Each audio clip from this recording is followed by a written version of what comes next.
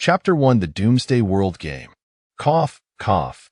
Tungfaknal tunt the ground, violent larching as if reek spelling felast vestigi softball from his stomach. Not far from, a zombie with it sheds mashet to discontinued totwich, clearly having been dispan limit.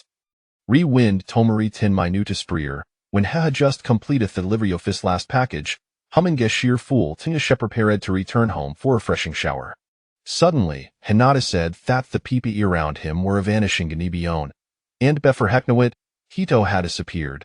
When her appeared, Hef found himself in Thai's apocalyptic world game, teeming with zombies. Indeed, Itway Sagamethethidence near de low humanity on earth. Dressed in a black and delivery uniform, wielding a wooden stick over half a meter long, and reading Gadai lapidated bicycle, Tung Fi was just about to make Hai's escape when a peculiar interface flashed before Hai's eyes. Ding, congratulations, player Ting Fei 2159506. You have successfully complete dio your first kill. Please collect the ord. Before him, a light green rectangular interface materialized, displaying several virtual buttons information, tasks, functions, and vehicles. The task, function, and vehicle options were grayed out, indicating they had yet to be activated. As Tung Fei focused in the information button, a new submenu instantly appeared on the right personal information, area broadcast, private messages, team information. In Teeler left corner way Sadip green bicyclican, accompanied beard numeral 1. Uncertain whether thisment the bicyclic views, donleonsi rifith that some singular function, hekasuli clicked in area broadcast, which was followed with dishprite please for help. Help me. Who can't save? I have a million save, and nil share half. Hello? I Sanionether? If I in this game, will I return to reality? Please advise. I just saw Zomion being devoured by zombie. I'm terrified. I don't want to jet out. Let me go home. I Severiona riding bicycles? This tintataketo thebika can bear like he pout mosquito how am I supposed said to sleep? Furrowing his bro, tongue fapless said his Shandenfield, dusty bicycle with a 28-inch frame. In an instant, another message appeared before him. Ding! Basic traversal vehicle, indestructible, cam upgraded. Currently, Yuma I Traversian C daily. Tipe vehicle scam upgraded be collecting various resources. These will be your home the future upgrade continualiferin enjoyment. Tip be death in this game is equivalent to death in related and entertained, he fantasia of escaping the game. Tip C completing Gatraversal Malito encounters with mutated creatures, zombies, or other players. Regardless of who kill, rewards will automatically be generated in your personal Zistaman can be collected from your Vickless backpack. Tip D enjoy your game. You currently have Iana Traversal available. Would you like it to see? Yes or no? Tengfi decisively clicked no. Having just arrived in these world, Hehadal Reedy encountered lunging zombie. Were it not for his daily workouts, his physical condition would likely have rendered him its next meal. Hess imply wished to take a moment to recover. Thankfully, the system had medite clear the eliminating the zombie before Heim would grant them safety, at least temporarily. Glancing up at the overcast sky, it seemed a torrential downpour was imminent. Surveying the distance, Hinata said strange buildings fare off, realizing he was situated in the center for a deck tending from the city. Surrounding him ways any emptiness no ta single soul in sight. This perplexed him with billions of people having been thrust into this Doomsday world game. How cold habutterly yun? It was truly uncanny. Could it be thought this world weighs infinitely larger than Earth? Shaking his disoriented head, Hef focused on the bicycle's rear seat. There lay an old brown leather pouch, tightly bound with twine, bulging as if it contained something substantial. At that moment, the near zombie ceased its twitching, having finally succumbed. Suppressing his nausea, Tang Fi pushed the bicycle for several dozen meters before mounting and dreading for a distance. Only when he could no longer see the travelling zombie did gradually slow his pace. Bino, the dark cloud shed obscure red thelastrimnant soft daylight, plunging Thesky into darkness, signaling that a heavy rainstorm was about to leash. Recalling something he had seen in theory information, where Simeon mentioned that the pouch at the back of the bike was actually a tent, Tung Fi swift la parked the bicycle, unfastened the pouch, and struggled to zeta to pont the ground. Upon finally erecting, he was momentarily taken aback. Thetan tway zoppich were caught for pairs, exuding a musty odor, and measuring burl yak couple of square meters, space for him to lay down. Well, It will have a to suffice to block the wine dan drain. Hey moost. Asha crawled into thesha bitant, a down corrupted outside, obscuring the distant city behind a curtain no frame of in the nearby road, indistinct. Closing thorn leather tint, tongue fey concentrate, her face before him. These wash his personal information system, and according to Thepramps, every player possessed own. Opening the information modula containing personnel details, Tung Fei couldn't help you feel exasperated. Name Tung Fei. Age 23. Status cold, hungry, thirsty, fearful, exhausted. Just as she contemplated the information, the system will automatically generate a new notification, compelling his attention. Ding! Killing mutated creature cert zombies can yield essential resources such as food, water, upgrade materials, and even weaponry. If you desire something, strive for it. When your supplies are plentiful, you may also trade with fellow players. Note killing fellow players will no tildewards. Beauty you can acquire their fickle sand backpacks. What a ridiculous game. Muttering to himself, Tung Fei shut his eyes, wishing to avoid further contemplation. Yet themer he tried toinerit, themeretho scentising linesso fin formation beckoned him, forcing him to continue reading. Motor 01. Engine 01. Battery 01. These were real essential components for upgrading is petit fool beside cleather were re-overados and attempts near line auto assemble motorcycle. Whetstone 01. Iron ingot 01. These atwavira required materials for crafting a long knife. Truth be told, if he had possessed a long knife earlier, he might know they've been toppled be they treched zombie. Sudden lejalted otenshin, tung feiset up with astard. He had been earnin for a long knife, butin his ear leanic, he had abandoned the beside cleaned left behind, the system provided one stick. Doomed. After that frantic cried, he must have traveled severe kilometers. It seemed that on Setherensis tomorrow, he would need try to back to retrieve a traveling stick. Otherwise, if he encountered an other zombie during his next traversal, how would he defend himself? As she contemplated this predicament, a small redin vlapicanine upright corner of the interface began to flash, capturing his attention. Chapter 2 The First Traversal. Ding! Congratulations, you have received 10 bottles soft purified water. Ding! Congratulations, you have received 10 packs of Furky. Ding! Congratulations, you have received 4 Tyrone ingots. Ding! Congratulations, you have received 20 whetstones. Ding! Congratulations, you have received 20 lighters. Staring at the flood of notifications that fill at the screen, Tung Fei was utterly stunned. So many items? Did these come from thought zombie I just blasted inthid? Tung Fei was aware a thought defeating zombie s could I yield lut, but the never anticipate detude bethies abundant. How do I collect them? Thirsty and I could really is something. Tung Fei muttered to himself, and just then, he saw two streaks of white a light flash before his eyes. A bottle of fun-branded, roughly on kilogram bot leaf purified water appeared at his feet. Beside it was a transparent plastic bag containing dark brown jerky, which looked quite appetizing. Tobe Frank, Tung Fei usually drank 3 to 4 kilograms of water daily. This glee bottle would barely suffice stoke when his immediate thirst. He carefully twisty to pin thika pan took a small sip, conscious of to need to be cautious what if he encountered a zombie next time he and couldn't find drinking water? Would he have it eventually auto catch rainwater?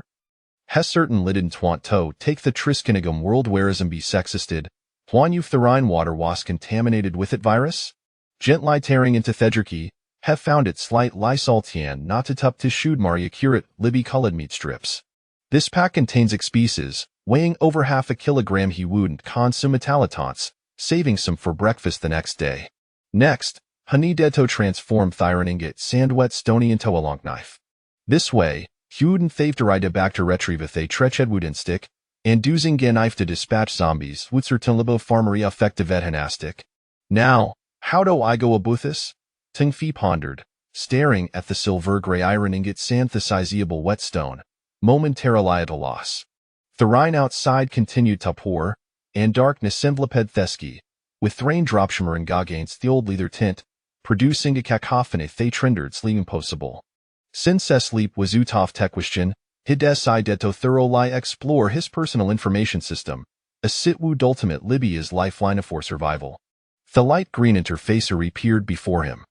At this point, all the constant the interface had illuminated, as if the entire system had been successfully activated. In Taylor left corner of the rectangular interface to a save hiklamoduli alongside a small bicycle icon, which called bedeem tung feis via chlor perhaps, even hisham. The upper left corner featured the task module, while at upper right corner displayed the information module. The functionality module, previously grayed out, was no illuminated, indicating jit could utilized. Tung fees is brighten dash a quick cliff focus at the satin shown that section. A line of green text suddenly appeared before him ironing go tanned wet stone detected. Would Iowa like to craft a longsword? Would I? Tung fi swiftly selected ease, and thyroning go tanned wet stone before him transformed into wabum sof white vanishing from sight. The system interface then displayed a series of icons, showcasing various long swords available for selection. Katana, Tang Dao, Johuan Dao, and others flashed before him.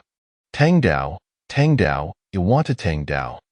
Half a minute later, a gleaming silver Tang Dao lay before Tang Fei. Bathed in the faint glow of a lighter, a glint of cold light flickered across Tang Fei's handsome face. A fine sword. With this, I believe it Amara Willia eld fruitful results. The following morning, the heavy rain had ceased.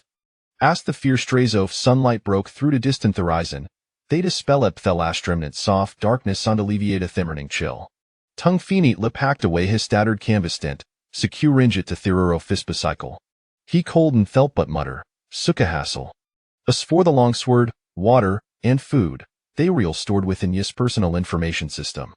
This new feature, which he had devised set the previous night, weighs Akin Takari and get compressible space with him. Items could transform into Elenoff text, stored within the information module, and could be retrieved at any time from the backpack under the vehicle module immensely convenient. Straddling his bicycle, with his left foot on the ground and his right foot on the pedal, amp the long sword in his right hand, Tung Fi nervous light aped the ve, hickalick ninth up on left corner of the interface. There way aired one indicating that the had no to utilize he opportunity from my yesterday, we could no accumulate Tito Beckham to today. Exhaling deeply, he tightened disc grip on the long sword and growled, commence a traversal, begin. In an instant, his body felt lighter, and a flash of white light enveloped him. The scenery abrupt light transformed. An overturned bicycle, twostig jarring silhouette suddenly torn ed to facium. The were 12 mila zombies. No, one who was a person who had been devoured by another zombie, transforming into this ghastly form. Tung Fi had no to meet a more forth and fortunate woman here that this were Dan charged forward with error. Drawing from his previous experience of dispatching a zombie with a flurry of strikes, although he was still panicked, he was no longer in the same predicament of being to play a zombie. With a swift motion, he roughed down his sword, cleaving the poor woman zombie down at the ground. Without a moment to feel disgust, Tung Fei delivered a powerful kick to another zombie as they'd approach them. To his surprise, the forcio fist kick nearly sent them tumbling as well. This female zombie possessed Devon greater strength than Theon had encountered before Samethingwasimus. Damn it, could there be enhanced versions say among the zombies? Zombies offered notum for contemplation, shrieking gas they lung adot him. With their blood-stained mouths, ashen eyes, and matted gray hair, just a glance he could terrify Anyon. Especially with the foul stench emanating from them, Hekuds millet from kite distance. Despite enduring the discomfort, Tung Fei began to flail his Tang Dao wildly, boot Kuden lie inflict superficial wounds on the female zombie. Hebeliev de strength was considerable after all, had dispat ched to internet zombie with eus. Yet, why was it so difficult against thy son? Themor refrandiche became, themer difficult to twas to master his strength.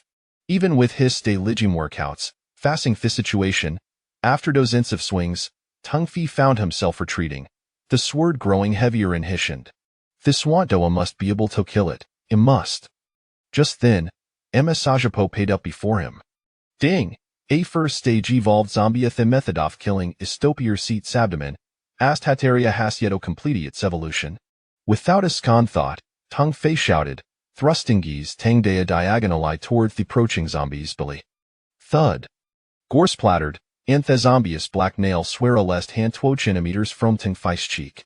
The zombie's movement scamato a complete halty spot began to grow heavier, ultimate like collapsing slow to the ground. Once the thigh's evolved zombie had perished completely, Tung Fi plaped down and tuthe ground, gasping for breath. It was unlie then etherealized he was drenched in sweat, his entire body trembling uncontrollably. The long sword had slipped from his grasp and fell into the ground, hadless the strength to even hold it. However, when his gaze fell upon the small moboxicanine bright corner of the interfacients flashing for 3, his breath quickened. He had hard lie slept the previous night, constantly observing the innocent surrounding area. Now, he recalled words soft-hosy individuals. Damn it, after all they fort to kill a zombie, it just gotta worth less owning it? Same here. Igatan ironing got to it seemedable, and I'm starving. You alera lucky Iveka led Twonden lyracy of Edamiasly with stony and a bottle of water. Countless message soft this nature filled the chat, affirming anything near liver yo nu ho kill lead as a beer receive just stone or items. Thus, Tung Fi's eyes brightened further having kill led 3 zombies choose for, hehata master 430 items. Roughly calculating, Theavergia eld pert zombie kill was, refly 100 timest hatofather sway to thrill. Just as she prepared to kek the message for noonwhatums, a linof whitey text appeared on the side off a plebiscycle. Chapter 3. Manufacturing motorcycles. Ding. By stacking similar items, one can acquire information regarding upgraded items. The unobtrusive white text did not catch Tung Fei's eye, yet his breathing quickened with excitement. How do I stack them? Please tell me. Ding. After removing the items from the bicycle, place them into the backpack to receive a prompt. Items?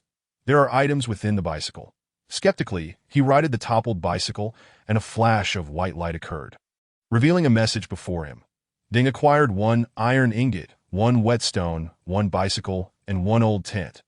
Would you like to stack them? Without hesitation, Tung Fei selected yes, and a tree-like menu appeared before him that in the first position was his bicycle. Now displayed as item X2 below, it was a phantom image of a motorcycle, accompanied by a detailed menu on the right. Carburetor, spark plug X, iron ingot. These appear to be within my possession, Tung Fei mused as he sat by the roadside. Expanding the information prompt in the upper right corner of his virtual interface, the overwhelming satisfaction was palpable as he opened the hundreds of notifications, while others nearby scrambled for a bottle of water or a morsel of food. He was already free from worry and busily preparing to upgrade his vehicle. I have all the necessary items. I can now prepare to manufacture a motorcycle. How thrilling! As Tung Fei rubbed his hands together, ready to issue the command to begin production, a sudden thought crossed his mind. What is the difference between a motorcycle and a bicycle? Surely, I won't ride the motorcycle straight into a horde of zombies. Right, soon, a line of green text leapt into view. The motorcycle is superior to the bicycle. Please see the following upgrade details. 1. The motorcycle possesses 2 traversal opportunities per day. Point 2. That the motorcycle has the capability to automatically deploy a tent. 3. That the motorcycle can cruise 500 meters away from the novice road. Tung Fei inhaled sharply. Aside from other benefits, the 2 daily traversal opportunities alone were sufficient for him to amass wealth. With his extraordinary 100-fold drop rate, riding the motorcycle with its daily traversal opportunities would place him in an invincible position in this new world. No, it is more than just being invincible. It is evident that in the near future, he would ascend to greatness to AS for the automatic tent deployment feature. That was merely an embellishment. He would not mind manually setting up a tent if necessary. AS for cruising near the road. He was not arrogant enough to venture too far. Remaining close to the roadway was advisable. Resolute in his decision, Tung Fei first chose to stack the 2 tents, upgrading them with a few scraps of leather and other materials, expecting to transform them into a medium-sized tent within half an hour. Although he had sufficient materials to upgrade the bicycle into a motorcycle, he was taken aback to discover that the upgrade would take 2 hours. Fortunately, having completed his kills for the day, he had no other pressing matters and could simply await the upgrade. The right of the motorcycle upgrade manufacturing option. All materials were in place, and Tung Fei examined them meticulously. Confirming there were no omissions, he exuberantly declared, "Begin manufacturing." Ding, countdown, 120 minutes, commencing. A line of small red text flashed before him, and then his 2 dilapidated bicycles, along with a pile of unheated materials, disappeared. Brushing off the minimal dust from his clothing, Tung Fei sat down with a smile, opening the chat of others in the area, chuckling to himself. What the heck? Killing zombies yields carburetors. What on earth is a carburetor? And why is there still no food? I did manage to get food, but it was just a hard, stale piece of bread. I want meat, brothers. Can anyone assist this little brother? I would be immensely grateful. I can work for you for the rest of my life. It seemed many others had yet to make any move, remaining stationary while waiting for rescue. They were blissfully unaware that the Earth they once knew had ceased to exist. To survive in this new world, the most reliable ally would be oneself. Tung Fei had an inkling that the greatest danger in this world was not the zombies. The system had just notified him that the road he was on was called the Novice Road. As he progressed and upgraded his equipment, he would undoubtedly encounter broader and more perilous territories. What would he face then? More formidable zombies? Terrifying mutated creatures? Or something unimaginable? Shaking his head, Tung Fei pulled out a nameless cigarette and lit it. Inhaling deeply, feeling the stimulating smoke fill his lungs, he exhaled forcefully, alleviating some of his tension that in the future he would have to confront multiple objectives and potentially battle others of his kind. Thus, he needed to prepare firearms. After the motorcycle was complete, he would also issue a task to gather materials for creating firearms that as he contemplated the future. Time passed swiftly until the crisp sound of ding jolted Tung Fei back to reality. His tent had been successfully upgraded. When he retrieved it, he found himself staring at a tent bag resembling a fishing tackle box, leaving him somewhat speechless. This item could no longer be supported solely by human strength. If the motorcycle did not materialize, he might end up without any shelter from the elements. Sighing, Tung Fei resigned himself to sitting on the gray and white box, lost in thought. Help. Is there anyone who can save me? I just killed a female zombie, but she scratched my hand. I need antiseptic. This was a message from some unfortunate soul. Immediately, responses flooded in. Hey, buddy, what you need is an antiseptic. You need to give yourself a stab. Ha ha ha, so pitiful. Once a zombie scratches your skin, it won't be long before you become one of them. Cherish your last moments as a human. No, that can't be. I'm fine. Does anyone have antiseptic? I can issue a task. I have food. Half a can of luncheon meat. Please, help me. It seemed this unfortunate soul had some luck after all, managing to score such a high-class item as luncheon meat. Tung Fei, with his extraordinary drop rate, had only managed to acquire a single can of luncheon meat, which he was reluctant to consume, saving it for a potential task reward. Time dragged on in excruciating anticipation. When the final second passed and the crisp ding resonated, Tung Fei could no longer contain his excitement, that he leapt up, retrieving the motorcycle from the virtual interface. Before him stood a matte black motorcycle, reminiscent of a Harley 883, yet devoid of any branding. It also appeared slightly larger than a Harley. The medium-sized tent, which he had just used as a seat, transformed into a beam of white light, seamlessly integrating with the back of the motorcycle. Ecstatic, Tung Fei straddled the motorcycle and tightened his grip on the long knife, beginning to explore its features. Key. This device has a one-button ignition. Is this red button for deploying the tent? What a splendid creation. The sound of the engine is exhilarating. After the initial excitement, Tung Fei drew his long knife with his left hand, revved the throttle with his right, and shouted, "Commence traversal." Chapter 4. The elderly in youth camp, a sensation of weightlessness enveloped him as a white light flashed, revealing not zombies or the mutated creatures he had feared, but a desolate village, or rather, a settlement of sorts. Decayed, darkened wooden planks haphazardly formed a fence around the small encampment. The low wooden huts within were scarcely better than shanties, some even featuring large holes in their roofs. Strangely, apart from the elderly, the only inhabitants were children donned in peculiar VR headsets, with not a single able-bodied adult in sight. The elderly appeared mildly surprised by Tung Fei's sudden appearance, but quickly returned to their calm demeanor. Those basking in the sun continued to do so, engaging in slow conversation, seemingly indifferent to Tung Fei, the outsider. After securing his motorcycle and stowing away his long knife, Tung Fei approached the nearest elder, only to be met with brusque dismissal that if you seek food or drink, go over there. There's a food distribution machine. Prepare your own items for exchange, or your life may be forfeit. Do not disturb those children. Remove the devices from their heads, and your head will be forfeit as well. Feel free to try. The elderly man, after finishing his words, continued to stare blankly at the endless wasteland, seemingly unwilling to engage further with Tung Fei. Tung Fei opened his mouth, a helpless smile forming as he retrieved a cigarette and offered it to the old man. Remarkably, This single cigarette unlocked a torrent of conversation from the elder, drawing the attention of other seniors nearby. In less than 10 minutes, Tung Fei's precious pack of cigarettes was entirely consumed. However, he deemed it well worth the price, having effectively purchased his life multiple times over with just a box of cigarettes. An invaluable trade indeed. Firstly, within the camp, it appeared that only the elderly and children were present, creating an atmosphere of desolation.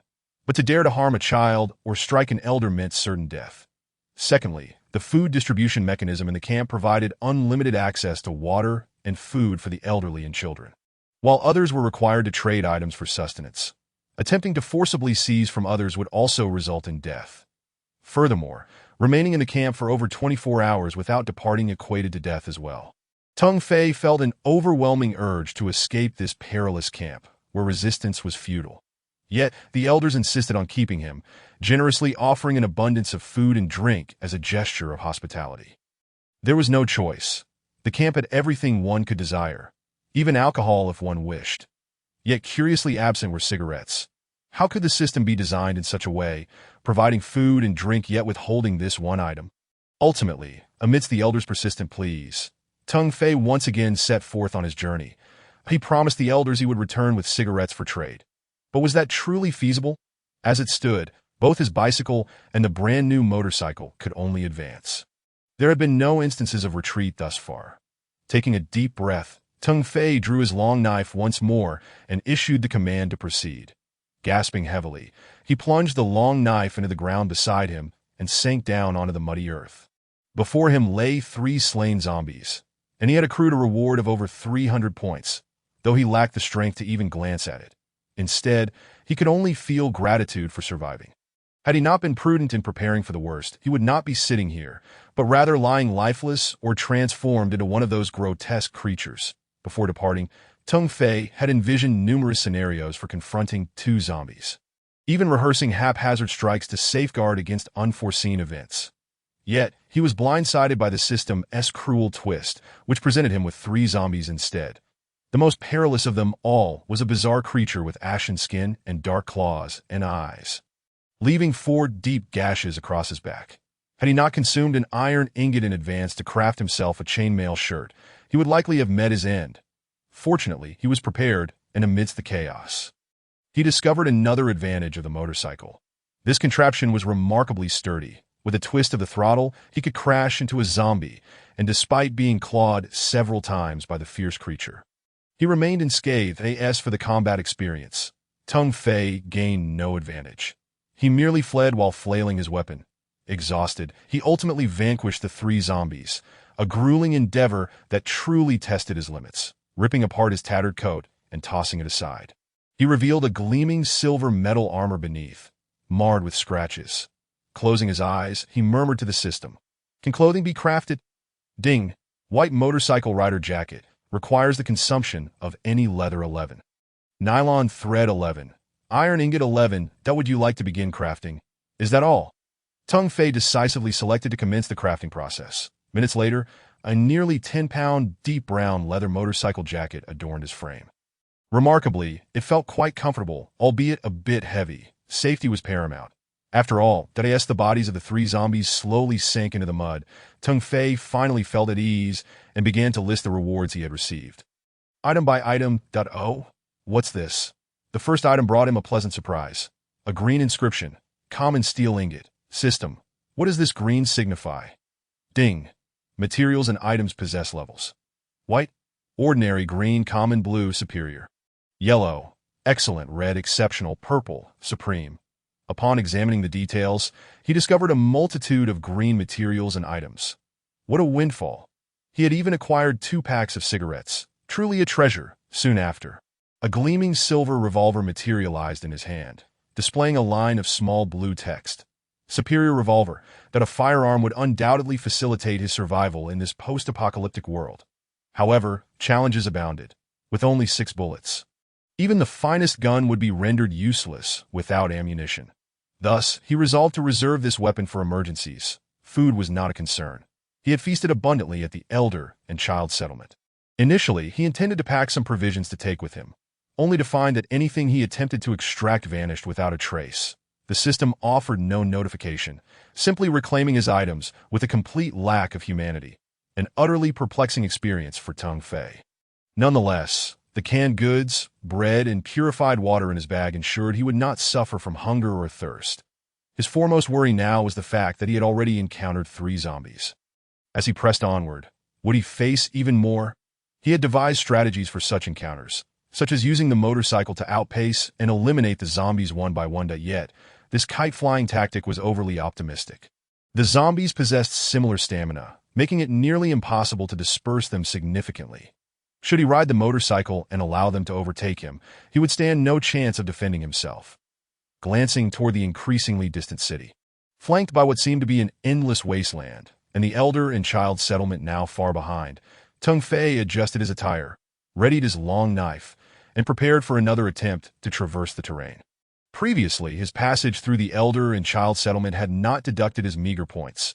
Thus, after defeating the 3 zombies, he was certain that only encounters with these creatures resulted in point deductions. Setting out once more, he hoped this new tactic would prove effective. A gamble for a brighter future, to his surprise. Many others had rushed ahead of him. How fortunate some individuals were! After traversing once more, Tung Fei was met with a vision of red, accompanied by a persistent buzzing in his ears. Damn it! Before he could utter a cry, he was sent flying backward. Chapter 5. System upgrade. Before him stood a towering figure.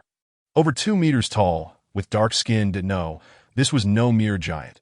It was clearly a grotesquely large zombie. Around it lay several crushed bicycles and the remnants of human corpses. In that moment, Tung Fei felt as though his chest was being crushed.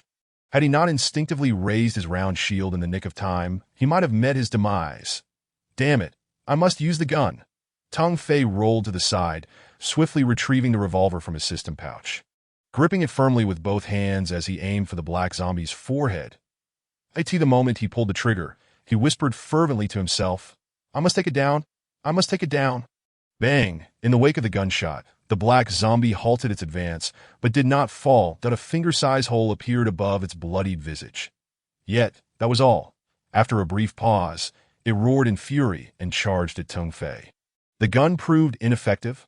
What on earth is this creature? Tung Fei had no time to aim for a second shot. He abandoned the motorcycle and fled. The circumstances were dire. As long as he could evade the hulking monstrosity, he might find an opportunity to aim and fire again.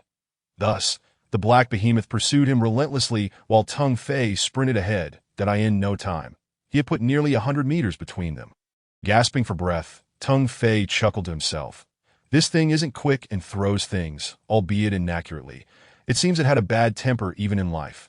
The chase continued for nearly 20 minutes. Tung Fei fired 3 shots, one of which missed, while another struck the creature's eye.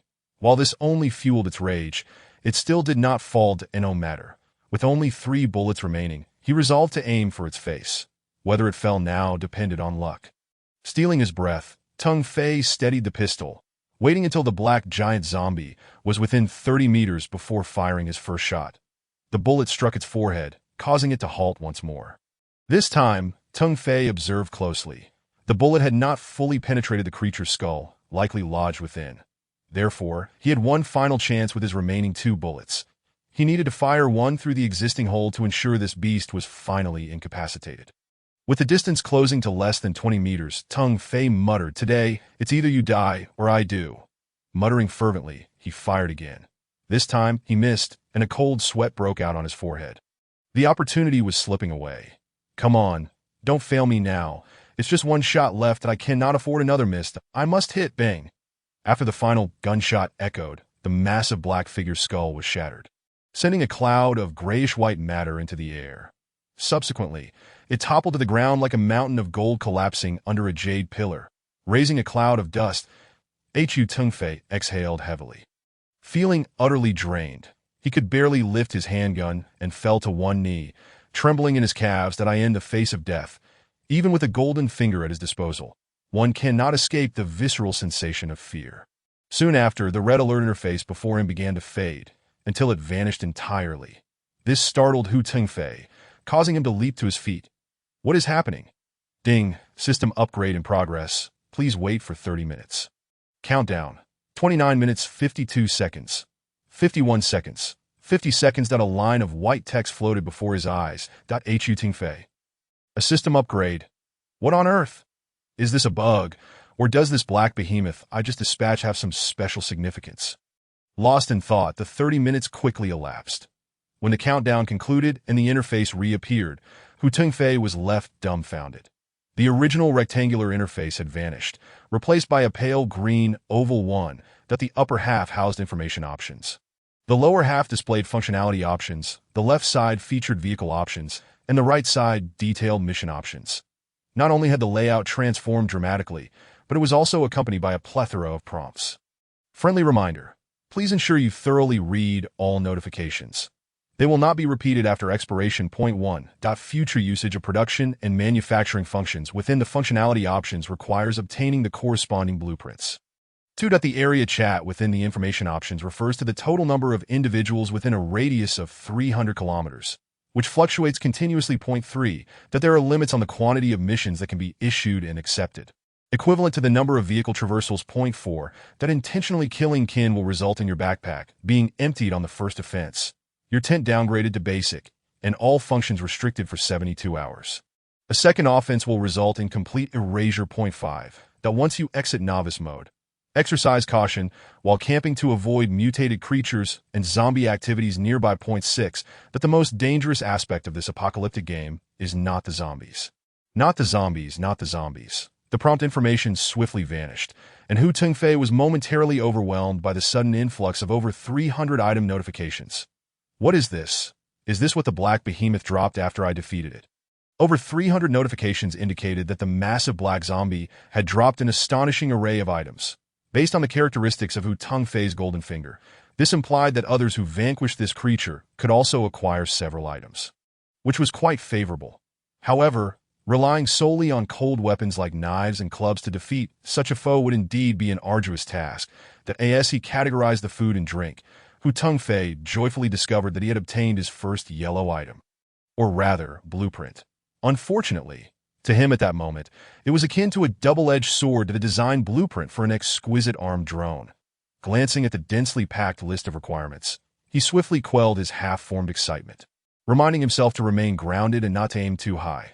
Just then, a flurry of chat messages scrolled across the oval screen. Who is food? I'm starving. I haven't eaten in 3 days and I'm about to faint. Sigh, I want food too, but look at the current mission area. There's not even a hint of food. A bottle of water would be a blessing. If anyone has food, I'm willing to give them a third of my real estate project. No, half. Hu Tingfei scoffed. Real estate. In this world, they were still thinking about their properties. He quickly organized all items, but regrettably did not acquire any firearms. However, he did obtain 2 rifle magazines, though he had no rifle to use them with. Left with no choice, he issued a mission, exchange for firearm blueprints or bullet design blueprints, or a substantial quantity of 9mm revolver ammunition. The terms for the exchange were bread and luncheon meat. Almost immediately after the mission was posted, the regional chat erupted. Where are you? Hu Tingfei. Can I come and join you? As long as you provide me with food daily, I will serve you for the rest of my life. Brother Tingfei, my name is Mimi, a Film Academy student. You must have seen me in XXX movie. Can you spare me some food? I promise to fulfill all your requests. Indeed, some were willing to barter food for items. Dude, did you manage to score a firearm?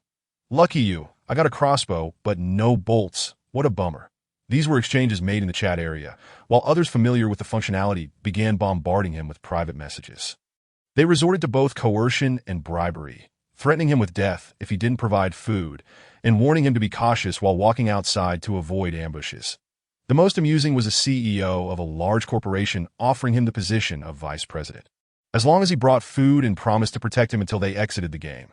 Disinterested in these fools, Hu Tingfei closed the messages and opened his virtual backpack, slowly organizing his items. After all, to utilize the manufacturing functions in the future, he would need to collect various blueprints. He must prepare his backpack now for unforeseen circumstances. Chapter 6.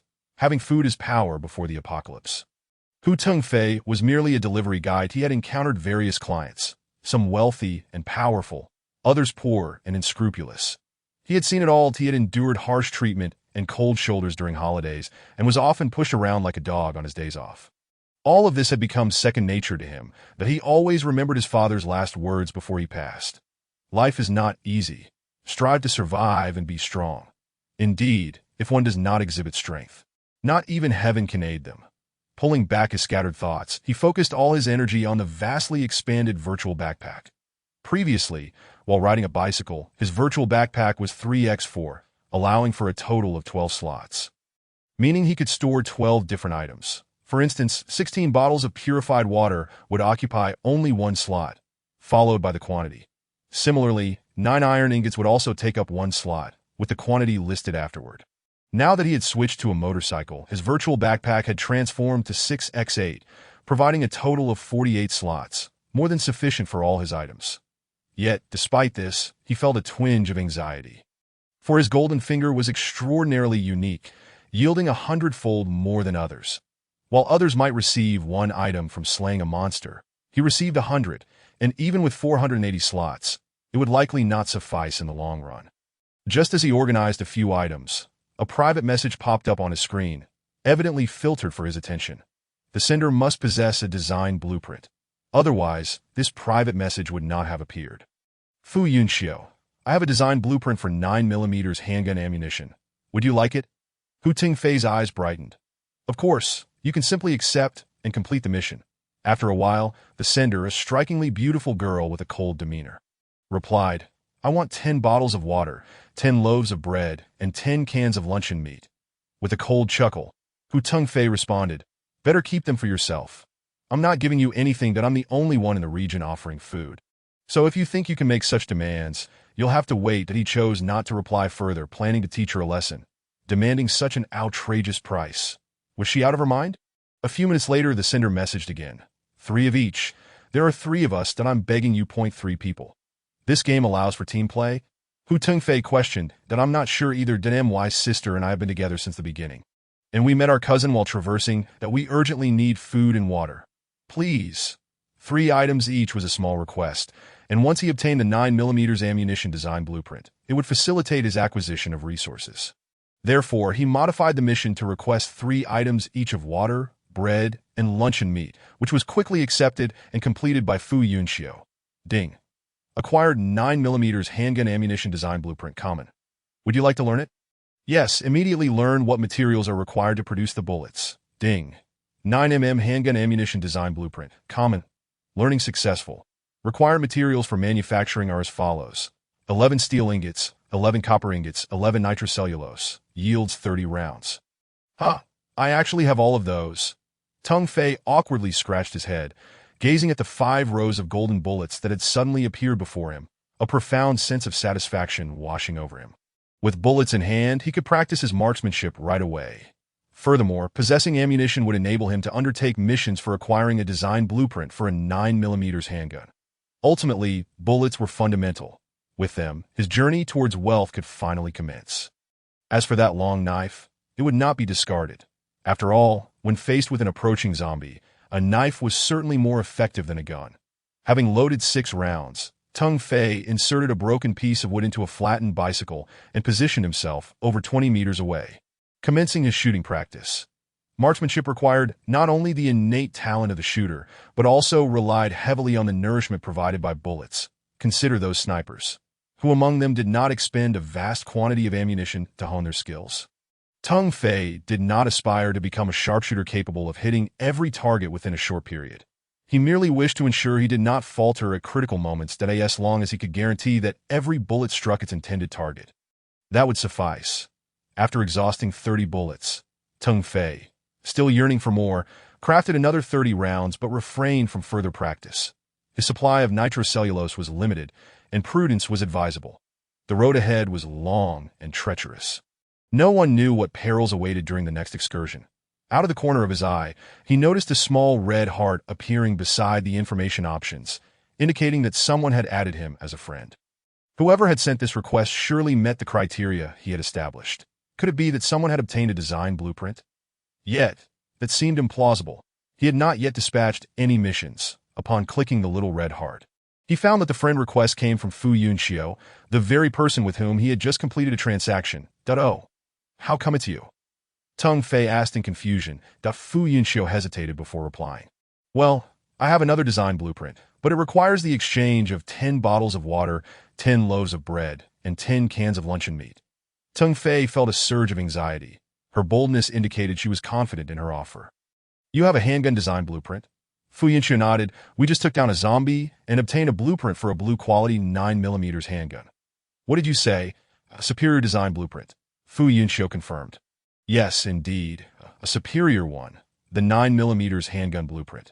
The materials required are too numerous for us to gather at once. It would be better to trade for food and water to ensure our survival. Teng Fei was resolute. He needed that blueprint. With it, he would fearlessly confront even a dozen zombies at once. However, a complication arose during the transaction that he was still 2 cans short of the 10 required. Having indulged himself earlier, he had consumed more than he should have. Despite his entreaties, Fu Yunxiu adamantly refused to lower the trading threshold. With no other options, Teng Fei mounted his motorcycle and sped down the road, intent on slaying the wandering zombies and mutated beasts in the wilderness. This was his first proactive strike. At the same time, he remained vigilant, directly posting a mission to procure a 9mm handgun blueprint, specifically one of blue quality or higher. Instantly, the regional chat erupted with excitement.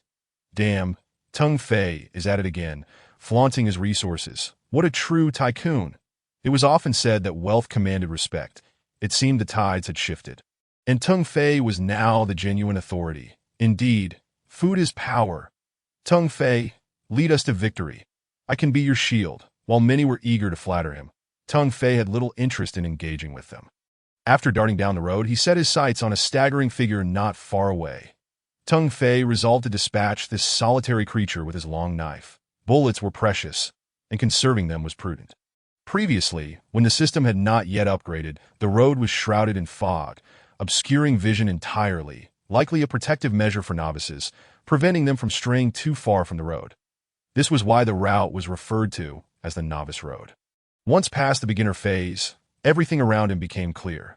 He could see the mutated beasts and zombies from a distance. Teng Fei had long desired to venture off the road to seek fortune, but had never found the opportunity. Now, for the sake of that handgun blueprint, he was determined to act.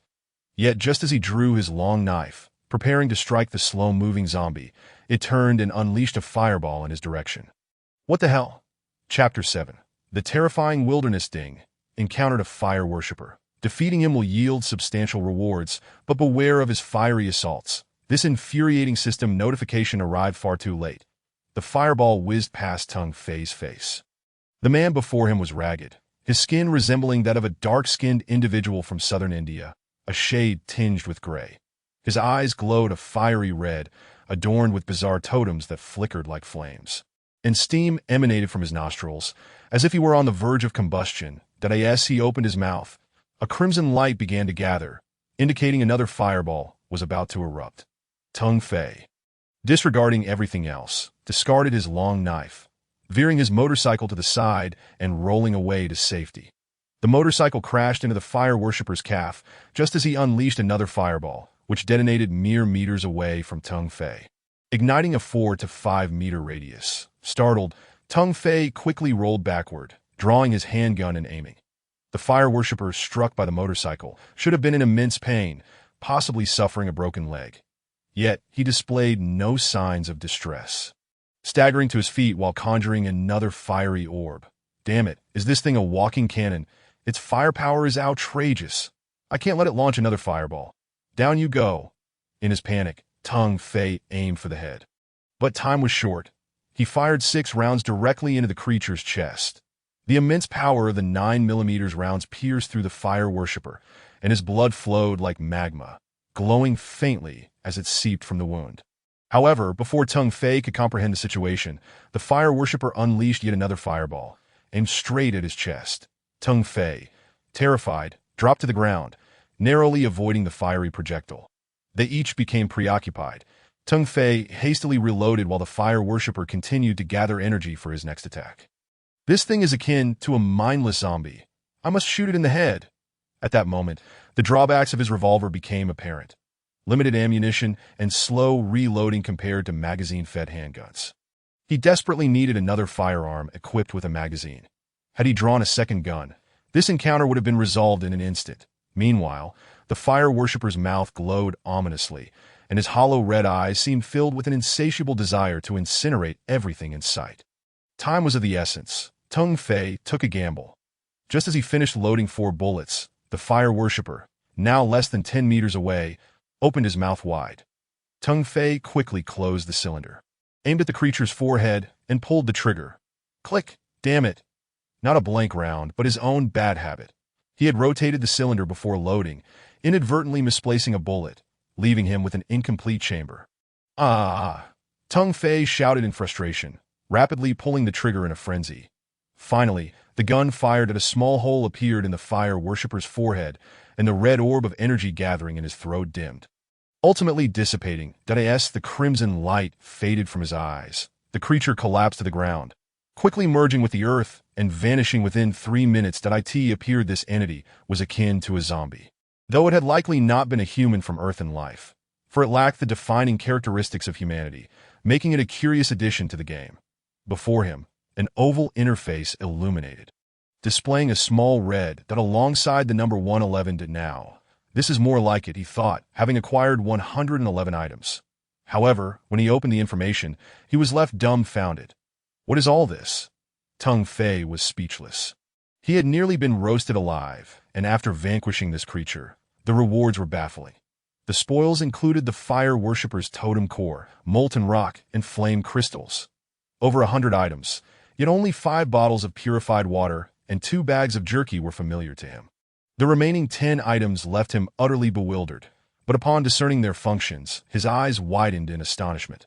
Fire worshipper's totem core. Grasp it in one hand, point at a target with the other, and shout fireball to launch. The core's fireball has a range of 100 meters with a damage radius of 3 meters, burning for 3 minutes, and cannot be extinguished, after just 3 minutes of burning. One touch could lead to certain doom. The molten firestone can unleash a 10-meter-long flame in a fixed area, sustaining itself for 2 hours. Isn't this essentially a high-end flamethrower capable of continuous operation? The other materials are akin to steel and copper ingots, all of which can be utilized to forge formidable equipment. For instance, if that long sword were to be infused with the flame crystal, it might emerge as a blade endowed with terrifying powers. His gaze fixated on the sole piece of food, a humble pickled meat steak. He noticed a line of small red text below, enhances muscle strength upon consumption. He retrieved the steak, which was merely the size of his palm, its dry appearance unappealing. After tearing off a small strip and placing it in his mouth, he began to chew gently. Rather salty. The taste leaves much to be desired, lacking any fragrance. No sooner had he spoken than he felt a gentle warmth begin to rise from his stomach. Instantly, this warmth surged through his limbs, enveloping him in unparalleled comfort. It was akin to having taken a hot shower, followed by a thorough massage from a skilled practitioner, and finally indulging in a sauna session. Sheer bliss. The prior fatigue and soreness vanished without a trace, igniting a sense of exhilaration within Tung Fei. In this apocalyptic world, what is of utmost importance? Undoubtedly, maintaining one's body in peak condition is paramount. What you desire is precisely the effect achieved, and it does not disappoint. Tung Fei excitedly rushed into the already erected medium-sized tent. This moment, the tent's interior space appeared to be over 80 square meters, quite spacious indeed. The tent's apex was adorned with an oval stone of a reddish-orange hue, emanating a warm, creamy light. This was the firestone. Each wall featured a small, fingertip-sized grayish-white stone, known as the Lingfeng stone, which instilled fearlessness against any wind. It felt incredibly comfortable. This was the essence of home. Once I gather more materials, I can arrange for a bed, a table, and some chairs. How delightful! Just as this beautiful vision began to unfold, Tung Fei was startled by the sound of a motorcycle approaching and hastily grabbed his weapon to rush outside. Chapter 9. Fuyunqiu. A full moon hung in the sky, and the headlights of a motorcycle sped down the distant road, growing ever closer. Tung Fei held his revolver in hand, with an M92F secured at his waist. The rider seemed to have noticed the tent by the roadside, as well as the anxious figure standing beside it. You are Tung Fei? A familiar voice echoed. This was the first genuine person Tung Fei encountered in this apocalyptic world. excluding those he had seen perish before. Fu Yunxiu. Teng Fei's expression softened slightly. The motorcycle turned out to be a Piaggio ape, a three-wheeled vehicle that surpassed Teng Fei's own motorcycle in stature. The rider, a plump man clad in a black leather jacket, wore goggles and a helmet, while a young woman in the back jumped down excitedly, extending her right hand towards Teng Fei. I'm so glad to see you alive. Oh. I'm delighted to see you. Fu Yunxiu was far more captivating than her virtual image, although her demeanor bore a hint of coolness. However, she appeared somewhat excited or agitated at this moment. As she gently shook his delicate hand, Teng Fei felt a stirring in his heart's depths. Where are you two headed at this late hour? Teng Fei inquired with a smile. Fu Yunxiu replied with a hint of bitterness. My sister encountered trouble that we were coordinating to eliminate a few zombies, with her providing support from the rear, but unexpectedly, she was ambushed. What? Did you see who it was? How is your sister? The hefty man on the motorcycle. Fu Lei fidgeted and said, Sister, I'm hungry. How about we take a break before continuing? Fu Yunxiu suddenly grasped Teng Fei's hands. By the way, have you seen a blue pickup truck pass by? What did the driver look like? Teng Fei shook his head helplessly. I'm sorry. I've been here since the afternoon and haven't seen any pickup trucks that I suspect the game environment in this apocalyptic world is constantly changing. Indeed, since arriving in this world, Teng Fei had meticulously observed his surroundings each day, noting that while the overall environment remained relatively stable, certain details were concerning. For instance, the color of the road and the distant metropolis remained consistently far away. Regardless of how many times he traversed it, this suggested something amiss. Let us head inside, and I'll get you something to eat. Fu Yunxiu, a foreign trade manager from a major city in eastern coastal Huagua before the apocalypse, was accompanied by her cousin Fu Lei, who was still in university. I asked for how they crossed paths. Even Fu Yunxiu herself had yet to decipher that mystery. She often remarked that they merely traversed and happened to meet. Fu Lei was known for his voracious appetite, and it was said his extraordinary luck. Any zombie he encountered or defeated would drop rare items, though none were related to food or drink. Seemed fate enjoyed playing tricks on him. Despite his insatiable hunger, he received nothing edible, only peculiar treasures. The blue pickup truck that had been stolen earlier belonged to Fu Yunxiu's sister, Fu Yuni, and had been acquired by Fu Lei after he took down a zombie. Teng Fei felt utterly defeated. His drop rate was hundreds of times higher, yet this chubby fellow could merely touch a small hand and loot a vehicle. Who truly possessed the golden finger here? However, when considering the broader picture, it was evident that Teng Fei's type of golden finger was far more reliable in the long run. After all, no matter how many treasures one collected, they could not substitute for food and water without life. All those riches were meaningless. Hey, Teng Fei, how about we form a team? We can traverse ahead together tomorrow. Of course, you're free to decline at any time. Surprisingly, Teng Fei was genuinely considering this. Having additional help would enable him to acquire even more resources along the way. And as for these two, they remained unaware of how much he could gather each time. All right, I agree. Let's eat first, and I managed to secure a pack of noodles. I'll cook them tonight. And we can set off early tomorrow in hopes of finding your sister. The fifth zombie, with flames flickering atop its head, slowly collapsed to the ground. That was too easy, Teng Fei mused, blowing the smoke from the gun's muzzle, while feeling a surge of excitement within. It was not merely easy. It was a complete annihilation. This time, they had encountered 5 zombies, 2 of which were the swift, clawed variety he had previously faced. Yet, under the barrage of his dual handguns, they had not even had a chance to close the distance. As he gazed at the virtual interface displaying over 600 notifications, Teng Fei's heart raced with exhilaration. How did it go? Teng Fei reloaded his bullets as Fu Lei eagerly approached. Their coordination had become quite straightforward. Fu Lei wielded a transparent riot shield and a large machete, charging at the zombies, hacking away randomly. While Teng Fei provided cover fire, Fu Yunxiu stood at the perimeter, ready with a small crossbow to guard against any threats to Fu Lei or Teng Fei, prepared to act if necessary. However, Teng Fei remained skeptical about whether her small crossbow could penetrate a zombie's bones. Let us divide the spoils, Teng Fei exclaimed, placing purified water, bread, a shotgun, gasoline, wood, and 2 design blueprints onto the ground, which was merely a fraction of his haul. Fu Yunxiu pinched Fu Lei's ear. You had the audacity to ask him about his spoils after using up all his bullets to kill them. Are you an idiot? Ouch, sister. That hurts. I'm not a child anymore. Please stop, Fu Lei whimpered. Tung Fei chuckled. All right. Your luck is truly impressive that I've been at this for quite some time and have yet to see two design blueprints drop at once. Remarkable, Fu Yunxiu tentatively proposed. How about you keep the design blueprints, wood and shotgun, and we take the rest? You should find something to staunch the bleeding or reduce inflammation for that injury on your arm. That is fine, but I have a suggestion. Let us not have Fu Lei charging with a shield anymore, that he can have the shotgun, and one of those design blueprints contains the design for shotgun shells. I'll figure out how to craft them. At this, Fu Yunxiu's beautiful eyes sparkled, and she gazed at Tung Fei with a hint of shyness. She was quite perceptive and didn't want Tung Fei to harbor any suspicions, thus despite having firearms. They refrained from revealing them, opting instead for a less lethal small crossbow. However, Tung Fei's offer to give Fu Lei the powerful shotgun was a gesture of goodwill and a test of their rapport. Thank you, we accept. Now let us continue our journey. Do we need to rest a bit first?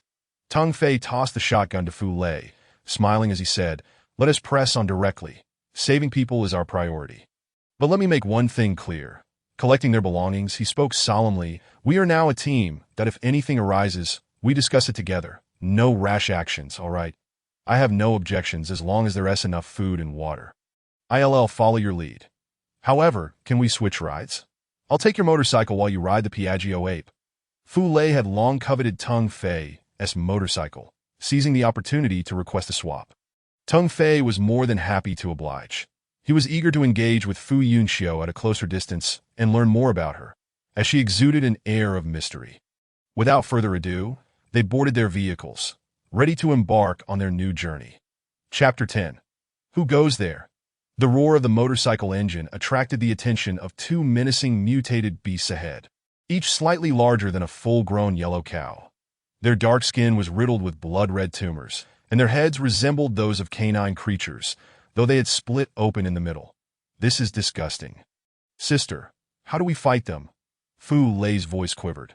He was unafraid of battling zombies, but felt intimidated by the formidable-looking mutated beasts before them. Fu Lei, be careful.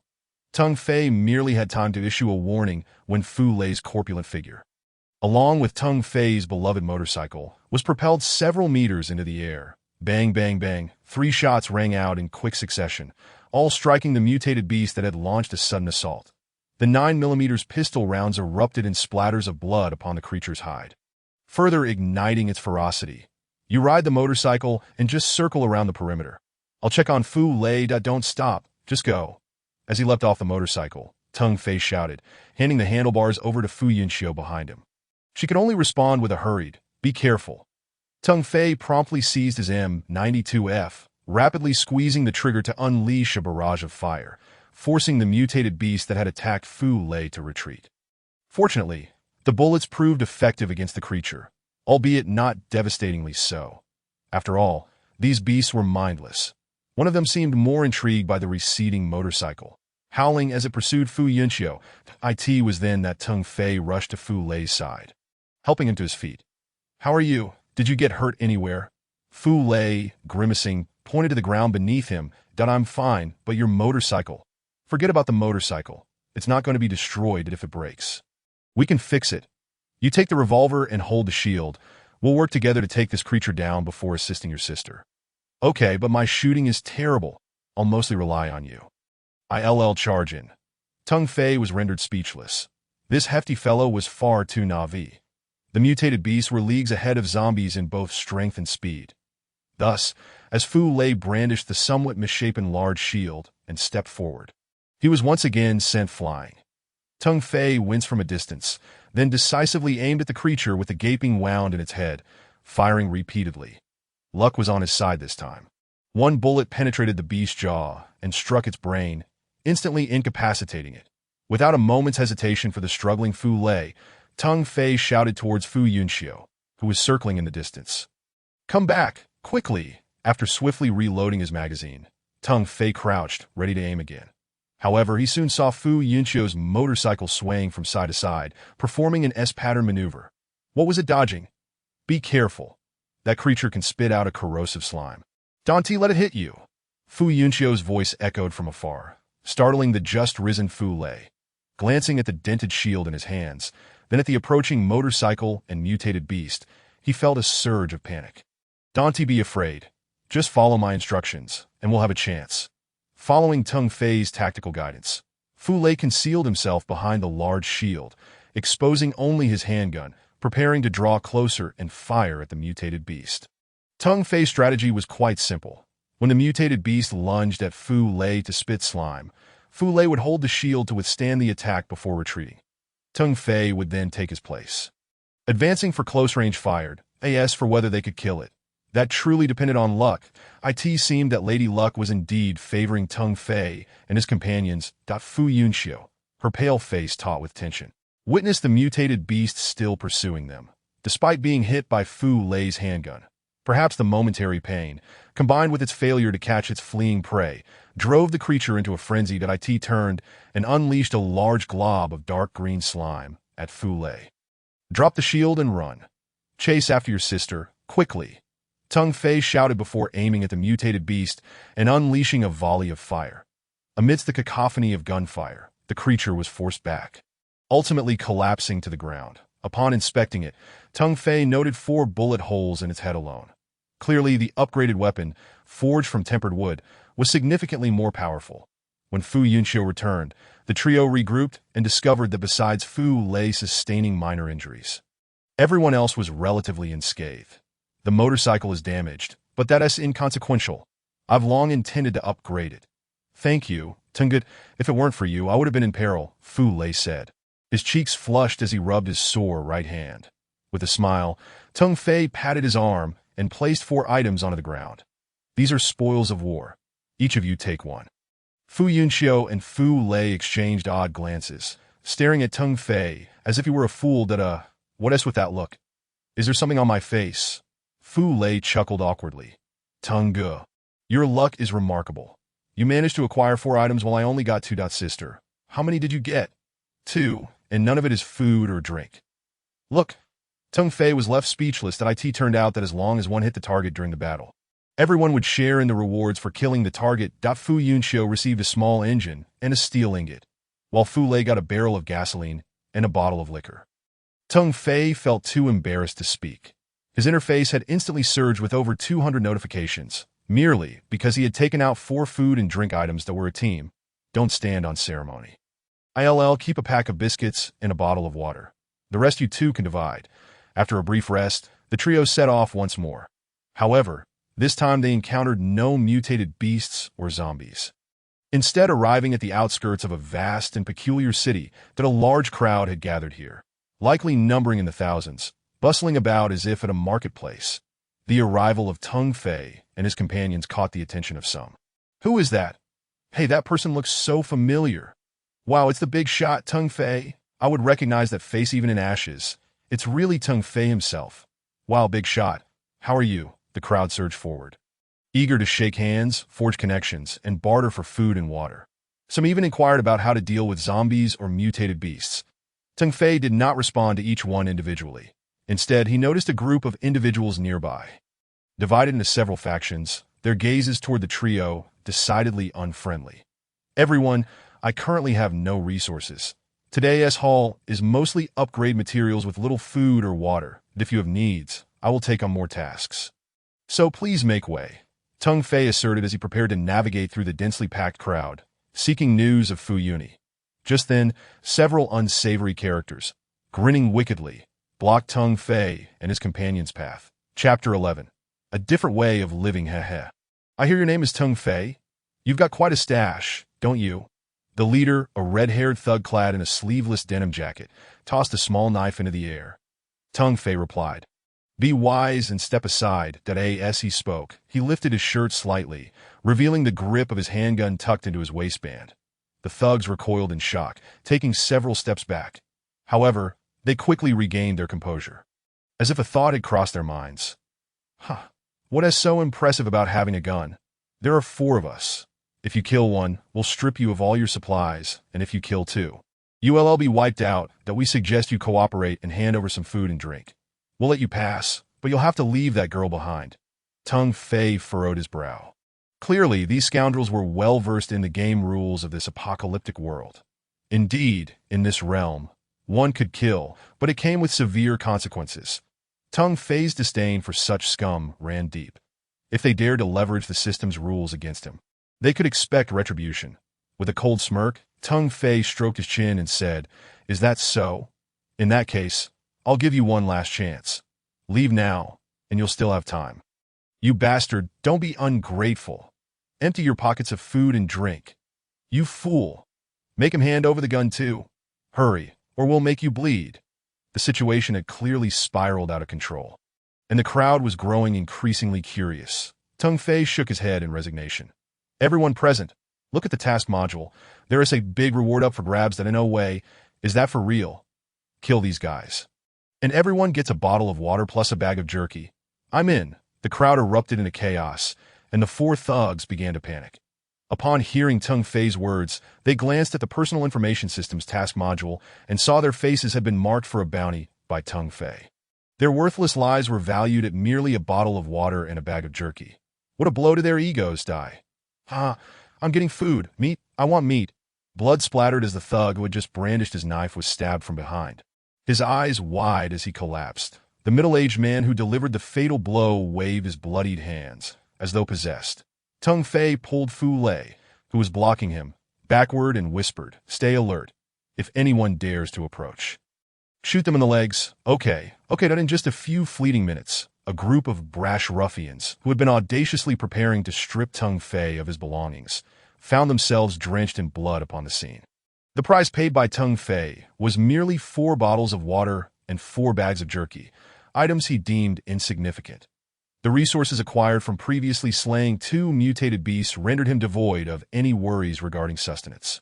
Consequently, those around instinctively parted to make way for Tung Fei and his companions.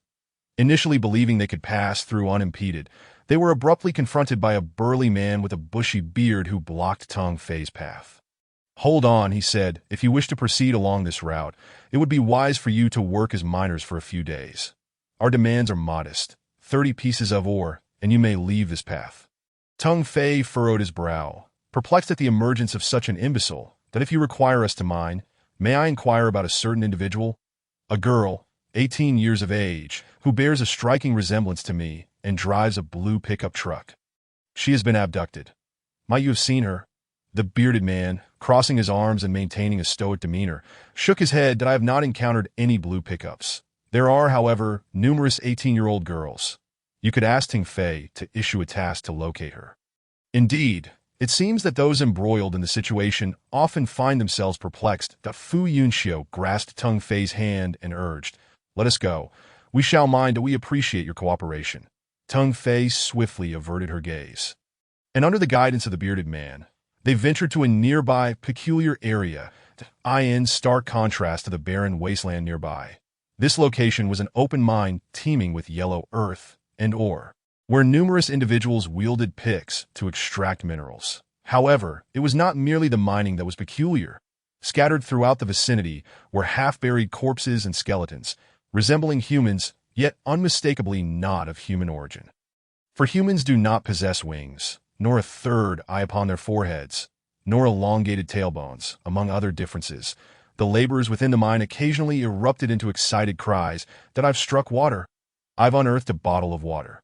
Ha ha ha, but that fellow is fortunate that I've been mining for ages and all I've found is iron," or "Damn it. Hurry up. The durability of this pickaxe is only 40 swings. Those fellows are somewhat considerate, only taking 10 pieces of ore and leaving us plenty." Their guide unceremoniously abandoned Tung Fei and his companions, leaving them with 3 pickaxes, departing without a backward glance. There were no restrictions on their freedom of movement. They could leave at any moment. However, to enter the nearby city, they would have to pass through a checkpoint controlled by a large group of individuals, where a toll of 10 pieces of ore per person awaited them. It was better to comply as circumstances dictated caution. "Sister, we need not fear them. There are so many people around that we could always have Tunga's silence." Fu Yunxiu sharply interrupted Fu Lei. "I apologize for the inconvenience, but I can offer you everything I possess if you could assist me in issuing a task to find my sister." Tung Fei chuckled as he picked up a pickaxe. "Why bother with such words? I have already issued the task that we are a team now, after all. Come on, fatty, you mind a bit, and I will handle the rest. Tonight, I shall treat you to hot pot." "Really? You promise to treat me to hot pot?" "No backing out now. Let us mine. Fu Yunxiu gazed in bewilderment at Teng Fei and Fu Lei, astonished that they were genuinely swinging their pickaxes with enthusiasm. How could they possess no sense of humiliation? After all, the current predicament stemmed from the desire to find her sister. She believed Teng Fei could easily choose another path and avoid such hardships. Little did she know, Teng Fei's heart raced with excitement. Where Fu Lei had mined, Teng Fei could effortlessly strike the ground, instantly receiving over 100 pieces of information. Most of it comprised ore, followed by food and water, even finished products like motorcycles and cars. Yet Teng Fei held no interest in such items. The term vehicle referred to the motorcycle he was bonded with, as well as subsequent vehicles that could be upgraded, even if they were subpar. These vehicles would not be destroyed and could provide a tent as a shelter, his home. However, vehicles obtained from slaying zombies or mutated beasts might be easily destroyed upon a single blow. Only those with a death wish would rely on such things at that moment. Teng Fei caught a glimpse of an elderly man with graying hair sitting at the downwind side, leisurely smoking a cigarette with an expression of utter contentment. The man's demeanor piqued Teng Fei's curiosity, prompting him to toss aside his pickaxe and approach. Here, try my cigarette, obtained from slaying zombies. Dare to smoke it? The middle-aged man took the cigarette from Teng Fei, igniting it with his remaining cigarette but savoring a deep inhalation. Not bad. What do you wish to ask? With a sly grin, Teng Fei replied, How did you know I had questions? Offering unsolicited assistance is hardly a mystery. The man chuckled. Teng Fei pondered for a moment. While others toil relentlessly in the mines, why are you so leisurely? That matter. The man looked skyward and replied nonchalantly, This is merely my alternative way of living. Chapter 12. A remarkable individual. The middle-aged man's name was Li Wanjin, a former executive at a gaming company. Once the apocalypse struck, he had no choice but to rely on his own hands for survival. Remarkably, he was indeed an impressive individual. Up until now, he was the most knowledgeable person Teng Fei had encountered. Li Wanjin's understanding of the personal information system and the mechanics of the apocalyptic world exceeded Teng Fei's imagination. According to him, everyone should strive to enhance their vehicles and tents as much as possible. Continuously upgrading vehicles meant continually improving one's home in this world, leading to greater comfort and even the potential for wealth. His words struck a chord with Teng Fei, who had not devoted time to upgrading his vehicle and tent recently. Li Wanjin then enlightened him that survival in this world did not solely hinge on battling zombies and mutated beasts. Mining and gathering plants could also sustain life, albeit with inherent dangers, yet it was far preferable to a life of constant combat. This notion even invigorated the previously impatient Fu Lei, if survival could be achieved without fighting. That was his favorite approach. When the conversation turned to the environment, Li Wanjin's expression grew solemn, that he suggested that this apocalyptic realm might not be inhabited solely by humans, but possibly by other intelligent beings as well. However, who could say for certain? After all, humanity had only recently arrived. He urged Teng Fei to swiftly establish his own faction. Those who banded together in the game progressed rapidly. After all, the saying unity is strength is not without merit. Once these groups formed their factions, the remaining solo players would find their lives increasingly challenging. The most alarming revelation was that the bearded men were amassing iron, or because they possessed blueprints for firearms. Teng Fei too had blueprints, but upon reflection, he realized that no matter how high his drop rate, he only had a team of 3. Meanwhile, their foes numbered in the hundreds, each armed with a gun. No matter how formidable he was, defeat was inevitable. Thus, he concluded that it was wiser to be a person of insight, to endure a moment of humiliation rather than be plotted against by these individuals. After finishing a cigarette, Li Wanjin reclined comfortably, showing no intention of returning to mining. Fu Yunxiu, perplexed, asked, Mr. Li, if what you say is true, wouldn't the vehicles in this apocalyptic world merely be decorative? Decorative? Young lady. You are overly simplistic. Li Wanjin closed his eyes, savoring the jerky he had just received from Teng Fei, and murmured, Traveling is the best means of protecting players. Protecting?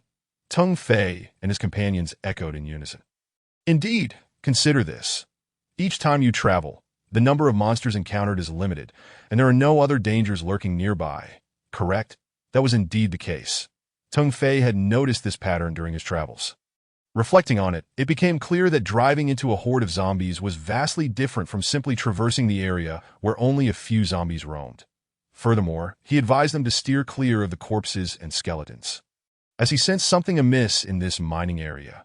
After uttering this warning, Li Wanjin surprisingly began to snore, demonstrating an uncanny ability to sleep amidst the plethora of corpses and skeletons in the open mine. What a remarkable individual, capable of sleeping anywhere. Fu Lei chuckled awkwardly and stood up. Tung Fei retrieved a clean blanket from his backpack, gently draping it over Li Wanjin before turning to leave. Several hours passed, darkness gradually enveloping the surroundings, and Tung Fei and his companions settled into their tent. The aroma of various meats mingled with vegetables simmering in the charcoal pot tantalized their senses.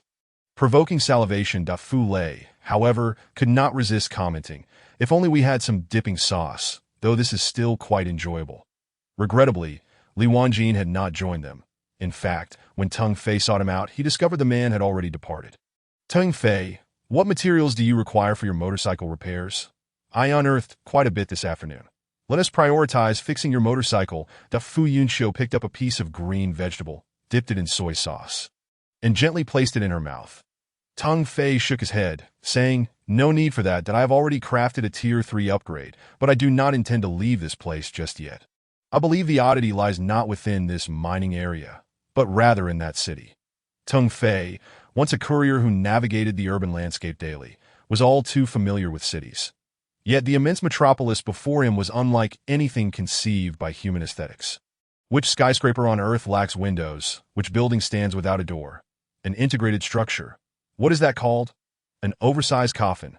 Furthermore, what sort of road is entirely paved with an indestructible metal? This is evidently not a city of Earthlings. Tung Fei had long resolved not to be among the first to venture into the city. Thus, he occupied himself primarily with monitoring the regional chat channel. The increase in conversation suggested a growing number of arrivals. The volume of tasks being posted had surged exponentially. Tasks related to searching for individuals or bartering items accounted for more than half. The remainder involved team formations or requests for protection. Among other miscellaneous matters, Tung Fei was still savoring the two words, map. This was what he had heard from Li Wanjin, who, while he was tucking him in, had murmured those words in his sleep. A map. The one in his information panel was merely a peculiar area shrouded in darkness, with a large circular light in the center. He had always overlooked this map, as he needed to traverse constantly. Who knows where he would end up next? What use was a map? But now he realized it was not so. The map within the information module could be zoomed in and revealed all the areas he had traversed, each transformed into a glowing dot. Surrounded by darkness, in other words, every location where he had fought and the mining area he had harvested today were illuminated on the map. Why then had Li Wanjin mentioned the word map? Just as a chubby hand waved in front of him, pulling him back to reality, Tung Fei snapped. "What do you want?" "Eating, of course. Why so distracted while eating? Is your mind wandering, Tungu? Are you lovesick?" Tung Fei retorted, "Focus on your meal. I was just pondering how to upgrade the Tier 3 to a micro-vehicle and the materials required. It's a daunting tenfold increase. Fu Lei, with a mouthful of meat, nearly choked. Cough. What was I thinking? If it weren't for the excessive materials needed for the upgrade, we would have completed it ages ago. By the way, where did you get these vegetables?" Tung Fei felt reluctant to admit that they were all dropped by the zombies. At that moment, a red message flashed before his eyes. "Hello, I have seen the blue pickup truck you mentioned." Chapter 13. The eerie creatures of the mining area. "Hello, Mr. Murakami Yukinabu. Can you provide details on the whereabouts of the blue pickup?" The sender was from an island nation. Tung Fei politely replied, noting that the individual had not accepted any tasks but had sent a private message. That he had set numerous filters for private messages, so those that came through were certainly task-related. The reply came swiftly. "No, I don't need that. I just wanted to warn you that the blue pickup drove straight into the city. Also, the mining area is dangerous. Be cautious. There are some terrifying creatures that if you can defeat them and obtain something called a core, I would be willing to exchange a rifle design blueprint with you. Good luck." The message ended there. Tung Fei relayed all this to Fu Yunxiu and Fu Lei, leaving both speechless. "Did I say, does your sister have some psychological issues? Why would she venture into such a perilous city? Is she seeking trouble?" Fu Lei grimaced. "You noticed too? Xiaoyi does seem to be a bit depressed, but I don't think she would go as far as to take her own life. Fu Yunxiu sighed. Thank you. Regardless, at least we have some news about her. The person who sent that message likely harbors ill intentions. Teng Fei stuffed a slice of meat into his mouth. Oh? What do you mean? He knows too much about your movements and is well aware of the dangers here. I suspect he is one of those bearded fellows, so we should proceed with caution. Teng Fei nodded. Indeed, the behavior of the sender was suspect, and he knew nothing about them, which was a cause for concern. Let's eat, then rest up. Tomorrow, while mining, we will follow the same protocol as today. You guard behind us, Fu Lei will dig, and I will handle the rest. Early the next morning, the wind was still, and the sun cast a lazy glow. However, this tranquility was shattered by a piercing scream. Murder! Help, murder! A pale-faced individual, unarmed and bare-chested, raced towards the entrance of the mining area, crying out in terror. Teng Fei grabbed him. What happened? Let go of me. There are monsters. My neighbor just unearthed a mineral, and a monster came out and it turned him into a dried corpse. Help! The monster is coming! Releasing the terrified man, Teng Fei armed himself with a knife in one hand and a gun in the other. Charging forward, Fu Lei, pale and trembling, tugged at Fu Yunxiu's sister. Should we go? Of course. Don't be so timid. Hurry! Ahead, the dull sound of gunfire and shouts echoed by the time Teng Fei and the others arrived at the scene. The so-called monster had already been dispatched. Its skin was a dusty yellow, wrinkled and resembling a large wild boar, but without tusks. Tio put it simply, it was a dusty yellow wild boar with a pair of F-shaped horns on its head. Seemingly not dangerous. However, its drooping tongue was frightening, covered with small bone-like suction cups. One could only imagine the horror if it pierced one's flesh. Haha, we hit the jackpot. This creature dropped 4 items: meat, blood, bones, and skin. What a delight! The first to speak exclaimed, with many others echoing his excitement. While the apocalyptic game was indeed terrifying, it also considered the player's needs, often providing opportunities for survival. For instance, in this looting scenario, as long as the monster was killed, even those who had merely touched it would share in the spoils. The faces of nearly everyone present lit up with joy. Only Teng Fei turned to leave, stopping only near the exit of the mining area. Teng Fei, what's wrong? Fu Yunxiu had followed silently, initially thinking he intended to depart, but his demeanor suggested he wished to continue mining, pointing to the 3 desiccated corpses a few meters away. Teng Fei stated solemnly, "We will mine here, but if anything stirs within, we retreat immediately." Unlike the cautious trio, the others in the mining area had gone mad. They formed several teams, screaming as they ventured deeper into the open pit, where a thin morning mist lingered, obscuring their view. The previous yellow-skinned boar had charged out from there, and they were eager to seize the opportunity for profit. However, Teng Fei believed this was not a quest for riches, but rather a gamble with their lives in this eerie mining area. Sure enough, within an hour, screams, wails, and the rapid firing of guns echoed from the depths of the pit. The crowd surged in panic towards the exit, pursued by a horde of yellow-skinned boars. These strange creatures moved with astonishing speed, rendering humans utterly inadequate in comparison. Occasionally, someone would be struck by the creature's jaws in the back or neck, howling as they rapidly shriveled, their blood swiftly drained, soon becoming yet another gaping mouth corpse. Now everyone understood how the corpses scattered around had come to be. It turned out this eerie mining area was the home of these creatures. Tenggu, we should retreat, right? Fu Lei trembled in fear, already prepared to flee. Instead, Fu Lei drew 2 handguns, smirking, retreat. There are at least 1,000 or 800 people mining around here. A few of these creatures aren't enough to satisfy us. Just watch. As if responding to his words, these peculiar creatures were swiftly intercepted by a lone individual. The weapon wielded by this person was enough to make Teng Fei envious. It was a light machine gun. The crisp sound of gunfire rang out, and the bizarre beings were mowed down in rows. Clearly, despite their swift blood-sucking abilities, their physical defenses were rather feeble.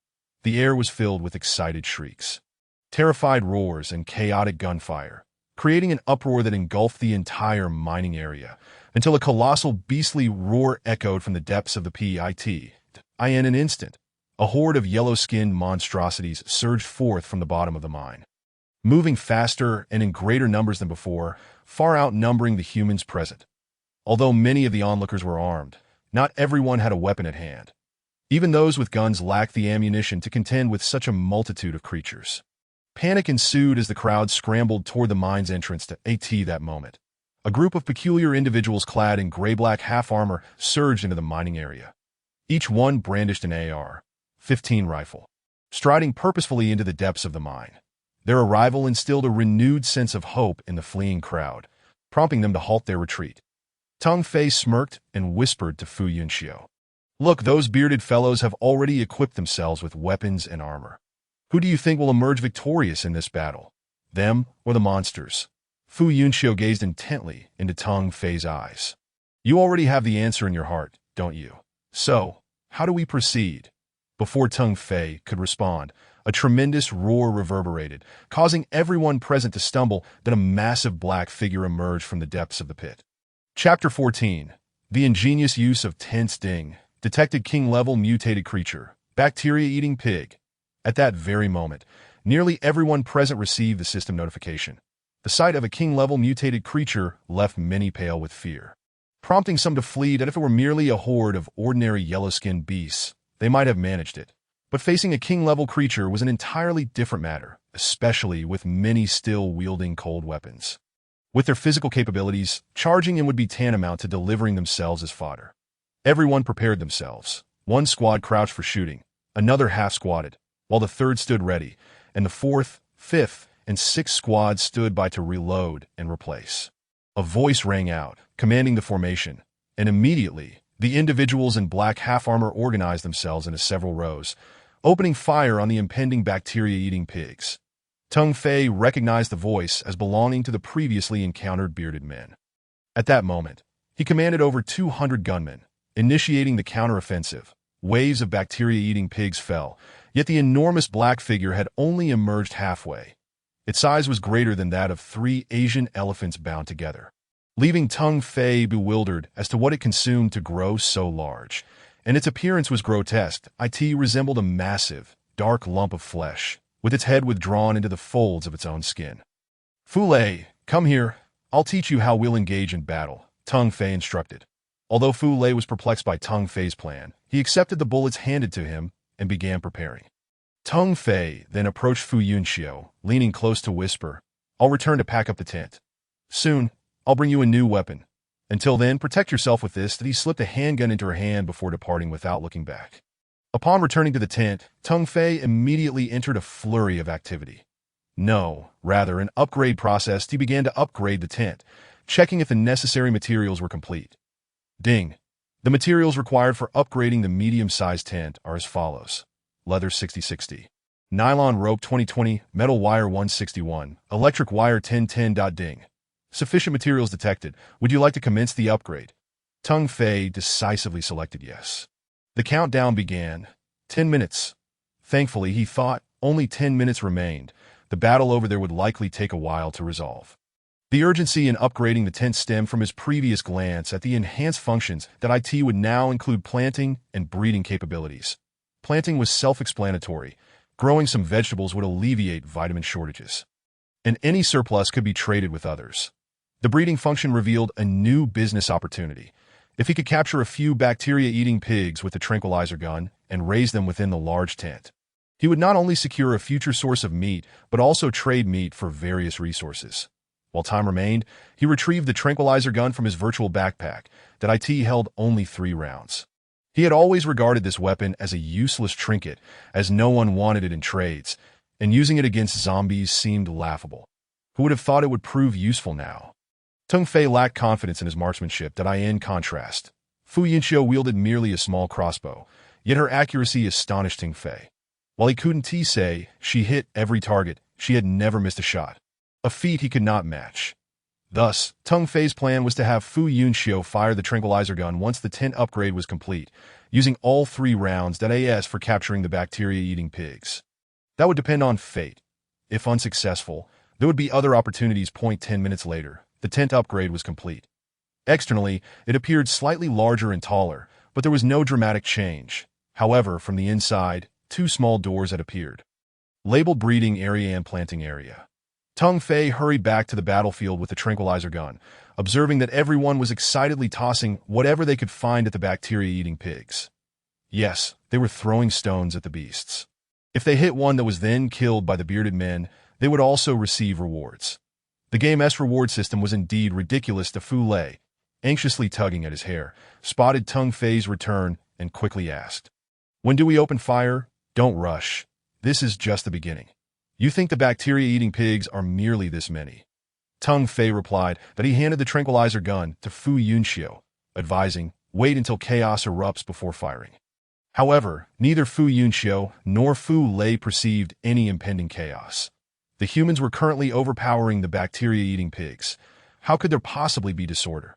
The situation was that the black, king-level bacteria-eating pig was still struggling to escape from underground. While those in the mine had been nearly halved by the bearded it must be said. Following this battle, those individuals would be exceedingly wealthy. Yet, Teng Fei did not share this sentiment. If he had miscalculated and missed the opportunity, he would not regret or envy their fortune. As he observed the bearded men reloading, Teng Fei shouted to Fu Lei, firing a few rounds to bring down several bacteria-eating pigs, eliciting laughter from the crowd. "Ah, who could it be? It's Teng Fei, the big shot. Isn't that little handgun of yours tiring to use against these creatures? Ha! Would you care to join our Xingling group? We are still recruiting. Just bring half your resources to join." The surrounding individuals continued their derisive banter, and Teng Fei was quickly overwhelmed by a flood of harvest notifications. Ignoring them, Teng Fei reloaded his magazine, took a deep breath, and prepared to sit back and observe. Suddenly, the ground trembled as the massive king-level bacteria-eating pig burst forth from the mine, followed by countless ordinary bacteria-eating pigs, far more than one could count. "Oh no! Retreat! Quick retreat! How could there be so many? The information must be wrong. Retreat!" The bearded men were left dumbfounded. Based on prior intel, they had believed victory was certain, yet this sudden turn of events was unexpected. Arriving with bravado, they now nearly discarded their weapons in their haste to flee. Teng Fei fired several rounds at the approaching horde of pigs, cursing under his breath. "I anticipated correctly, but I never expected so many. Who could handle this? Forget it." There was no turning back. With the limited ammunition he possessed, even if all the bacteria-eating pigs lined up for him, he would not be able to take them all down. "Sister, we must leave. There are too many to kill," Fu Lei urged, pulling on Fu Yunxiu, who was still aiming. But she replied, "Just a moment longer. This is my last shot, and I want to hit that big one." The ordinary bacteria-eating pigs don't yield any notifications or kill rewards upon being hit. Upon hearing this, Teng Fei sighed in resignation. "Oh, it's true that I had hoped that hitting the target with the tranquilizer gun would allow me to collect them as items. But it seems I was mistaken. Nothing happened, and as they fought and retreated to the entrance of the mine, someone suddenly shouted, "Hey, where did that king-level bacteria-eating pig go?" Chapter 15. Never underestimate the malice of humanity amidst the throng of bacteria-eating pigs. The massive black figure of the king-level bacteria-eating pig had vanished. Just like that, it was gone. In the minds of all present, a myriad of questions swirled like a tempest. Yet, circumstances dictated the course of action. This was not the time for their uncertainties to surface. With the absence of the king-level bacterial-eating pig, the throngs of these creatures behind them had gone into a frenzy, rampaging wildly, in mere moments. They had drained the life from over a dozen individuals that if this continued, death would be the inevitable fate of all. Fortunately, these dreadful entities could not breach the confines of the mine. Otherwise, those outside, unaware of the peril, would stand no chance of survival. As everyone squeezed their way out of the terrifying mine, the number of those left behind by the bacterial-eating pigs had already surpassed 100. Among them, the bearded men had left a small team to cover the retreat of those in front. This small team had been supported by another group, providing cover as they exchanged ammunition. However, in the face of impending doom, that covering team had fled in disarray, abandoning their comrades. Consequently, the rearguard team, along with a throng of slower individuals, was engulfed by the horde of bacterial-eating pigs, among the last to retreat. Teng Fei discarded several items from his virtual backpack. These items were cumbersome and could not be stacked, such as explosive barrels and demolition charges. Thus, in this crucial moment, many applauded the leader for his decision.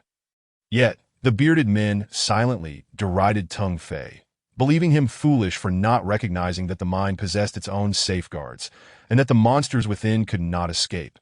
They scoffed at the notion of saving the explosive devices for the hordes of zombies outside, deeming it far more advantageous to use them now. Did Tung Fei not understand that saving explosive devices for the zombies would yield greater returns? He was acutely aware, yet confronted with such an overwhelming tide of undead.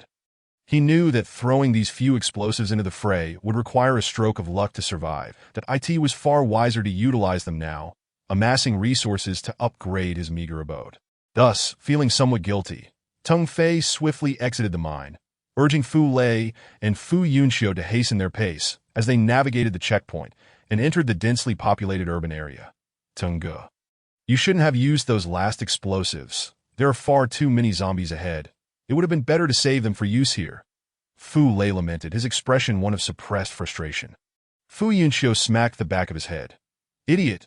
We can't even dare to use guns here, and you expect to use explosives. Do you want to attract the zombies? The narrow road before them was marked by numerous tire tracks leading onward.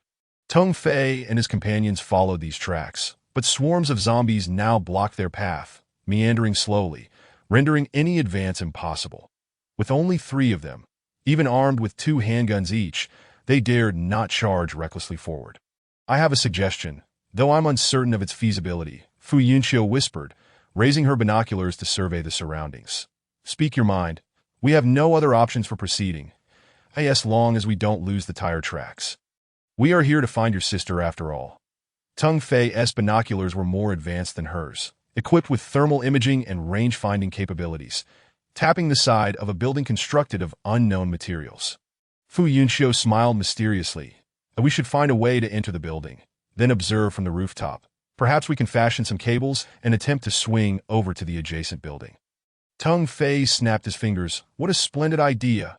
However, Fu Lei's face fell in despair. Sister, just kill me now. You know I'm afraid of heights. Fu Yunxiu kicked him. You're fat, gluttonous, and afraid of heights. What good are you besides your luck? Tung Fei chuckled, wrapping an arm around Fu Lei. Being lucky is more than enough. Now, let us follow your sister's plan. That'll help you swing over. Don't be afraid that we'll circle around to the other side of the building and find a way in. Let us go today. As they cautiously rounded the corner of the building, they were met with a sight that shattered their resolve.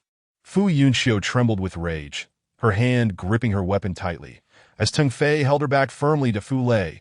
Terrified, quaked so violently he dared not make a sound. Before them stood a small convoy of 3 vehicles, 2 sedans, and a light truck, where 7 adult men were lined up, preparing to commit a vile act against 2 unfortunate women. These women, mouths gagged and limbs bound, were akin to fish on a chopping block. Tung Fei spoke gravely. We cannot save them. Let us leave immediately. They're about to take the girl with the twin tails. We must hurry. While Fu Yunxiu struggled to comprehend the situation, Fu Lei's face turned ashen as he hoisted her and dashed away. At the last moment, Tung Fei sighed. I'm sorry. The extent of my help can only go this far. Raising his weapon, he fired, the bullet striking true at the man whose trousers were halfway down. A shriek pierced the air, drawing the attention of nearby zombies. Instantly, the men lost all composure, abandoning their intentions and hastily pulling up their pants to make their escape. However, it was too late. The girl with twin tails, despite her hands being bound, revealed a dark object from within her grasp. With a pitiful smile and tears streaming down her face, she applied pressure, and a silver pull tab fell to the ground. Boom! A deafening explosion erupted, shrouding the area in smoke and toppling all nearby. Both she and the other woman were instantly obliterated. The men, injured and now facing the encroaching zombies, realized they were trapped. Meanwhile, Tung Fei and his companions arrived at the side of another building, discovering a large door, 5 meters high and 2 meters wide, and rushed inside. The dust-laden hall was littered with bone fragments. Yet not a single zombie remained. They must have all wandered out. However, ascending to the upper levels proved to be a challenge. What a cursed place. There can't be no stairwell, Fu Lei exclaimed, running the length of the hall, opening every door he could find, yet no staircase appeared. Outside, the tide of zombies surged, mingling with the anguished cries and sporadic gunfire of the men, escalating the tension among Tung Fei and his companions. If they could not find a way to ascend, they feared being cornered within this building. Wait, what is that shining wall? Fu Yunxiu's fingers traced a patterned wall, causing it to illuminate with a soft click. The ornate wall slid apart, revealing a vast space capable of accommodating dozens. In the center stood a podium-like structure. As they stepped into this newfound space, dozens of zombies surged from outside. Quick, get inside. Hold them off. Fu Lei, fire at will. Tung Fei and Fu Lei took their positions, providing cover for Fu Yunxiu as they entered the room, their handguns quickly depleting. The gunfire attracted the zombies, converging on their location. Just then, the doors shut, sealing them away from the undead. With a soft hum, the expansive room began to ascend rapidly. This an elevator, relaxing slightly. Tung Fei leaned against the wall, swiftly reloading his magazine. Thank you for avenging those two girls at the last moment, Fu Yunxiu murmured, her voice barely above a whisper. Tung Fei did not meet her gaze, merely muttering to himself. Never underestimate the depths of human malice. After all, order has long since disintegrated here. Sister, how do you know how to operate these devices? Can you even comprehend alien script? Fu Lei asked, intrigued, reaching for the glowing podium. Fu Yunxiu swiftly swatted his hand away. Don't touch anything. I haven't manipulated anything. I simply kept thinking about ascending, and it activated on its own. Brain control? The thought flickered through their minds. Soon, the elevator came to a halt, and the doors opened once more. Before them lay a resplendently adorned hall. Standing by the floor-to-ceiling windows was a robust man in a golden robe, his body adorned with peculiar tattoos from head to neck. As he faced away from them, they could not discern his expression. Fu Yunxiu leaned forward to greet him, only to be yanked back forcefully by Tung Fei, who, due to the suddenness of the action, pulled her into his embrace. Yet he managed to catch Fu Yunxiu. Fu Lei, however, blurted out, hello, sir, may I ask? Suddenly, a basketball-sized fireball shot through the air, crashing against the elevator wall and igniting the entire space in an instant. What the hell is this? A mutated zombie. This is terrifying. Help! Fu Lei shrieked, diving under a metal counter with only his rear exposed, trembling with fear.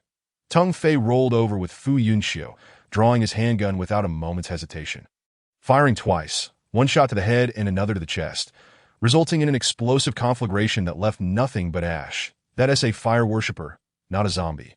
Hey, are you hurt? Tung Fei asked. Noticing Fu Yunxiu's body was unnaturally warm and trembling, I'm fine. Just let me go, she insisted, but suddenly remembered something, shifting the topic. By the way, earlier, when you asked me to use 3 tranquilizer darts on the bacterial-eating pigs, I succeeded. Look at this. Tung Fei received an item from a transaction, and upon opening it, he was taken aback to find a small, purple-black flesh ball, labeled as royal-level bacteria-eating pig larva. Following this, 2 lines of red text appeared indicating its status. Hungry. With a reminder that it could currently be transferred to the breeding area in the tent. Tung Fei's heart raced uncontrollably, and he nervously exclaimed, Thank you. I'm immensely grateful for this, but you seem to have a fever. What happened to your calf? Only then did he notice that Fu Yunxiu's right calf was bleeding. The wound was small, about the length of a finger, and not too deep. However, after expending so many items, there was not a single piece of medicine available, which was quite frustrating. Ding! Detected that the target has been poisoned by the bacteria-eating pig. Would you like to detoxify? The personal information system sent a prompt. And Tung Fei decisively chose yes. Ding! Detoxification agent preparation. Bacteria-eating pigs blood 01. Chives 11. Tung Fei was momentarily stunned and hurriedly asked, How do I extract the bacteria-eating pig's blood? Hurry, I need to prepare the antidote. She is burning up? Ding! The current bacteria-eating pig larva is extremely weak. Please provide it with food. Nearby zombies are quite suitable, as it enjoys them. Tung Fei was speechless and gently set Fu Yunxiu down beside him. You all wait for me here. I will be back shortly to do not wander off. I have a way to help you heal. Downstairs, in the hall. Several minutes passed, and Tung Fei could hardly bear to look. Initially needing to draw his weapon to assist in combat, the little bacteria-eating pig was now capable of hunting on its own. Its ability was terrifying, almost as if it could teleport. Tung Fei found this difficult to comprehend. He had not seen any bacteria-eating pig teleporting at the mine. Its appearance had been pushed forward by countless offspring, and it certainly did not resemble a creature capable of teleportation. Had it been able to teleport then, everyone would have perished. Now, this royal-level bacteria-eating pig had swollen to the size of a human head and had ceased its feeding, happily circling around Tung Fei, that he decided to name it Xiao. As it was adorably plump, though he felt it had a rather small audacity. Were it not for the certainty that zombies could not catch it, it would still need him to kill before it could feast. That said, the little bacteria-eating pig's kills would count towards Tung Fei's tally, becoming his reward for slaying. With over 100 rewards for each zombie, it had amassed thousands in a short time. Tung Fei looked at the virtual interface displaying royal-level bacteria-eating beast, larva, status. Fatigue, requires rest. Well, this creature was no different than a pig. Having eaten its fill, it was now inclined to sleep that it was best to bring it upstairs and find a way to extract blood. However, upon his return, he found Fu Yunqiu unconscious and Fu Lei in a state of utter disarray, prompting a bitter smile from him. This delay shouldn't have taken so long. Ding.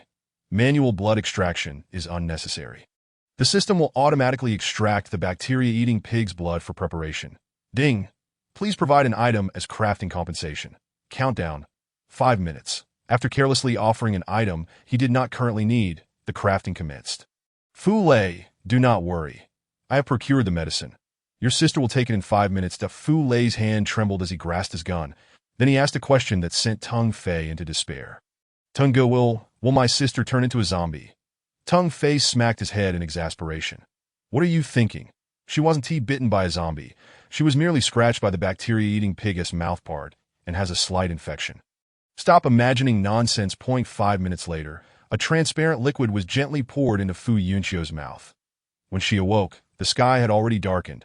They would not be able to follow the tire tracks to find her sister today. As Tung Fei prepared a sumptuous meal and called for them to eat, Fu Yunqiu's face flushed slightly. Eating? Why are you still dawdling? Fu Yunqiu murmured a thank you in a voice as faint as a mosquito's and gently sat beside him. Not touching her food, did I? I feel like I'm holding you back. How about I stay here and wait for you while you continue your journey? You can come back for me later? I cannot agree to that. Sister, you would be putting yourself in danger. That was a self-evident statement. Leaving a girl alone in such perilous surroundings was reckless, even if she had a machine gun. She wouldn't last long. Let us eat first. After dinner, we can discuss how to leave this place tomorrow. Dinner was hurried, as their meal was interrupted by the arrival of a convoy, in Fu Lei's own words. This must be that gang of bearded men. They are quite lavish. 3 heavy trucks, armored with metal plates, led the way, followed by 3 more trucks at the rear, with a row of dozens of vehicles providing mutual cover. Storming into the city under the cover of night, speeding towards the distance, have these individuals vacate the outer city area overnight. Something must have happened outside, or there was something luring them ahead. Tung Fei was now somewhat curious about this procession of people, all heading in the same direction. What could they possibly be after? There was no point in rushing. His immediate priority was to upgrade his vehicle. Turning it into a 4-wheeler, his tent could no longer be upgraded. And when he inquired with the system, the response was that without upgrading the vehicle, the tent could not be upgraded either. The good news was that he now had all the materials needed for the upgrade. He merely needed to wait 5 hours. Tung Fei decided not to sleep during these 5 hours. As the images he observed through his binoculars left him with complex emotions. Are you not going to rest? Fu Yunqiu gently settled beside him. By now, Fu Lei was snoring thunderously that I cannot sleep. They are exchanging fire with another group that I do not understand what they are thinking. Fu Yunqiu raised the binoculars for a look, but unfortunately, her binoculars lacked night vision capabilities, so she could only vaguely discern the distant city center. Where flames occasionally flickered, could they be fighting over something? Tung Fei lit a cigarette, hesitating to ignite it, merely holding it between his lips. That I don't know, but we must follow them tomorrow. That I do not plan to take the rooftops. That would be too slow. We will drive through the path they have already cleared tomorrow morning. Drive? Did you not dislike using those ordinary vehicles that are exposed? Tung Fei smiled mysteriously. You will know in the morning. I will keep watch for the first half of the night, and I will wake Fu Lei for the second half. You should go rest. As Fu Yunqiu stood up to prepare for sleep. A tremendous beastly roar startled her. Even Fu Lei, who had been snoring loudly, shot up in alarm. What is this? Could it be the evil dragon from Western legends has emerged? Fu Lei shouted in desperation. Before them was an immensely large creature, its body a mix of black and red, adorned with a pair of gigantic flesh wings that had likely been disturbed from its slumber by those individuals. Suddenly roaring as it took to the skies and unleashed a crimson fire column towards the ground. With this, many would surely meet their misfortune. Tung Fei was unconcerned about the chaos, using the measuring function of his binoculars. He determined that their current location was a direct distance of 16.9 kilometers from this mutated creature. This distance, anything visible to the naked eye would be quite small. Yet the being presented before them was genuinely terrifying. He wondered what emboldened those individuals to dare invade this creature's lair. Hey, this is interesting. The rocket launcher can actually harm this giant, but oh look, those people even have guided missiles. Quite impressive, Tung Fei remarked with a laugh. Holding the binoculars aloft, he possessed guided missiles as well, but deemed them too precious to use unless absolutely necessary. Tomorrow, will you continue forward? Fu Yunxiu asked, somewhat troubled. On one hand, she wished to find her sister quickly. Yet on the other, she felt guilty for putting the man before her in danger. Tung Fei nodded affirmatively that of course, we must leave early. We all need our rest to regain our strength. Tomorrow, we might face a significant battle. The night passed without further conversation. The next morning, the sky was shrouded in smoke and dust spanning dozens of square kilometers. The sunlight could not penetrate, casting a somber pall over the entire area. As the three emerged from the building, they were met with the acrid stench of sulfur and gunpowder, causing them to cough incessantly. Here, put on your masks. It's better than nothing. Let us follow their tire tracks. When Tung Fei activated his vehicle, Fu Lei was the first to break down. What the heck, Tengu? Is this what you upgraded to overnight? In truth, Tung Fei felt somewhat embarrassed. The system had not provided many options. Only two, both of which were tricycles. Point one was a covered dump tricycle, while the other was not. Both capable of considerable weight, but undeniably lacking in sophistication. Particularly since Tung Fei had added some metal armor, making it look quite fearsome with spikes. It appeared even more grotesque. However, Fu Yunxiu did not seem to mind as she opened the door and took the passenger's seat. Tung Fei patted Fu Lei on the shoulder. Brother, I apologize. The luxury rear compartment belongs to you, did I? You can't do this. What if I get bitten by a zombie? I want to sit inside. Three individuals laughed and bantered as they ignited a fire, steering their vehicle towards the area where thick smoke billowed ahead. Despite the mere kilometers that lay before them, Tung Fei and his companions took several hours to traverse the distance. The situation was dire. With an array of weapons and equipment scattered about, they were unwilling to waste any resources. Although they currently lacked the means to manufacture rifles, acquiring a blueprint for ammunition from nearby channels amidst such a bounty would suffice for a considerable duration. Following last night's fierce battle, the nearby zombies had been lured away. It was likely that they had perished in flames, either from the roaring dragon or at the hands of those reckless beings. Regardless, not a single living creature had been sighted along the way, including humans. Wreckage of vehicles littered the ground, and pools of blood remained conspicuously red, a testament to the brutality of the previous night's conflict. Upon death, humans would vanish into the earth alongside the zombies. An unsettling design, indeed. Fu Lei muttered a complaint, tightening his grip on the AR-15 rifle he had just scavenged, betraying his tension to this moment. Tung Fei had already secured a tricycle. The terrain was riddled with potholes. It was impossible to navigate, even with a tank. Last night's events remained a mystery to him. Regardless, Tung Fei had slept soundly, indulging in a delightful dream wherein he transformed his vehicle into a vast aerial garden filled with countless lovely ladies that he awoke to find Fu Yunxiu preparing a simple breakfast with the scant remnants of noodles she could muster for the three of them. Be careful.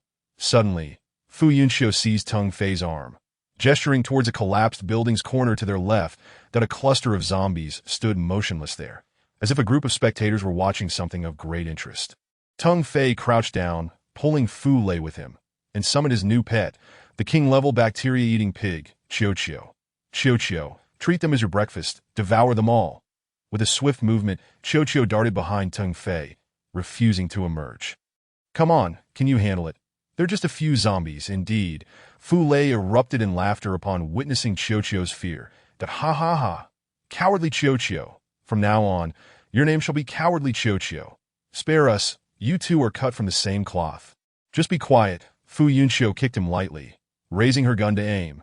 Just then a deep, resounding cracking sound echoed from afar, resembling the creaking of a giant's stiff neck. Tung Fei and the others quickly hushed their voices, raising their binoculars for a closer look and confirmed the absence of heat signatures. There were no living beings in sight. Thud. The sound of something heavy crashing to the ground resonated in everyone's hearts like a solemn drumbeat. Emerging from that corner was a bizarre zombie, standing 3 to 4 meters tall, with a purplish-black complexion. This grotesque creature must have been a glutton in its past life, sporting a swollen belly adorned with various human faces. An image that sent shivers down one's spine. In its grasp, it clutched a half-eaten corpse, unmistakably one of the unfortunate victims from last night's battle. Surrounding it were other zombies, quietly trailing behind like obedient minions.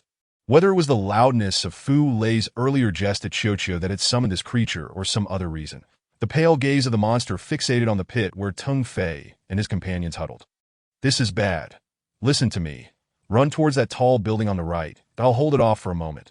Once you're inside, prepare the elevator.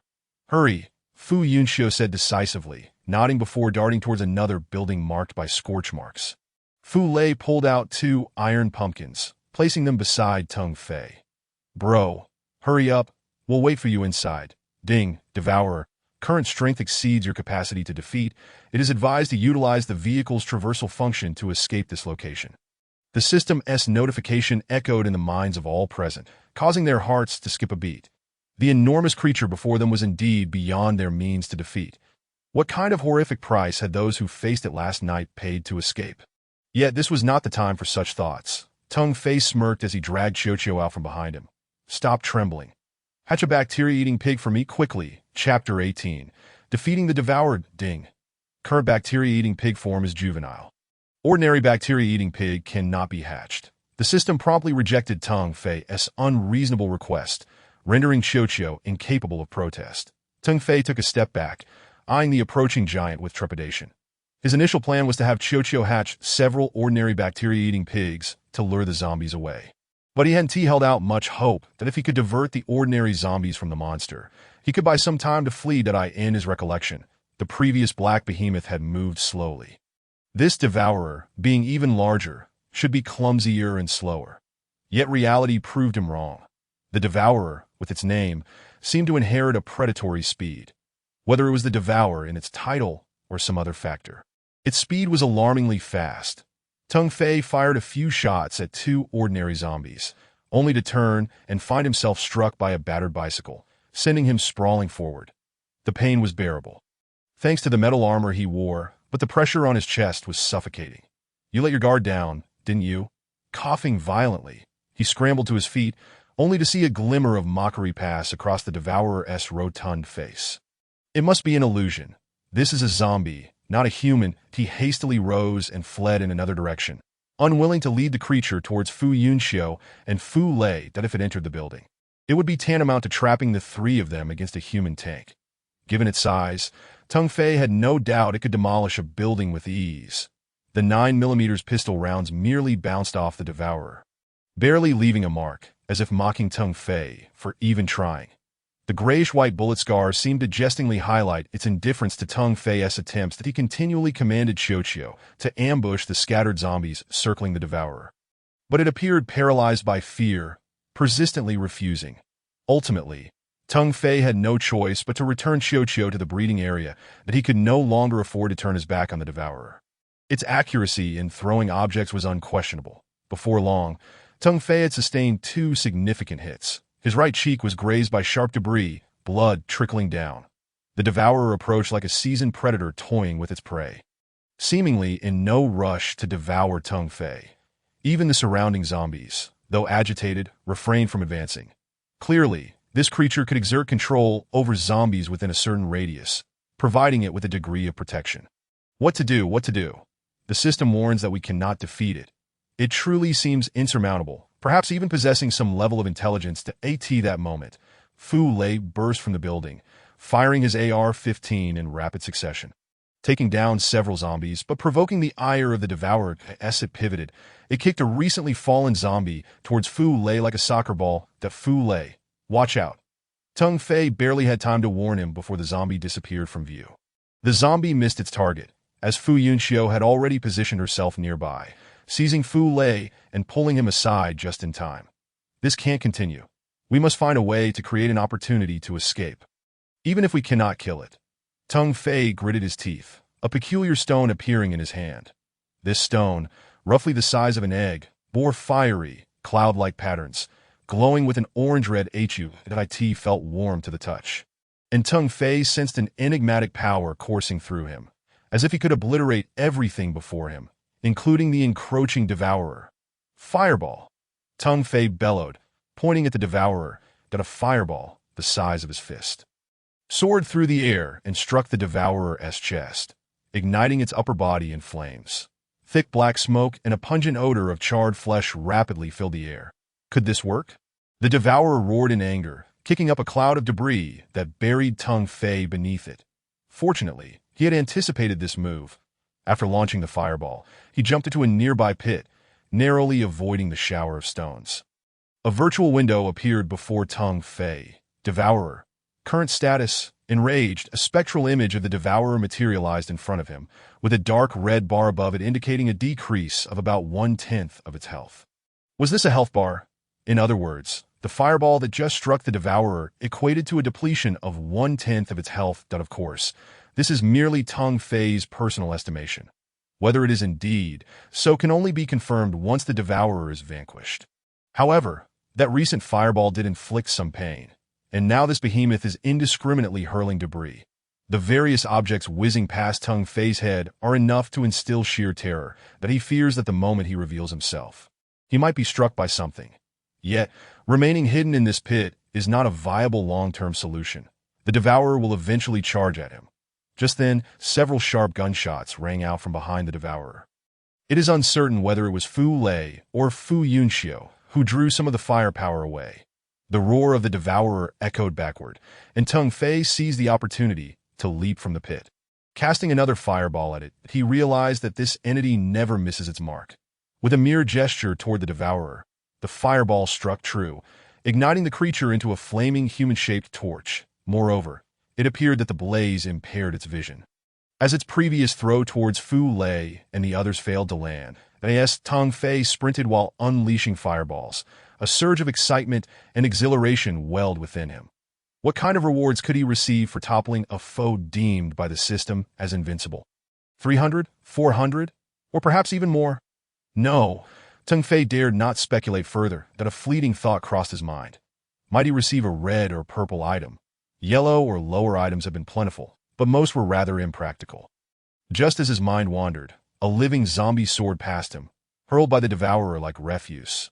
Startled, Teng Fei quickly took cover behind a massive piece of architectural debris, his heart racing wildly that he had narrowly avoided being struck. The wound on his face continued to bleed. He shuddered at the thought of infection. Damn it, how can I not slay this wretched zombie? No matter how formidable, it remains a zombie. Witness my double strike. Fireball! Grasping a Flamekeeper totem core in each hand, he unleashed 2 fireballs simultaneously, and indeed, they struck true. After enduring 3 waves of assaults, the devourer's health finally reached 0. With a thunderous crash, it collapsed to the ground. Smoke billowing upward. This blaze would likely persist for quite some time. Ding ding ding ding. 433 notifications flooded Teng Fei's vision, causing his eyes to gleam with excitement. Teng Fei, be careful. Just as Teng Fei was absorbed in reading the notifications, Fu Yunxiu's scream jolted him back to reality, though it was somewhat too late. Chapter 19.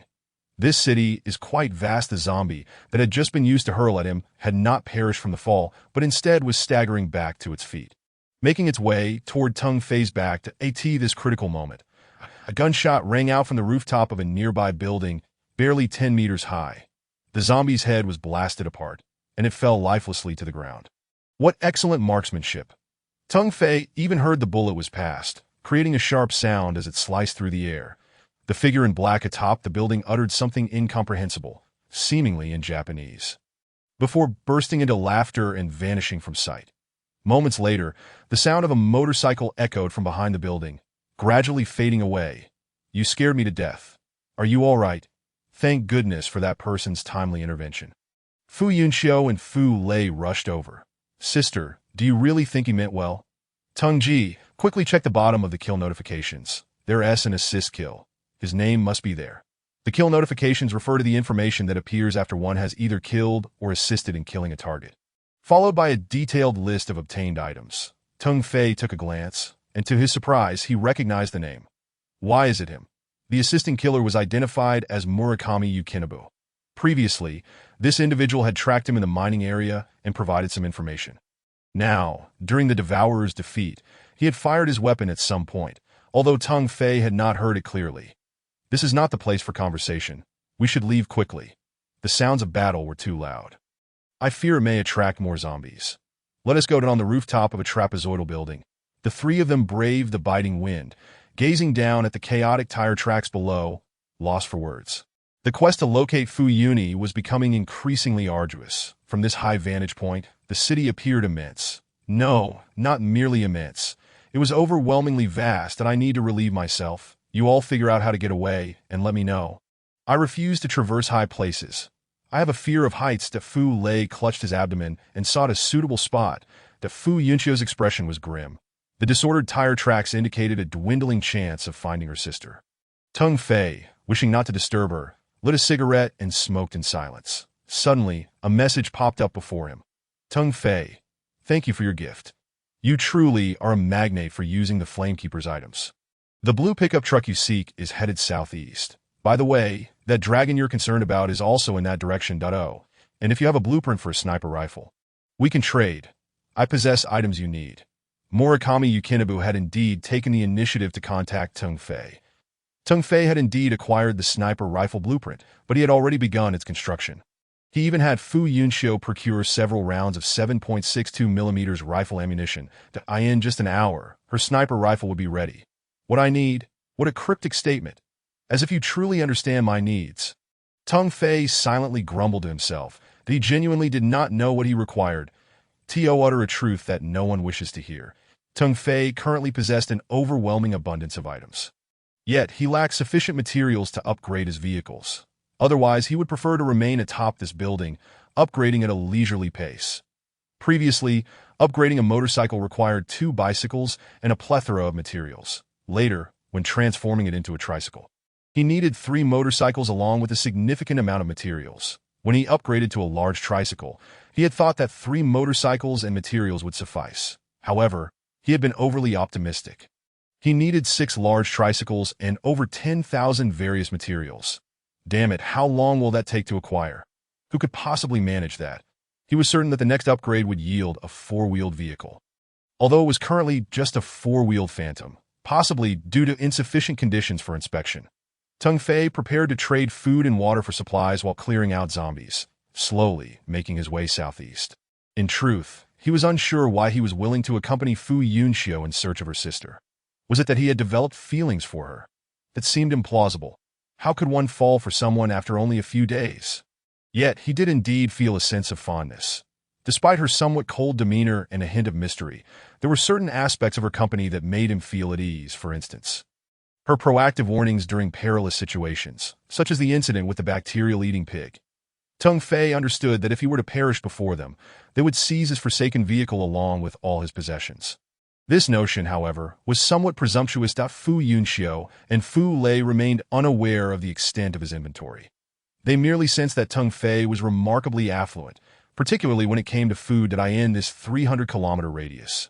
Who didn't he know Tung Fei's name? Daily, he undertook several food-related tasks, exchanging for substantial resources. Some remarked, Tung Fei is simply flaunting his supplies, making us envious while we cannot trade for them. Others said, he is an organized big shot, specializing in exchanging bulk goods with other organizations. We can only observe that I only want that jerky. I haven't eaten meat in days and feel utterly weak.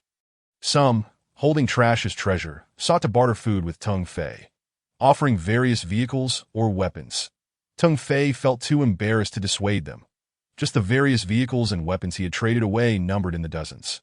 He would not keep items that were easily damaged and could leave him stranded at any moment. Let us take a moment to regroup and continue southeast, that if you have matters to attend to, we can part ways here. I and Fu Lei will continue onward. Fu Yunxiu suddenly interjected. Tung Fei had not previously disclosed anything regarding her sister's whereabouts, which made him curious enough to ask. Why southeast? A person named Murakami Yukinobu just messaged me about it. Very well. It seemed that among their trio, there was truly no privacy from this individual. Tung Fei silently relayed the stranger's mysterious actions to Fu Yunxiu. With her intelligence, she could undoubtedly grasp the underlying dangers that if my sister was harmed by that dragon, would you accompany me to slay it? Tung Fei chuckled lightly. Why not? Becoming a dragon slayer is a dream every individual should aspire to. Fu Yunxiu's face brightened into a radiant smile, one that could captivate cities and shame flowers. She gently embraced Tung Fei, whispering softly in his ear, Thank you. I will remember your words today that I shall prepare dinner. Before she could withdraw from his embrace, Tung Fei grasped her small hand firmly. You're cooking? What will you use? Take these. Be cautious in your responses to Murakami Yukinobu. A bag of rice, 5 pounds of fresh bacterium-eating pork, and several varieties of fresh vegetables. This meat was obtained earlier in the mining area, and he had been reluctant to trade it, saving it for now. Until the royal-grade bacterium-eating pig matures, this meat must be consumed sparingly. Where did you procure all these items? Why have I never come across rice and vegetables? Tung Fei shrugged. I didn't obtain them. I exchanged goods with others after I killed that large creature. I acquired quite a few valuable items. What about you? Tunguji, I must apologize. It seems I have stumbled upon something extraordinary, but I am too afraid to present it. Just then, Fu Lei awkwardly returned, his expression utterly mortified. Chapter 20. Does the big shot accept people? This is what I just obtained. Fu Lei shared a message with Fu Yunxiu and Tung Fei that a red design blueprint. My heavens. A premium item? Tung Fei exclaimed, swearing in disbelief that he had been lamenting his bad luck in not finding anything above yellow tier.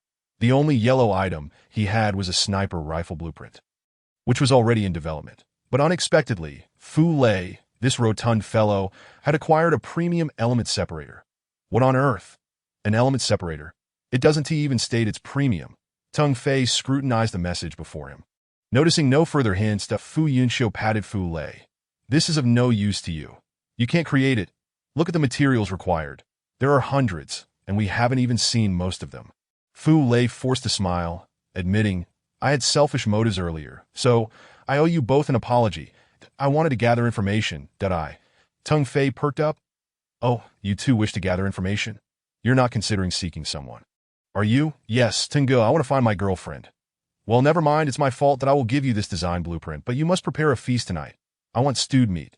Tung Fei accepted his first red item since arriving in this world. It's just meat. I guarantee starting today, if you desire meat, I will have it at every meal. Brother, you are truly my kin. Thank you, come on, Jia, let's cook. More than 2 hours later, Fu Yunxiu and Fu Lei busied themselves preparing 6 dishes.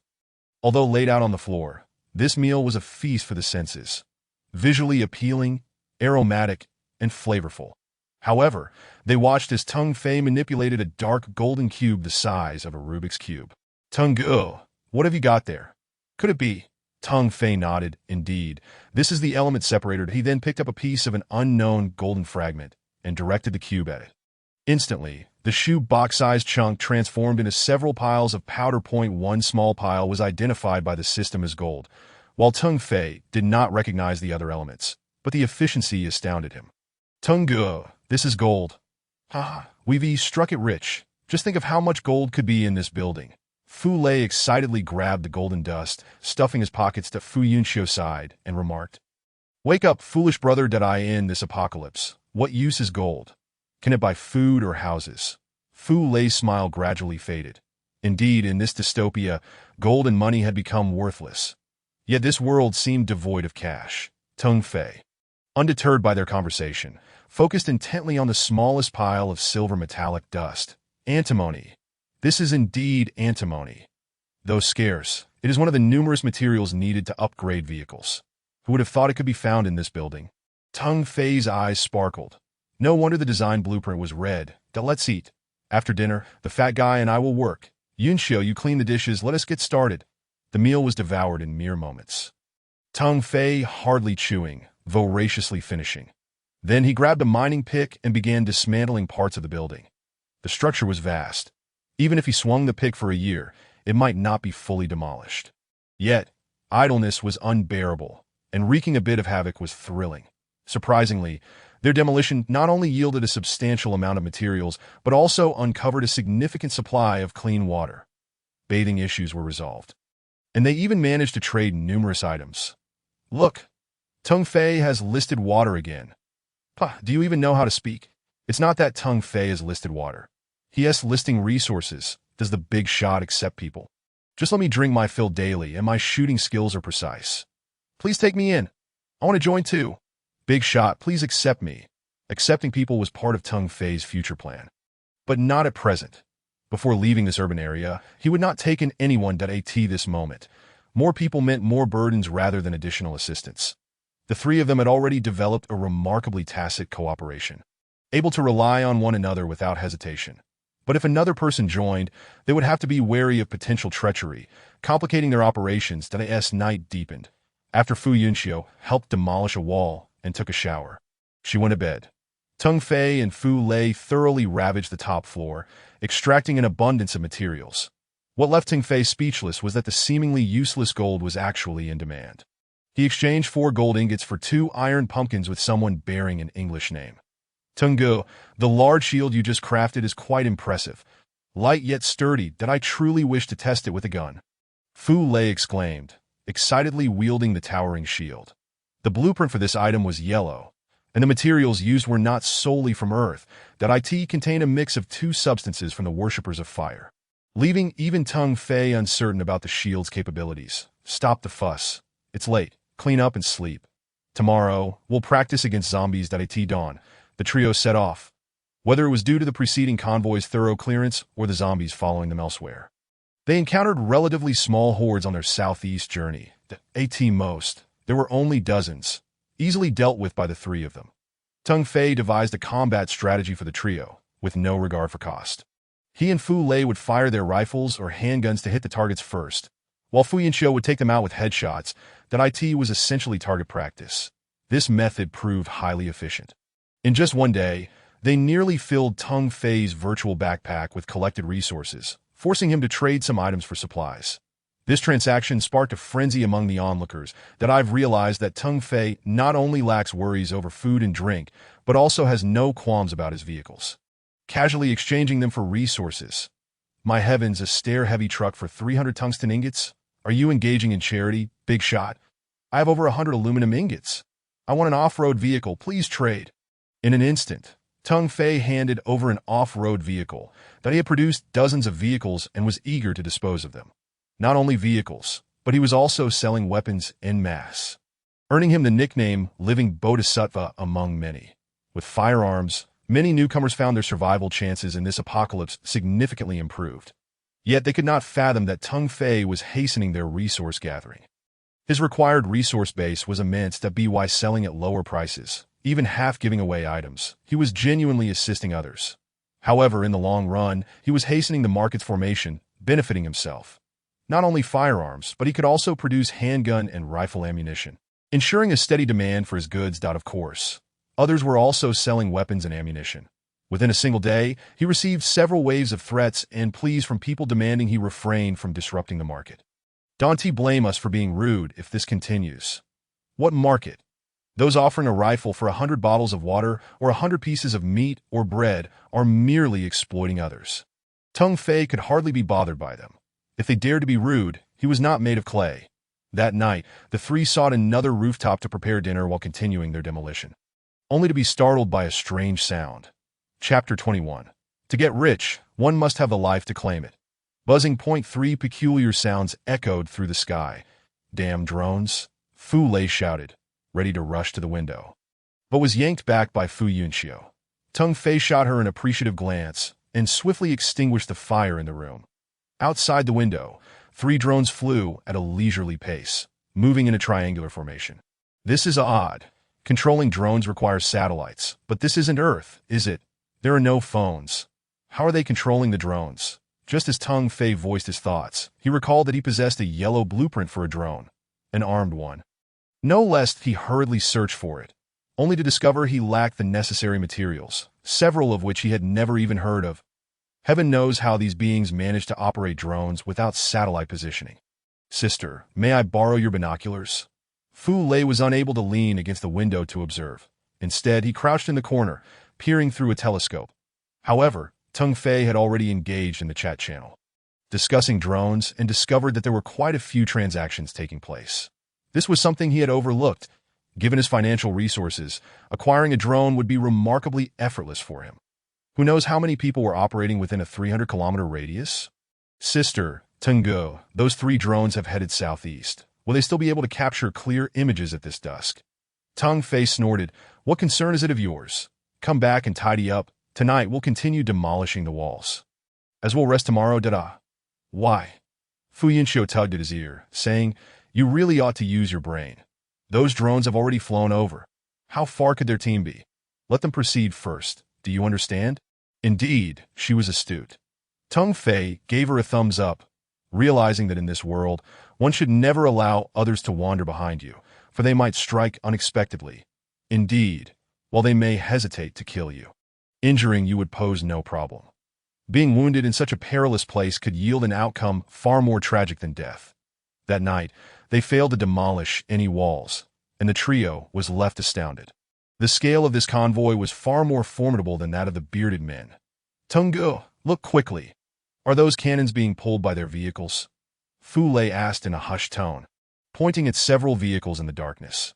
Teng Fei handed him his binoculars. See for yourself. Cannons. Indeed, they were howitzers that if these individuals were to face the colossal dragon from that night, one could only wonder what the outcome would be.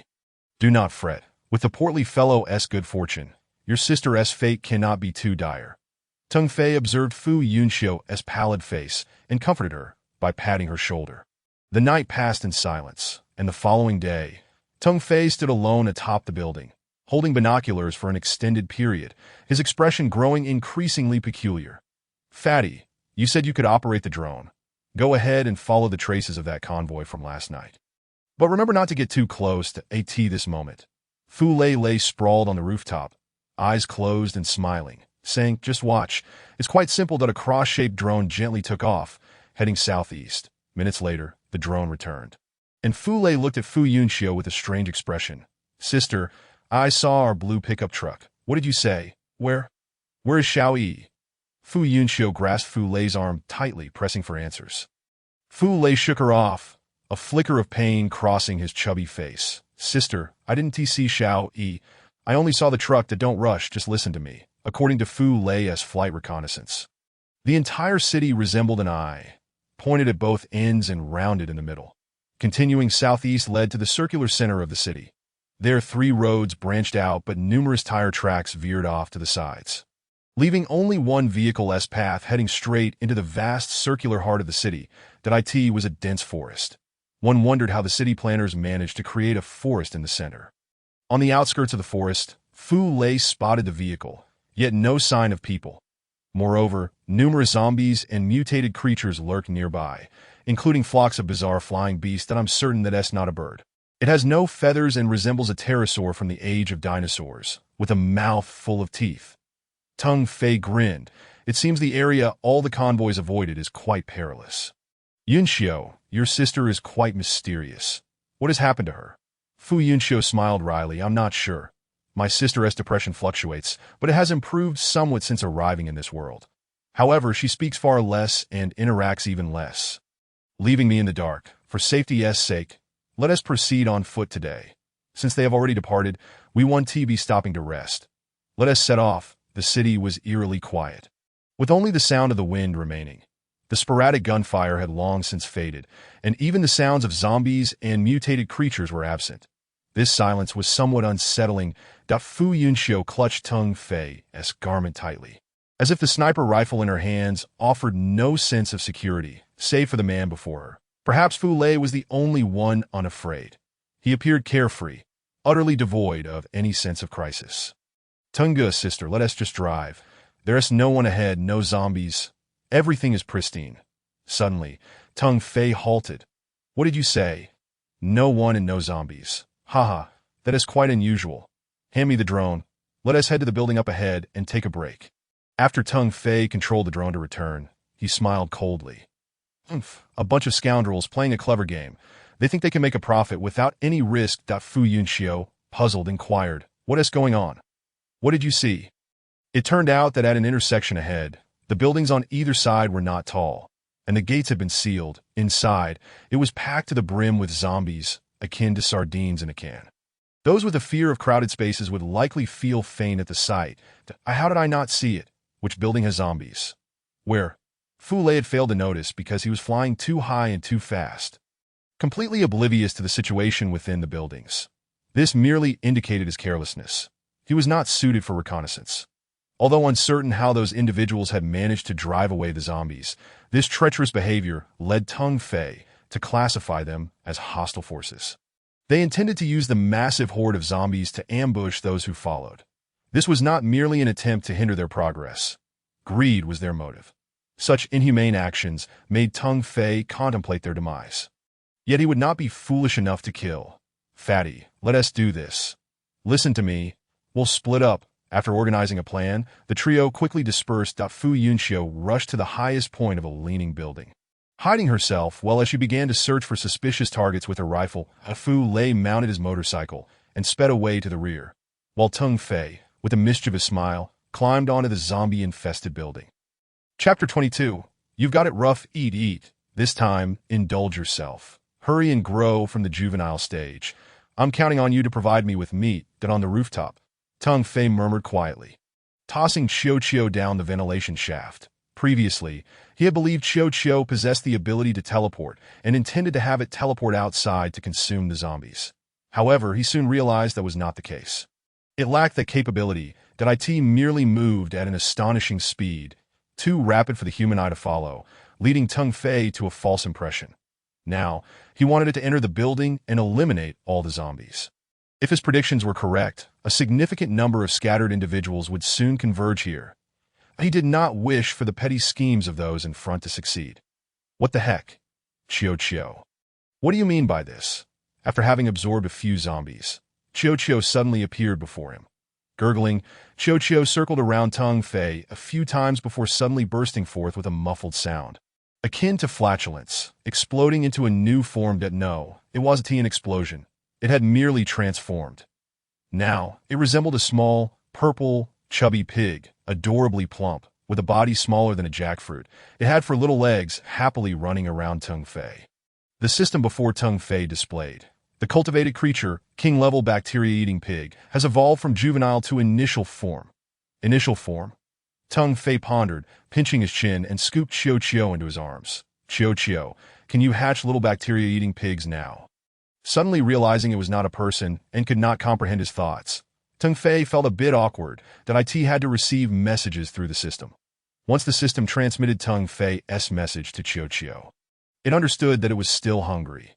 However, it could indeed hatch ordinary bacteria-eating pigs, and under conditions of sufficient food, it could hatch 2 meat eggs at once. 2.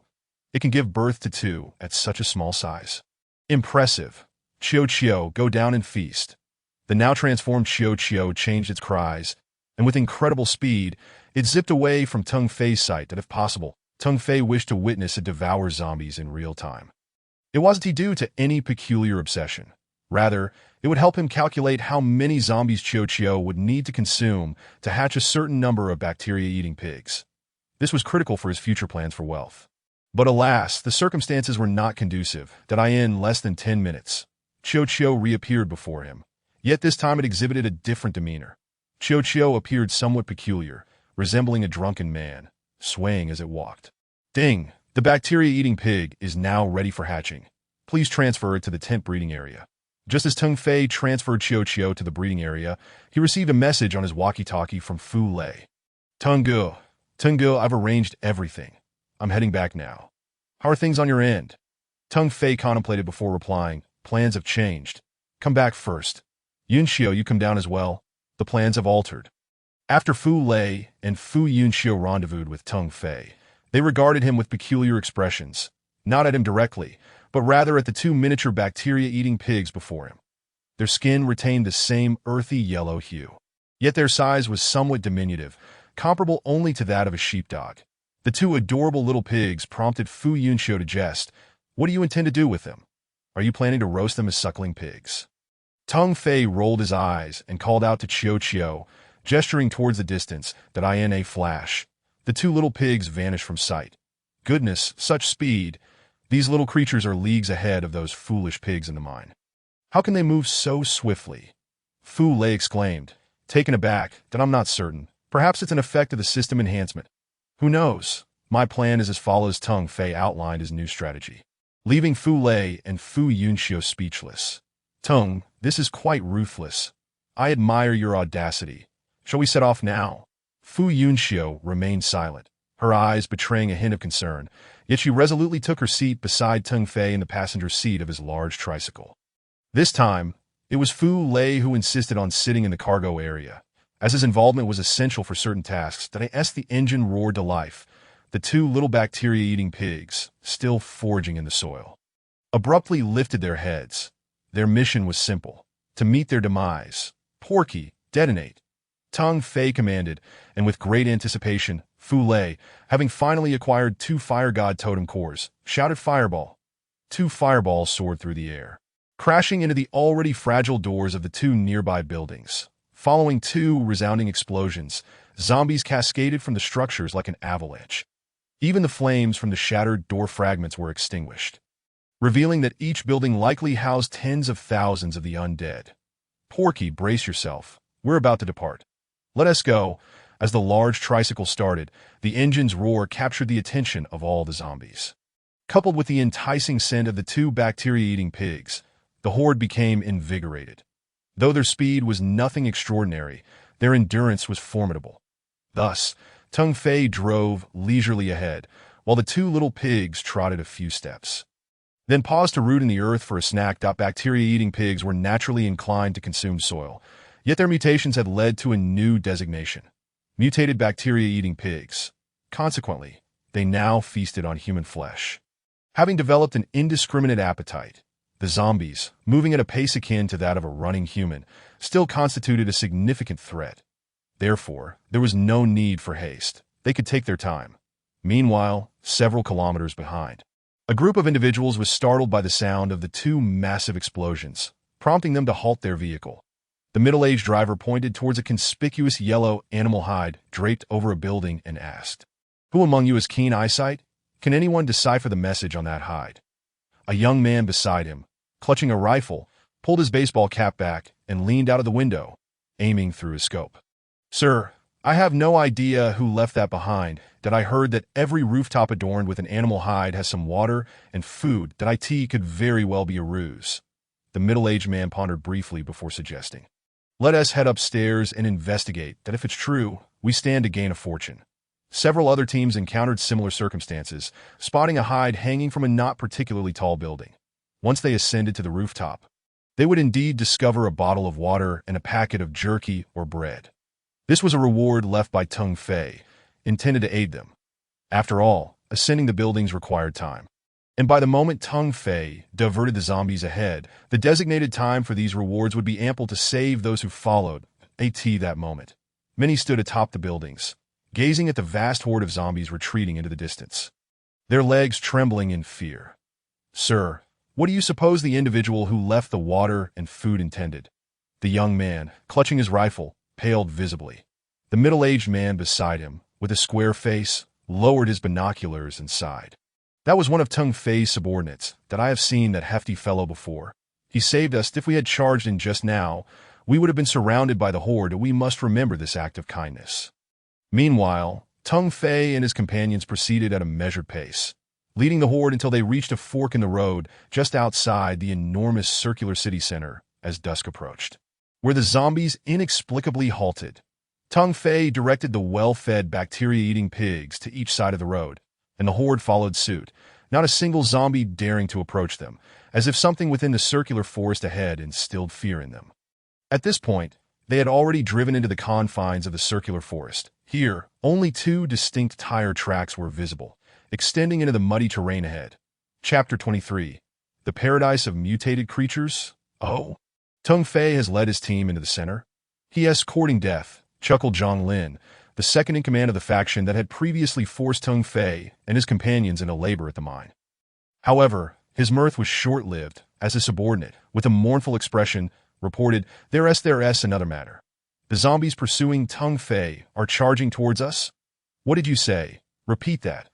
Zhang Lin's fury ignited as he seized his subordinate by the collar. I have already informed the president. He has prepared the brothers for a defensive battle. The subordinate stammered before being unceremoniously tossed to the ground by Zhang Lin. Defensive battle? What a joke. There's no fortification here. And our visibility is compromised at night. The zombies can track us solely by scent, that we must leave now. Zhang Lin bellowed as he stormed out of the tent in search of their president. Meanwhile, another group had already engaged the zombies in combat. Even artillery was deployed, yet the onslaught of the horde showed no signs of abating, as if they would not relent until they overwhelmed the individuals in their path. On the face of Murakami Yukinozuka, a fierce determination shone through as he brandished an eastern blade, roaring, Baka! Tung Fei, you will surely perish beneath my sword. Should Tung Fei have heard this, he might have offered a dismissive gesture. At that moment, he was preoccupied, tending to the pigs. The bacteria-eating pigs had been released to forage. Initially, he intended for them to consume insects or mutated beasts, filling themselves before returning to the breeding area. However, the creatures displayed a lack of discipline. Frolicking about one moment they were gnawing on grass, the next they were chewing on tree bark, and soon they leaped into a muddy pit, transforming into muddy pigs. They excitedly snorted as they wallowed in the muck, infuriating Tung Fei to the point of wanting to shoot them. Never mind, let them play, they're bound to me, and 1T wander off. We'll set up camp here. Da Fu Yunxiu tugged at Tung Fei's sleeve, preventing him from scolding Chiu. Da Fu lay stood at a distance, vigilant and visibly tense. The perimeter of the forest was teeming with zombies. Yet not a single one was spotted within the forest itself. Instead, an array of bizarre mutated creatures abounded. Creatures flew through the air, swam in the water, and crawled upon the ground, making Tung Fei and his companions acutely aware of their precarious situation. The city was vast, a fact known to all. However, no one had anticipated that the central area would encompass such a large circular expanse, resembling a veritable forest. Whether it had once been a zoo was uncertain, but it had now transformed into a paradise for mutated beings. Before long, they encountered several herbivorous mutated creatures passing by. These beings merely cast a curious glance at Tung Fei and his companions before ambling away at a leisurely pace. Porky, come back. Don't stand so far away that if something happens, we want to be able to assist you, Tung Fei called out, but Fu Lei muttered, How are we supposed to sleep tonight?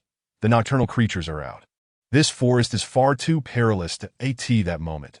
Each of them had set up a tent beneath a massive tree, kindling a campfire in front. Dinner consisted of pan-fried pork chops and stir-fried rapeseed, accompanied by a pot of fragrant rice. While others fretted over food and drink, it was hardly conceivable that Tung Fei and his two companions had reached a level of luxury that left them lamenting the absence of seasoning. They had managed to procure ample salt, yet soy sauce and vinegar were nowhere to be found, nor was there any garlic or ginger to be had as Fu Lei munched on his meat.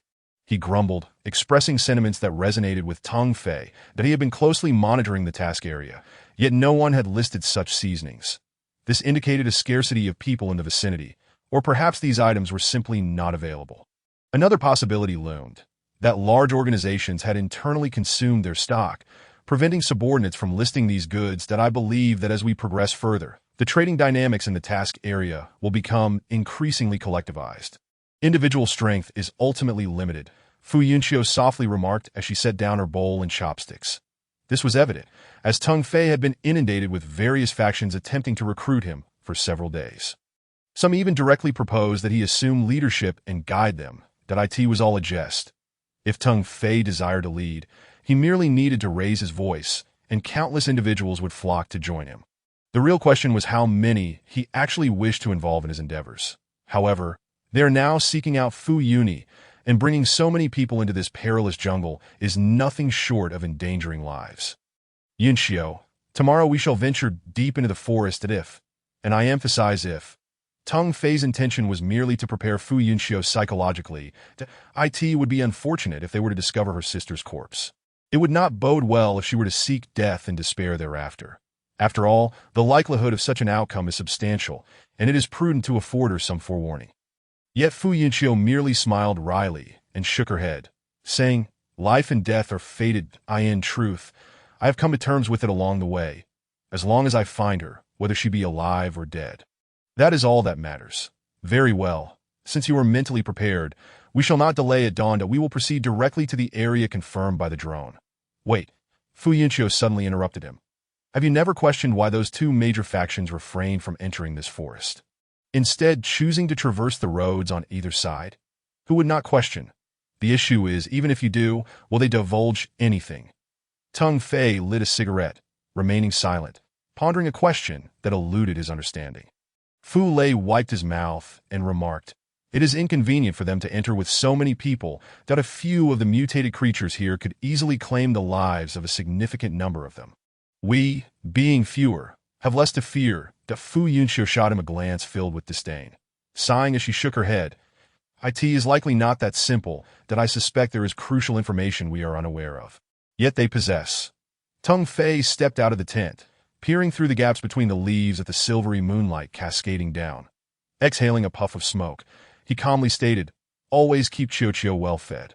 Tomorrow we shall advance on foot, using the bacteria-eating pig to scout our path. This is indeed a prudent strategy. However, should any danger arise, I still hope you and Fu Lei can retreat swiftly." Teng Fei interrupted her with a frigid gaze. "Remember, you are now a member of this team. Refrain from such words in the future." Smoke billowed, obscuring the moon, preventing even the starlight from breaking through. Murakami Yukazuki's heart bled. The large contingent he had painstakingly gathered had suffered nearly one-third casualties in this battle. In terms of sheer strength, his Grey Dragon Hall was truly formidable. Yet when battling zombies, injury is not an option. The wounded are doomed. This is common knowledge. Consequently, the loss of one-third of their numbers was primarily due to their own people being slain in the aftermath. "Report to the Hallmaster. There are no zombies in the vicinity. Should we arrange for everyone to rest?" A weary subordinate inquired at this moment. Murakami Yukazuki donned a black cloak, his complexion slightly pale. He waved his hand, saying, "Arrange for the night watch patrol. The others may rest. We will clean the battlefield tomorrow." As his subordinates departed, his gaze turned towards the forest. "Teng Fei, do you think that by scheming against me you can simply walk away unscathed? No, you are far too naive. That I hope you do not meet your end in the central area. That place is not one where three insignificant individuals can tread, fool, without any faction backing you. How could you fathom the dangers that lie therein?" Chapter 24. Do you really think I'm a soft persimmon? At dawn the next day, the chirping of birds roused Teng Fei from his sweet dreams. Yet upon exiting the tent, he was greeted by the cold muzzle of a black handgun. "Hey, Teng Fei, didn't expect this, did you, you beast? Yesterday you attracted so many zombies, causing the deaths of many of our brothers. How do you intend to settle this?" The speaker was a bloodied individual, his body riddled with wounds from zombie attacks. By his appearance, he seemed on the verge of transforming into one himself. Teng Fei had no doubts about the man's willingness to pull the trigger. However, even if he did fire, he could not bring himself to death. "Who are you?" "I did not attract any zombies. I merely came here to find someone. Furthermore, I do not appreciate being threatened at gunpoint. You have 3 seconds to lower that weapon." The man seemed taken aback by Teng Fei's response for just a moment. As he hesitated, he felt a sharp pain in his back, as though something had stabbed him. Then, all the blood and strength in his body rapidly drained away, seemingly siphoned by whatever had pricked him. Within mere seconds, he became a desiccated corpse, devoid of any chance to transform into a zombie. Enough with the nonsense. Teng Fei spat, kicking the lifeless body aside. He glanced at the nearby thicket and called out, "What? How long do you intend to lurk there? You arrived last night, but chose not to ambush. Instead, you wait until now to reveal yourselves. That if you have something to say, say it." The bushes rustled, and a dozen disheveled individuals emerged, clutching AR-15 rifles. From their attire, Teng Fei surmised they were the subordinates of the bearded Zhonglin. "Hey, Teng Fei, had it not been for our leader's orders to capture you alive, do you really think we would refrain from dealing with you?" The leader brandished a knife, pointing it menacingly at Teng Fei. "Be careful. This guy might have tamed a bacteria-eating pig." "Damn it," another warned, eyeing the desiccated corpse of their comrade. Teng Fei scoffed. "Capture me alive? Huh, do you truly think I am a soft persimmon to be squeezed at will? Xiao Luo, stop wasting breath with him. Bind him up. We brothers will head in first and have some fun with that girl. Heh, a sleazy, yellow-toothed man grinned wickedly. However, as soon as the words left his mouth, a small hole appeared in his forehead, a fleshy protrusion emerging briefly before retracting that in no time. He too became a lifeless husk. Damn it, Tung Fei, you will pay for this. Kill them. Tung Fei stood his ground, watching as they fired upon him like fools. Bullets whizzed through the air, puncturing their cooking pots and shattering their utensils. Yet not a single bullet found its mark on Tung Fei, nor did it even damage the tent. What is happening? Why are the bullets going astray? I don't understand why this is happening. As a group, they ceased firing, their expressions morphing into one of dread as they stared at Tung Fei. Last night, they had braved the threat of being devoured by mutated creatures to reach this point, all to capture Tung Fei alive. Zhang Lin had not permitted them to kill, and they had aimed their guns at Tung Fei's legs and arms. Yet, who could have anticipated that not a single hair on Tung Fei would be harmed while their spirits crumbled? I cannot be bothered to kill you. Return and relay my words to your leader. He owes me an explanation and an apology. Otherwise, when I escape, I shall personally seek retribution. Now leave. All of them scampered away in disarray, their faces pale with fear. They had never encountered such a phenomenon. They had seen impervious beings before, but one who could deflect bullets was utterly unfathomable. Fu Lei and Fu Yunxiu emerged from the tent, gazing at the two lifeless bodies on the ground, momentarily speechless. I will prepare breakfast. Fu Lei, find a way to dispose of these two corpses, Fu Yunxiu said, tucking her hair behind her ear. Tung Fei grabbed her arm. Come in. I have something to discuss with you. Inside the tent, Tung Fei locked eyes with Fu Yunxiu. Ask away. I know you have your doubts that I have many questions. You have your secrets, and I cannot possibly comprehend everything. I will not pry, Fu Yunxiu replied. Tung Fei smiled. He found increasing satisfaction and admiration for the woman before him. She was indeed astute and possessed a keen sense of discretion. Have you ever heard of vehicle suppression? Tung Fei's words left Fu Yunxiu bewildered, shaking her head in confusion. She understood what a vehicle was, but had no idea what vehicle suppression meant. Do you know that there is a tent on the vehicle? Fu Yunxiu nodded. Yes, the tent and the vehicle are essentially one and indivisible, and it is upgradable. Correct. My tricycle has reached a bottleneck in its upgrades that, if I am not mistaken, this is the highest level for early-stage vehicles. The next step would be to advance to a four-wheeled vehicle. Fu Yunxiu remained silent, blinking as if waiting for Tung Fei to continue his explanation. Our personal information system has numerous hidden features, such as mapping functions, manufacturing and repair functions, and many more. Vehicle suppression is one of these hidden features, and its principle is... Tung Fei lit a cigarette, a mysterious smile playing on his lips. The higher the vehicle's level, the wider its safety range. Within this safety range, any attack from a lower-level vehicle owner against a higher-level vehicle owner is rendered ineffective. This is vehicle suppression. Advance one level, and you are at my mercy. I only just learned of this myself. Fu Yunxiu gasped, covering her mouth in shock. After a long moment, she finally regained her composure. So, we have been mistaken from the very beginning. IT is not enough to merely have a vehicle. Upgrading it is essential for our survival. Tung Fei nodded and sent her dozens of transaction messages. These resources are for you. They can help your tricycle upgrade to a larger model. This is all I can assist you with for now. We shall rest today and not advance further. The forest was suffocatingly humid and hot, reminiscent of the tropical rainforests near the equator. The cacophony of insect chirps and bird calls was so bothersome that even sleep eluded those troubled by it. Or so Fu Lei claimed. Fu Yunxiu had not shown her face all day, engrossed in upgrading her vehicle within the tent. Meanwhile, Tung Fei was excitedly engaged with his elemental separator. The poor Chiu was relegated to labor, having hatched two miniature bacteriophages, and together they burrowed into the ground and uprooted trees for Tung Fei to deconstruct. The wood was being dismantled into various planks, which were already being fashioned into tables and benches.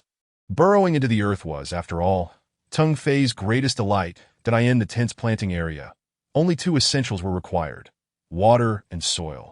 Water was easily obtainable for Tung Fei, while soil represented the nutrients for the planting area and needed to be replenished regularly. Fortunately, the consumption of soil was minimal. His need for soil was primarily to extract other trace elements from it. After all, upgrading to the four-wheeled era demanded an immense amount of resources, compelling him to constantly devise ways to sustain these resources. Simultaneously, he felt a sense of urgency, as the elemental separator also had energy requirements. Just as his vehicle needed fuel, this device required the core of a fire worshipper's totem.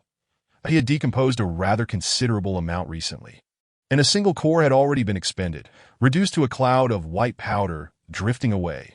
He was in dire need of encountering a fire worshipper for a confrontation, as his stockpile of cores was dwindling. Amidst his restless thoughts, Fu Lei returned, panting and clutching a luminous stone. Tungo, look at this. I just took down a massive fly with a silence gun, and this is what it dropped. Tung Fei lethargically muttered in acknowledgement, intending to turn away, but nearly twisted his neck in the process. His information system had alerted him that this was, in fact, a core from a fire worshipper's totem. Chapter 25. Maps and blueprints. Tung Fei practically sprinted to Fu Lei's side, lifting the grayish-white glowing stone, which was roughly the size of a durian. It was surprisingly light, akin to handling a piece of plaster. Ding. Fire worshipper's totem core discovered. Device. Device? What does that mean? Tung Fei silently pondered, exasperated. Fu Lei, however, tugged at him to move forward, saying, "There's a gigantic beetle over there, surrounded by a swarm of flies that we need to be cautious as we pass by. Come take a look." Tung Fei's eyes brightened upon hearing the system's explanation regarding the device, revealing a new avenue of thought. The substantial fire worshipper's totem core before him could not be utilized to launch fireballs. Instead, its function was to supply energy to the devices of the fire worshippers. For example, the elemental separator that Tung Fei utilized daily required the consumption of a fire worshipper's totem core for energy. Yet, how could such a large core fit into a device the size of a cube? System, how do I install this core? Ding. Successfully fused. Please check. The core had been integrated into the elemental separator, leaving Tung Fei utterly astonished. IT can be used like this. This suggested that the technological prowess of the fire worshipper civilization was likely superior to that of humanity on Earth. Let's go. Take me to the scene. Fu Lei and Tung Fei arrived at the spot where the massive beetle had been discovered, causing Tung Fei to feel a shiver down his spine. That it was an enormous brown rhinoceros beetle, approximately the size of a car. It was exuding a foul odor, with a myriad of flies buzzing around it and a swarm of ants gathering nearby. It seemed nearly impossible for them to pass through this area without difficulty. Yet avoiding this path appeared equally challenging, leaving them in a precarious situation. Tung Fei lowered his binoculars and asked, "Is it the three-eyed, red-headed fly you mentioned? With your marksmanship, can you hit that thing?" Fu Lei's face flushed with embarrassment. Well, I saw 2 flies mating on that large rock, and I shot at a stationary target. 2 flies mating. Tung Fei stared in disbelief, attaching the silencer to his handgun. He crawled a few meters forward, concealing himself behind a dead tree, and fired 3 shots in quick succession at Fu Lei whispered beside him. "Tungu, great shooting, the insect body outline master." Tung Fei felt utterly humiliated. At such close range, amidst the abundance of flies, surely he hadn't missed every shot. "That I was just practicing. I'm not shooting flies anymore. I'll aim for ants instead." After careful aiming, he finally spotted an ant laboriously carrying a piece of meat and successfully shot it. The ant, the size of a shoe sole, was severed in half and quickly overwhelmed by the surrounding ant army.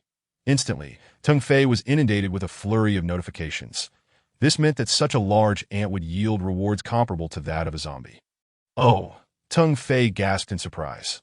Among the 100 notifications, 3 were yellow, a rare occurrence in the past. Ding. 5 pieces of map fragments discovered. Ding. 1 blueprint for sanitary napkins discovered. Ding. 1 blueprint for the fire worshipper's totem puppet discovered. Extracting the 3 yellow item notifications, Tung Fei furrowed his brows. Maps and blueprints? He understood blueprints well. Even items like soap and laundry detergent had blueprints available. Thus, he found it unsurprising that a sanitary napkin blueprint could be produced. However, what were these map fragments? Could they be treasure maps? System. How do I use this? A round map fragment, the size of a basin, appeared in Tung Fei's hand, leaving Fu Lei momentarily stunned. Then, he too produced a map fragment. "Tungu, you have a map fragment too?" Tung Fei was speechless. It was his first time obtaining such an item, while Fu Lei's luck was undeniably remarkable. "Here, take it that I haven't figured out its purpose yet. It seems we need to collect a certain number.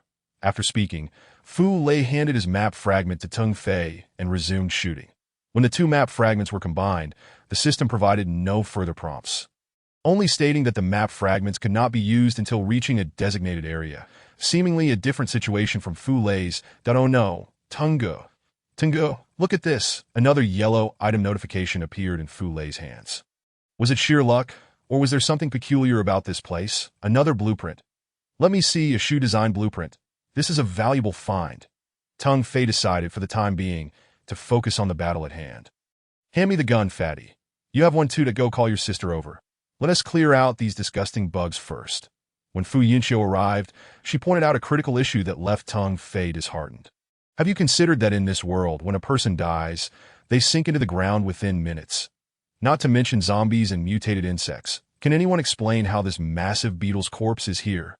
Tung Fei and Fu Lei exchanged glances. Rendered speechless, Fu Yunqiu also drew her handgun and affixed a silencer, but I suspect this giant insect is not truly dead. Indeed, all deceased species would sink into the earth. Anything that had not done so was likely still alive. Look, the ants and flies are all concentrated around the beetle's rear, while its head is untouched by even a single fly. Therefore, I think, before she could finish, Tung Fei pressed down on her handgun. Regardless of whether it's alive, we should first eliminate these insects because they represent our bounty. Just try shooting an ant or a fly and see. He genuinely feared that if Fu Yunqiu shot the beetle's head, they would awaken this massive creature, leading to dire consequences. That Fu Yunqiu smiled mysteriously, that I'm not foolish enough to shoot its head. Rather, I intended to point out to both of you that we should target this area first. After 2 shots rang out, 2 large ants clustered outside the insect pile were immediately slain, and their companions swiftly dragged them away to be replaced by new ants. The air above that spot was thick with flies. I suspect that the foul odor emanates from there. Suddenly, she exclaimed, revealing a yellow item, a flashlight blueprint that Tung Fei had long sought after. That I'm not leaving, even if you tell me to go now.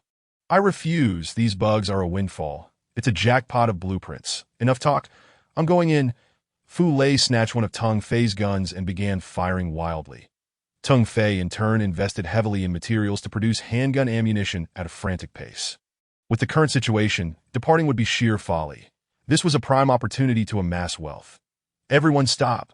Don't shoot anymore. It's alive. Look, what is that? Fu Yunqiu shouted urgently. The 3 of them, armed with 6 guns, managed to clear an area in no time. Yet within that space, something appeared amiss. Chapter 26. The gift of the rhinoceros beetle. The cluster of insects surrounding the rhinoceros beetle had been significantly diminished, revealing a pile of something it had been crushing beneath. It appeared to be large insects. What could they possibly be? Fu Lei, in a state of confusion, observed the stag beetle diligently guarding its offspring. The multitude of insects surrounding it comprised entirely of larvae. Tung Fei, having finished his sentence, swiftly shot down a large ant that ventured too close to Fu Lei. Struck the soil before him, growling. So this odor is emitted by the stag beetle to repel the insects. How foolish. This foul stench will only attract flies. After all this talk, it was futile. Let us commence the extermination and prevent them from further disturbing the larvae. There was no need for precision, as the insects were overwhelmingly numerous. Concealment was unnecessary, for the ants and flies currently showed no interest in them. Their greatest frustration lay in the inability to utilize explosives or other more powerful firearms, such as machine guns. Any excessive noise could easily attract other creatures, which would spell trouble for both them and the stag beetle. From dawn until afternoon, they had changed their handguns 4 times. Tung Fei insisted that after each gun had fired 1,000 rounds, they should be returned to the mission area for new resources. Concurrently, he had begun utilizing the design blueprint for the fire-worshipping puppet he had previously obtained, and was already in the process of producing the first puppet to as dusk settled. The puppet was completed, and the insects had all dispersed, bathed in the fading rays of sunlight filtering through the trees. The 3 men wearily approached the stag beetle. By this time, the noxious odor had nearly dissipated, and the enormous creature was struggling to shift its massive body. It was then they noticed that all 6 of its legs were deeply embedded in the earth, cradling the dwindling larvae. What should we do? Fu Lei wiped the sweat from his brow, feeling nauseous from the day's insect slaughter.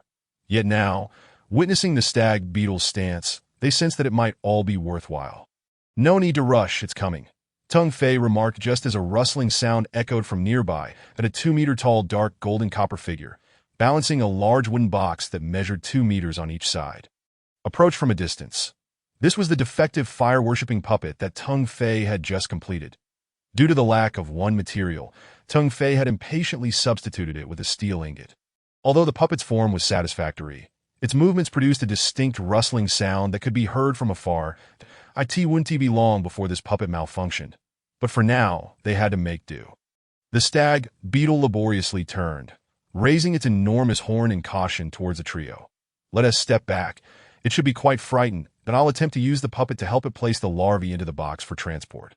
Sure enough, as Tung Fei and the others stepped back several meters, the stag beetle also retreated, vacating its previous position and revealing dozens of orange-red eggs, each the size of coconuts, embedded in the soil. Some of the eggs had already hatched into large, milky white larvae, while most remained irregularly spherical, that if that creature, Chio, were present, it would likely rush forth to devour them. The puppet positioned the box before the stag beetle and stood motionless. They remained in this standoff for several minutes until the puppet began to scoop soil into the box, that a thick layer of earth covered the bottom of the box as the puppet cautiously approached the pile of eggs and larvae. The stag beetle did not lower its horn, indicating it had no intention of attacking the puppet. Gently, it bent down, cradling several eggs and delicately placing them into the large box, covering them with soil. This process consumed over an hour before all the eggs and larvae were finally secured within the wooden box. The puppet stepped back, and Tung Fei's group followed suit. Why now? Darkness had enveloped the sky, and various nocturnal creatures began to emerge in the jungle. Strange sounds echoed all around. They needed to leave quickly and return to their tent to avoid potential danger. Tung Fei waved his hand. Farewell, dear creature. Guard your young, and do not let them fall prey to the ants and flies. However, before they could depart, the stag beetle suddenly buzzed and took flight. Its massive form ascended slowly, and a tempest ensued, stirring up sand and debris. Tung Fei and his companions were caught off guard, toppling to the ground, while the puppet stood steadfast. The stag beetle grasped the large wooden box with its front legs and, in the moment of takeoff, expelled a glob of transparent slime towards Tung Fei and his companions that as the wind subsided, the dust and leaves descended slowly. With great effort, Tung Fei and his companions managed to rise, only to discover that the transparent slime before them had begun to change color. From its initial transparency, it transformed into an amber hue. What is this? Fu Lei wondered, curious to reach out and touch it, but was halted by Fu Yunxiu. Your curiosity could cost you your life. This is no longer Earth. That it appeared that neither Fu Lei nor Fu Yunxiu's personal information systems had provided them with any explicit warnings. Tung Fei was increasingly convinced that his system was somewhat unconventional or perhaps unique. Ding. Super stag beetle saliva detected. It can be used to formulate certain exquisite potions, extremely rare. The shimmering slime before Tung Fei bore purple text. Purple, an indication of rarity, caused him to tremble slightly. That I'll collect it for now. If you wish to use it later, come find me. Now, let us hasten back to the tent. Wait. Fu Yunxiu's gaze was fixed on a particular spot, and she suddenly rushed over. Gently, she unearthed a partially exposed, transparent egg. Oh no! The stag beetle mother must have left one behind in her haste.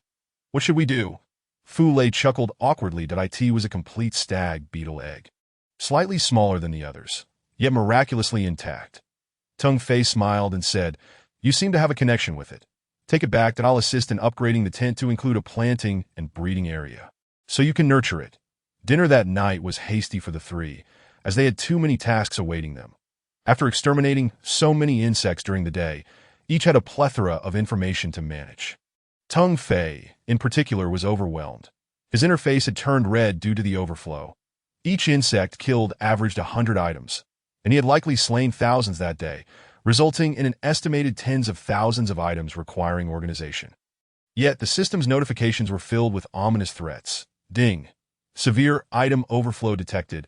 That if not resolved within 24 hours, the virtual backpack will be cleared. That a cleared backpack would mean Tung Fei would be returned to square one, compelling him to hastily consume a few bites of food before collapsing onto his bed to commence the sorting process. Currently, the tent could not be upgraded, and the materials required for vehicle upgrades remained insufficient. First, he organized food and water, freeing up significant space. Then he categorized various materials, saving even more room. After completing the organization, he still faced an overflow of nearly 40,000 items, primarily finished goods like various vehicles and weapons, each occupying a slot in the information interface, necessitating prompt action that he could only post a limited number of tasks at a time. Thus, he began searching for procurement information within the tasks that he sought information on purchasing various finished weapons and vehicles. Tung Fei discovered that if the other party was willing to exchange resources for upgraded vehicles, he could directly trade for them, leading to a frenzy among people within a 300-kilometer radius that night. Chapter 27. Big Boss, take a look at my stash that night. Tung Fei and his companions were sleepless, exhilarated by the multitude of items they were organizing. Across the 300-kilometer radius, everyone trading resources for goods was also restless. Tung Fei has gone mad. Shut up, don't bite the hand that feeds you. Tung Fei is looking out for us, I could cry. I haven't eaten meat in 4 days. Thank you, Tung Fei, for trading 1 pack of meat for 10 iron ingots. Long live Tung Fei. I finally have my own off-road vehicle. My dream, my mighty beast. Thank you, thank you. The regional chat channel was flooded with Tung Fei's name, overflowing with praise and gratitude. However, confusion soon followed. Everyone began to ponder what Tung Fei was up to that night.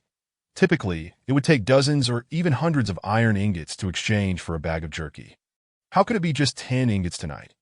Normally, it required a dozen steel ingots to obtain a handgun. Tonight, it was merely 3 or 2, but this was clearly a welfare program. Had Tung Fei truly lost his mind? Damn it, has Tung Fei gone insane? He is disrupting the market order, that troublemaker. Zhang Lin roared, spilling the tea he had just brewed onto the ground. Similarly, Shuiji from the village chuckled coldly. Tung Fei is winning hearts. He is not in a position to cause trouble right now, that if only it were as simple as they imagined.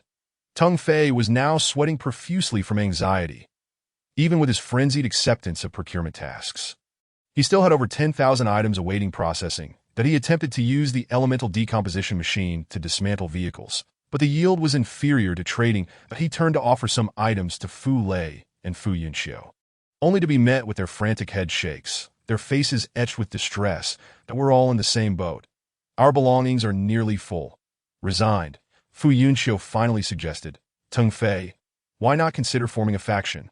If you have plenty of items, you could delegate them to members within the faction. This approach is indeed a good one. However, establishing a faction necessitates that all members confront the formation of a covenant. Yet, he finds himself pressed for time that if he does not organize his belongings within the next 24 hours, his virtual satchel will be cleared and, of course, he could simply discard everything into the wilderness and retrieve it later. But that would be an utter waste, which he cannot bring himself to do. Thus, only one solution remains viable, that if all else fails, he could prepare several vehicles for upgrades, filling their virtual spaces to capacity. Although it may be cumbersome, it is preferable to facing the prospect of complete clearance. To upgrade his tricycle, he requires 4 vehicles along with a substantial amount of additional materials.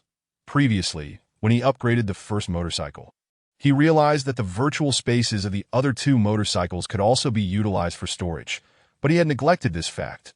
After all, he had never encountered such a situation before, and his information panel had unexpectedly overloaded that he decided to act upon this realization, as he had ample resources for producing bicycles, motorcycles, and materials for the tricycle upgrade. This production wave would also help him consume a significant quantity of materials, thereby freeing up some space to at present. Tung Fei was employing a dual approach. Within his personal information system, several vehicles were synchronously being produced. In the regional chat's task panel, he diligently perused various required materials and items sought by buyers. Esteemed one, I have 23 magnesium ingots and require a semi-trailer or a similar truck. I need a machine gun and ammunition. His private messages had long since exploded, and Tung Fei could only do his best to respond to each one, while his items were gradually being transferred out. When the morning's birdsong roused Tung Fei from his slumber, he was unaware of how or when he had fallen asleep. The thought of potentially being cleared startled him into a sitting position. However, upon noticing that the interface before him had returned to green, he realized that the 4 motorcycles he had just upgraded had filled his virtual satchel to capacity. Even at this moment, His private messages continued to flood in with incessant purchase requests. Tung Fei could only manage a wry smile as he rubbed his face, sending a message in the regional chat. Thank you all for your enthusiasm. The newcomer assistance event from last night has concluded. Please refrain from sending more private messages. Huh. The event is over? I knew it. The esteemed one is merely engaging in charitable acts to assist us newcomers. Tung Fei is truly a good person. Indeed, he is the only one still considering how to help us newcomers. Good deeds are rewarded. When will he form a team? I wish to join that I want to join too. Having received benefits from the esteemed one, I must repay him. Tung Fei chose not to elaborate further and rose to wash his face, only to discover that Fu Yunxiu had already prepared breakfast outside the tent. You're up? Go wash your face. I'll wake Fu Lei. Tung Fei grasped her arm. You didn't sleep at all last night. Fu Yunxiu nodded, her cheeks flushed. There were too many items. I had to relinquish some in exchange for materials for upgrades. Thus, I ran out of time and didn't sleep. Did ITS fine? It won't affect our departure today. What do you mean departure? In such a perilous jungle, without adequate rest, one is prone to errors. Making mistakes in such a dangerous place could mean the end of your life. Therefore, after breakfast, Tung Fei decided that everyone should rest today, that no monster hunting or exploration would take place, that he would deploy a drone to fly toward the target area several kilometers away. The blue pickup truck was conspicuously parked amidst a patch of wildflowers. Lowering the drone's altitude, Tung Fei could even discern a series of clear footprints leading deeper into the forest. Clearly, Fu Yuni had come over alone. He had always found it puzzling. How could she, an 18-year-old girl without a weapon and driving a flimsy vehicle, have evaded the numerous zombies and mutated beasts along the way? Even if the zombies and mutated beasts had not attacked her due to some mysterious force. There was only one route into this area, which had been blocked by the bearded Zhang Lin and his gang at the time. Those individuals certainly would not spare her simply because she was a girl.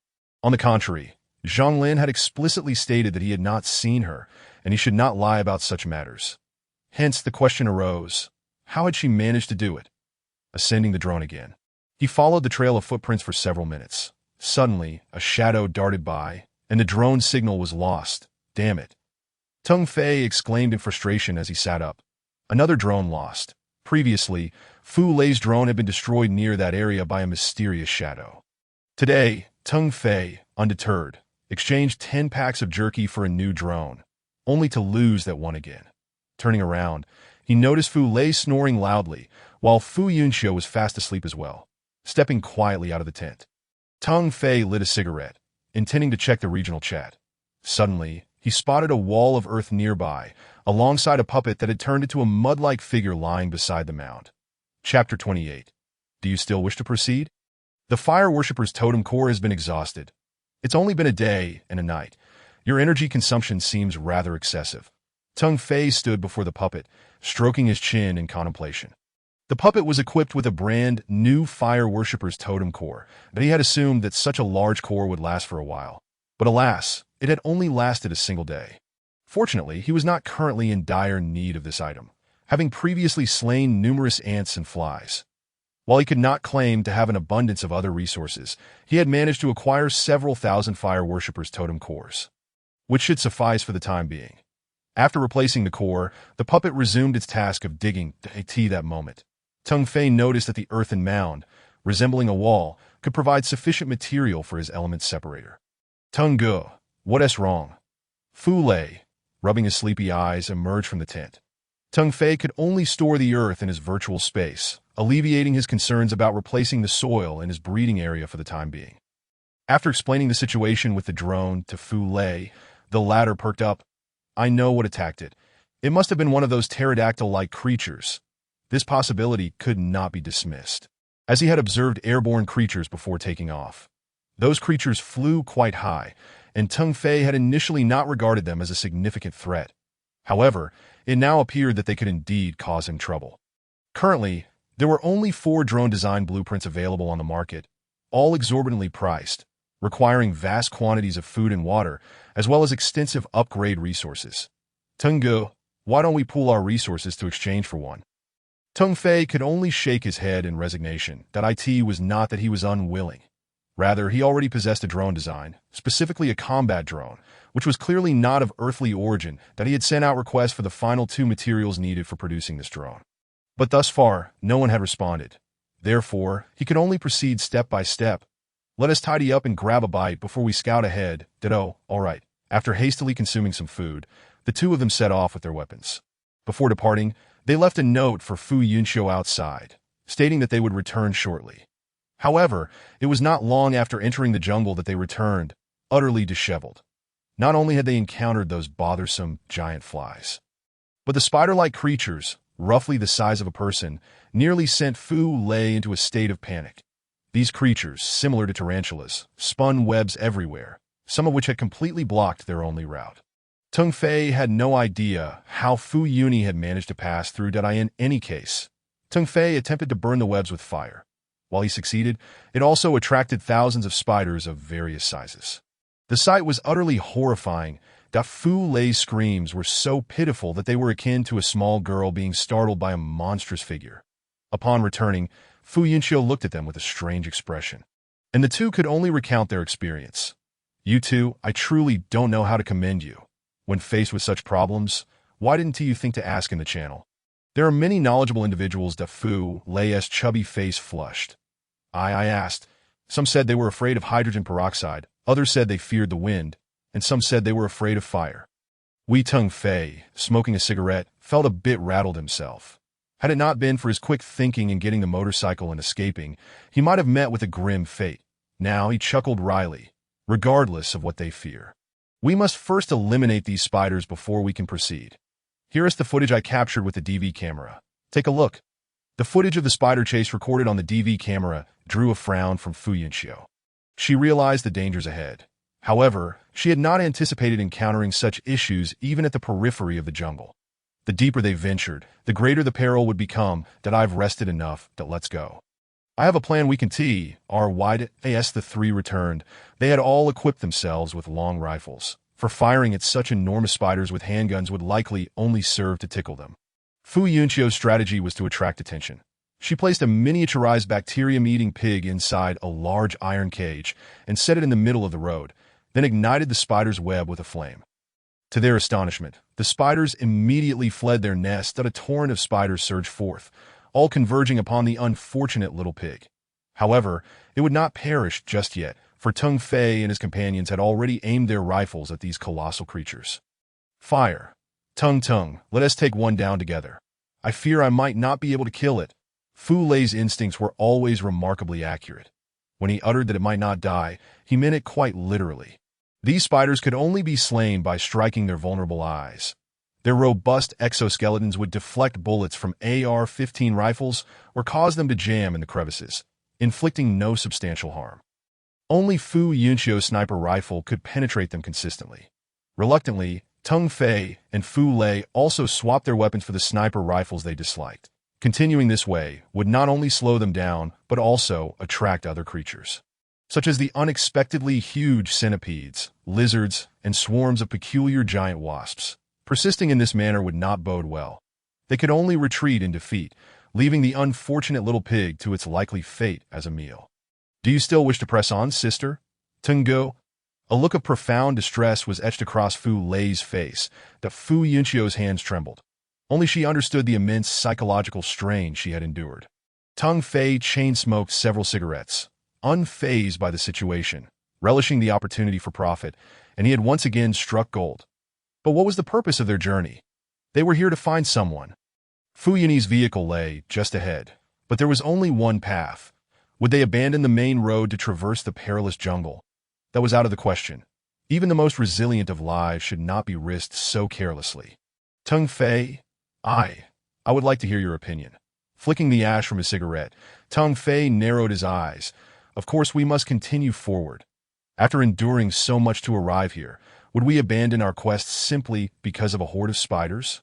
But Tungo, those terrifying mutated creatures. Fu Lei would rather face zombies than confront these monstrous beings. Centipedes 2 to 3 meters long, lizards the size of cars, and wasps the size of human heads. It was utterly absurd.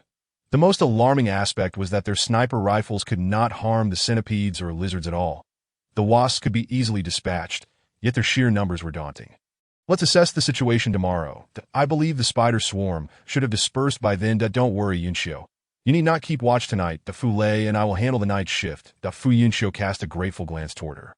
She was indeed terrified. Just imagine how few girls could face such horrifying creatures without feeling a twinge of unease. However, that night, Teng Fei could not even eat, leaving the night watch solely to Fu Lei. He simply lay on the ground, grinning like a fool. Chapter 29. The fiery drone finally. It was complete. Teng Fei trembled with excitement. Just moments ago, a man named Shizong had accepted his task. 500 bottles of water and 500 bags of jerky in exchange for a substance known as fire crystal. He had also traded an equal quantity of supplies for another material called ashen soil. The name alone suggested it was another creation of the fire worshippers, yet Teng Fei had never encountered it. This fellow had not communicated with Teng Fei at all. Without uttering a single word, he had accepted the task and completed it. Subsequently, Teng Fei received the materials and officially commenced the production of drones. Aptly named the fiery drone. The resources required to produce this drone were minimal and could almost all be acquired within the jungle. Teng Fei generously manufactured 10 drones, distributing 1 each to Fu Yunxiu and Fu Lei. Wary of raising suspicions. Then, they set out in 3 directions under the cover of night for reconnaissance. Tenggu, if only you had produced this drone earlier. It makes night look as clear as day. It's simply marvelous. The night vision devices back on Earth can't compare. Fu Lei exclaimed with enthusiasm to Fu Yunxiu.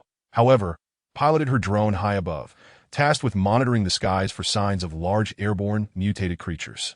Fortunately, no such beings appeared that night, but there were indeed many large entities lurking in the jungle. Their absence from activity was undoubtedly wise. That as for Fu Yunxi's vehicle, it remained stationary, following her footprints. They discovered nothing further. As a torrential downpour began to Fu Lei, unwilling to concede, flew the drone into the storm, but it soon lost contact. Tenggu, Fu Lei stammered, his face turning red and pale under Teng Fei's disdainful gaze. Ultimately, Teng Fei said nothing and handed him another drone. Fu Yunxiu then called for a halt, declaring their night's work done, and pulled Teng Fei outside. But we have a problem. Teng Fei lowered his head to light a cigarette. Of course we do. This is an armed drone that a storm should not easily destroy it, especially since the fatty was flying low. Indeed, that storm cloud has been present for days and has been pouring for quite some time. I suspect it is a result of artificially controlled weather. Regardless, Teng Fei decided they must investigate, even if the rain fell like daggers. He needed to understand the situation, but he sensed that Fu Yunixi might know something significant. The following morning, the skies above them turned overcast. The air pressure was low, and Fu Lei nearly stripped to his bare skin due to the oppressive heat, that if not for his fear of the giant flies and mosquitoes, he would have reluctantly donned his half-metal, half-leather tactical vest. Once everything was prepared, Teng Fei braved the road, driving his large tricycle forward. The spider webs were gone, and the spider swarm had not returned. The remnants of their previous battle lingered, and their iron cage had vanished. Naturally, the little pig inside had likely become another creature's meal. The road was riddled with numerous deep and shallow pits, indicative of the immense strength of those creatures. That it was noteworthy that these roads were constructed of metal. Strange, not a single mutated creature in sight. Could it be that with the impending rain, they too seek shelter? Fu Lei squeezed into the vehicle, his excitement causing him to lean out to observe. Teng Fei shook his head. Whether they are hiding from the rain, I cannot say. However, I can assure you, there are certainly numerous large creatures in the jungle watching us.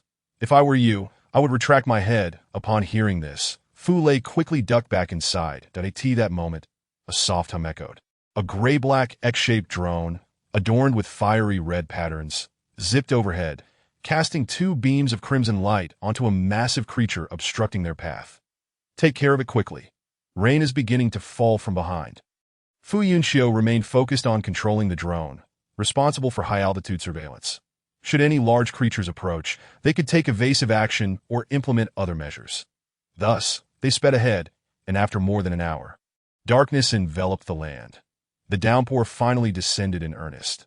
The poor tricycle struggled against the torrential rain, the wipers set to their highest speed, yet visibility remained nearly non-existent. Tenggu, perhaps we should set up camp here. We can't see anything at all. What if you veer off course? Fu Yunxiu, however, slapped him on the back to be quiet. Teng Fei, don't listen to him. I'll guide you. This is the safest moment. Charge ahead. The area ahead is dry. Teng Fei pressed the accelerator to the floor, the engine rumbling dully as they raced through the deluge. The dim glow of their headlights pierced through the torrential rain, leading them to an open area they recognized well. They had previously surveyed this spot with their drones that a meadow of grass stood knee-high, adorned with beautiful wildflowers. .2 tire tracks stretched straight ahead. They were drawing closer to Fu Yun's blue pickup truck. Phew, I need to step outside for some fresh air, then I'll join you for a smoke. Teng Fei and Fu Lei hopped out of the vehicle, relieved to escape the oppressive atmosphere. Upon turning, a flicker of fear crossed their faces. Only a couple of 100 meters away, the sky seemed to be enveloped by a vast black cloud, as if a colossal bowl had been placed over the earth. Within the bowl, torrents of rain cascaded, obscuring everything except the curtain of water.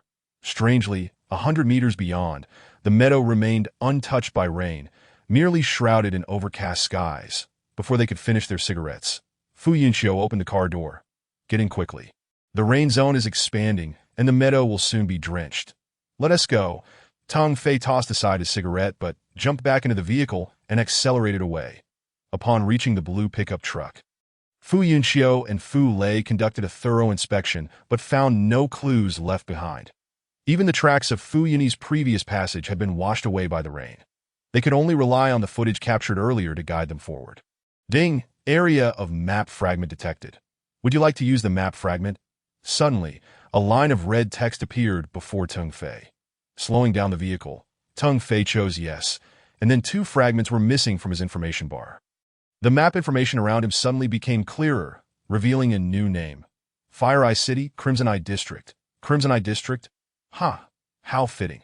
The soil here is entirely composed of tropical red earth, Teng Fei mused to himself. Yet, what intrigued him most were the 2 fragments, which conveniently marked 2 circular areas on the expansive map. Shrouded in darkness. 1 was the Crimson Eye District they had just left, while the other indicated the very center of the Crimson Eye District they were about to reach. Even from a distance, they could see a storm cloud looming overhead, reminiscent of the scene they had witnessed in the previous days, as if the rain there had never ceased. But no matter how heavy the downpour, they had to press on AT that moment. Fu Yunxiu suddenly screamed, "Watch out! A massive creature is approaching." It seems to be a devourer. Chapter 30, Prometheus. With a screeching halt, the tricycle nearly tipped over, coming to a standstill in the middle of the metal roadway. The deluge was close behind. Ahead, a towering figure burst forth from the jungle beneath the ominous clouds. Its gait was somewhat unsteady, distinctly different from the devourer they had encountered before. This creature was taller and more robust, though its steps were faltering, as if it were injured. Stowing away the vehicle, Teng Fei and Fu Lei sent their drones aloft, taking cover behind a large tree with sniper rifles at the ready. Before long, a giant emerged, enveloped in smoke and oozing pale purple blood, clutching its bleeding head as it strode forward. For reasons unknown, Teng Fei felt an instinctive certainty that this being was not a devourer. Unlike devourers, which were undead, this creature's eyes bore an uncanny resemblance to those of a normal human, albeit on a vastly larger scale. Standing at an intimidating height of around 5 meters, akin to a 2-story building, its skin was pallid, with deep brown hair. Its body was marred with charred patches, as if it had been electrocuted, some still emitting wisps of smoke. "Fire!" Teng Fei commanded. "That I will aim for the left eye. You 2 focus on the right eye and simultaneously direct the drones to target its head." Just as Fu Yunxiu finished speaking, the colossal figure suddenly raised its head and let out a deafening roar. The sound reverberated painfully in their ears, severing their connection with the drones. The 3 X-shaped drones plummeted from the sky, shattering upon impact. It turned out that the previous incident with the fat man's drone was also the handiwork of this giant. Damn it. So you were responsible for my drone being wrecked.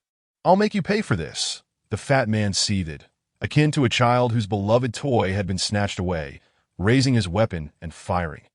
Accuracy was not on his side, and while the sniper rifle's bullets should have struck the giant's face, who could have predicted that despite its massive size, it moved with surprising swiftness, raising its hand to shield its face.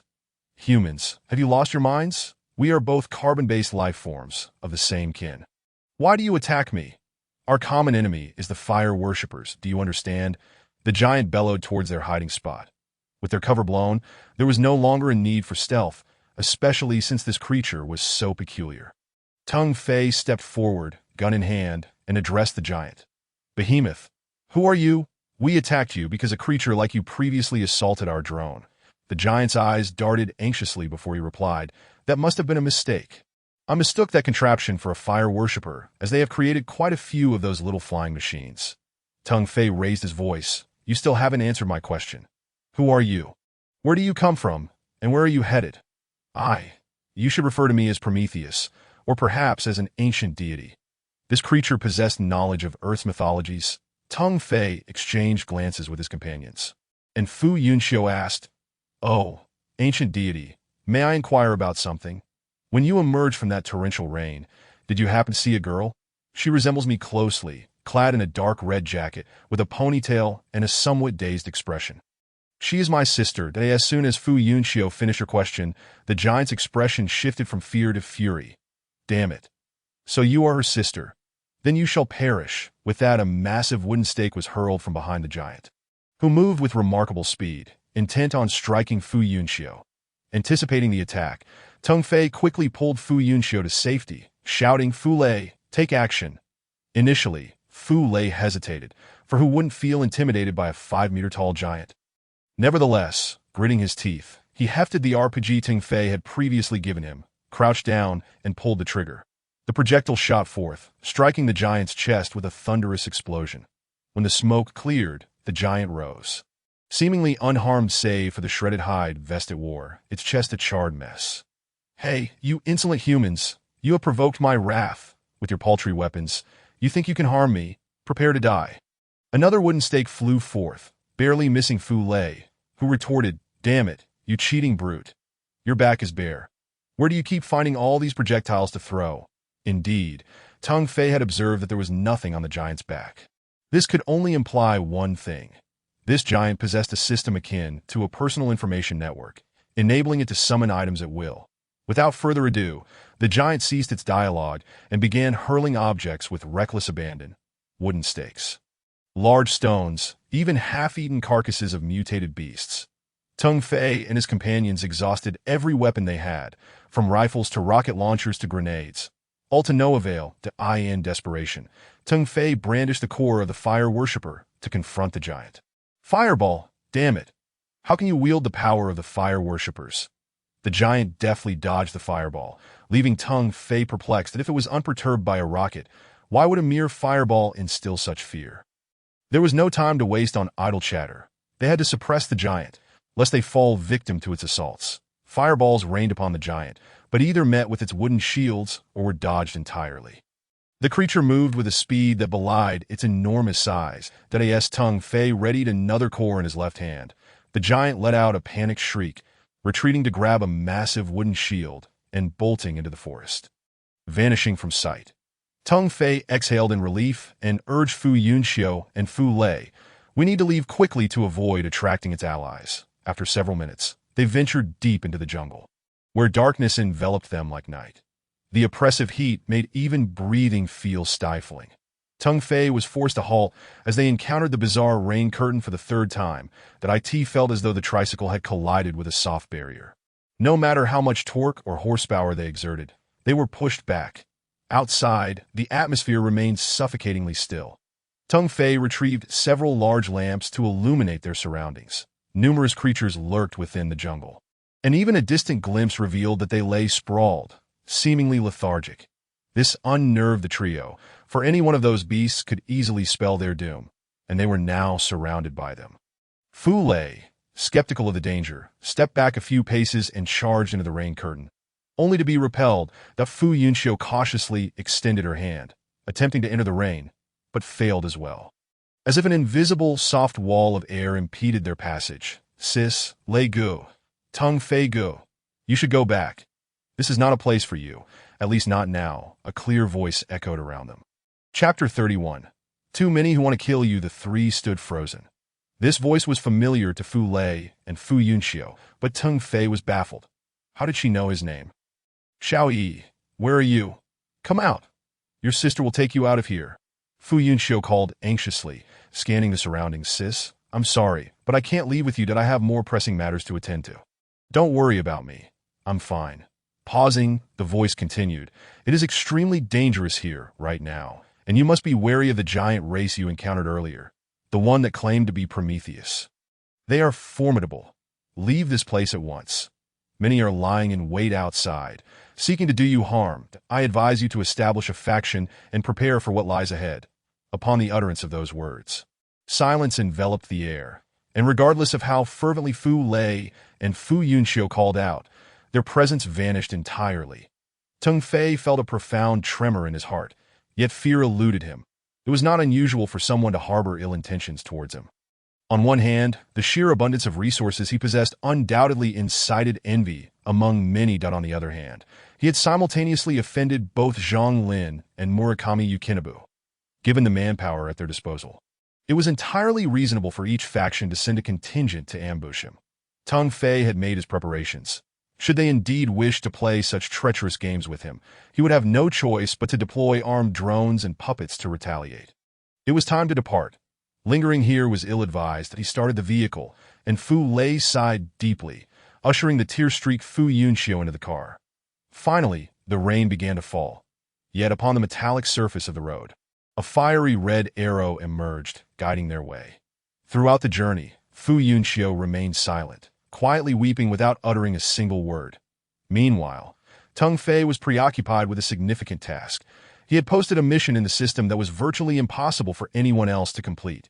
2,000 bottles of water, 2,000 bags of meat, and 2,000 packages of rice, urging everyone to flee or fight to the death upon encountering Prometheus, with the following information. As soon as the MS, disregarding the others, Shi Tsung mounted his peculiar steed, flicked its tail, and charged into the depths of the jungle. The others, inspired by his audacity, followed suit, plunging into the fray. Meanwhile, Tung Fei found himself under fire from an artillery shell. Yet miraculously, it caused him no harm.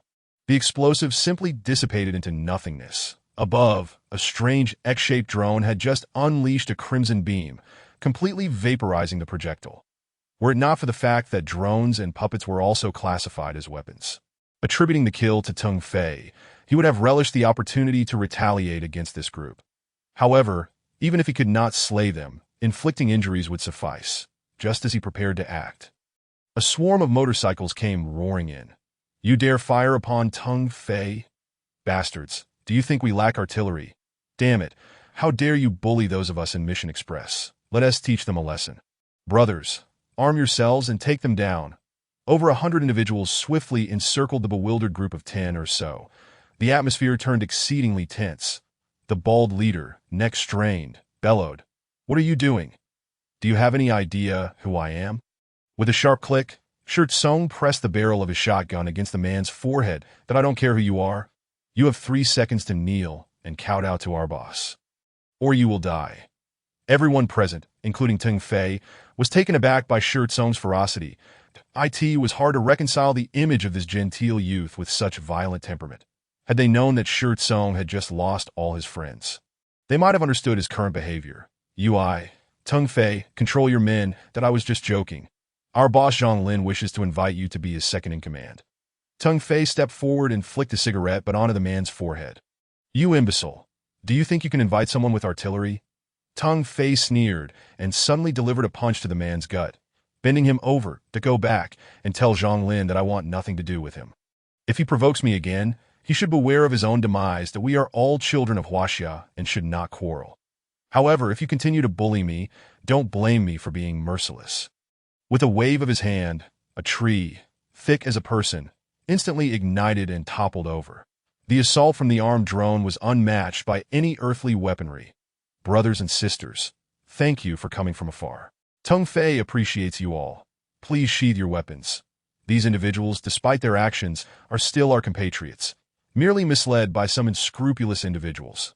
Under Tung Fei's persuasiveness, the crowd gradually lowered their weapons while still surrounding the frightened group. With a single punch, Shi Tsung knocked the bald leader to the ground, spat on him, and approached Tung Fei, whispering, "Boss, I know." Tung Fei interrupted him. "Everyone, get in the vehicles. This is not the place for discussion. We shall leave first. After lunch, Tung Fei and the others enjoyed a hearty meal and a refreshing nap, feeling rejuvenated. The convoy, led by Tung Fei, rolled through the wilderness. Curiously, despite traveling for over half an hour, they encountered neither mutated creatures nor zombies. However, the remains of large creatures were scattered about. Shi Tsung's voice crackled through the intercom. "Boss, beyond that little hill is a stream. Not far past the stream, there is a sprawling, rudimentary village, about 6 or 7 houses. All right, when we reach the hill, follow my lead. Everyone stay alert for any threats, and only strike after I initiate the attack." "Understood, boss, that we're with you." Upon cresting the hill, a winding, crystal-clear stream unfurled towards the horizon. In the distance, an oddly constructed village of wood and stone appeared before them. This village was peculiar, as the houses were considerably oversized, with the smallest standing at least 6 or 7 meters high. Resembling rough-hewn palaces or watchtowers, 3 disheveled giants sat around a campfire, roasting something unidentifiable. Suddenly, a crimson that appeared on the forehead of the giant clutching a charred piece of meat, followed by a booming voice shouting, "Concentrate fire on him." Bullets flew wildly, swiftly bringing the giant crashing to the ground. Enraged, he barely survived the onslaught, thanks to the meat chunk he had used to shield himself. Rising, he grabbed a wooden pole as thick as a power line and charged towards the crowd atop the hill. However, 2 fiery beams from the sky struck him accurately on the bridge of his nose, leaving 2 small holes, and he collapsed, never to rise again. "Wow, we hit the jackpot. I collected over 20 items. I got 26. Long live the boss. Shi Tsung, you're incredible." The crowd erupted in excited cheers, but Tung Fei quickly interjected in the faction chat. "Calm down, focus on the laser aim point, and prepare for the next target." Thus, under Tung Fei's or Fu Yunqiu's guidance, Fu Lei opened fire, with others providing cover as needed, and the battle commenced in just over half an hour. They annihilated this wave of so-called Prometheus beings.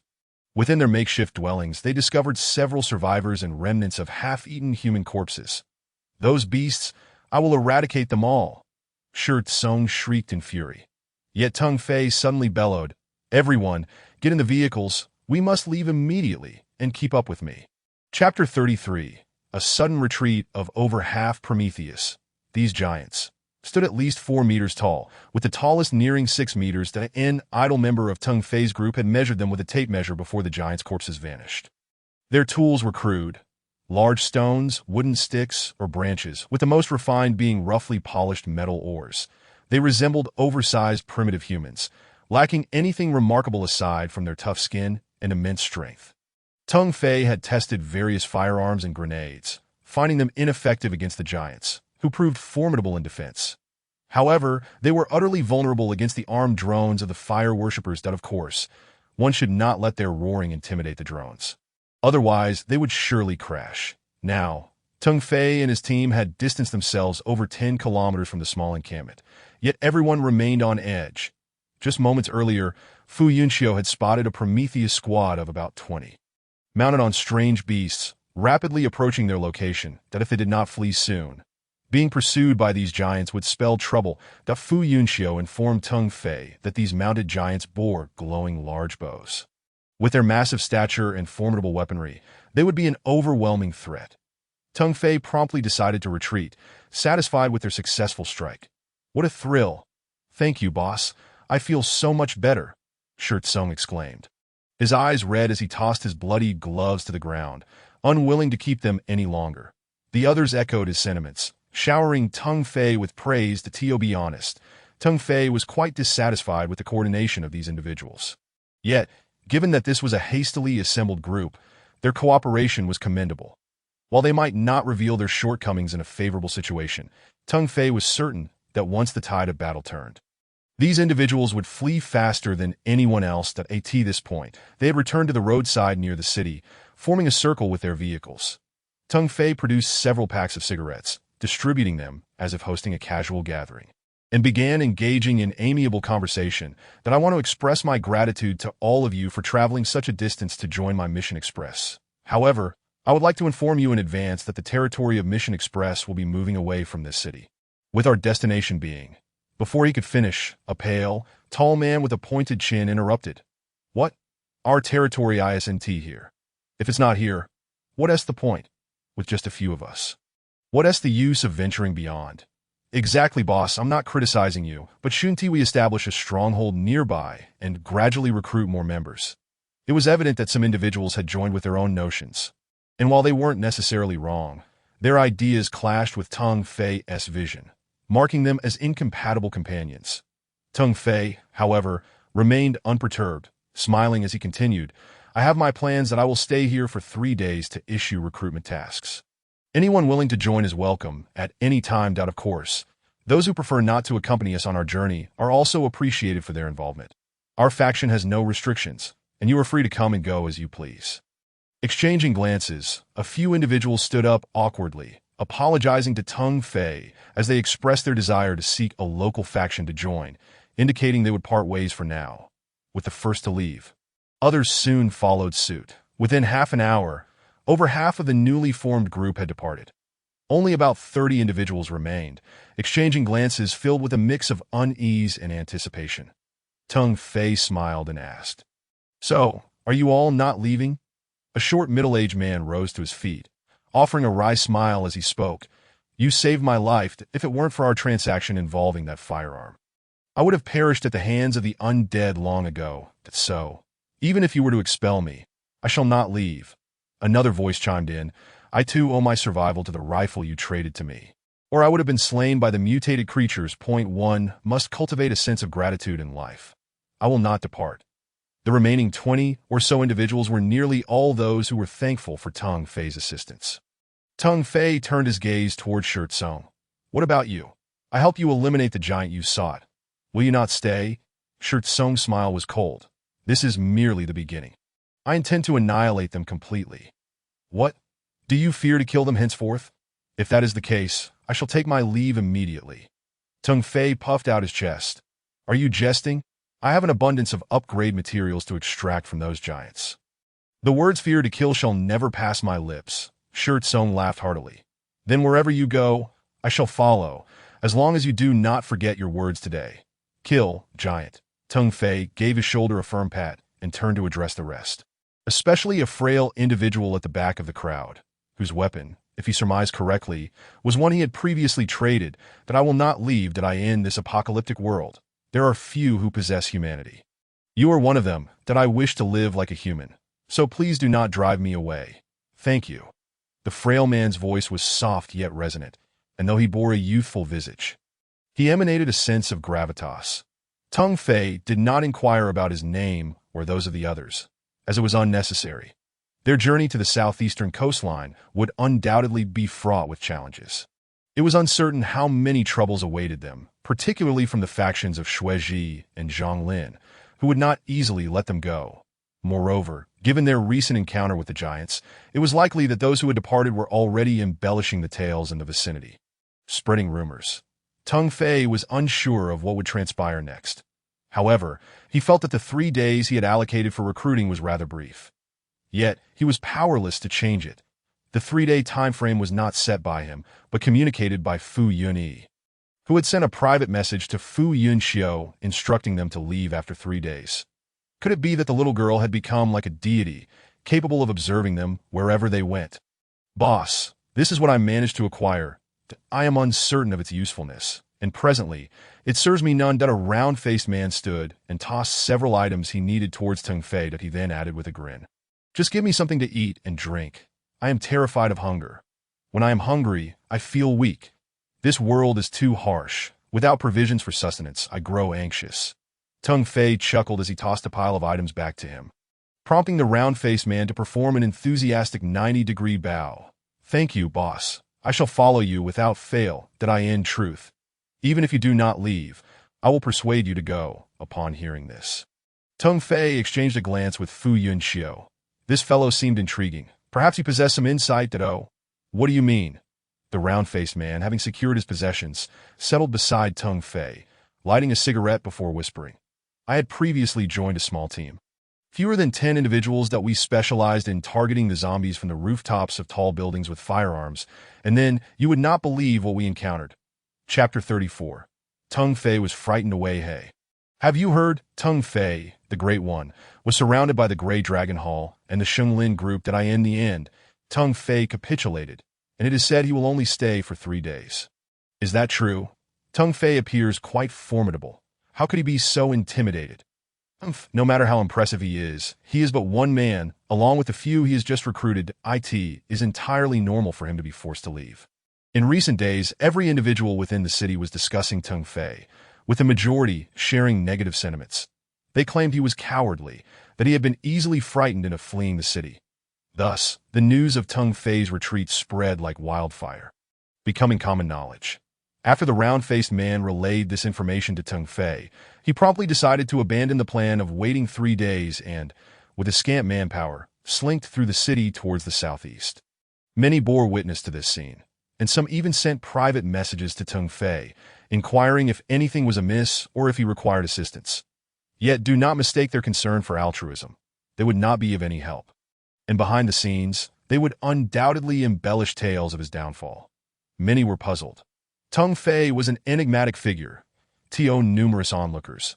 He was a man of extraordinary luck, consistently managing to procure scarce resources, such as food and water. Moreover, Tung Fei was known for his kindness towards newcomers. Should one declare themselves a novice with limited resources, he would willingly suffer a loss, exchanging various vehicles for trivial items like iron ingots. Opinions about Tung Fei varied widely. At this moment, those swayed by such gossip were all cast into the depths of misunderstanding, branding Tung Fei as a timid individual who fled at the slightest intimidation. Had they known he was such a person, intercepting him for a bounty of resources would have been a feasible endeavor, a regret for many to this time. Tung Fei, accompanied by over 20 subordinates, had arrived at a thicket some 60 kilometers outside the city. The area was infested with mutated creatures, and the path was arduous, necessitating travel on foot. Do not worry, everyone. This thicket is not extensive, merely 2 to 3 square kilometers.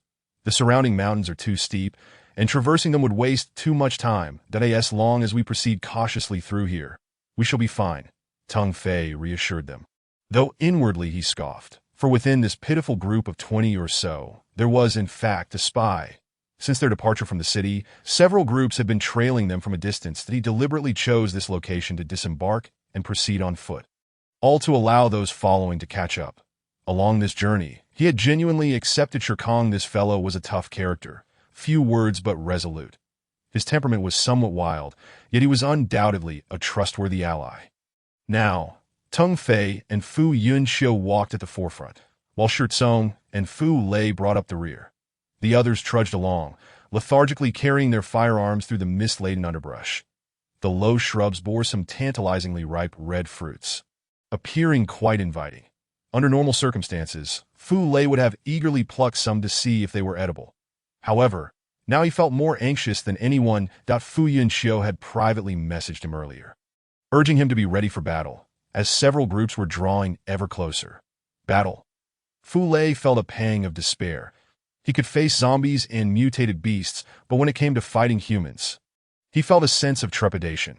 Having plummeted from a peaceful existence into this apocalyptic nightmare for over 10 days, many, including Fu Lei, still struggled to fully accept this new reality, especially the act of killing. Even if there were no repercussions, the psychological barrier was daunting. The weather was overcast, with a gentle breeze that felt rather pleasant, dissipating some of the oppressive heat while ushering in a chill that carried a hint of menace. Tung Fei maintained a subtle smile, seemingly oblivious to the encroaching danger surrounding them. Indeed, even the area ahead was ambushed. The intentions of the various factions were unmistakable. They aimed to eliminate Tung Fei. Completely annihilating Tung Fei's subordinates was unfeasible. They had no desire to kill and risk revealing their own positions, nor did they wish to overextend and meet their demise. However, capturing Tung Fei alone should not pose too great a challenge. Who was unaware of the vast supplies of food and water he possessed? Even the 2 missions he had undertaken remained unfulfilled. To slay him and seize those provisions would be ample for any faction to bolster their ranks. Thus, this risky operation had come to fruition. Could we perhaps avoid killing them? Fu Yunxiu mused bitterly, a smile of resignation gracing her lips as she instinctively grasped Tung Fei's hand. His hand felt cold. She recalled it always being warm, yet this time it sent a shiver of apprehension through her, prompting her to withdraw. Tung Fei made no attempt to grasp her hand in return, instead offering a cold smile. I have no intention of killing them. He was not foolish. Why would he want to kill? The act of killing was for the foolish. Just as the final gap was about to be sealed, creating a complete encirclement, suddenly, numerous swift-moving figures emerged from the underbrush. They appeared as if a host of small beasts had materialized from the thicket. Particularly among those wielding heavy weaponry in the rear, several fell to the ground, and soon after, they fell silent. Tung Fei raised his right hand, signaling the group of over 20 to halt amidst the thicket. Everyone has been on the move all day. Let us take a moment to rest. There are plenty of wild fruits in the trees that are edible. Feel free to pluck some and see that at such a critical juncture, who could still afford to indulge in a meal? Fu Lei felt a deep admiration for Tung Fei, even with danger looming. He sought to rest. Unbeknownst to others, laughter erupted as some took a seat. Suddenly, a piercing scream echoed from the left front, reverberating through the misty wilderness, sending chills down spines. Yet, Tung Fei remained unfazed, sitting cross-legged as he leisurely retrieved a bottle of water and sipped it with languid ease. The others, no matter how dim-witted, recognized that trouble was afoot. They hastily drew their weapons, one individual growing increasingly frantic. Unsure where to place his hands. One moment, he fumbled towards his lower back, then let his arms drop to his sides, as if grappling with an excruciatingly difficult decision deep within. Did he wish to draw his weapon? I can assist you. Suddenly, a gentle chuckle emanated from behind the fellow. As he turned around, he was met with a powerful punch to his left cheek, causing him to tumble to the ground, stars dancing before his eyes. Shirt sewn, with a cold smirk, mounted the man and unleashed a barrage of punches, soon rendering him unconscious. You ought to be more careful with your strikes. How embarrassing it would be if you struck the wrong person, Tung Fei remarked nonchalantly, sipping on water as if engaged in a monologue. Shirt sewn spat in disdain. I detest traitorous scoundrels. You generously outfitted him yesterday, and yet he betrays you. Look at this. The man was armed to the teeth, a handgun lodged in his lower back, two small throwing knives attached to the outer sides of his legs, and even a double-barreled handgun strapped to his chest with only 2 bullets remaining. Such armament seemed useless against zombies or mutated creatures, yet when wielded against humans, it posed a grave danger. The others gasped in shock and rushed closer. At that moment, a series of rapid gunfire erupted from the front, shattering the tense atmosphere. Chapter 35. The guidance of Fu Yuni. While everyone else was gripped by fear and vigilance, Tung Fei remained remarkably composed. No need to panic, continue resting. Everything is fine, he assured. Indeed, there was little reason for alarm. He had previously unleashed 20 miniature bacteriophage pigs, which had inflicted considerable damage on those encircling them. As the gunfire in the vicinity grew sparse, Tung Fei noted through the system that all 20 of his little pigs had perished. With a smirk, he rose to his feet. Let us go and greet our distant guest. That moment, the group responsible for blocking their escape was on the brink of collapse. The captain, Guo Changshan, had already emptied his stomach of bile and could barely steady his weapon. He had never witnessed a living person transformed into a desiccated corpse, a horror that filled him with an overwhelming sense of helplessness. Once merely a small restaurant owner in a third-tier city, he had joined Zhonglin Xinglin Group along with his subordinates and family when the apocalypse began, rising to prominence due to his culinary skills and sociability. Earning the admiration of his superiors, he believed that this mission to intercept Tung Fei's group would be yet another opportunity for advancement. However, he never anticipated that Tung Fei's team, cornered and desperate, would suddenly surge forth from the misty thicket, accompanied by a horde of bacteriophage pigs. Judging by their size, these creatures appeared to be mere juveniles. Initially, his subordinates dismissed the threat, firing a few shots to scare them off, thinking that would suffice. Yet the moment they fired, they realized their shots were futile. The creatures were far too swift. The first to shoot was swiftly turned into a desiccated corpse. In their panic, Guo and his men unleashed a hail of bullets, managing to hit a couple of the pigs. Little did they know, others lay in ambush nearby. Suddenly, a dozen pigs charged forth, decimating a significant portion of their ranks before swiftly retreating. Other squads faced similar fates, caught off guard by the hidden bacteriophage pigs. The most perilous aspect was that these creatures showed no inclination to linger. After draining a few lives, they would dart away so quickly that their assailants had no chance to aim. As the panicked assailants regrouped, Tung Fei and his team arrived.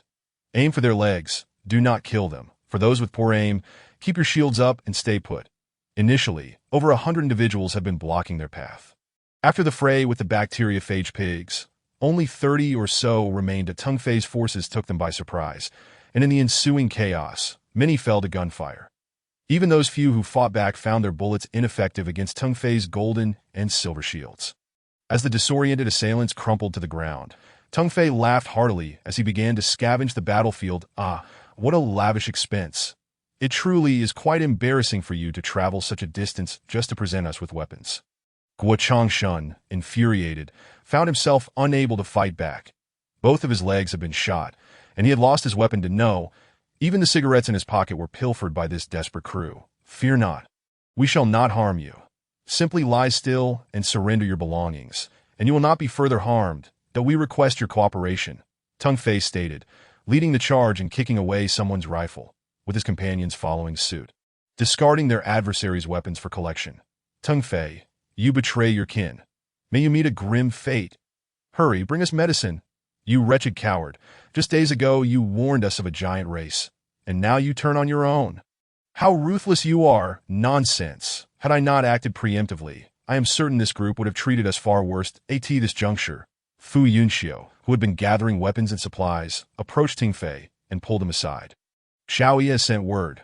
We must depart swiftly. Tung Fei paused momentarily before calling out, Everyone, do not concern yourselves with them any longer. Mount your motorcycles and accelerate. We are leaving. The group hastily set off. Leaving the scattered remnants of the battlefield unaddressed, it was important to note that those who had been turned into desiccated corpses had revealed their belongings, which were now in the hands of their former comrades. Had Tung Fei's group waited a moment longer for his bacteriophage pigs to finish off the remaining foes, the spoils would have been substantial. As they traveled, some began to voice their concerns. Boss, why the rush? A brief cleanup wouldn't take much time. Exactly. And why do we knock out Xiao Long and hang him from a tree? The Xiao Long referred to as the unfortunate soul left nearly unrecognizable by Shirtsong's blows. With little chance of survival, they found themselves at the entrance of a canyon, seeking refuge from the fierce winds in response. Tung Fei smiled and explained, Xiao Long was deemed a traitor, and I intended to share the evidence with you all during dinner tonight. The evidence for why we couldn't clean up the battlefield will also be revealed. Now, let us gather around and prepare to cook. With a mix of confusion, the group began to busily prepare. The sky darkened ominously, and as the wind ceased at dusk, the atmosphere quickly turned to night. They gathered around the campfire, enjoying a sumptuous meal. Since joining Tung Fei, their meals had consistently included meat, instilling in them a newfound sense of belonging. Being well-fed was a significant comfort. Holding a peculiar half-body statue, Tung Fei stood by the fire. Ladies and gentlemen, regarding the two questions I posed this afternoon, why Xiao Long was labeled a traitor and hung from a tree, and why we left the battlefield in haste, I shall now provide the answer. I will play it only once, so please pay close attention. Shirtsong, you may proceed. The statue, roughly 30 centimeters tall and of a bronze hue, resembled a miniature moai from Easter Island, albeit lacking any headgear and possessing a rounded head. As Shirtsong placed the statue atop his head, his eyes closed. The statue's eyes suddenly emitted a pair of red beams. In midair, the beams converged, forming a vast rectangular light screen. This was clearly a creation of the fire worshippers, everything within exuding a fiery hue.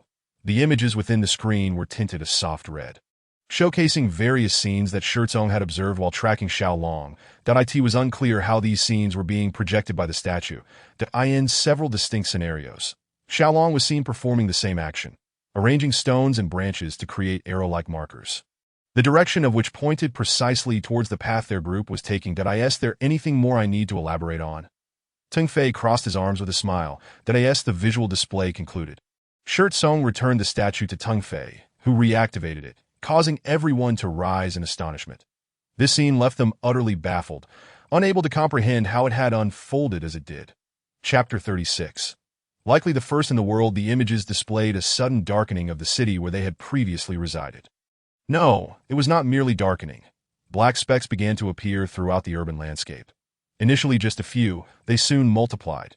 The perspective was aerial, reminiscent of a drone's view, capturing the unfolding chaos as the gaze drew closer. The crowd soon realized that those numerous black spots were none other than zombies. The locations of these zombies were terrifyingly alarming. Some areas still housed living individuals, those who lived atop the rooftops. Like Tung Fei and his companions were somewhat better off. However, all those moving on the ground suddenly found themselves surrounded by the undead.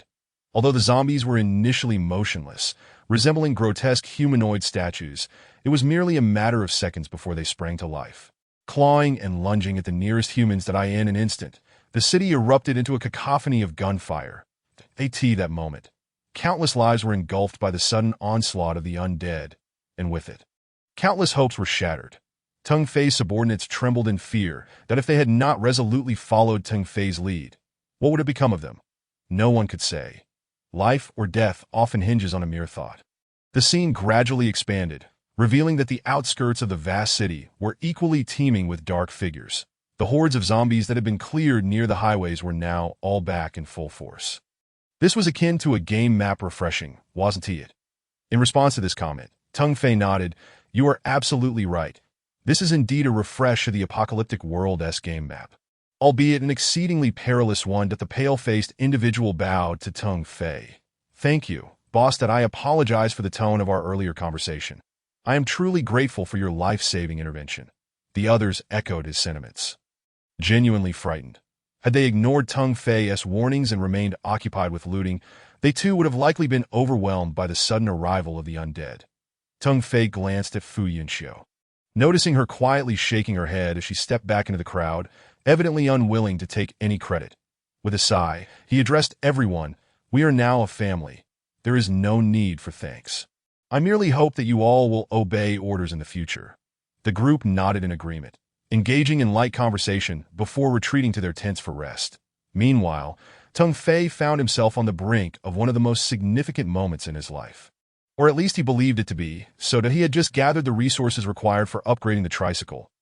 It seemed that this wave of map refreshing was not entirely detrimental. Many individuals had been raking in rewards from their elevated positions while hunting zombies, for those unfortunate souls suddenly surrounded by the undead.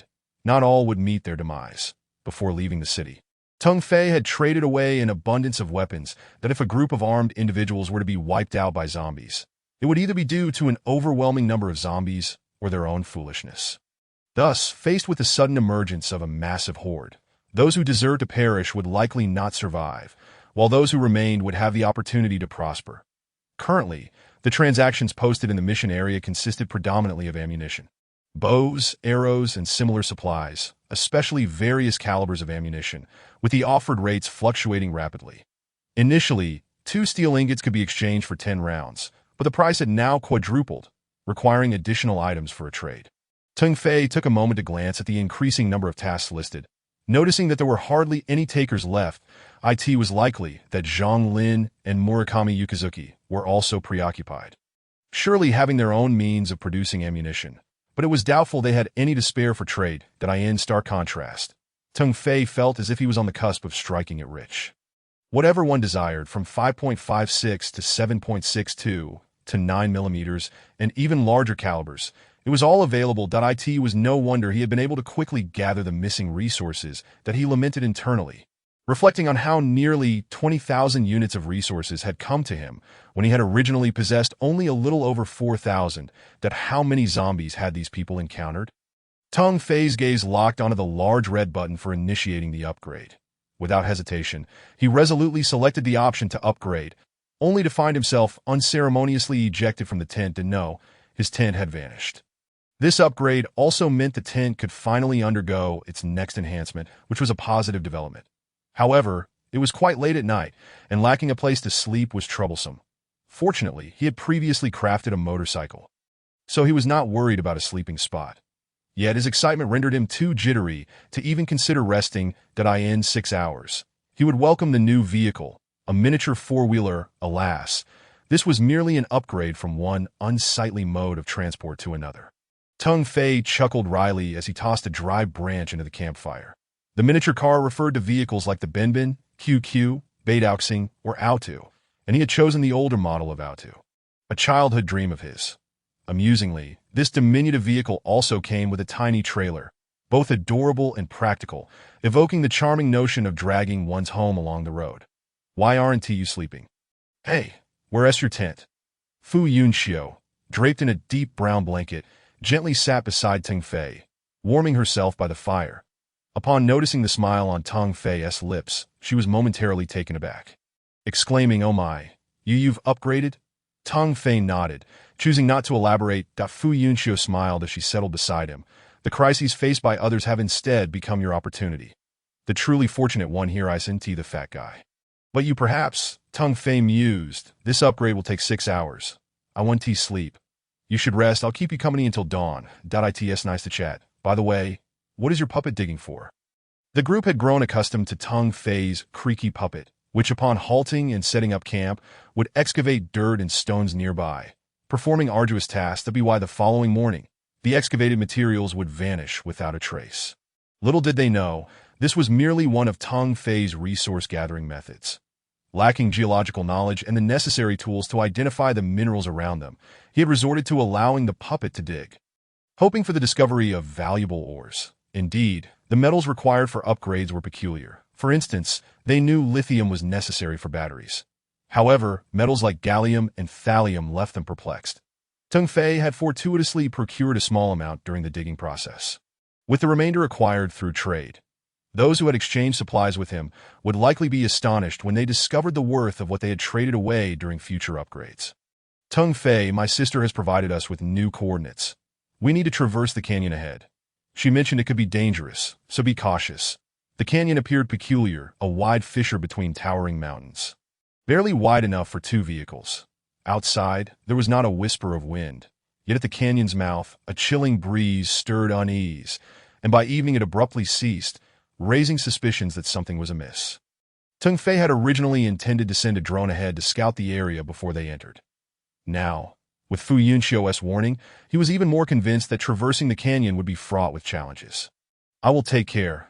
Tomorrow, I will make the necessary arrangements. But what of Xiao Yi? Will she be joining us? Fu Yunxiu offered a bittersweet smile. I asked her. She told me not to worry, that she would inform me when the time was right. Thus, the two engaged in conversation, sitting before the campfire, and eventually fell asleep nestled together. Chapter 37. The boss's little auto in the morning. As everyone awoke, they were reluctant to disturb the pair who had fallen asleep in each other's arms. Unbeknownst to them, someone had draped a thin blanket over them that a short distance away. Another campfire had been kindled, with a large pot set up for breakfast. That it was not until Fu Lei arose with a loud commotion that Teng Fei and Fu Yunxiu were roused from their slumber. Oh, it's morning! Fu Yunxiu exclaimed, suddenly realizing she had slept in Teng Fei's embrace. Her cheeks flushed a deep crimson, and she hurriedly retreated to her own tent. Teng Fei shot a murderous glare at the rotund Fu Lei, causing him to shudder and retreat into his own tent, too afraid to emerge. Everyone else can cook. I'll send the drone into the canyon to scout the way, Teng Fei declared. However, Stone Song returned with a grim expression. No need, boss. The canyon is extremely dangerous, but if we are careful, we can pass through. Teng Fei raised an eyebrow. What is inside? Take a look. Stone Song set down a DV camera and went to fetch water to wash his face. The footage revealed bizarre creatures resembling giant serpents clinging to the canyon walls, their sucker-like mouths wide open, inhaling and exhaling rhythmically. These strange beings were as thin as an adult's arm, while the largest were as thick as oil drums. Densely packed along the rocky walls, impossible to count. Stone Song had likely only glimpsed them from a distance before retreating. Teng Fei chuckled, stroking his chin. After breakfast, let us go take a look and see if we can kill one of those creatures to see what we can gather from it. Sounds good. I think your puppet will come in handy, Stone Song replied. After breakfast, everyone stood in stunned silence as they beheld the new vehicle that appeared before Teng Fei. Their leader's little auto was simply too adorable. A few of the younger individuals, who had never encountered the original auto, circled it with excitement, exclaiming how lovely it looked. Particularly striking was its vibrant red body, which truly caught the eye from a distance. However, what captivated everyone's attention the most was a mini camper trailer attached to the back of the vehicle that resembled a mobile restroom, also in red, with a streamlined design, and one could scarcely imagine fitting more than one person inside along with any additional items. Only Teng Fei knew the secrets hidden within this mini trailer. Though it appeared small from the outside, once fully unfurled, it transformed into a spacious plastic tent, equivalent in size to their previous tents. This meant that even with Teng Fei's upgrade to a four-wheeled vehicle, the space in his virtual backpack had not increased. Fortunately, after completing the upgrade, the virtual backpack had emptied significantly, allowing him to remain unperturbed. You all wait here. Shirtsong, Fu Lei, Yin Xiu, get in the vehicle. Let us scout ahead. The little auto traversed the canyon, and while the ride was bumpy, it was far more comfortable than the previous large tricycle. When they spotted the densely packed strange snakes, Fu Yunxiu initially succumbed to her fear of crowded spaces, adamantly refusing to move forward. There was no choice but to leave her behind to guard the vehicle, while Fu Lei led the way. With Teng Fei and Shirtsong flanking him, ready to test the waters with a strange snake. Teng Fei contemplated for a moment, summoned a puppet, and equipped it with a long knife he had not used in a while. You two use your rifles to shoot at that large snake, Fu Lei. Fire first, and I'll have the puppet go in for the finishing blow. Let us give it a try. Fu Lei and Shirtsong exchanged glances, raised their AR-15s, and fired at the nearest strange snake. Bang, bang. After the two shots rang out, the puppet dashed forward with swift agility, accurately severing the large snake. Subsequently, all three received notifications of their loot. Ding killed the cliff-hanging snake, obtained snake meat X20, snake skin X20, snake blood X10, molybdenum ingot X10, bottled purified water X10, fire worshipper totem core X10, black bread X20. 100 messages flashed before Teng Fei's eyes, and he whistled in astonishment. It was only natural to receive relevant items when defeating monsters, but what was this black bread? It was his first encounter with it. Though it appeared unappetizing, a line of small text caught Teng Fei's attention. Black bread. A single bite can sustain you for an entire day without hunger. Caution. This only prevents hunger. If other trace elements are lacking, problems may still arise. This was a valuable find. Even more useful than the previous compressed biscuits that he decided to keep it for emergencies. Brother, this is a great find. Look, I got 3 items. Snake blood, snake skin, and a molybdenum ingot. Fu Lei exclaimed excitedly. Shirtsong, nearly throwing his gun in frustration, retorted, You fatso, your luck is unbeatable. I only got a piece of snake meat and I'm going to roast it when we get back, and I want to share it with you. No, sure good, dear brother, I want to taste that snake meat too. We can't do this, regardless of their playful banter. Teng Fei chuckled and picked up the walkie-talkie. Yin Xiu, drive back and gather everyone. It is time for us to start making our fortune. The cliff-hanging snake, a creature less than 5 meters long, sustained itself by absorbing a certain energy from the air that, of course, if one approached closely enough to be grasped, it would gladly consume them. Teng Fei's group, now driven by the thrill of the hunt, was so engrossed that even Fu Yunxiu fought through her nausea to join the slaughter. Naturally, they exercised restraint, only targeting the lower-tier cliff-hanging snakes, opting to leave the higher ones for future encounters, as the system hinted that they could regenerate. Chiu, the glutton, released by Teng Fei, darted off without a trace, voraciously seeking out the fatter cliff-hanging snakes.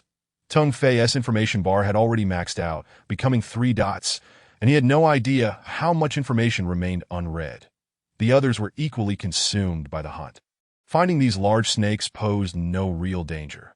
With ample bullets at their disposal, they practiced their shooting skills. However, the carcasses of the snakes, severed by the puppet, needed to be transported back to Teng Fei's breeding area as feed.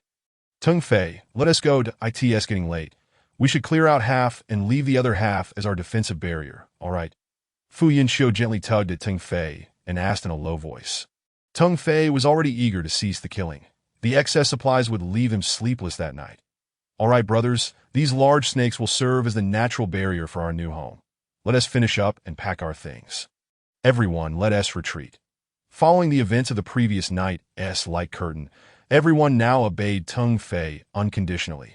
When he called for a retreat, everyone sheathed their weapons and climbed into their vehicles. Leading the way in his little auto, they formed a long convoy heading towards the other end of the canyon. At the same time, Zhang Lin and Murakami Yukinabu reported back simultaneously that Teng Fei and his group had vanished from the regional chat information. Oh, this Teng Fei truly fled from here. Coward. I underestimated you. Did a mere map refresh scare you away? Murakami Yukinabu sneered through clenched teeth, desperately needing to regain strength. Otherwise, he would have to confront Teng Fei for a serious discussion. As for Zhang Lin, upon learning of Teng Fei's disappearance, he slammed his fist on the table in frustration. Teng Fei, do you think you can escape? I have placed my final pawn in your team, and you will not notice it. Just wait. Once I stabilize the situation, I will come to settle the score with you to at this moment. If Teng Fei were before him, he would undoubtedly extend a middle finger as a gesture of respect. However, Teng Fei was presently unable to offer such a gesture, for the imposing mountain before them was rather intimidating. Chapter 38. New Home. Floating mountain before them stood a colossal mountain, towering above the vast wasteland. Indeed, it was above. This immense peak floated in the air. Such a sight existed only in films or novels on Earth. My goodness, Brother Teng, is this real? Am I hallucinating? Fu Lei exclaimed, and before he could finish, Shirtsong playfully kicked him, inquiring if it hurt. The two then began to chase each other in laughter. The others were equally astounded by the spectacle before them, unable to tear their eyes away for some time. Only Teng Fei, stroking his chin, fell in a deep contemplation. After a while, he suggested that they approach to take a closer look. After all, this mountain was the destination pointed out by Fu Yunyi, where they planned to settle in the future. Boss, there are hardly any traders within a 300-kilometer radius. Just look at the chat. It's pitifully sparse, barely a few quests, Fu Lei remarked. His round face scrunched and concerned. He was aware that he possessed quite a bit of supplies and had hoped to trade more with others. However, in this location, the regional chat channel had very few speakers. What is going on? Teng Fei lit a cigarette, grinning cheerfully. This is exactly the kind of effect we want. Far from the circles of strife, quietly developing. Once we are established, we can return and reclaim what is ours. Understand? Shirtsong immediately concurred. I agree with the boss's perspective. With our limited numbers, we need steady progress in the early stages, no recklessness. This place is excellent. I like it.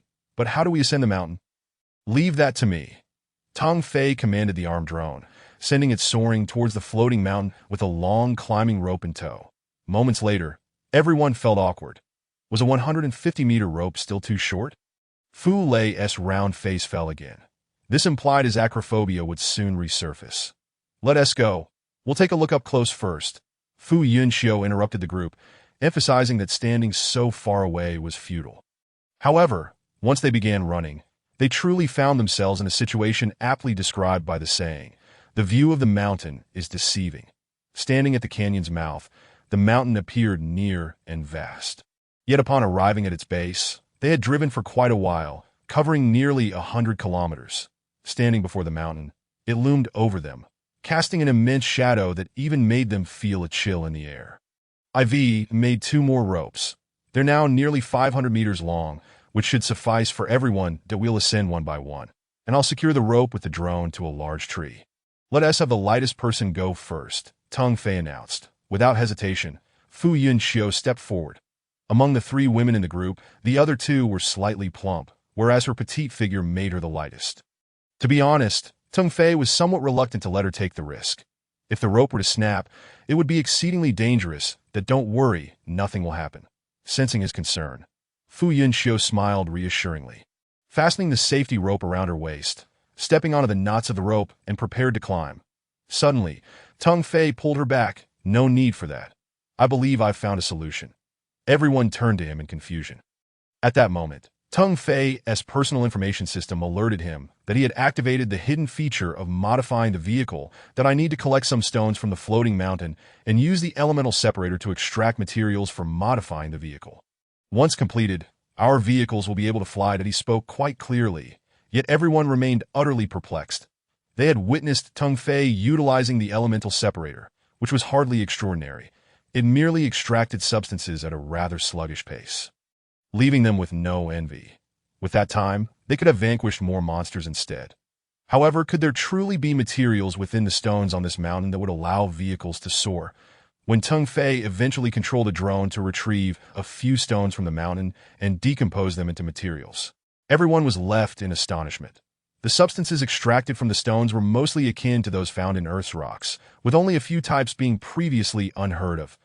Teng Fei merely took out these few substances to modify the vehicle, only to fail, as the system indicated that he lacked sufficient materials for the modification. Consequently, Everyone retrieved the drones that Tung Fei had distributed earlier to assist him in collecting stones. They toiled until nightfall. And at last, Tung Fei's Auto was deemed modified. From a distance, the Auto appeared somewhat peculiar, adorned with shimmering light blue patterns that sparkled beautifully. Tung Fei sat behind the wheel, gripping the steering column, yet could not find a gear or switch that would enable the vehicle to levitate. That it was only when the system prompted him that he realized, to ascend, he merely needed to focus his thoughts. Thus, the little Auto soared into the air, radiating blue light as it climbed higher. That night, they transported several loads of stones, assisting Fu Lei, Fu Yunxiu, and Shi Tsong in modifying their vehicles first, with darkness enveloping the sky. Tung Fei halted further collection, wary of potential dangers posed by the peculiar creatures inhabiting the floating mountain. Moreover, he discovered that the current vehicles required not only fuel, but also the consumption of fire worshipper totem cores. This indicated that the floating mountain before them could very well be a creation of the fire worshippers or a remnant from their world. Each fire worshipper totem core varied in size, as these were not man-made. The designs upon them were entirely distinct, with varying functionalities. For instance, the totem core dropped by a slain zombie of the fire worshippers could unleash fireballs, something Tung Fei was unwilling to part with. In contrast, the oversized totem cores produced by ordinary mutated creatures could not fire projectiles, but instead served as consumables for various devices. Such totem cores, akin to batteries, were plentiful among the group, particularly those acquired from the slain suspended snakes. During dinner, Tung Fei clarified several rudimentary issues with everyone. The following day, they would ascend the mountain together to collect stones, aiming to decompose a sufficient quantity of elements for modifications.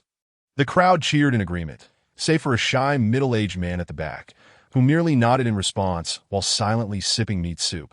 The night beneath the floating mountain was particularly frigid, with a fierce wind howling. Numerous mutated beasts and insects roamed the vicinity, and the sounds of gunfire echoed throughout the night watch. Even Tung Fei's puppet could not dig anymore, instead standing guard with a weapon nearby. Various strange insects occasionally emerged, making it impossible to eliminate them all. Inside Fu Lei's tent, Fu Yunxiu, Tung Fei, and Shi Tsong were convening a small meeting, while Fu Lei was excluded, as he only cared about whether there was food and drink on the mountain, completely oblivious to the lingering issues within the team. "Boss, I suggest we check each person. I suspect several of them are not quite right," Shi Tsong remarked ominously. Fu Yunxiu shook her head in exasperation. "Everyone has endured great hardships to reach this place. Even if there are spies among us, it does not implicate everyone. The others are innocent." Tung Fei's gaze was somewhat vacant. He was not preoccupied with the notion of spies, but rather with the numerous dangers present on the floating mountain. Particularly one perilous area he had yet to disclose to the others. Chapter 39. The Giants Who Usurped the Nest of the Magpies. "What? Giants? Are there many?" Shi Tsong exclaimed, both excited and anxious. Rising to his feet, Tung Fei informed them of the dangers atop the mountain, revealing that he had spotted a giant's encampment from afar using the drone during the day. Shaking his head, he calmly stated, "You know, giants possess the ability to destroy drones. I dared not approach too closely, but it is certainly larger than the camp we previously demolished in the wild. All right, once we ascend tomorrow, you all collect materials while I scout ahead. I will exercise great caution." Shi Tsong proposed. Fu Yunxiu immediately interjected, "No, that is far too dangerous. That we know nothing of the giant's offensive capabilities. That if anything were to happen, we would be unable to save you." Fu Lei joined in, saying, "Shi Tsong, don't act recklessly. Let us gather materials together, upgrade our vehicles, and then collectively confront the giants. That would be exhilarating." Although Shi Tsong yearned to assert his strength, he ultimately acquiesced to Tung Fei's command. Reluctantly, he conceded but made it clear that he must be the one to fire the first shot against the giants. That night, Tung Fei experienced a peculiar dream. He envisioned himself establishing an immortal dynasty upon the mountain, revered by the masses. In his dream, he had a beautiful queen, though her features remained indistinct. That he could only sense her beauty, the graceful figure, jade-like skin, and a familiar fragrance. But her facial features remained shrouded in mystery until Shi Tsong rudely roused him from his reverie. Boss, wake up. It's dawn. Let us eat something," and set off. As he met Tung Fei's murderous glare, Shi Tsong swiftly retreated, realizing that he had inadvertently crossed a line. Tung Fei was so incensed he nearly pulled his hair out. Feeling helpless against such subordinates, that as the morning mist dissipated, Tung Fei and his companions were drenched in sweat. Fu Yunxiu stood guard at a distance with her sniper rifle. Tung Fei, Fu Lei, Shi Tsong, along with the puppet, had excavated a large pit of stones, extracting numerous materials, likely sufficient for modifying vehicles for over a dozen individuals. At that moment, the three were utterly exhausted, seated at the bottom of the pit, sipping water and smoking while observing the puppet at work. "Boss, the giants are on the mountaintop. What are you afraid of? We are still quite far from the summit. There is no need for Yunxiu to remain on guard," Shi Tsong remarked after downing a bottle of water and wiping his mouth. Tung Fei scoffed. "You know nothing. Remember, one must exercise caution regarding unfamiliar people or matters that a careful approach ensures longevity. Let us rest briefly before continuing our excavation. We must bring everyone up this morning." He had already devised a strategy for confronting the giants, yet lacked manpower. He believed that with proper execution, these behemoths would be easier to slay than zombies. However, before they could catch their breath, Fu Yunxiu leaped into the pit, her expression tense. "Be careful. The giants have deployed a 4-man patrol team circling their encampment, and I fear we might be discovered. Let us hide for a while." Tung Fei nudged Shi Tsong with his shoulder. "Did you see that? The giants here are far more organized than those in the wild. If you recklessly rush in to investigate and get caught, you'll be in for a world of trouble. This is the situation I just observed with the sniper scope. Take a look," Fu Yunxiu said, producing a metallic statue. Closing her eyes, the statue projected a red light before them, revealing the surroundings she had just surveyed. Numerous mutated creatures roamed, with a waterfall and a small river flowing southeast, indicating they would not have to worry about drinking water. What troubled Tung Fei the most was that these giants could manufacture devices. Although the crude contraptions resembled crossbows and were evidently impractical, they were a significant improvement over the wild creatures. Moreover, these giants were clad in armor and wielded fine weaponry, a uniform array of golden spears. Compared to the wild inhabitants, these giants seemed more akin to city dwellers, vastly superior to their rural counterparts, difficult to combat. Let us keep digging that if necessary. We can practice at the mountain's base today to ensure we are fully prepared before confronting the giants that Tung Fei had anticipated. After modifying everyone's vehicles that day, he discovered numerous issues that precluded them from simply ascending the mountain. During their practice at the base, the most significant problem arose. Their skill levels were vastly inconsistent. Tung Fei stated that he did not expect everyone to hit their targets precisely. They merely needed to fire together upon receiving the attack command. All right, firing together is manageable, but hitting the target is another matter altogether. Even now, some individuals would close their eyes at the moment of firing, as if startled. Shi Tsong, incensed, scolded them. "What are you all doing? Shooting into the void?" Everyone was now armed to the teeth by Tung Fei. Sniper rifles, handguns, shields, whatever was needed was provided. Yet he sensed a certain wastefulness. 1/3 of these individuals were merely dead weight, incapable of forming an effective fighting force. Ultimately, only a meager 12 were fit to stand at the forefront for the assault against the giants. A dismal representation of their numbers. "Boss, I believe it would be better to disband and not bring them along. This group is utterly useless." Shi Tsong was utterly infuriated. Those fools who shut their eyes the moment they fired their weapons were utterly useless. They might as well be shooting blindly. Previously, while hunting the suspended snakes in the canyon, their overwhelming numbers made it difficult to discern anything. However, this situation was markedly different. The giants were fewer in number, but their sheer size was daunting. Coupled with their terrifying combat prowess, it was not merely a matter of incompetence. Even the slightest misstep in front of these behemoths could result in a fatal outcome. Tung Fei, in truth, a mere dozen individuals would suffice. "I believe your strategy is viable. Why not give it a try?" Fu Yunxiu had no intention of abandoning anyone, as they had all persevered to reach this point together. Tung Fei's strategy involved pairing individuals to use sniper rifles to target the giant's nasal bridge. For only a shot to this area could claim a giant's life. Yet, the giants were armored, their heads adorned with bronze helmets, from which extended a dark golden visor that obscured the very target they aimed for, thus demanding exceptional marksmanship. Hence, it was only natural for Shi Tsong to be enraged. Observing the sky, Tung Fei sighed. "Let us rest for today. Inform everyone that tomorrow, only those with accurate shooting skills will ascend the mountain. The others shall remain on standby." The mountain winds howled as Tung Fei and his companions had already designated their targets amidst the tall grass. They planned to incapacitate 4 patrolling guards before attempting to lure out the numerous giants within the encampment. With only a handful of them, they would not recklessly assault the giant stronghold. That would be tantamount to courting death. Remember our previous drills. Stay calm, alternate fire with your partner, and aim for the giant's nasal bridge. Understood? Everyone felt the tension rise, as they were now less than 200 meters away from the giants. Far too close that a single charge from those colossal beings could spell doom if they failed to strike true in a matter of moments. Tung Fei did not burden them with excessive pressure. Instead, he dashed forward, radioing Fu Yunxiu to prepare the others. His weapon was loaded with tracer rounds, ensuring that whenever he fired, his comrades would follow suit and target the same giant. Simultaneously, the others broadly accepted the coordinated attack strategy, ensuring that all giants in their immediate vicinity would be preoccupied and unable to seek trouble elsewhere. Once everything was arranged, Shirtsong excitedly licked his lips. The giants that have taken over the nest of the magpies will soon learn that the home of the fire worshippers is not easily occupied. Prepare to receive my bullet. Chapter 40. Facing the Sea. Fortune comes bang, bang. 2 shots rang out in quick succession from the sniper rifles that A.S. Tung Fei provided cover for Shirtsong. The others opened fire as well. 4 giants of similar stature fell almost simultaneously.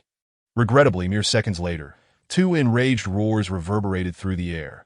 This volley had only succeeded in slaying 2 giants. The remaining 2, furious, hurled their golden spears indiscriminately towards Tung Fei and his companions, although their aim was poor. A spear as thick as a python could easily spell disaster for anyone it struck. Everyone dispersed, adhering to their prior drills. They aimed for the giants' faces and swiftly retreated down the mountain if they couldn't hold their ground. Shirtsong cursed vehemently as he and Fu lay dove deeper into the grass. Tung Fei, however, led Fu Yunxiu toward a nearby grove where they would find more cover. Amidst the chaos, some individuals, disregarding orders, fled down the mountain. Tung Fei did not hold it against them. True character reveals itself in times of peril that in the face of life and death. No one was obligated to sacrifice themselves for another. What do we do? The camp is sounding the alarm, Fu Yunxiu exclaimed anxiously. Tung Fei raised his binoculars for a quick glance and smirked. This is precisely the outcome I desired, if they don't all emerge. I won't have the opportunity to unleash my combination attack, in truth. Even Fu Yunxiu was perplexed by what he meant by a combination attack, until Tung Fei suddenly brandished a machine gun and began to spray bullets at a group of giants that had just emerged, shocking her into silence. What kind of combination attack was this? A suicidal one. The machine gun's bullets could shred through cars. Yet against these enraged giants, they merely produced insignificant splatters of blood on their tough exteriors, hardly inflicting any real harm. What are you doing? Run, quickly. These monsters are going berserk. A massive wooden stake flew toward them from a distance, narrowly missing the pair. Yet Tung Fei did not retreat. Instead, he snapped his fingers. Suddenly, 2 smaller giants at the rear let out shrill cries as they collapsed. The other giants, now rushing forward, turned in alarm at the sight, their eyes wide with shock. The lower halves of the 2 giants had withered away, leaving them emaciated. Damn those bacteriophagous pigs. How could there be bacteriophagous pigs on the mountain? This is impossible, the leading giant roared, casually tossing a large rock that crushed a small bacteriophagous pig attempting to escape. Tung Fei observed, his eyelids twitching. It seemed the giant's accuracy with thrown objects diminished with distance. The farther away he and Fu Yunxiu were, the less accurate their throws became. Should anything enter their effective range, the danger level would multiply. Now, watch closely.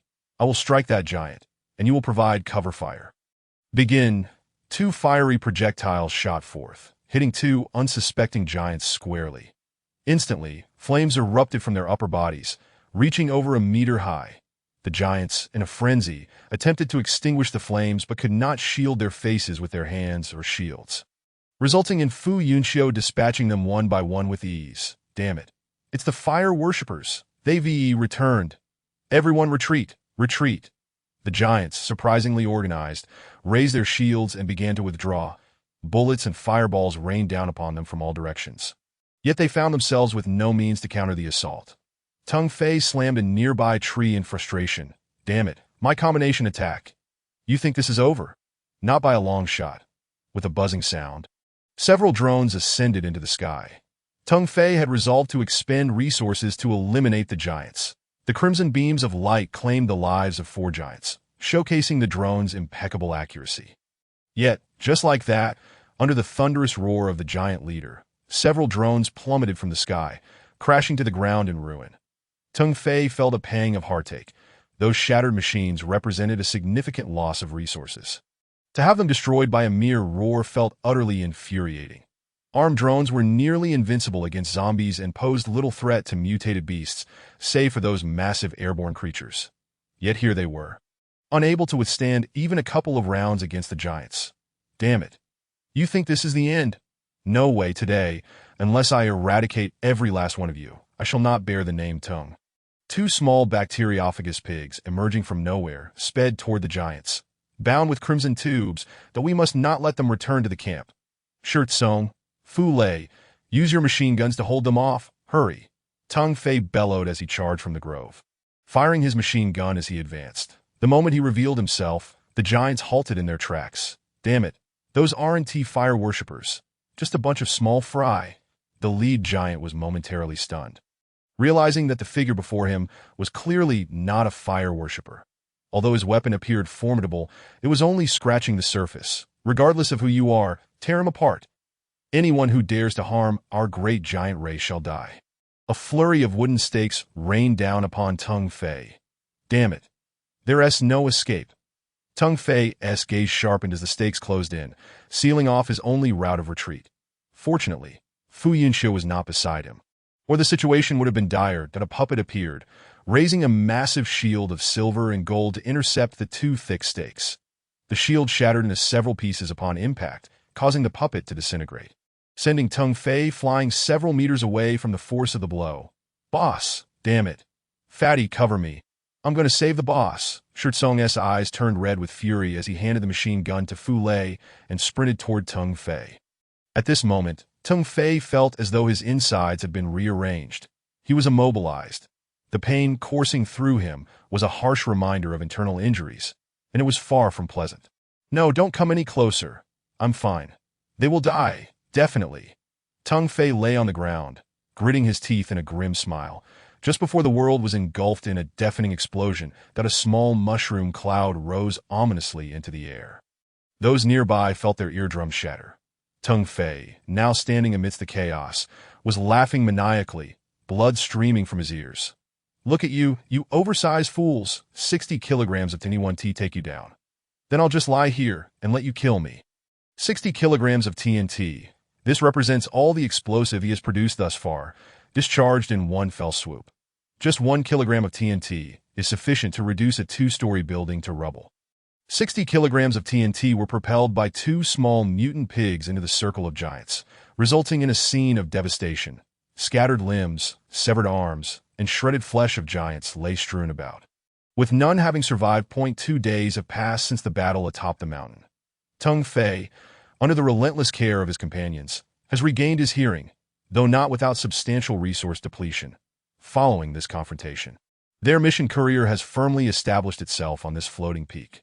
Regrettably, their number has dwindled to just 19. Some perished in battle, while others fled.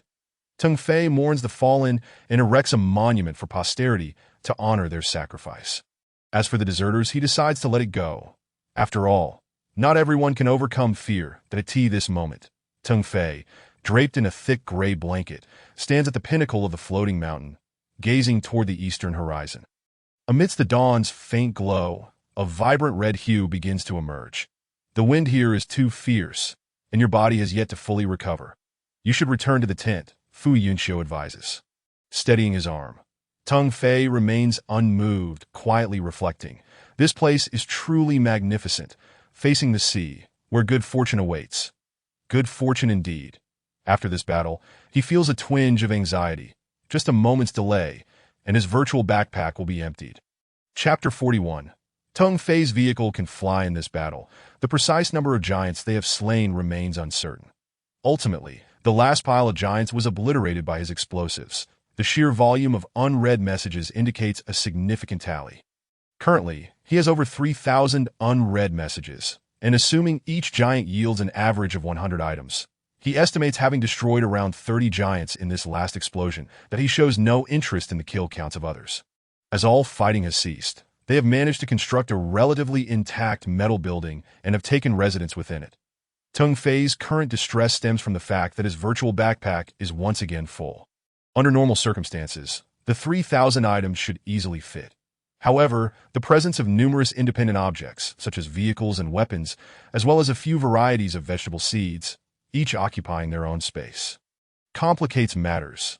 Thus, upon recovery, he resolves to venture to the nearby city to trade and clear out his virtual backpack as much as possible to know, you've just recovered. It's too dangerous for you to go alone. We should all go together, Fu Yinxiu protests first, noting Tung Fei's still pale complexion. Shi Tsong stands up decisively. If you're going, I must be by your side, then I'm going too. I still need to gather information about my girlfriend. He adds. Tung Fei, realizing he cannot leave them behind, ultimately concedes to take only Shi Tsong with him on this journey. They are no strangers to battles between zombies and mutated beasts, but witnessing dozens of zombies frantically tearing apart a herbivorous mutated beast is a first for them. Tung Fei and Shi Tsong mischievously take a few shots at the massive herbivore. Once it is thoroughly exhausted and succumbs to the zombies, they continue on their way, chuckling. Boss, why did you choose to return so discreetly? Shi Tsong questions, perplexed. With our vehicle able to fly, wouldn't it be quite a spectacle to drive back to the city now? Yet Tung Fei insists on maintaining a low profile, riding on a motorcycle. They approach the outskirts of the city, first accepting a plethora of tasks to clear some space. The remaining major transactions are all requests from various newly formed factions or organizations. Each of these powerful individuals insists on face-to-face dealings with Tung Fei. He harbors no fear of being robbed, for with his current vehicle-esque capabilities, they would be the ones at a disadvantage. However, exercising caution is prudent. Maintaining an appropriate low profile is essential to avoid provoking them. Tung Fei calmly states, it is through discretion that one survives longer. Our vehicle is bound to be discovered eventually, but not yet. Let us head into the city and make our first delivery. Old Luo, known as Luo Jinwei, was once the head of the security department at a large enterprise in a first-tier city, overseeing a dozen subordinates. Since entering this apocalyptic world, he and his brothers have fought fiercely, rapidly expanding their group to a small faction of over 60 members. Currently, however, they face a bottleneck, a shortage of firearms and vehicles. The vehicles they possess are those salvaged from destruction. Upgrading their rickety motorcycles is simply not an option. The resources required to upgrade a mere tricycle are prohibitive, and had bicycles not been so subpar, they wouldn't even consider upgrading those. Recently, the accountant in their group discovered that Tung Fei had once again listed a vast array of supplies. They promptly contacted Luo Jinwei, who insisted on dealing with Tung Fei in person, proposing terms that Tung Fei could hardly refuse. They offered a trade of 15 vehicles and over 20 firearms in exchange for various supplies. It is evident that Luo Jinwei has thoroughly drained his faction's resources for this deal, simultaneously revitalizing their fledgling camp. Move swiftly. Boss Tung Fei is about to arrive. Clear away the debris in front of you. Luo Jinwei bellowed. Despite being in his 40s, he remains robust, easily managing a few younger men. Yet he holds the utmost respect for Tung Fei, for it was Tung Fei who provided them with guns and water when they needed it most. As Tung Fei and Shi Tsong approach on their motorcycle, Luo Jinwei and his men line the path to welcome them. Welcome, Boss Tung Fei, to the Jinwei Martial Arts Hall, proclaims a banner with clumsy, oversized characters, raised high. Tung Fei parks his motorcycle and approaches Luo Jinwei, shaking his hand. You're too kind, old Luo. We have long been in spirit. Previously, in the forest, Luo Jinwei had invited Tung Fei to lead their martial arts hall. But Tung Fei declined. Later, Luo attempted to join Tung Fei's mission courier, but some of his subordinates were opposed, as not everyone recognized Tung Fei's leadership. Upon meeting now, Tung Fei senses that this man's character is likely commendable. These are the supplies I wish to trade. Please accept them. Now, let us head upstairs to discuss further. With a grand gesture, Luo Jinwei transfers thousands of items into Tung Fei's pack, causing Shi Tsong's eyes to widen in surprise. Initially on guard, prepared for a potential confrontation, he is taken aback by this unexpected display of trust. One party paying up front without discussing the terms of trade. Do they truly believe they have Teng Fei and himself at their mercy? As Teng Fei steps aside, he states, "Since I have accepted your resources, it is only fair that I provide my goods in return. Please, everyone, make way." With a flash of white light, various vehicles materialize. Pickup trucks, sedans, SUVs, each pristine and adorned with keys. Take a moment to inspect these vehicles. The weapons do not include ammunition. Please verify those as well. The sight of the neatly arranged firearms dazzles Luo Jinwei's men, their eyes gleaming with excitement. Had it not been for Luo Jinwei's silent command, they might have lunged forward to seize them. "Thank you immensely, Boss Teng Fei. Please come upstairs. I insist on treating you to a drink to express my gratitude for your previous life-saving assistance." Following Luo Jinwei to the top floor of a modest building, Teng Fei observes their understanding of comfort. Here, they have a water condensation device, alongside a modest vegetable garden growing edible greens. The male and female dormitories are separated on either side, divided by a tall lookout post adorned with drying clothes. Once seated, Luo Jinwei's subordinates present their prized fruits, which they have been reluctant to consume themselves, noticing the fruit's somewhat wrinkled exterior, indicating they have been stored for several days. Teng Fei hesitates but accepts them graciously, taking a bite.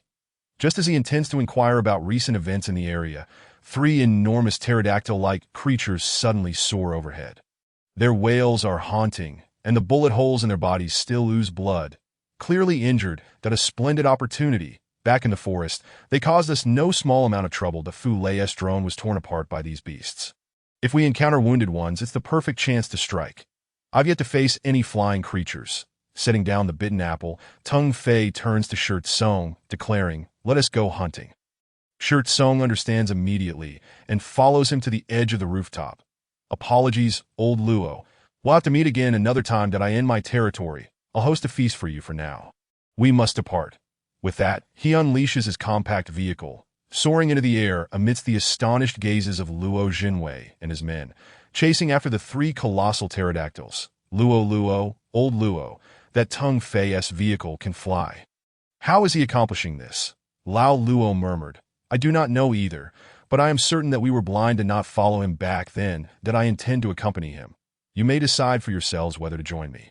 At that moment, Teng Fei and Shirt Song leaned out of the car windows, unleashing a barrage of fire from their light machine guns towards the approaching pterosaurs. However, they suddenly realized that the tough skin of these creatures was impervious to their bullets. So, how were those bullet holes made? Chapter 42. The enhancement of Qiu Shirt Song. Try using the AR-15 with armor-piercing rounds. Quickly. They are about to enter the forested area, and we won't be able to pursue them any further. Teng Fei urged anxiously, accelerating the car to its maximum speed. Unfortunately, this small vehicle was only capable of flying at a speed of just over 100 kilometers per hour, which was woefully inadequate. Otherwise, three mere pterosaurs would not have eluded them so easily, leaving them exhausted from the chase. Understanding the urgency, Shirt Song retrieved his AR-15 and loaded a specialized magazine, firing repeatedly at one of the pterosaurs. The creature merely shrieked in pain, its tough hide resisting any penetration. This was quite intriguing. If armor-piercing rounds failed, they could not afford to delay any longer. Shirt Song switched to a sniper rifle to aim to roast them alive. "Be prepared." With the fire worshipper's totem core in hand, Teng Fei bellowed, "Fireball!" The pterosaur that had just been wounded erupted into flames on its left wing, rolling helplessly to the ground. Upon witnessing their companion's injury, the other two pterosaurs retaliated by unleashing a blast of air towards the small car, producing a deafening screech as the roof was slashed open, leaving a gash over 10 centimeters long. "Damn it, my car. You two beasts, get down." Teng Fei lamented, his heart aching at the damage inflicted on his vehicle. Nevertheless, he was determined to deal with these two creatures, combining the fireball with his enhanced physical prowess. And considering the prior injuries sustained by the pterosaurs, they fell to the ground, shrieking in agony as flames engulfed them. Upon landing, Teng Fei discovered that all three pterosaurs had perished, wisps of smoke wafting from their charred bodies. He waved his hand, dispersing the acrid scent of burnt flesh. As he gazed at the plethora of information before him, he could hardly contain his delight. However, a sense of disbelief also lingered, for he was still quite full. Ding! Obtain 300 units of pterosaur meat, 100 units of pterosaur skin, and 50 fire worshipper totem cores. The abundance of items left Tung Fei feeling dizzy. Yet what brought him the most solace was the appearance of a crimson message. Heart of the pterosaur? Why was there only one heart, and why was it red? Its effects remained unspecified. System, please elucidate the purpose of this pterosaur heart. Ding. The heart of any mutated dragon-like creature can enhance the biological entities within the breeding zone, though the direction of enhancement remains unclear. Tung Fei's eyes gleamed with excitement. Did this mean that the bacteria-eating pig could consume this item? He promptly released Xiao, who was still groggy from sleep. The creature seemed somewhat reluctant, turning in a circle before lying back down in its pit, showing no interest in the smoking corpses before it. When Tung Fei waved a red, watermelon-sized meatball in front of it, Xiao's little nose twitched as it finally emitted a few sounds of awakening. Hey, do you want to eat this? Give me a bark, come on, just one woof, Shi Tsung interjected. Boss, that's a pig, not a dog. Why would you ask it to bark? Xiao responded with a soft woof. Shi Tsung exclaimed, what the hell? Tung Fei laughed heartily as he tossed the heart of the pterosaur to Xiao. As the creature eagerly buried its long tongue into the heart. It devoured it entirely, leaving not even a scrap behind. Soon after, Xiao began to wobble, appearing as though it had entered a drunken stupor. With a muffled thud, Xiao underwent another transformation. Tung Fei had initially expected the creature to grow larger, perhaps producing a bigger bacteria-eating pig. Instead, it remained the same size, but a pair of purplish-black wings sprouted from its back, flapping awkwardly as if it wished to take flight. Can it actually fly now? Be careful, Xiao. If you crash, we will have no meat left to eat. Shi Tsung watched anxiously as Xiao ascended unsteadily, swaying left and right before colliding with a pterosaur carcass. Look at this glutton. Just moments ago, it showed no interest in the pterosaur corpses, and now it's feasting. Tung Fei chuckled, pointing at Xiao, who was now voraciously sucking on the carcass. Given its diminutive size against the massive pterosaur body, it was quite a sight. Ultimately, once Xiao had its fill, it was sent back to the breeding zone, leaving behind 3 vanquished dragon bodies. Suddenly, the distant roar of helicopter engines echoed through the air. Boss, should we find a place to hide? Shi Tsung urged, pulling Tung Fei along as they dove into a dense thicket. 3 dark green armed helicopters approached the area, but by then, the 3 pterosaur corpses had vanished without a trace. All that remained were 3 large craters on the ground and the lingering scent of charred flesh. Shi Tsung had already drawn his sniper rifle, but Tung Fei shot him a warning glance. As the figures from the helicopters descended, their composure was swiftly shattered. Black men, foreigners, they were aware that within a 300-kilometer radius, there were not only remnants of the former Huagua populace, but also outsiders among them. The likes of Murakami Yukinabu left a lasting impression, and they were baffled as to why so many former Huagua individuals accepted him as their leader. The 2 hefty black men who jumped from the helicopter spoke in a language that Tung Fei and Shi Tsung could not comprehend. Boss, it seems the notion of regional homogeneity is about to be dismissed. These fellows are clearly not from our homeland, Shi Tsung remarked, his suspicion echoing Tung Fei's own thoughts that it is possible they are a group of foreign students from some university. Tung Fei mused at the idea of foreign students makes sense. After all, there are only a handful of them. Wait, I know what weapon they used to take down those 3 pterosaurs.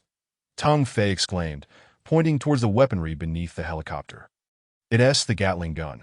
The 2 Gatling guns mounted under the helicopter had caught his eye long before. With such firepower at their disposal, even 2 pterosaurs would stand little chance, let alone the western dragon they had encountered that night. Watch out, boss. These guys don't follow the rules of combat.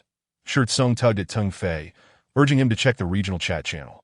Messages were flooding in, asking whether anyone had witnessed the demise of the 3 injured pterosaurs. Although only Lao Luo's group knew the truth, it would not be long before Tung Fei's flying vehicle became common knowledge, and consequently, the foreigners would learn the truth as well. IVE already mentioned it in the chat. These people are utterly foolish. They can easily see my name from the kill notifications, Tung Fei replied, exasperated. Yet unbeknownst to him, notifications about kills that occurred beyond a certain distance would not display, meaning that those further away would not receive rewards. Thus, the foreigners grew increasingly agitated in the chat, demanding reparations from Tung Fei and even inquiring about his whereabouts. threatening to exact a bloody price. At that moment, a ruckus ensued that in the vicinity of 300 kilometers. Aside from Zhang Lin and Murakami Yukinobu, nearly everyone was on good terms with Teng Fei. Many had benefited from his generosity, acquiring valuable items through trade. Now, an outsider dared to threaten Teng Fei, which incited a fierce response. Little brat, dare to say that again. Lao Luo exploded in the regional chat, with many others echoing his sentiments, asking where these helicopter pilots were so they could have a proper discussion. In an instant, tension filled the air between the locals and the outsiders. Chapter 43, Malice from Another City, You Fools. Since you are so protective of Teng Fei, then may you all accompany him to hell, shouted a man named Mike. And no sooner had he spoken than the armed helicopters above began raining down bullets in various directions. The crimson rain of fire, accompanied by a deafening roar, claimed the lives of countless individuals. The regional chat erupted in fury. Attack them. These bastards are firing at us. My buddy was just shredded by a Gatling gun. Damn your ancestors. My car. Give me back my car. Our boss has been killed. Let us take revenge. Teng Fei's expression darkened considerably. The arrival of these assailants had been swift, and he had anticipated the situation would end there. Yet, who could have foreseen that their departure would escalate into such chaos? Before Teng Fei and Shi Tsong could even retrieve their anti-air missiles, the city dwellers had already retaliated with their own weaponry. In an instant, 2 helicopters erupted into fireballs, while the remaining helicopter, seemingly caught off guard by the sudden turn of events, barreled dangerously towards them. Was it possible? Hey, grandson, you've committed murder in this fiery city, and yet you still wish to leave. Stay here with me. This statement was issued by Teng Fei in the regional chat public frequency. Subsequently, his drone ascended, and 2 slender lines of fire streaked across that helicopter. There was no explosion, nor any dazzling effects. That a perfectly good helicopter was simply split in 2. The group lurking around, initially poised to act, was so startled that they dared not move. That kind of drone was beyond their capabilities. Attention all brothers and sisters, that group possesses another helicopter. I spotted it circling high above in the northern part of our city, and it has just flown far away. What should we do now? Suddenly, a message appeared in the regional chat. Teng Fei was left speechless. Damn, what you fear will come to pass. However, Shi Tsong remarked, this is quite normal. Anyone with a semblance of crisis awareness would keep a lookout on the perimeter. I believe such behavior is not unusual, but we must exercise caution. What do you mean? Teng Fei inquired, perplexed. Before Shi Tsong could elaborate, Teng Fei suddenly exclaimed in alarm and typed in the regional chat channel. Everyone be cautious. Their warplanes are approaching. There were 6 propeller-driven aircraft, each equipped with either dual or quad machine guns. Even if they were outdated models, being struck by them would still be lethal. Damn it, whose aircraft is this? Why are they attacking my people? Has someone lost their mind? A certain individual began cursing in the regional chat. Teng Fei quickly responded. Those working outdoors, find shelter quickly. I will find a way to shoot them down. Shi Tsong had already deployed his fire drone. As the drone sped toward the area where the enemy aircraft were located, it became evident that the 6 planes had scattered. Damn, what is wrong with these guys? Just then, a private message caught Teng Fei's attention. Teng Fei, I'm outside scavenging the wreckage of the helicopter and found someone who is still alive. Without further ado, Teng Fei urged Fu Lei and Fu Yonk. Hurry. Get in the car. There is a survivor. In the crowd, a heavily injured black man was furiously roaring about something. Without an information system, no one would know what he was shouting. He was cursing. And by the time Teng Fei arrived, his tirade was quite vulgar. Clear the way, clear the way. Teng Fei is here. Someone shouted loudly, creating a small path for Teng Fei. That moment, 3 of the 6 fighter planes had been shot down. And the remaining 3, sensing the danger, turned and fled. Teng Fei exchanged a few pleasantries with those around and squatted before the man. Where are you from? Speak, and I might save you. Fu Yo. Bct, the black man roared at Teng Fei, resembling a rabid dog. Shi Tsong would not indulge him. He pulled out a dagger and stabbed the black man in the thigh. You ignorant, uncouth fool. After a blood-curdling scream, the black man trembled in pain but ceased his cursing. Teng Fei lit a cigarette, took a deep drag, and offered it to the man. Tell me where you're from. I believe we may have a misunderstanding. You all robbed our dragon meat, shot down our helicopter, and you still dare to speak of misunderstandings? Wait for death. Our adult legion is on its way. Haha. Amidst the laughter, blood began to froth from the black man's mouth. He was not long for this world. His resilience was commendable, but it could only last so long. Soon, he succumbed amidst his manic laughter. However, Tung Fei and his companions gained little of value from the encounter. Boss, these guys are from regions beyond the mainland. Shi Tsung whispered to Tung Fei that I know, a distant great island overseas. My drone has seen it. Turning to those around him, Tung Fei commanded, everyone step back a bit. Give me some space. I have something to say. As the crowd opened up a circular area, he held a peculiar metallic small statue, closed his eyes, and projected a red light screen from the statue.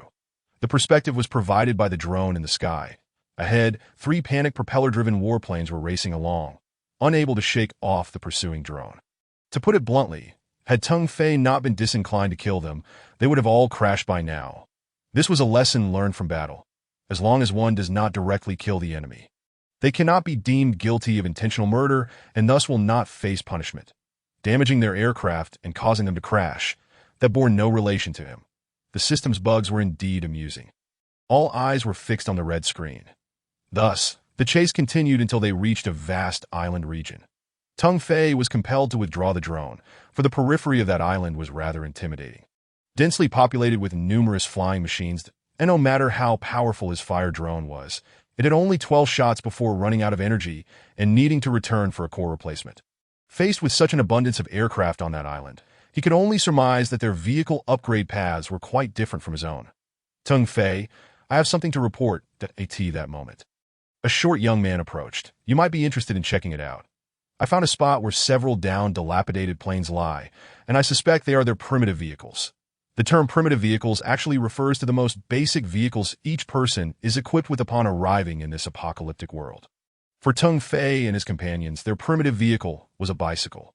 But these individuals had dilapidated planes. Let us go take a look. In a nearby area shrouded in thick smoke, several battered wooden biplanes remained intact. Much like their bicycles, even when tossed around by colossal creatures, they would not fall apart. They would merely crumple. A little material investment would soon restore these so-called primitive vehicles to their former glory. Tung Fei picked up a battered plane and said to the short young man beside him, Thank you for bringing me here. Here is a little something for your trouble. If these planes are unclaimed, I'd like to take them, and I will reward whoever shot them down. Boss, this is bad. Quickly, tell everyone to find cover. Shi Tsung suddenly shouted, pulling Tung Fei away. Everyone, urged by Tung Fei, dashed into a tall building. Soon, they heard a massive humming overhead. How many planes were soaring above? Well, we are now experiencing the malice from another city, but it seems they have somewhat underestimated us, the young man beside him remarked. Licking his lips, slightly exhilarated. In truth, Tung Fei was somewhat curious. This guy's single-shot guided missile had directly hit the helicopter, undoubtedly killing those inside instantly. Yet, why was this young man unscathed? Could it be that the deceased black man was not from Earth? But that shouldn't be the case. It seemed this apocalyptic world held too many mysteries for them to unravel slowly. Just then, someone shouted, Tung Fei, your misdeeds have attracted formidable foes. How will you compensate everyone? The speaker was a short man in his 40s with thinning hair, dressed in tattered gray jeans, his eyes sharp with anger. Chu Lao-san, what madness has possessed you? Tung Fei has helped you immensely with the firearms he traded with you. Have you lost your mind? Someone retorted angrily at him.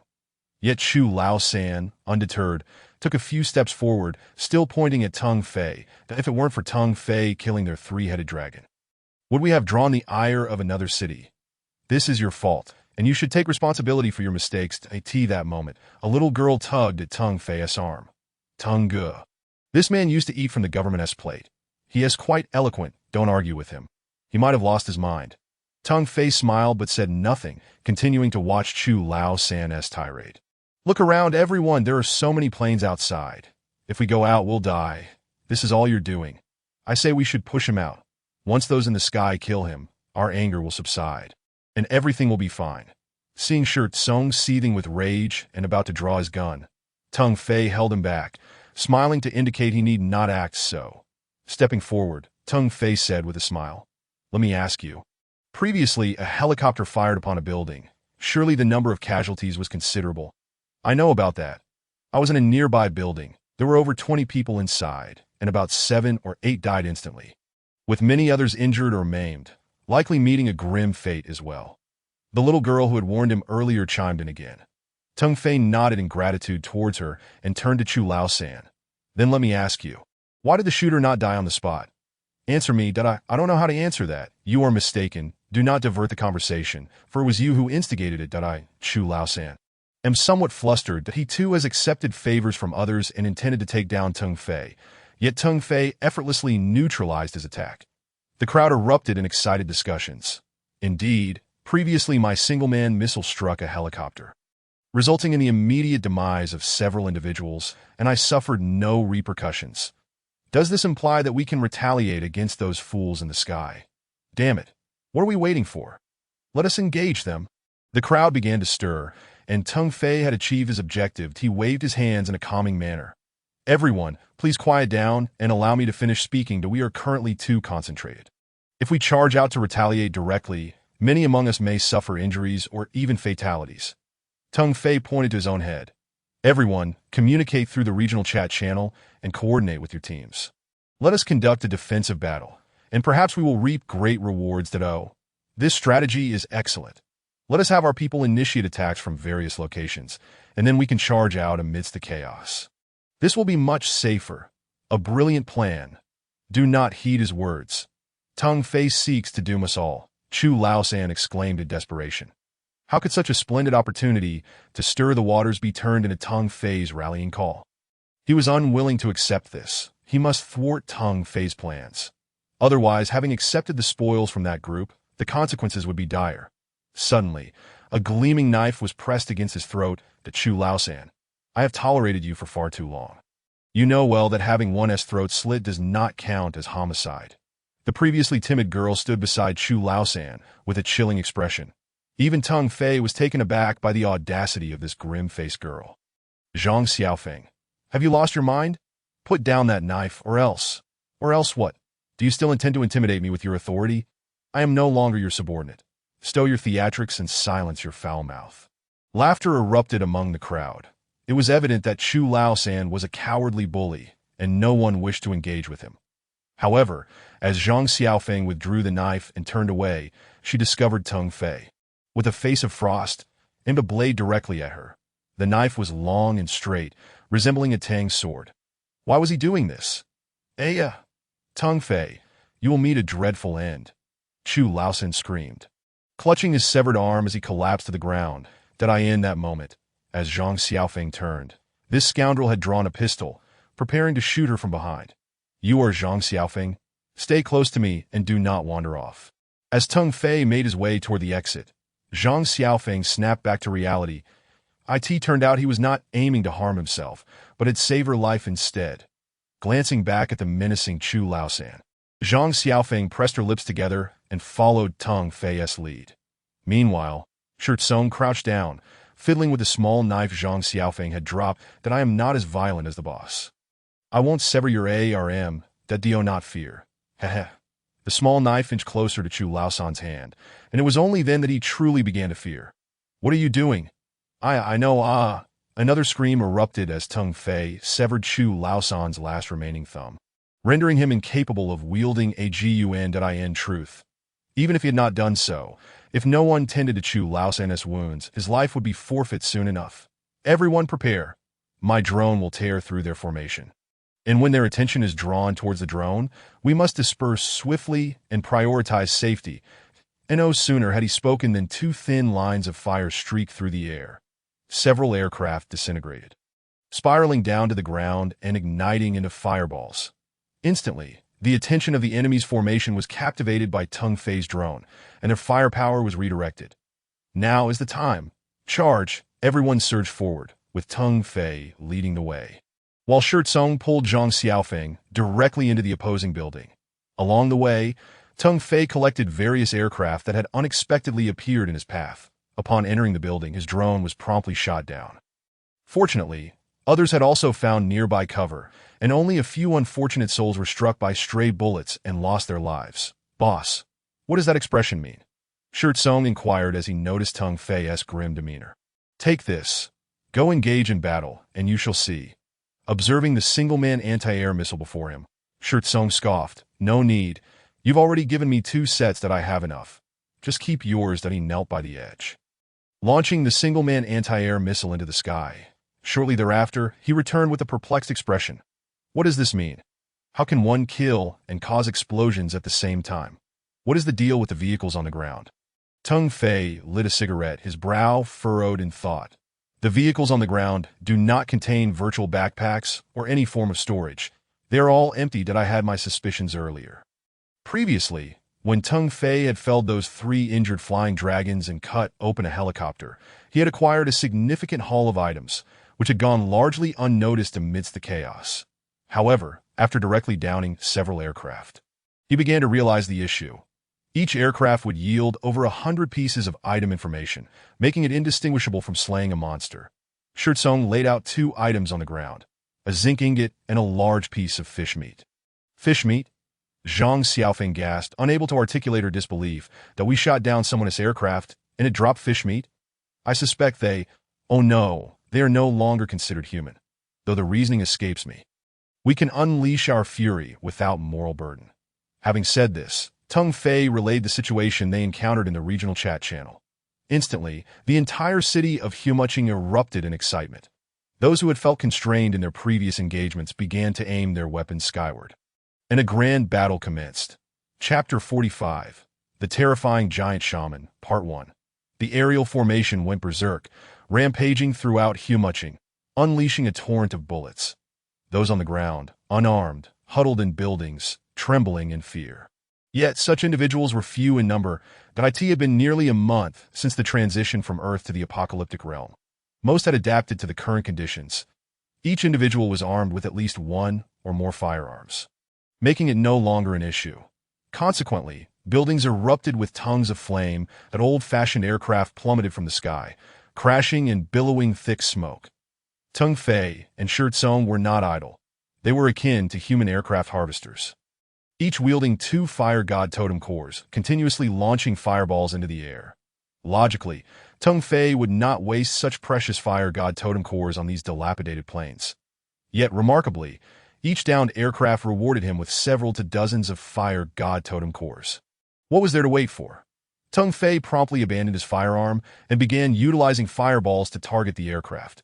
After all, fireballs were precise and would strike their mark regardless of the aircraft's speed. The aerial formation grew increasingly dense as the battle progressed. Teng Fei was compelled to send his puppets in to deal with the vexing aircraft while he focused on monitoring the regional chat channel for requests for weapons and ammunition. Bullets! I need bullets. Who has 12.7mm machine gun ammunition? I require a large quantity. Offer whatever you wish in exchange. That I also want 12.7mm bullets. There are far too many of these junkers up there. I can exchange food and water. Machine guns, being formidable weapons, were indeed the most effective in the ongoing battle. However, their consumption was equally alarming. Thus Teng Fei had to exert himself to meet the demand. He was effectively earning only a meager material fee to assist everyone in producing ammunition. That be why the conclusion of the battle, nearly everyone's requests were being fulfilled by Teng Fei. The crowd had grown accustomed to this arrangement. They focused intently on aerial combat while leaving logistics to Teng Fei. Occasionally, when someone acquired blueprints, they could exchange them not just for bullets, but even for formidable weapons like anti-aircraft guns. The battle raged on until dusk, at which point the aerial formations gradually retreated. Then, individuals began tallying their spoils in the regional chat channel, calculating the number of enemy aircraft involved in the skirmish. That I estimate there were over 1,000.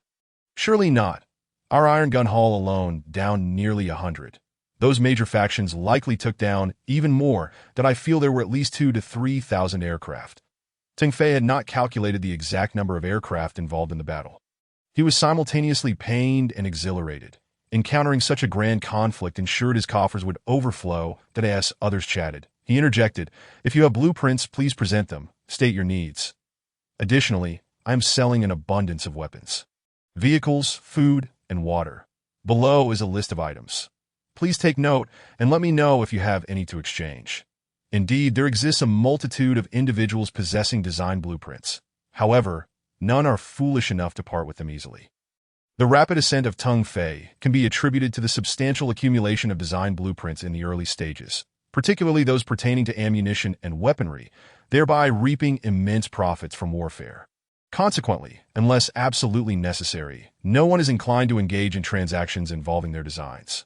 Yet, Tung Fei possesses a remarkable knack for understanding the desires of these individuals that he frequently dangles tantalizing offerings of heavy weaponry, such as Gatling guns and mortars, stirring a palpable sense of longing among all. Fortunately, the collective effort of the crowd culminated in the swift appropriation of Tung Fei's singular, coveted items, particularly the packaged vehicles, which were in high demand. Presently, the city is strewn with the remnants of vehicles. All casualties of this conflict die as soon as dawn breaks. Tung Fei will venture forth to collect the scrap metal, further dismantling it into materials to produce additional supplies. However, during the night, leaders from several factions converged. Their intentions clear. Having identified the lair of their adversaries, why not eliminate them and seize their territory, thereby resolving this troublesome neighbor once and for all? Tung Fei concurred wholeheartedly, aligning himself with the leaders of these factions. An agreement was swiftly reached, and they would set forth at the break of dawn, with Tung Fei providing vessels for an assault from the sea to Da. How one envies Tung Fei, who has progressed to driving a four-wheeled vehicle, while I am still riding a motorcycle. It is simply incomparable. Are you blind? Do you not see that his vehicle is no ordinary four-wheeler? His car can fly. Indeed, it can soar. I yearn for such technology. This little auto of his defies comparison to any aircraft I know. The following morning, on the white sands of the rocky shore, thousands gathered in a cacophony of voices. They traversed the land in their vehicles, watching Tung Fei leisurely piloting his small auto in the sky. The sensation was indescribable, an amalgamation of envy and resentment. Tung Fei could effortlessly produce a small landing craft capable of accommodating over 60 individuals, yet he refrained from doing so, not out of inability, but from trepidation. Within his large tent, the faces of the leaders from various factions turned ashen. They were all aware of the giant clan and had encountered them before, but never had they laid eyes on a magic-wielding giant. Tung Fei himself was witnessing this terrifying spectacle for the first time. The creature before them was a bizarre giant, its skin a pallid gray adorned with vibrant patterns that a crown fashioned from bones crowned its head. While a vest made of wood or bones draped its form, in its hand, it wielded a colossal leg bone, the opposite end culminating in a massive skull that emitted a purple-black glow. The island still housed a considerable number of humans, yet the skies were devoid of aircraft, with only a few hundred remaining. They lacked the strength for another confrontation with Tung Fei and his cohort.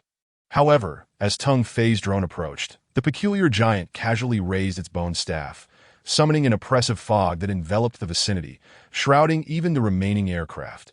Tung Fei's drone ventured into the mist, losing contact within a mere minute. That is not magic.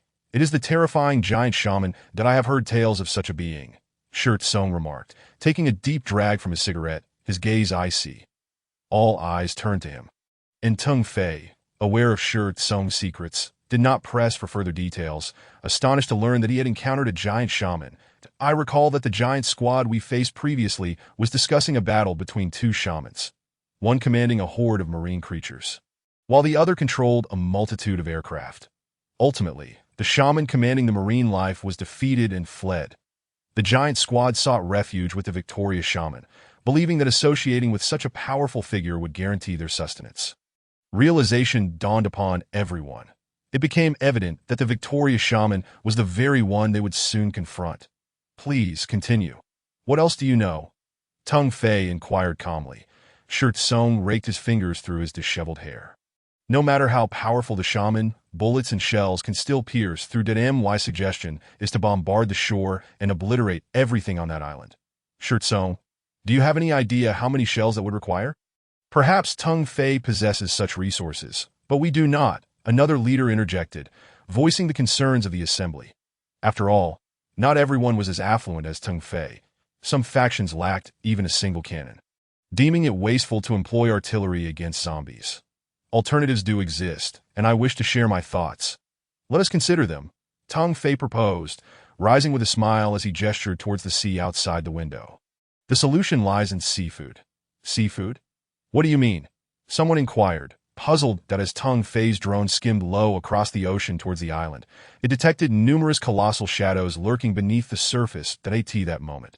He had already dismissed the notion of assaulting the island by boat, that in this apocalyptic world, the ocean was a domain not easily traversed by humanity. Thus, his new strategy was to lure these formidable creatures to the surface, eliminate them, and gather resources, which could then be utilized to produce artillery shells, relentlessly bombarding the island until the giant shaman was vanquished. The mere suggestion ignited fervor among the assembled leaders. Why wait? I will take action. Tell me how to proceed. I crave seafood. Just instruct me on how to hunt. They clamored, their mouths watering at the thought. Even if I do not vanquish the giant shaman, I shall feast on seafood.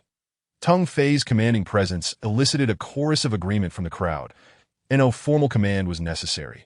Thousands set to work excavating a broad waterway leading to the concealed area of the Rocky Mountain, reinforcing its sides and bottom with rubble. That a mere 600-meter-long channel was completed in just one day, a testament to their longing for seafood. As night fell, numerous bright floodlights illuminated the area as Tung Fei and the faction leaders awaited the arrival of a distant convoy.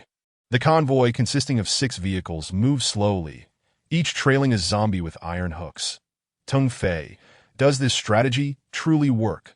One leader questioned.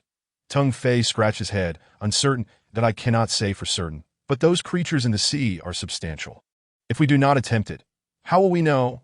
Prepare to detonate the final stretch of beach. With a command, the last few meters of sand were blown apart, and seawater surged in, revealing glimmering, monstrous fish in the darkness, their sharp teeth glinting ominously, with the smallest measuring over a meter in length. Before even using the zombies as bait, countless fish surged into the area. Activate, Tung Fei ordered, and several high-powered generators roared to life. Instantly, the 20-meter square fish pond sparkled with silver flashes, and soon, the surface was dotted with the remains of electrocuted fish. This is exhilarating. Quick, let us gather them. The leaders exclaimed, already reaching for their firearms as the fish began to surface. Tung Fei managed to catch a few hundred fish, lamenting his poor aim in the darkness, while others were quick to blame their own misfortunes. This appears to be a hybrid of ribbonfish and eel. What a windfall. Brothers, tonight we feast on grilled fish, Tung Fei announced, relishing the thought. Before long, those responsible for activating the generators presented their bounty. Tung Fei smiled, recognizing that the plan could now commence. Thus, a camp was established along the shore, and after several days of toil, a new strategy was devised. Thousands excavated 2 waterways, creating a loop. One channel drew fish or large mutated sea creatures inside, while a newly constructed metal gate sealed them in. The seawater was pumped out through the other channel, leaving the fish to perish in the absence of water. Before long, with thousands firing simultaneously, the scene was nothing short of overwhelming, blood and flesh flying, and then silence. This success was attributed to their earlier blunder, when they had prepared the freshly caught silver fish for roasting, only to end up with nothing. Thankfully, it was easy to procure fish meat from such large catches. With thousands firing at once, Tung Fei could hardly fathom the quantity of resources they would acquire. However, what was truly alarming was the fact that his inventory remained perpetually full. The virtual interface flashing red that he needed to continuously produce artillery and ammunition. Thus far, he had managed to construct 60 cannons. Yet, this was insufficient. He aimed to provide 200 for the task at hand. Soon, he would unleash a barrage to flatten the giant's position. Tung Fei's smile was eerily sinister, as he envisioned the colossal shaman capable of transforming countless earthlings into puppets. The sheer malevolence of it was staggering. Contemplating the plight of his suffering compatriots, a surge of anger compelled Tung Fei to desire nothing less than to obliterate that shaman into fragments. Yet, he knew that now was not the time for rash action. Patience was required. Their army was swelling in numbers, drawing many independent individuals eager to partake in the spoils. Initially, they had merely observed from a distance, apprehensive of being driven away, their pride at stake.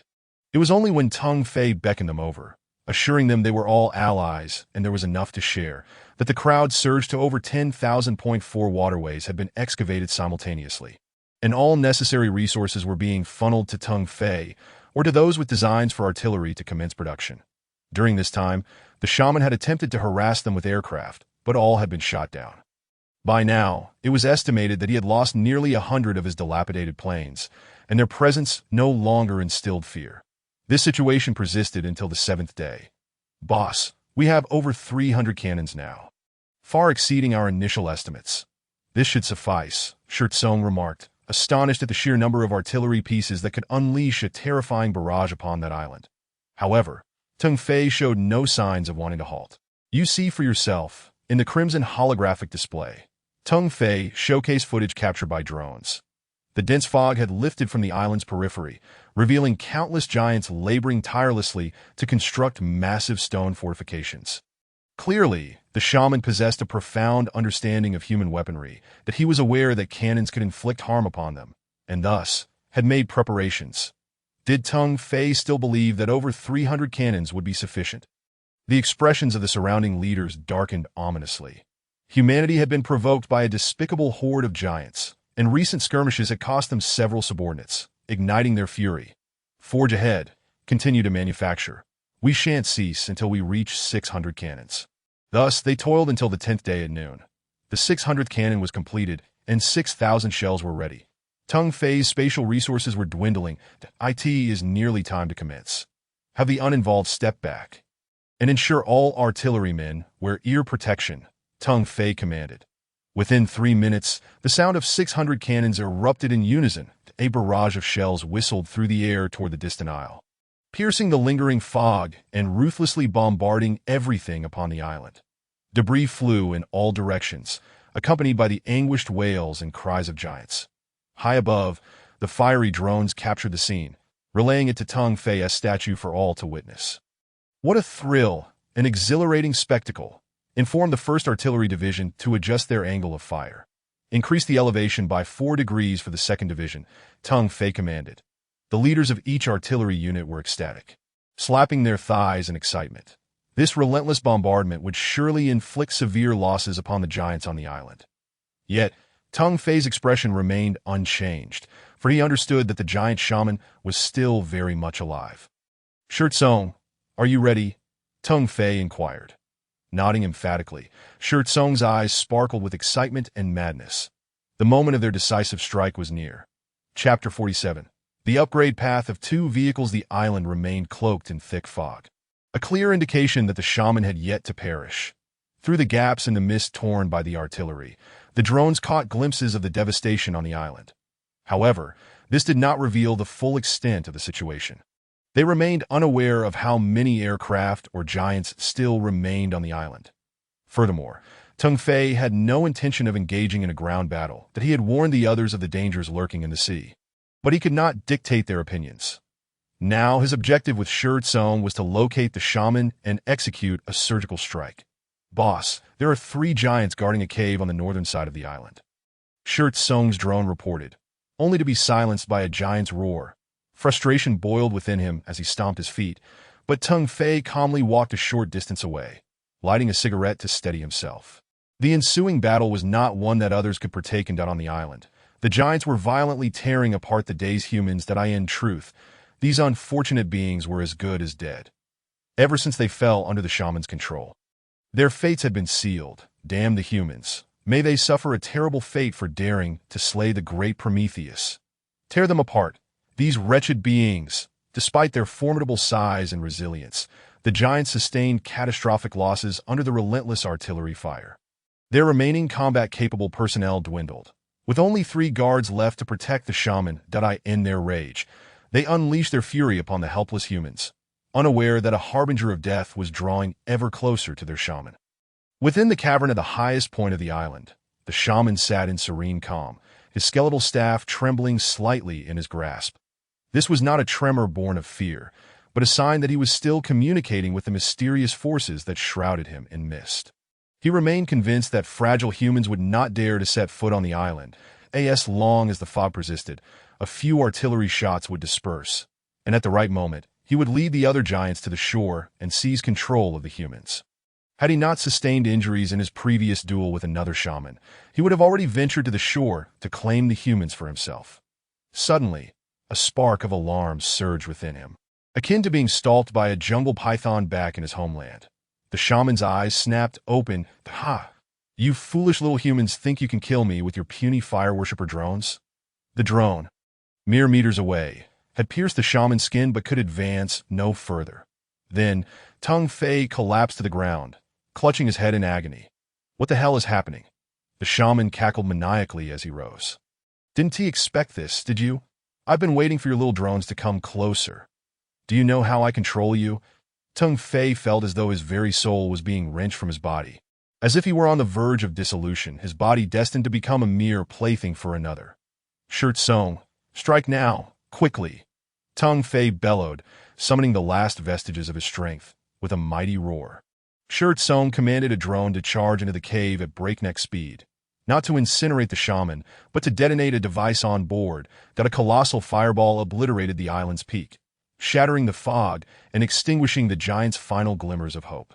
The cannon fire continued, but Tung Fei, succumbing to shock, was carried into a tent by Shirt Song and the others to rest. No one understood his condition. They merely assumed he was exhausted, allowing him to sleep undisturbed. Upon awakening, Tung Fei felt utterly tormented. His head throbbed as if countless needles were piercing through his skull, then retracting, driving him to the brink of a scream. However, his parched throat prevented any sound from escaping until a few drops of dew quenched his mouth, pulling him back from that nightmare. Gasping for air, Tung Fei suddenly sat upright, noticing Zhang Xiaofeng, her face smeared with soot, holding a small bowl filled with water and a silver spoon, evidently having just fed him. I saw your lips were very dry, so I'm sorry. She stammered. No, you needn't apologize. Thank you, Tung Fei replied with a bitter smile, even as his head continued to throb. Zhang Xiaofeng awkwardly smiled, setting the bowl down and tiptoeing out of the tent. Tung Fei then noticed that his interface had undergone some changes. Particularly, the section for vehicles now displayed two circular icons, one resembling a four-wheeled cart, the other a small aircraft. Have I simultaneously unlocked two vehicle upgrade paths? Tung Fei mused, eager to explore further. However, he was met with an overwhelming influx of over 3,000 new messages. Over 3,000? This shaman's explosion must be monumental. Let us see what's in store. Upon glancing at the myriad of colorful items, Tung Fei was momentarily taken aback. The array was vibrant, with white items being scarce, predominantly blue, interspersed with red and yellow. The sudden wave of fortune left him flustered, especially since many of these items were entirely unfamiliar to him. Yet one particular red blueprint captured his attention: giant breeding chamber design. Tung Fei furrowed his brow. Giant breeding chamber? I only knew that the tent associated with the vehicle, which is essentially my mobile home, had designated planting and breeding areas that I never anticipated there would be a breeding chamber for giants. Driven by curiosity, he promptly clicked to use it, reassured by the ample materials at hand. Ding! The giant breeding chamber has begun the binding process. Please note that upon completion, your vehicle's tent-s breeding and planting areas will be merged and upgraded into a brand new giant breeding area. Wait, is there any way to stop this? Tung Fei panicked. After all, his tent's breeding area housed Qiuqiu, who was currently asleep, and the planting area had just seen his tomatoes nearing maturity. Above all, Qiuqiu was not merely a pet that produced meat. He was Tung Fei's comrade. Ding. The binding process has commenced and cannot be halted. Please await completion. Countdown, 4 hours and 57 minutes. Damn it. Tung Fei, consumed by frustration, nearly slapped himself, pondering how curiosity could lead to such dire consequences. He felt utterly desolate, as the absence of Qiuqiu would significantly escalate the difficulty of numerous battle scenarios. Without Qiuqiu, he would lose a substantial source of meat, for someone accustomed to feasting on the flesh of bacteriophagous pigs. The sudden deprivation of pork would undoubtedly result in despair. After enduring a grueling wait of nearly 5 hours, the binding process of the giant breeding chamber finally came to an end. With a crisp chime, Tung Fei anxiously rushed into the corner of the tent, entering the newly merged giant breeding area. Chapter 48. The mighty giant breeding area. Can this truly be called a breeding area? No, it ought to be termed a realm of its own. The azure sky was adorned with a magnificent sun, splashed in shades of gold and crimson, enveloping the surroundings in a warm glow. At this moment, the black soil revealed merely a small wooden enclosure, less than 3 square meters in size, wherein some green onions and spinach had been planted. Less than 10 meters away from Tung Fei, a rough wooden stake formed a pen that housed a slumbering, purplish-black piglet. Phew. Thankfully, Qiuqiu is unharmed. As Tung Fei surveyed the so-called giant breeding area, he marveled at its sheer magnificence, far surpassing the previous planting and breeding zones. The former planting area was merely a cramped 3-square-meter space with a few wooden racks for growing vegetables, while the breeding area consisted of a minuscule pen where Qiuqiu had always lived in confinement. He could only wonder how Qiuqiu would react upon awakening to this new world. That moment, a line of red text materialized before Tung Fei's eyes. Ding. The giant breeding area requires a substantial amount of organic soil, which can be extracted from the substance decomposer and then manually synthesized. Tung Fei quickly inquired, where can I obtain this organic soil, or how do I synthesize it manually? Ding. After extracting the organic matter from the soil using the substance decomposer, it can be mixed manually. Ding. The current quality of organic soil in the giant breeding area is subpar and unsuitable for planting. Please gather or synthesize it as soon as possible and no longer able to hesitate. Tung Fei dashed out of the tent. Looking around, he saw nothing but white coral sand from the beach and peculiar black stones. There was no organic soil in sight that he packed up the tent, released his small AO Tua, and called out to Shirtsong, I'll be back shortly, before soaring into the sky toward a nearby hillock. After over 4 hours of excavation, Tung Fei and 2 puppets had nearly overturned the entire mound of soil. The substance decomposer had worked tirelessly throughout, with the core of the firebender totem replaced twice. Finally, had they completed the task? System, please check if the organic soil meets the standards now. Ding, the current organic matter content is 10. Thickness 0.6 meters, area 600 square meters. Planting can commence. Ding. Your pet Qiuqiu has awakened. Current status. Hungry. Goodness, hungry again. This glutton. Let us release it to eat something first. As Qiuqiu appeared beside Tung Fei, it excitedly rubbed against him a few times before vanishing in an instant. The surrounding mutated insects were likely to face dire consequences, but Tung Fei chose to ignore it and let Qiuqiu feast. What he needed to do now was post a trade request for fruits or vegetable seeds. Trade task. Exchange a brand new Land Cruiser for 3 types of fruit or vegetable seedlings. Task requirement. Only seeds, seedlings, or viable mature plants are acceptable. Instantly, the chatter around him became lively once more. Big shot over here. I have peach pits, watermelon seeds, and grape seeds. Can we trade? Haha, Lu Xiqiang, you glutton. You devoured all the fruit you collected yesterday. Your luck is incredible to encounter Tung Fei, who is now helping newcomers. The individual who managed to exchange 3 types of fruit seeds for a brand new Land Cruiser was ecstatic, spamming the chat with excitement. Almost everyone assumed Tung Fei was hosting another event. However, Murakami Yukinari did not share this sentiment. Damn it, Tung Fei is hoarding so many seeds and seedlings. He must be planning to develop agriculture at his base. Quick, send people to continue searching for their foothold. Zhang Lin was still battling zombies when he received the news and cursed. Tell those who inform us. Whoever dares to trade with Tung Fei will have their limbs broken and be tossed to the zombies. Our vegetable garden will be ready soon. Leave some for us. Meanwhile, Tung Fei was troubled by another matter. The planting area now boasted a variety of fruits and vegetables, yet the breeding area only housed Qiuqiu and 2 meat eggs still in incubation. He aspired to expand and strengthen his breeding endeavors, and he couldn't be content with the situation that he posted a task to trade weapons and vehicles for bird eggs. Surprisingly, he managed to acquire some, but was met with embarrassment when the giant breeding area outright rejected the eggs. The reason given was that these eggs were not suitable for breeding. What kind of reasoning is that? In desperation, Tung Fei asked the person he traded with and learned that the eggs were laid by mutated creatures encountered during a traversal. It dawned on Tung Fei that he hadn't traversed in quite some time. Given his current strength, returning to traverse felt rather pointless. Tio put it bluntly. He was somewhat disdainful of the meager rewards obtained from traversals. However, with his vehicle now capable of flight, should he not test it out? Calling Qiuqiu back, he re-entered the giant breeding area. After securing the puppets, he deployed a drone and piloted his small AO into the sky for a traversal, just a couple of 100 meters ahead. 2 enormous black-headed, white-bodied peculiar birds screeched as they swooped toward Tung Fei from either side. Lacking the enthusiasm to engage them in battle, Tung Fei maneuvered the drone effortlessly, swiftly dispatching the two birds. Their corpses never even touched the ground, as they were absorbed into the giant breeding area, becoming a snack for Chiochio. Anything inedible would be directly assimilated by the giant breeding area as nourishment for the earth.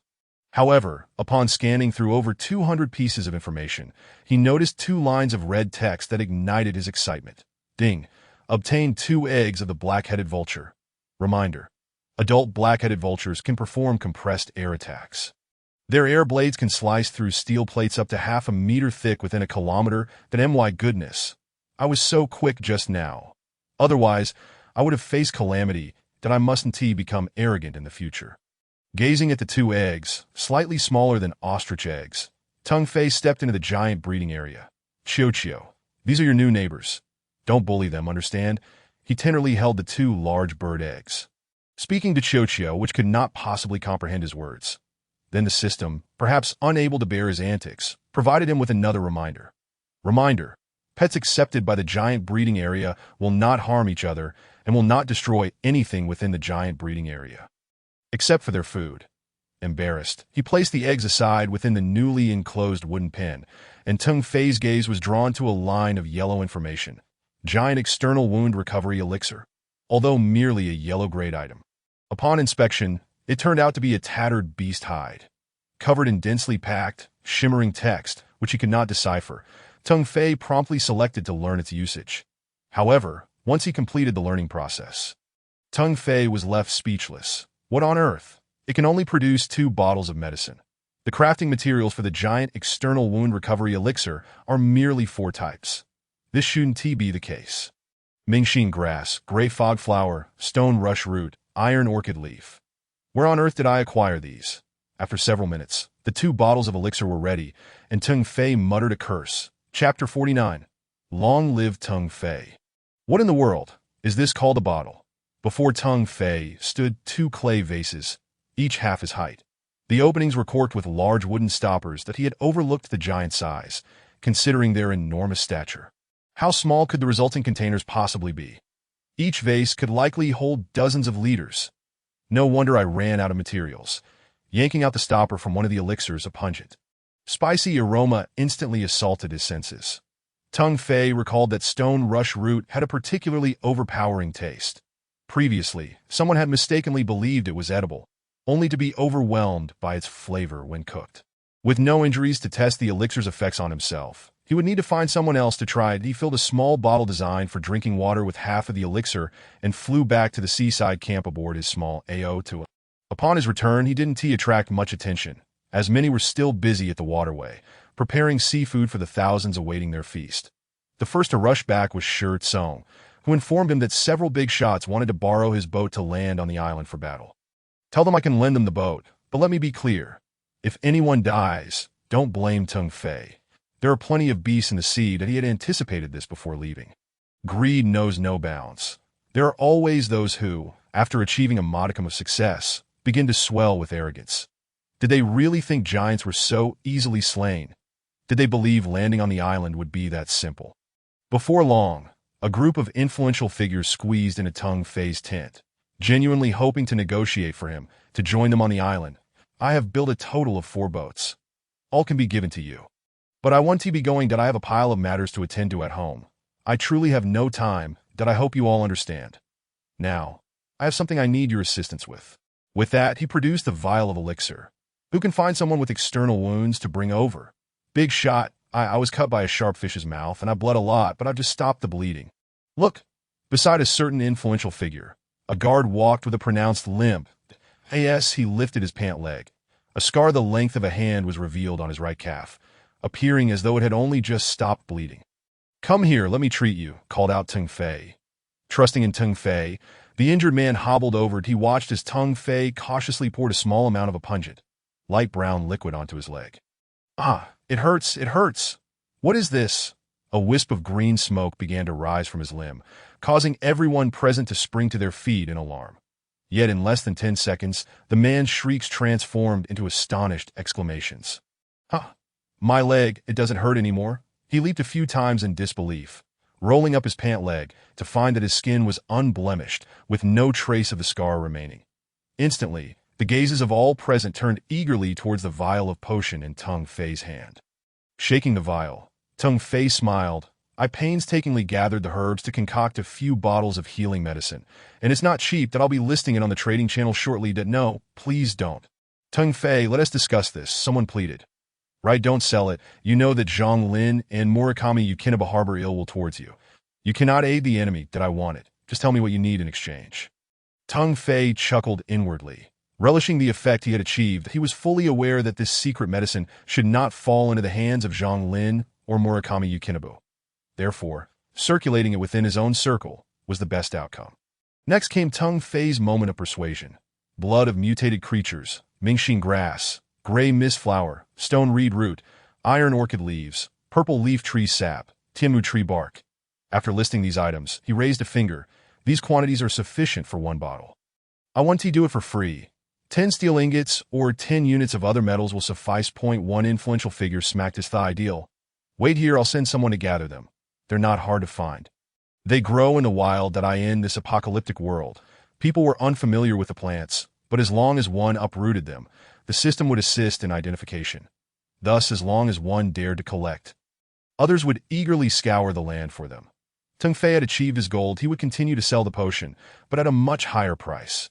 When those influential figures saw that 10 times these materials were required for a single bottle of medicine, they felt a sense of security. They quietly acknowledged that Teng Fei was indeed one of their own, treating them with great consideration, that if things had continued on this calm trajectory, it would have been just fine. Teng Fei's miraculous healing potion, the mighty revitalization water, became widely known in the regional chat.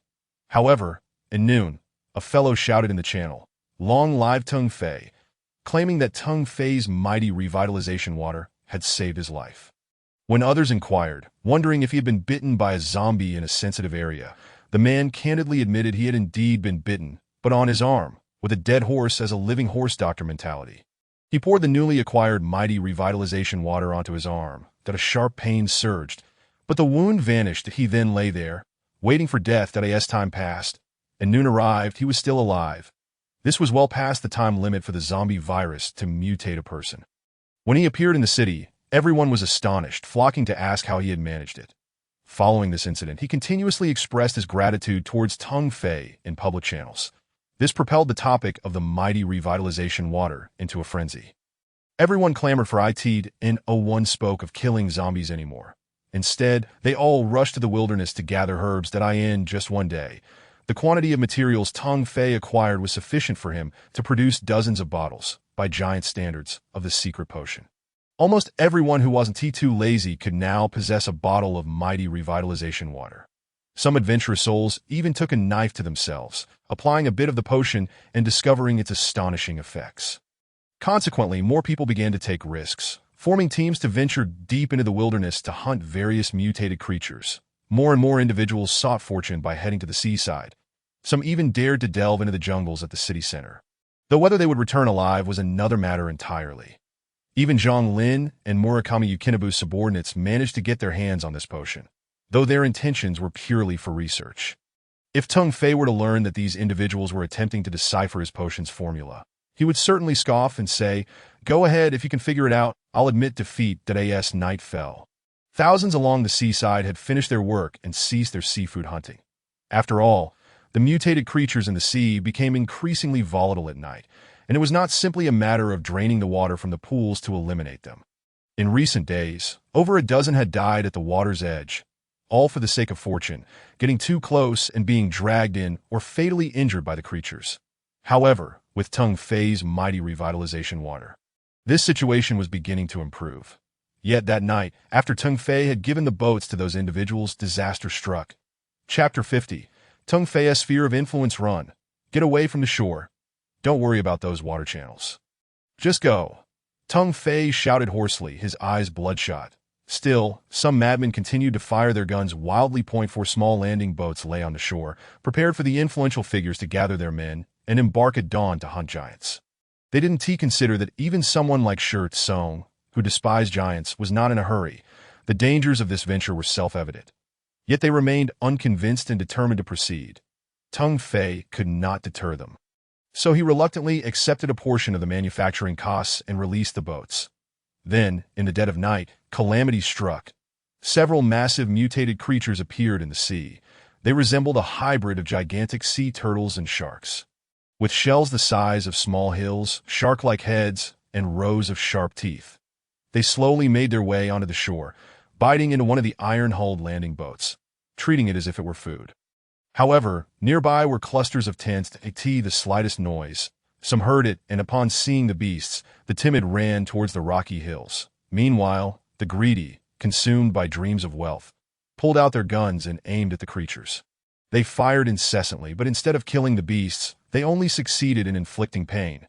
The consequence was that those still on the shore found themselves in dire straits. Tung Fei was among the first to flee, not only running himself, but also urging others to evacuate. Yet many ignored him, thinking that with great fortune at hand, those who fled were foolish that as Tung Fei had anticipated, these massive creatures, adorned with black shells, possessed long-range attack capabilities that a thick glob of phlegm, no, a gray-green slime, was spat forth, and several unfortunate souls were trapped within it, becoming mere jelly-like figures. One could struggle in water, and, with luck, swim back to shore. But in that massive glob of slime, no amount of thrashing would help. All they could do was watch as those individuals suffocated within. Run. Our weapons can't pierce their skin. Run. Some dropped their weapons and took flight. Yet, there were still skeptics who brought out portable missiles, eager to give it another shot. Unsurprisingly, anyone who managed to inflict pain on the creatures found themselves precisely ensnared in the gray-green slime, subsequently drawn back in and turned into the creatures' meals. That it was a sorrowful night, painfully long. When the first light of dawn broke, the faces of everyone were not filled with the relief of having survived, but rather with terror. The water channels and pools they had painstakingly dug out were now entirely gone. The terrifying remnants left by the creatures that had come ashore had been washed away by the sea. However, the iron-hulled landing boats, shredded to pieces, lay scattered across the beach, washed up by the waves. The beach, once corroded by the gray-green slime, had solidified into a gray-white expanse, dotted with dark red stains, the remnants of human bodies that had been eaten away.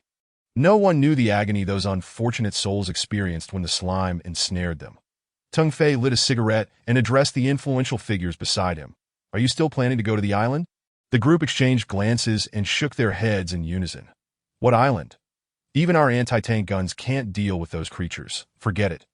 They somewhat regretted not heeding Tung Fei's advice that if they had insisted on taking the ships out to sea, all of them would have likely ended up as the creatures' meals. "Tung Fei, thank you." "If it weren't for you," someone began, but Tung Fei interrupted. "No need to thank me. Let us be grateful that fate has been somewhat fair to us. Otherwise, you'd all be at the bottom of the sea by now." Sighing, Tung Fei and Shirtsong boarded his small vehicle, preparing to leave. "Let me remind you all once more, stay away from the shore. Occasional visits for wild food are fine, but lingering here will eventually attract the creatures from the sea. Take care to at long last, the moment to part ways had arrived." Yet, Tung Fei found himself utterly disinterested in these individuals. Their sole pursuit of profit, disregarding the lives of their subordinates, repulsed him the most. In this apocalyptic world, humanity appeared insignificantly small and exceedingly fragile. Each day, countless souls perished, and he had yet to witness the birth of a single newborn, indicating a steady decline in the human population on Earth. That if this continued, it seemed that within a few years, the civilization of Earth might well face its inevitable conclusion. Shaking his head to disperse the tumultuous thoughts that plagued him, Tung Fei's Ao Tua soared into the sky. "Boss, why not bring along Zhang Xiaofeng? The young lady seems quite capable," Shirtsong questioned, glancing back at the vehicle with a look of confusion. Tung Fei replied nonchalantly, "I intend to remain in the city for a day, and if she truly desires to join us, she will come." "What? It would have been safer to take her with us from the start.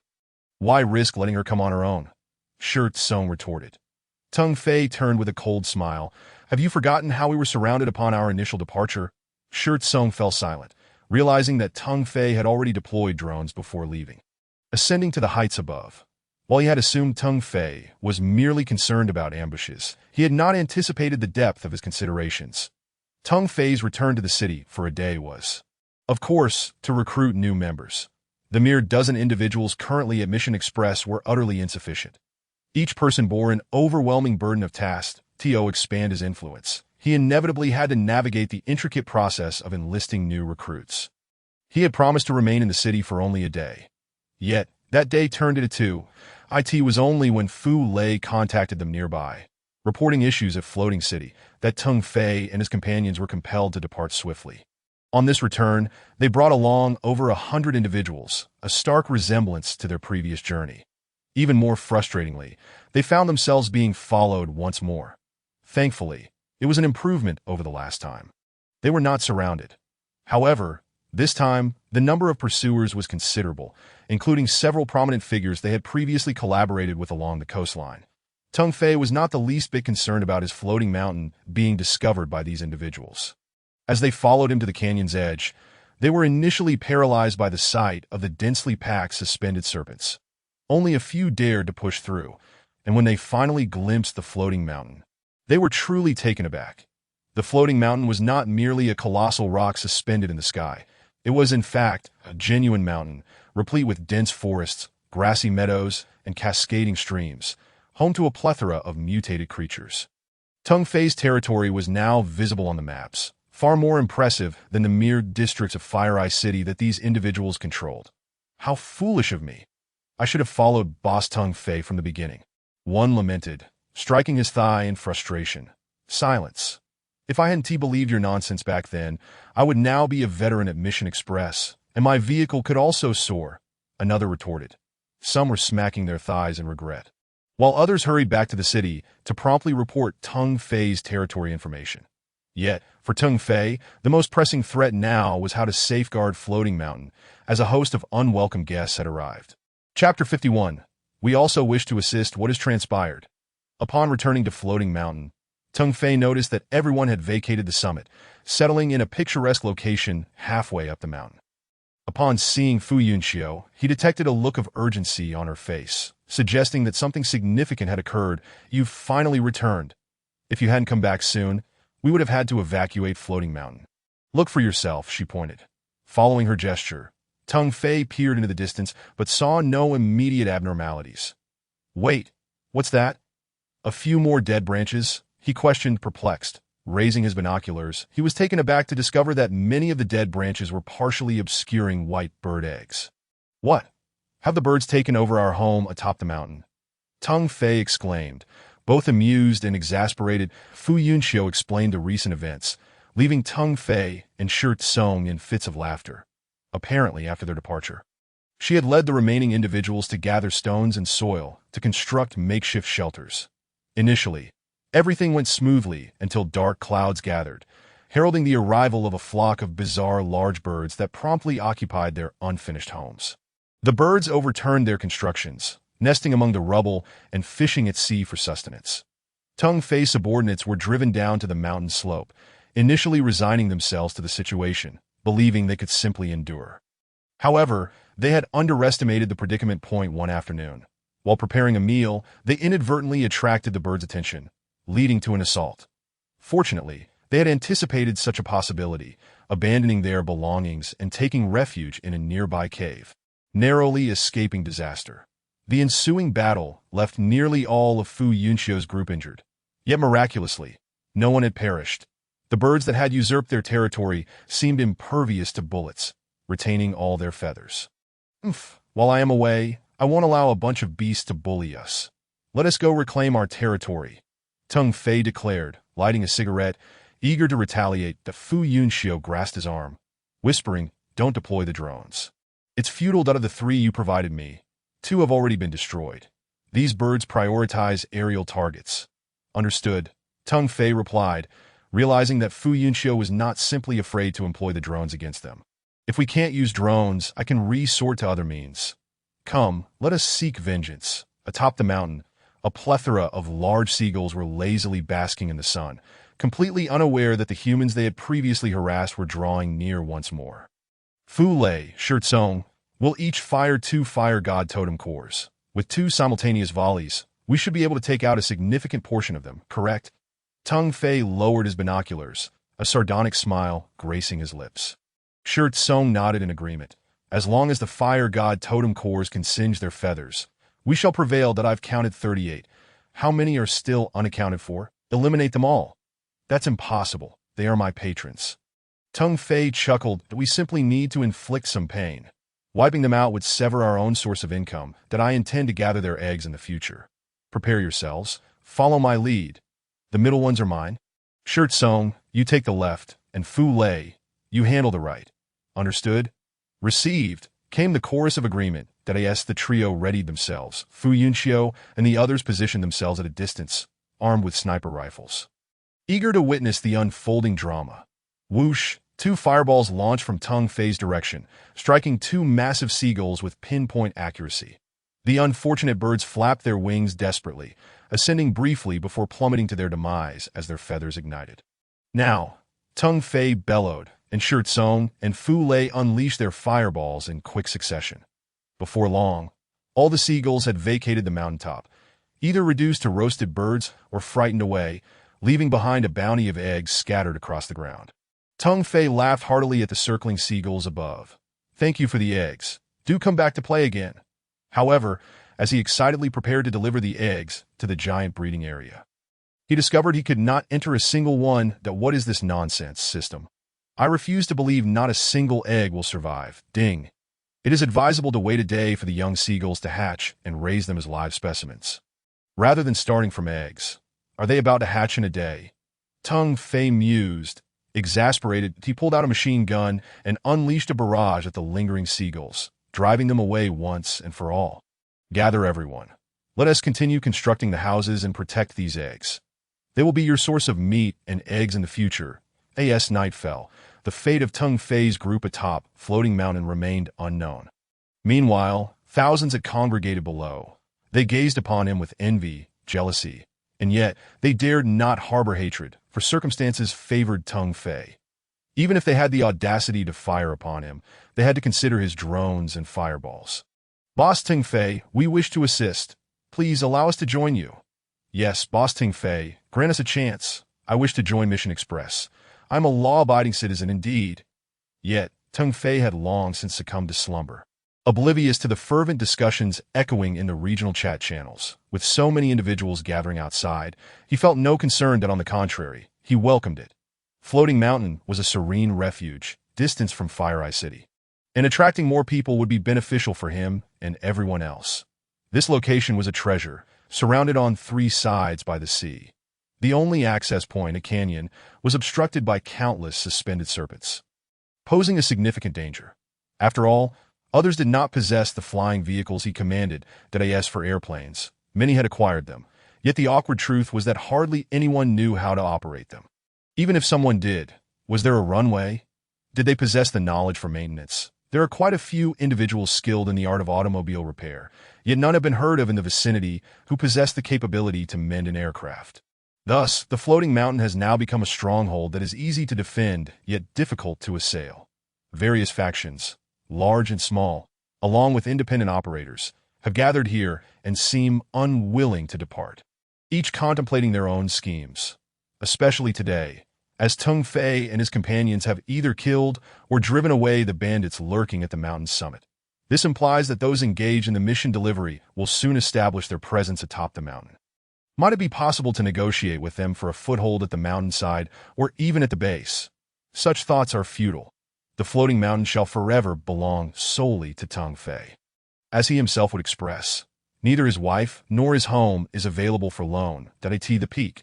Shirt Song is training a newly arrived group of over 100 individuals. Some may wonder why he is conducting drills at such a late hour. Yet, it is precisely the cover of night that he desires for practice. For it is at the most exhausting and weary moments that a person's psychological defenses are at their most vulnerable.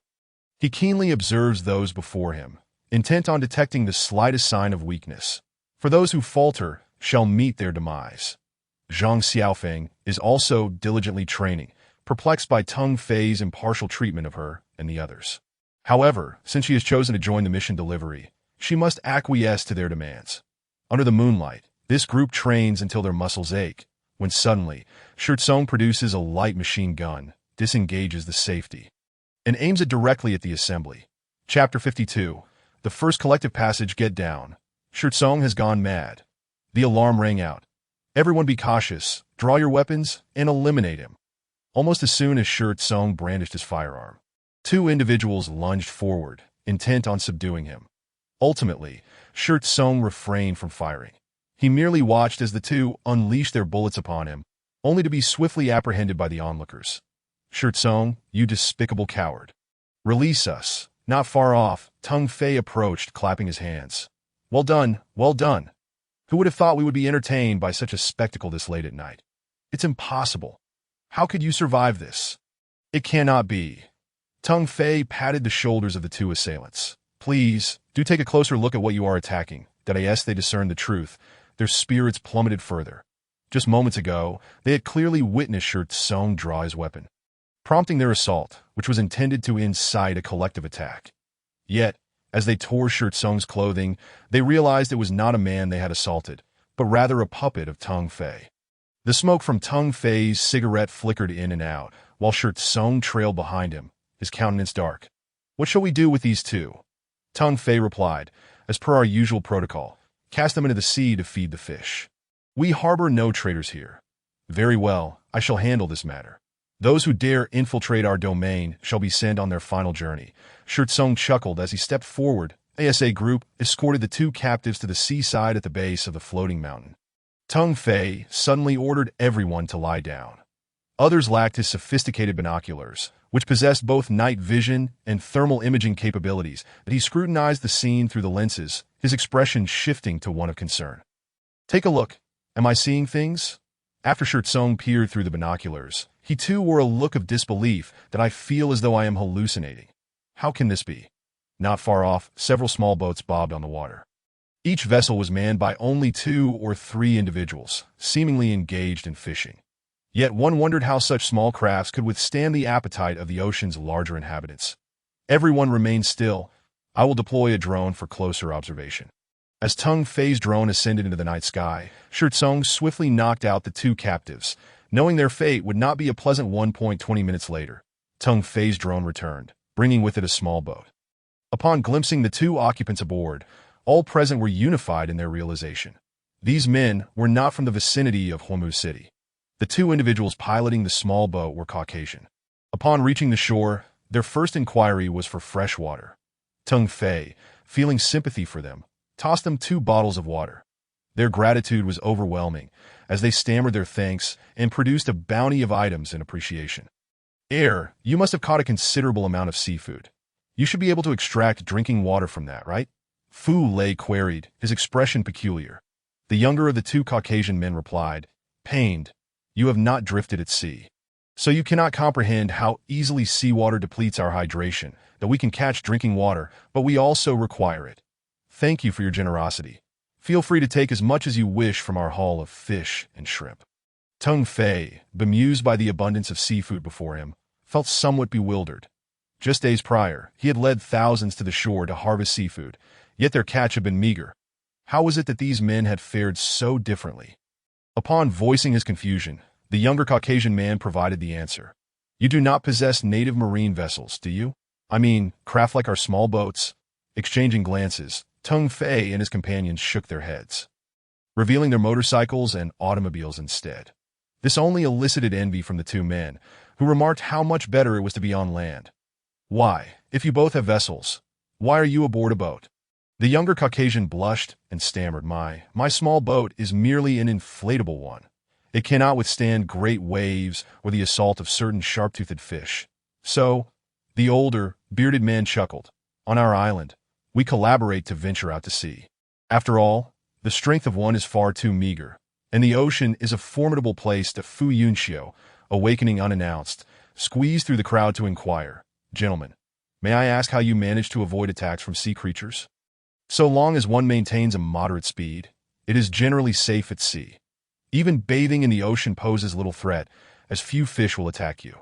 However, should you suddenly accelerate, you may find yourself pursued by many creatures. Shi Tsung interjected, Hold on a moment. We previously possessed several iron-hulled landing crafts, each over 10 meters long, which were bitten into pieces by the sea turtles. They remained stationary. The 2 men exchanged terrified glances. That creature lays its eggs on the beach. Your vessel must have obstructed its path. that we cannot ascertain whether you survived, but their slime can dissolve stone into dust. This is not a suitable venue for discourse.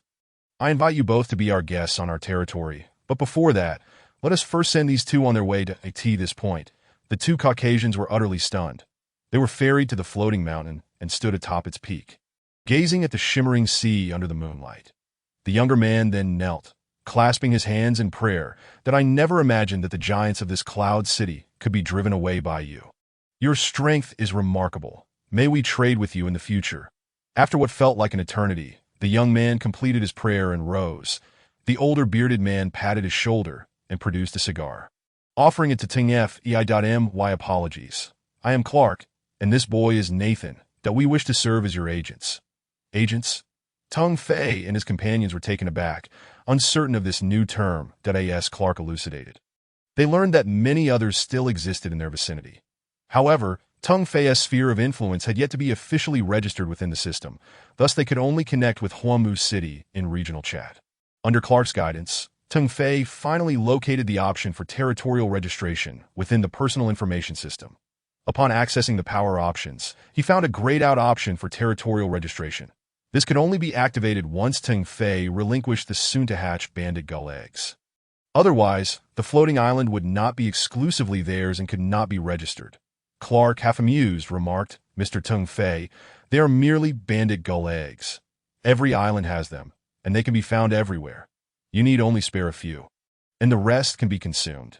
Indeed, after destroying the majority of the eggs, the territorial registration for the mission delivery changed color. Upon completion of the registration, the system notified Tung Fei that he could now engage in collective passage, but only after making adequate preparations. Tung Fei, feeling averse to further discussions with the two men, was eager to rally his companions for the collective passage. However, having received instruction from them, he felt obliged to show some appreciation. He symbolically gifted them a car he deemed least valuable, which left them trembling with their insistence. Tung Fei finally found the option for territorial agents within his domain and proceeded with the delegation. In an instant, all members of the mission delivery noted that their regional chat channel had become vibrant with activity. Dear friends, is anyone venturing out to fish tonight? How is the harvest? My friend and I are at sea. Our catch has been satisfactory, but we just heard gunfire from the Cloud City, yet there were no roars from the giants. Could something have happened? I advise you to keep your distance from the Cloud City. The giants are man-eaters that it is best to fish quietly. Tung Fei laughed heartily, declaring, I shall not keep you all here tonight. These gifts are for you. Shirtsong, inform everyone that tomorrow at noon, we shall embark on our first collective passage for the mission delivery. Chapter 53. A True Home. The Mission Express team, consisting of 129 members, has gathered in full. Each individual is equipped with a sidearm at their waist, a long gun slung across their back, and several grenades dangling from their tactical vests. The scene resembles a battalion preparing for war. Everyone, this marks our first collective traversal since the establishment of Mission Express, Tung Fei announced while standing atop his small, auto vehicle. Feeling a twinge of embarrassment afterward, it is well known among them that certain functions of the system do not provide proactive reminders. They must encounter specific circumstances for such prompts to occur. At last, our territorial boundaries have been clearly defined, granting us the capability for collective traversal that I urge each of you to adhere to the training protocols we have practiced and maintain order during our journey. Understood? Understood. The group responded in unison. The morale was commendable. However, Tung Fei could only speculate on how many would follow the orders, how many might perish, and what the spies among them might do. He could only count on Fu Yunxiu, who remained somewhat detached from the group, to remain vigilant. Prepare yourselves. The countdown for traversal begins. 3, 2, 1. Following a blinding flash of light, all present vanished. When they reappeared, they found themselves in a vast expanse of grassland, a sight unlike anything they had previously encountered. Just moments before, they had been in a desolate wasteland, surrounded by barren yellowish sand and stunted drought-resistant vegetation.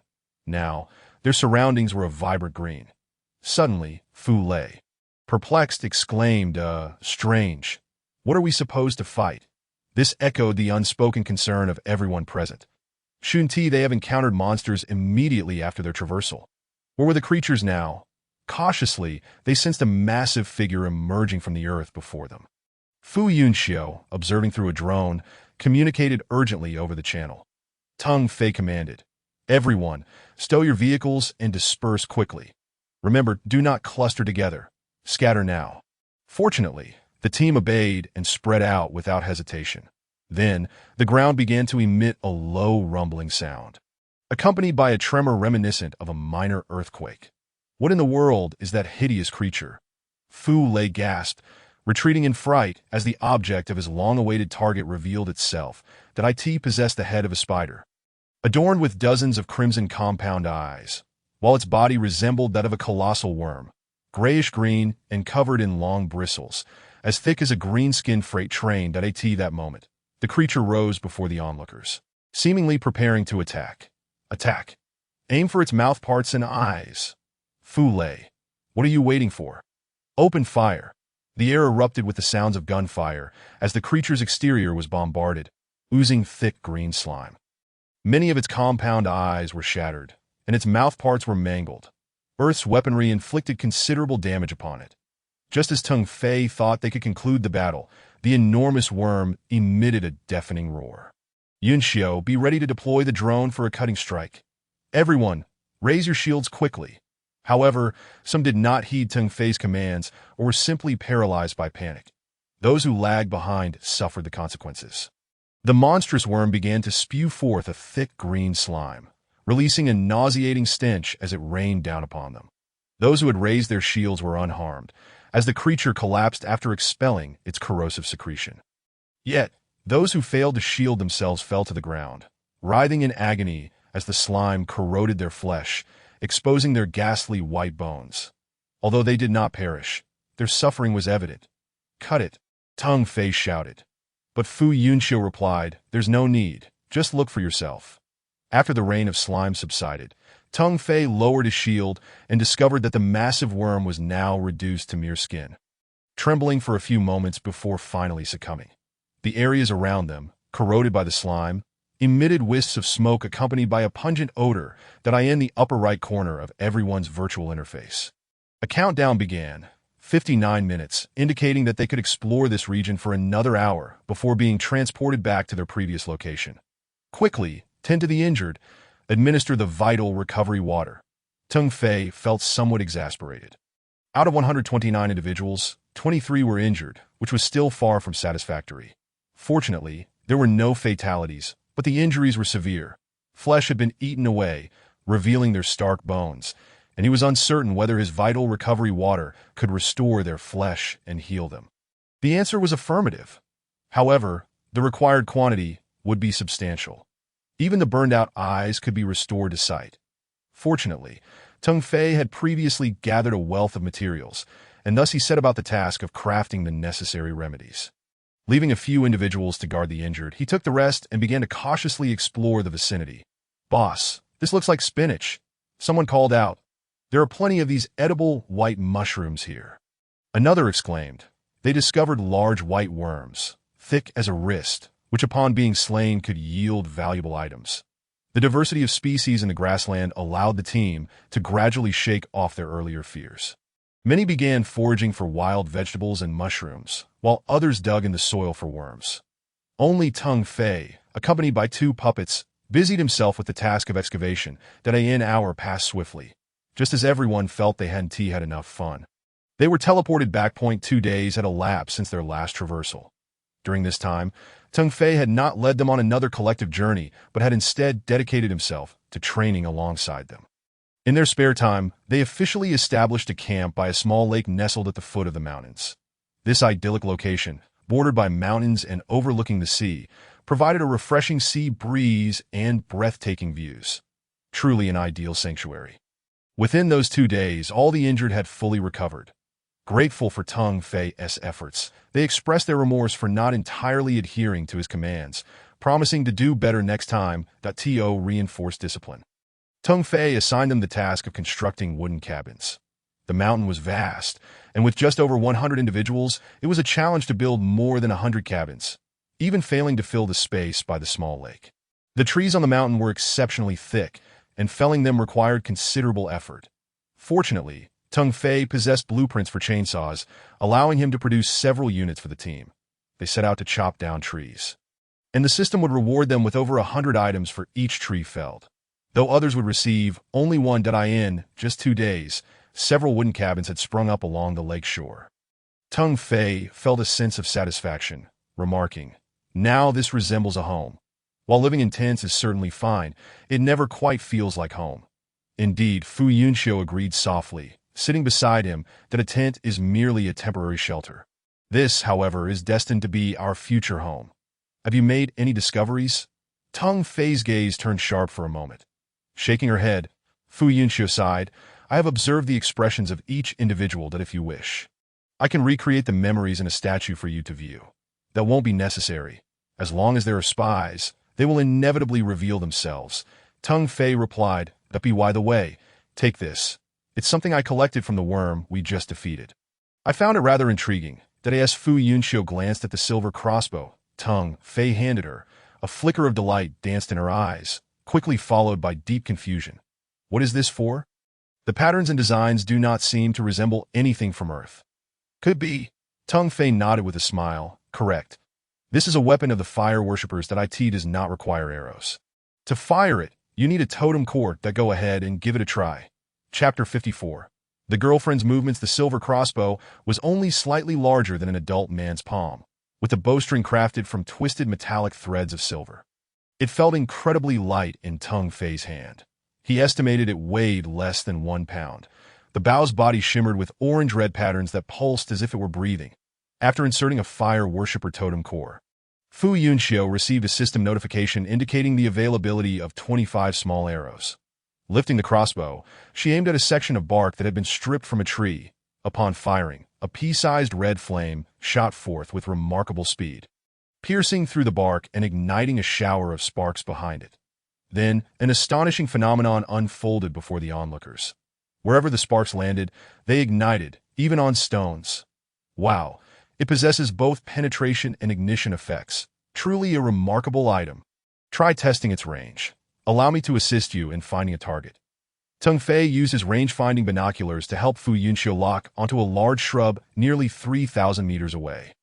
This peculiar shrub, entirely black and laden with sharp thorns, was notorious among the Mission Express members. Colliding with it could be fatal. After confirming the target, Fu Yunxiu aimed broadly, as the crossbow lacked a scope, making it challenging to target something so small from such a distance. However, as she fired, Tung Fei observed through the binoculars that the small flame maintained its trajectory without any downward slope, indicating that it was unaffected by the planet's gravity. Its speed did not diminish either, suggesting that air resistance did not impede its initial velocity. The only observable change was that the flame shrank in size as it traveled further away. Likely, at greater distances, the flame would dissipate completely. With a resounding explosion, a fireball erupted in the distance, capturing the attention of those laboring nearby. Upon spotting Tung Fei and Fu Yunxiu, the others resumed their tasks with renewed vigor. "Thank you, I truly appreciate this. This item will prove immensely useful." Fu Yunxiu's eyes narrowed into crescent shapes.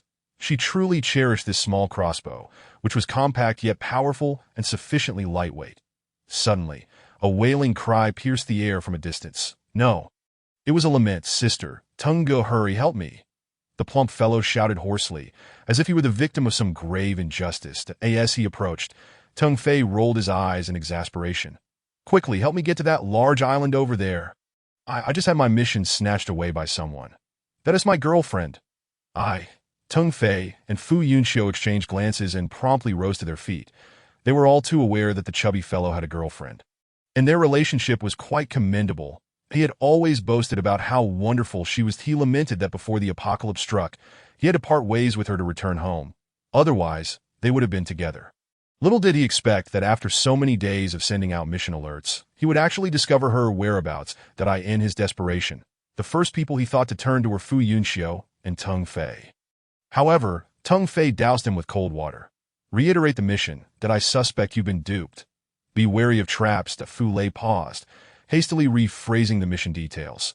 The missing person task he had posted bore no distinction from others of its kind. The reward had to be listed up front as per system requirements. As for the target's image, the system would extract it from the depths of his mind with remarkable accuracy. Logically, the individual who accepted the task must have genuinely encountered the target, as only then could the mental imagery align with the mission details for acceptance. However, even after acceptance, the reward would not be instantly given. The objective of a missing person task was that the reward would only be conferred to the task taker upon the successful location of the target by the original poster. Yet, in the city of Huamu, a nefarious chain had already formed. When someone accepted a task, they would often recruit a few friends or others to grievously harm the unfortunate soul seeking the target. Once that person bled out, they would collect the materials on his person. Such incidents were not uncommon, and it was only after some managed to escape that this tactic was revealed. Tung Fei's implication was that the chubby fellow might have fallen victim to a scam, and he urged caution. Nevertheless, there was still the matter of whether the individual who accepted the task had indeed seen Fu Lei's girlfriend. Otherwise, they would not have been able to take it on. The issue lay with the location he provided, which was rather awkward that it was a large island far removed from the mainland, and they were uncertain of the number of people there. Most critically, it was simply too distant. Tung Fei and the others had only glimpsed that large island through drones to reach it. Aside from the inherent dangers of crossing the ocean, the time constraints were also prohibitive. As the leader of the Shimming Kuaiti faction, he could not simply depart at will. Moreover, the name of his faction, aptly titled Mission Express, implied a service of delivery. Thus far, they had the highest transaction volume within a 300-kilometer radius. Whether in the vicinity of Huamu or on the nearby island populated predominantly by foreigners, a single Tung Fei could rival a large faction that he could casually cast nets at the seaside or drop bombs near Huamu to amass a colossal amount of resources. To abandon all responsibilities merely to assist Fu Lei in finding his girlfriend was not something he could entertain at present, as a responsible leader must seek opportunities. For now, let us not rush. If we can ascertain her whereabouts, we will have succeeded halfway. Next, we shall devise a plan to determine if there is a swift means to reach her. Fu Yunxiu reassured Fu Lei, casting a glance at Tung Fei, fearing he might refuse. Tung Fei would not overly discourage Fu Lei, but he could not immediately conceive a viable solution either. Crossing hundreds of nautical miles merely to seek a girlfriend whose whereabouts were uncertain posed considerable risks. After all, it was someone else's territory. If all else fails, Tung sister, I'll go alone, that I'm not afraid to die. Tung Fei was amused by the chubby fellow's bravado. Look at you, no one has said you shouldn't go looking. We just need to devise a plan instead of rushing in headlong. Acting recklessly would be irresponsible for our faction. Do you understand? Fu Lei lowered his head. His love for his girlfriend ran deep, and the vows they once exchanged echoed in his mind. Now that he had a lead on her whereabouts, how could he possibly let it go? There were indeed methods available, though they were quite taxing. Tung Fei lit a cigarette, narrowing his eyes. What is it? Tunga, quickly tell us. What is your plan? Fu Lei nearly knelt in excitement. Tung Fei picked up a dry twig, sketching in the dirt as he spoke. Here is the location of our floating mountain. Here is that foreign island, which currently lacks a name. From our island to the large island where your girlfriend is located, see this distance. Fu Lei's eyes brightened. Ah. Indeed, the distance is comparable. We would only need a day's voyage to reach the foreign island, or half a day by air, thus significantly shortening the journey to No. It need not be so cumbersome that my method will allow us to reach that large island in merely half a day. And even return. Tung Fei's words left Fu Lei and Fu Yunxiu momentarily stunned. Chapter 55. All are savvy individuals that we shall first team up with the people on the opposing island. After all, they have traversed here. Once the time comes, we can be brought back to their island. That a single phrase instantly illuminated Fu Lei and Fu Yunxiu. Indeed, as long as they have traversed, they will be returned to their original location. Alternatively, you could walk along the road like a novice. As long as you remain in this area within an hour, you will be brought back to your point of departure. It must be said that Tung Fei's plan was indeed clever. Fu Lei exclaimed excitedly, Tungu, you truly have a brilliant mind. Thank you so much. Shall we go speak to the owners of those small boats at sea? The unfortunate Shirt Song was left behind by Tung Fei and the others to guard the place, while also urging everyone to continue their training. Tung Fei was preparing for the second group traversal. Should anyone fail to meet the criteria, they would face expulsion from Mission Express. That evening, the trio flew over the ocean, locating a small boat, and for the price of 3 pieces of snake meat, they persuaded the boat owner to ferry them to the island. The island was not large, with a total population of just over 3,000. And it was in a disorganized state, lacking a definitive leader or a dominant faction. There were numerous small factions, each comprised of a handful of people, all striving to survive. After all, the island produced no fresh water, relying solely on rain to accumulate a meager supply.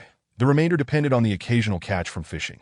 That night, Tung Fei and his companions visited several small factions, gaining a general understanding of the island's circumstances. A considerable number of individuals were unaware of the existence of their mainland. Those who were aware did not dare to venture there, for the mainland was plagued by zombies, which they feared immensely. Conversely, the island was devoid of such terrifying creatures. At worst, there were merely mutated insects and beasts that appeared periodically. What a peculiar situation. If even I can overcome my fear of zombies, these foreigners truly are something else. Fu Lei muttered in disbelief. However, Fu Yunxiu furrowed her brow and remarked, "The leader of that small faction just mentioned that we could team up with those fishing off the Firebird Island." Using that method, but Tung Fei, smoking, interjected her sentence. "But he demands compensation before he agrees to introduce us to the fishermen from Firebird Island. Aha, they're all quite shrewd. Let us wander around and ask a few more people. We can't simply accept his demand for 300 bottles of fresh water without bargaining," Tung Fei suggested. Over the course of one night, the trio engaged with over 10 factions. The foreigners here were generally amiable. Yet they placed immense value on fresh water. To what extent? They had nearly transformed fresh water into a form of currency. It could procure anything on the island. This underscored just how scarce fresh water was. Tung Fei even subtly inquired if they had never considered surviving near their floating island. After all, the number of zombies near the floating island is not particularly high. As a result, the faces of those from various factions turned pale with fright, their hands shaking vigorously as they adamantly refused to go. They claimed that not only were there zombies in that area, but also man-eating giants, asserting that only those as audacious as them could dare to venture there, while they certainly could not. Ultimately, Tung Fei struck a deal with a middle-aged woman named Marina, who was acquainted with fishermen from Firebird Island, for the modest price of 5 bottles of water and 5 loaves of bread. She agreed to contact someone who would escort Tung Fei and his companions. This arrangement was indeed quite economical, as it also covered the costs of being received by the people on Firebird Island. At dawn, Tung Fei and his 2 companions teamed up with this middle-aged woman and set off. Their luck was truly remarkable. Marina, terrified, turned ashen and trembled so much that she nearly dropped the oars, resigned to a fate of waiting for death. Yet before her stood 3 individuals, one wielding a crossbow, another with a sniper rifle, and the last clutching a stone, who managed to incinerate the fearsome gray octopus that was menacingly waving its tentacles, sending it sinking into the depths. Regrettably, she did not manage to secure even a piece of meat, as she had not lifted a finger herself. Tung Fei, feeling a tinge of embarrassment, generously offered her 2 pieces of octopus meat along with 2 bottles of water as a token of gratitude for her assistance. Careful not to be overly generous lest it arouse suspicion. From that moment on, Marina's demeanor towards Tung Fei and his companions shifted dramatically, even addressing them with the respectful pronoun you, when she brought them to meet a middle-aged man from Firebird Island. The awkwardness on Tung Fei and his companions' faces was palpable. The 2 appeared to be an unlikely pair, possibly even lovers from different islands. The man from Firebird Island, sharing the same dark hair and yellow skin as them, conversed fluently in Mandarin. The thought of the man's lecherous gaze towards Marina, a middle-aged woman devoid of any remarkable traits, was unsettling. Now, the man's gaze towards them, particularly towards Fu Yunxiu, was filled with aggression, inciting Tung Fei to the brink of kicking him into the sea. Were it not for Fu Yunxiu holding him back, the man would have surely received a beating. After a prolonged wait, the man reluctantly led them back to Firebird Island, repeatedly implying that Fu Yunxiu should accompany him, promising food, drink, and comfortable lodgings. After being declined several times, he left with a huff, abandoning the 3 on a makeshift, dilapidated dock. The wood of the dock appeared quite new, akin to the clusters of wooden houses in the distance, suggesting recent construction. Further afield, numerous wooden structures were still being erected, painting a picture of prosperity that starkly contrasted with the meager state of the nearby white inhabitants' island. "Let us go," There must be someone in charge here, that we should first pay our respects to the local authority before searching for your girlfriend, Teng Fei advised. However, Fu Lei protested, "Why should we? We are not here to cause trouble. Why must we seek out the locals for favors?" Fu Yunxiu, exasperated, kicked him, "You idiot! If our attempt to rescue your girlfriend fails, at least we would have made an acquaintance with the local authority. Facilitating our quest for assistance did this." Fu Lei realized he was being irrational in his eagerness to save his girlfriend, scratching his head awkwardly. Teng Fei, meanwhile, had turned his attention to a purely wooden, ancient-style building nestled halfway up a hill. Tian Xing, the actual overseer of Firebird Island, had once been an army captain that he faced the apocalypse alongside his soldiers on the training grounds. Unfortunately, at that time, their weapons were devoid of ammunition, and they had to rely on makeshift means to cultivate their current situation. At this moment, the Revival Society was the largest faction on Firebird Island, boasting thousands of members. They dominated other factions, controlling everything on the island. Unexpectedly, he was now receiving visitors from outside the island. Busy as he was, he set aside all his tasks to personally attend to these three, yet the first sentence of their conversation left him perplexed, as Teng Fei's agent made a peculiar request. What does agent mean? Unable to avoid it, Teng Fei explained the matter of the map, and Tian Xing, taken aback, grasped Teng Fei's hand warmly, treating him like a brother and insisting he stay on the island a few more days. This was due to Teng Fei revealing his identity and the extent of his influence. Even though Teng Fei clearly stated that his mission only involved 100 people, Tian Xing was unfazed. Having reached his position, he was not one to dismiss an individual based solely on their numbers. Teng Fei's composure and maturity were qualities not commonly found in the leaders of the island's factions. Teng Guai, a Fu Lei, feeling anxious, noted the dimming light. What if they were unable to reach his girlfriend in time? Teng Fei, reluctantly revealing the reason for their visit, received a heartfelt guarantee from Tian Xing, who pledged to send his guards to escort them in retrieving her. However, upon seeing the information Fu Lei provided about the individual they were tasked to find, Tian Xing's brow furrowed with concern. Wait, you all need to hold on. Chapter 56. The arrogant local tyrant. I have a faint recollection of this person. He doesn't seem to be a good sort. Please wait here. I will summon my assistant. Soon, a rotund man with an oily complexion was brought forward. He wiped his mouth and greeted everyone present. Upon seeing the red image projected from Fu Lei's statue, he exclaimed, "Isn't that Yang Jinchi? This fellow can still find people." Fu Lei promptly inquired, "Could you tell me where Yang Jinchi is now?" The chubby man, barely any hair on his head, scratched his scalp and replied, "I'm not sure where he is, but I can assure you he is involved in illegal activities." After uttering this, he regretted it, quickly spitting out, "Pa. With the world in ruins, what illegal activities? Just disregard what I said, my apologies." Teng Fei tossed him a piece of roasted pork belly. "Tell me about this person's background. The more detailed, the better." The rotund assistant accepted the pork belly, his eyes gleaming, but he hesitated to eat it, hastily stowing it in his black bag. "Well, let me elaborate." The chubby man began recounting everything he knew about Yang Jinchi, as if he were a human computer. It turned out that when Firebird Island was first established, it had not yet been fully commandeered by Tian Xing and was merely a small hilltop under his control. That it was Yang Jinchi, who was the true power on Firebird Island. Without question, despairingly, it was revealed that Yang Jinchi's means of control were ruthless. Those who defied him would be mercilessly wounded and tossed into the sea to be fed to the fish, with their remains eventually washing ashore.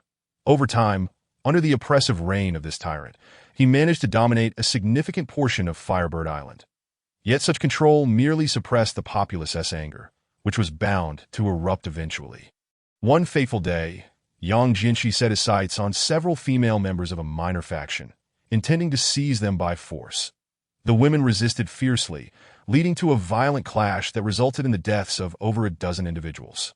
Several of Yang Jinchi's subordinates also met their demise. Just as he was preparing to obliterate the entire minor faction, the members rallied numerous small factions to retaliate, severely injuring Yang Jinchi's men. The ensuing battle echoed throughout Firebird Island, with gunfire ringing out everywhere. That time, Tian Xing was out fishing with his crew and was oblivious to these events by the time they returned. The largest faction on Firebird Island had been decimated, with the area littered with the wounded.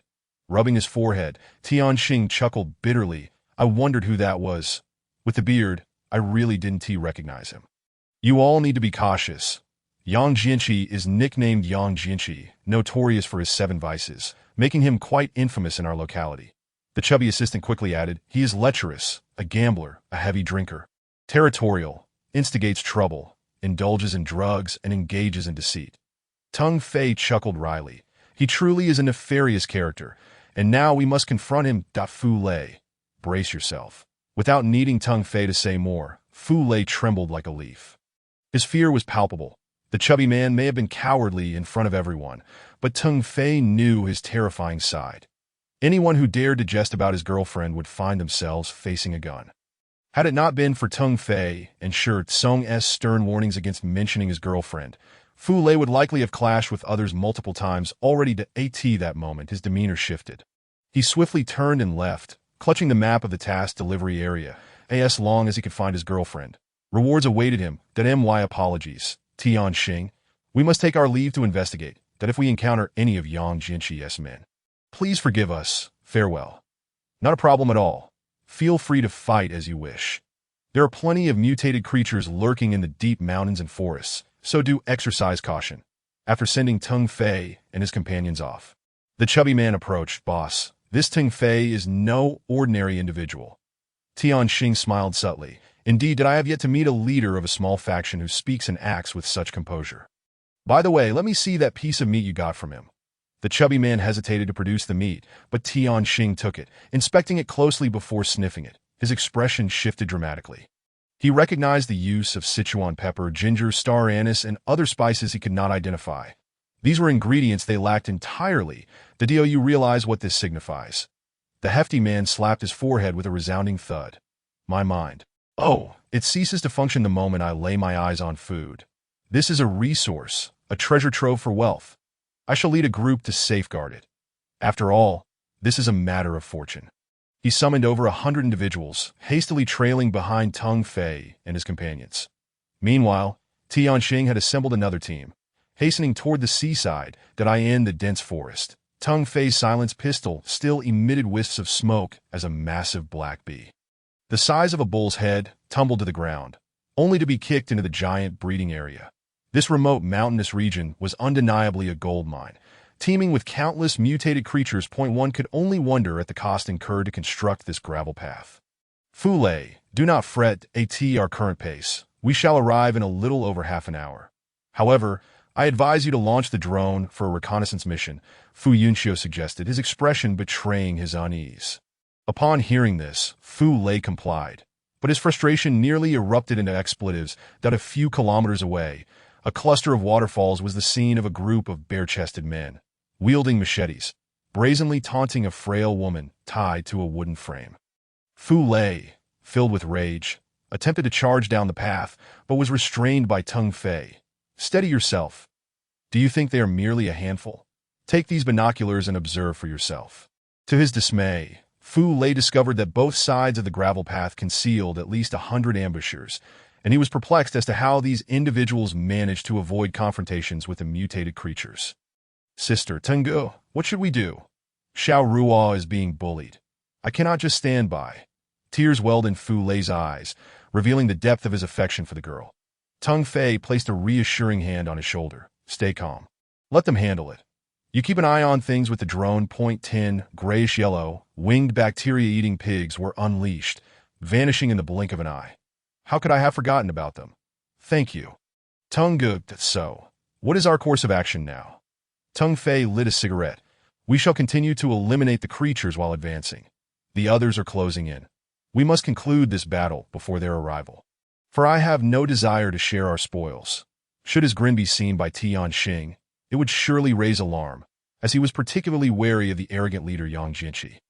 Tianxing, seasoned by trials and tribulations, understood the nature of true danger, but he had encountered many overly calm youths like Tung Fei, most of whom feigned bravado. Yet, Tung Fei was an enigma. Had he revealed such a cruel smile moments ago, Tianxing would have advised his assistant to retreat. Yet now he found himself at sea, trembling while peering through binoculars at the distant floating mountain. Chapter 57. Coco makes her entrance. Boss, that mountain. Is it truly that person's? An ashen-faced subordinate inquired. Just then, two large seabirds attempted to alight on the floating mountain, only to be abruptly torn asunder by two fiery beams shot down from the clouds. The specifics of such weaponry eluded Tian Xing and his men, but one thing was clear. They stood no chance against it. Thus, Teng Fei could only be regarded as an ally, at least for the time being. "Let us return and await their return," Tian Xing remarked, narrowing his eyes as he observed his men dispatch the last of the monstrous fish. Having completed their traversal, a dozen individuals swiftly retreated to Firebird Island. Teng Fei's marksmanship remained inconsistent. At times, he could puncture a fly's head from 30 meters, while at others, he struggled to hit a stationary target from in a fit of anger. Fu Lei found himself laughing at Teng Fei's antics. "Teng Ge, you need not force a smile. I assure you, I am fine." Teng Fei's expression darkened as the wretched fly, which had perched in the middle of the path, evaded his shots with uncanny agility. After 3 failed attempts, Teng Fei's frustration boiled over, and he brandished an AR-15. "Calm down. We cannot expose ourselves just yet. Have your bacteria-eating pigs positioned?" Teng Fei begrudgingly stowed away the AR-15, monitoring the pig's perspective through a virtual interface, and noted they had successfully encircled their targets. "Prepare for battle. Charge!" The trio surged forward, accelerating through the last 500 meters of the mountain path, eschewing their previous caution. Meanwhile, the ambushers lying in wait along the sides of the road began to dwindle in number. The newly hatched bacteria-eating pigs, upgraded and armed with wings, possessed enhanced blood-sucking capabilities, enabling them to drain their victims before cries for help could escape. Teng Fei soon discerned why these ambushers had not been attacked by mutated creatures. Each had coated themselves with a viscous, black substance, likely a concoction designed to repel the beasts, allowing them to lie in wait for their targets. However, they were unprepared for the clever counter-ambush that awaited them. When Teng Fei and his companions emerged before the cluster of waterfalls, Fu Lei's eyes widened in horror. Bound to the wooden frame was none other than his girlfriend, Li Mingru. With her cropped hair, elongated figure, and bruised skin, she lay unconscious, though her chest still rose and fell gently. "Release her, you beast!" Fu Lei roared, leveling his AR-15 at the mustached man amidst the group. Yang Jianqi, the one who had orchestrated this mission. With a disdainful hiss, Yang Jianqi's serpentine gaze swept over the three, finally settling on Fu Yunxiu. "That girl stays with me. You two can take the easy way out, or else I shall make you regret it." Teng Fei chuckled derisively. "You speak as if we should simply take our own lives without a fight. I ask at you who is deranged, or are all of you equally foolish? How dare you insult me?" A subordinate, eager to prove himself, aimed his shabby weapon at Teng Fei. Just then, Fu Yunxiu gestured, and a massive, light brown beetle materialized before them. This was Coco, the offspring of the unicorn beetle they had rescued in the heart of Huamu City. Coco's appearance was a safeguard for the trio. "What a wretched insect! Kill it and claim your reward. Do not let that fat man escape. He possesses something valuable." Yang Jianqi licked his lips, issuing an attack command against Coco. In an instant, gunfire erupted as his subordinates opened fire. Yet all bullets ricocheted harmlessly off Coco's armored shell. "Coco, attack!" Fu Yunxiu commanded coldly. Coco crouched low, emitting invisible ripples from her head, enveloping Yang Jianqi and his men. Suddenly, those firing their weapons clutched their heads and fell to the ground, rolling in agony, blood streaming from their ears and nostrils. This was a sonic attack, one of Coco's formidable abilities that in contrast to Teng Fei's bacteria-eating pigs, which merely sucked and sped up. Coco held her ground and incapacitated the enemy with ease.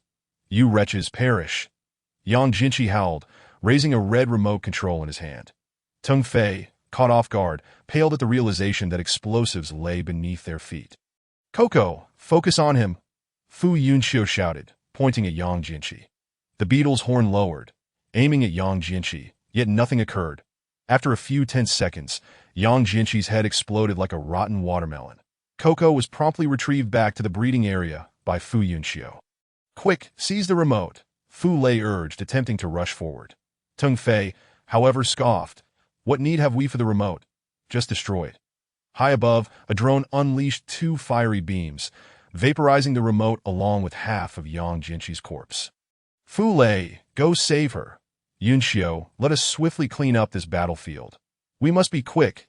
That fat man is closing in. In the dense forest on either side, the ground was now strewn with countless corpses. While an assortment of vehicles and scattered items lay in disarray, Tio gathered everything would be nothing short of a fool's errand. Teng Fei's intention was to selectively procure only those items that were of utility or high value. His discerning eye for worth was unmatched. No one understood the value of items better than he did, and as everyone else scrambled to hoard food and water, he was already busily amassing design blueprints and other valuable materials. While others fretted over dwindling ammunition and consumables, he had taken the initiative to gather a plethora of resources. His advantage lay in possessing a stockpile far exceeding that of others, enabling him to accurately predict the market trends of the current area. At that moment, he was sifting through a pile of items when Fu Lei and Fu Yunxiu assisted Li Mengru in leaving the vicinity of the waterfall cluster. Just as the three regrouped, the rotund man from behind had already arrived with a large entourage. Teng Fei remained cautious. It appeared that Yang Jinshi held a detonator in his hand. And no sooner had the thought crossed his mind than a deafening roar erupted from the waterfall ahead. Teng Fei shrugged nonchalantly. Well, that's over now. Thank you for the assistance. We've finished our business here and are preparing to leave as a small token of appreciation for you. By the way, there are quite a few treasures in the forest on both sides. Consider them a gift. Tossing down a few pieces of roasted meat wrapped in large leaves, Teng Fei effortlessly drove away, leaving the rotund man and his companions in a state of astonishment.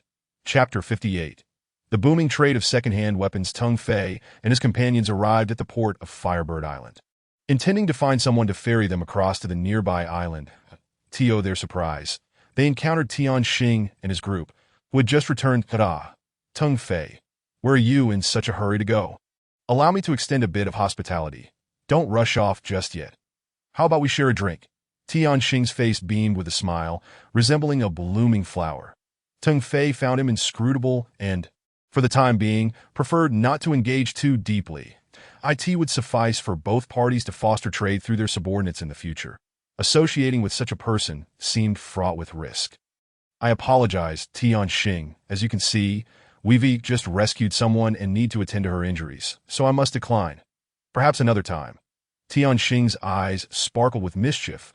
I have the finest doctor on Firebird Island, along with some locally sourced medicines that work wonders for treating external wounds. One can refuse a request once, but not indefinitely. Teng Fei could tell that Tian Xing genuinely wanted to keep him around. Although he was unsure of Tian Xing's true intentions, he thought it prudent to accompany him for now, especially considering Li Mengru's current condition required a thorough examination. Thus, the group followed Tian Xing back to his grand wooden mansion. Once the best doctor arrived and examined Li Mengru, everyone was left speechless. Ladies and gentlemen, this young lady is not severely injured. She merely fainted from hunger and dehydration due to low blood sugar. The doctor then turned to Tian Xing with a wry smile. In fact, a bit of meat porridge should suffice to remedy her condition. Quickly, prepare a feast. No, first, get a pot of fish porridge ready for this young lady. Make haste. Tian Xing's subordinates promptly set about preparing the food, while Tian Xing took Teng Fei by the hand, saying, Brother Teng Fei, it feels like we're old friends already. Let us sit in the backyard while the feast is being prepared, and we can return once everything is ready. Teng Fei had anticipated that Tian Xing wished to engage in private dealings, but he was taken aback by the man's wealth. He was in dire need of firearms, an abundance of them. Teng Fei had also noticed that, whether on the previous foreign island or Firebird Island, there were few people armed, that it was not just that everyone lacked a firearm. Even those who did possess weapons had nothing but scrap. He could not fathom what sort of armaments were being concealed in the bellies of the nearby fish. It was clear that he was not well acquainted with the local situation. Almost every ship venturing into the sea carried nets, oars or engines, life rings, and life jackets. These were the spoils of the sea. Such items were precisely what Teng Fei lacked, and he desired them greatly.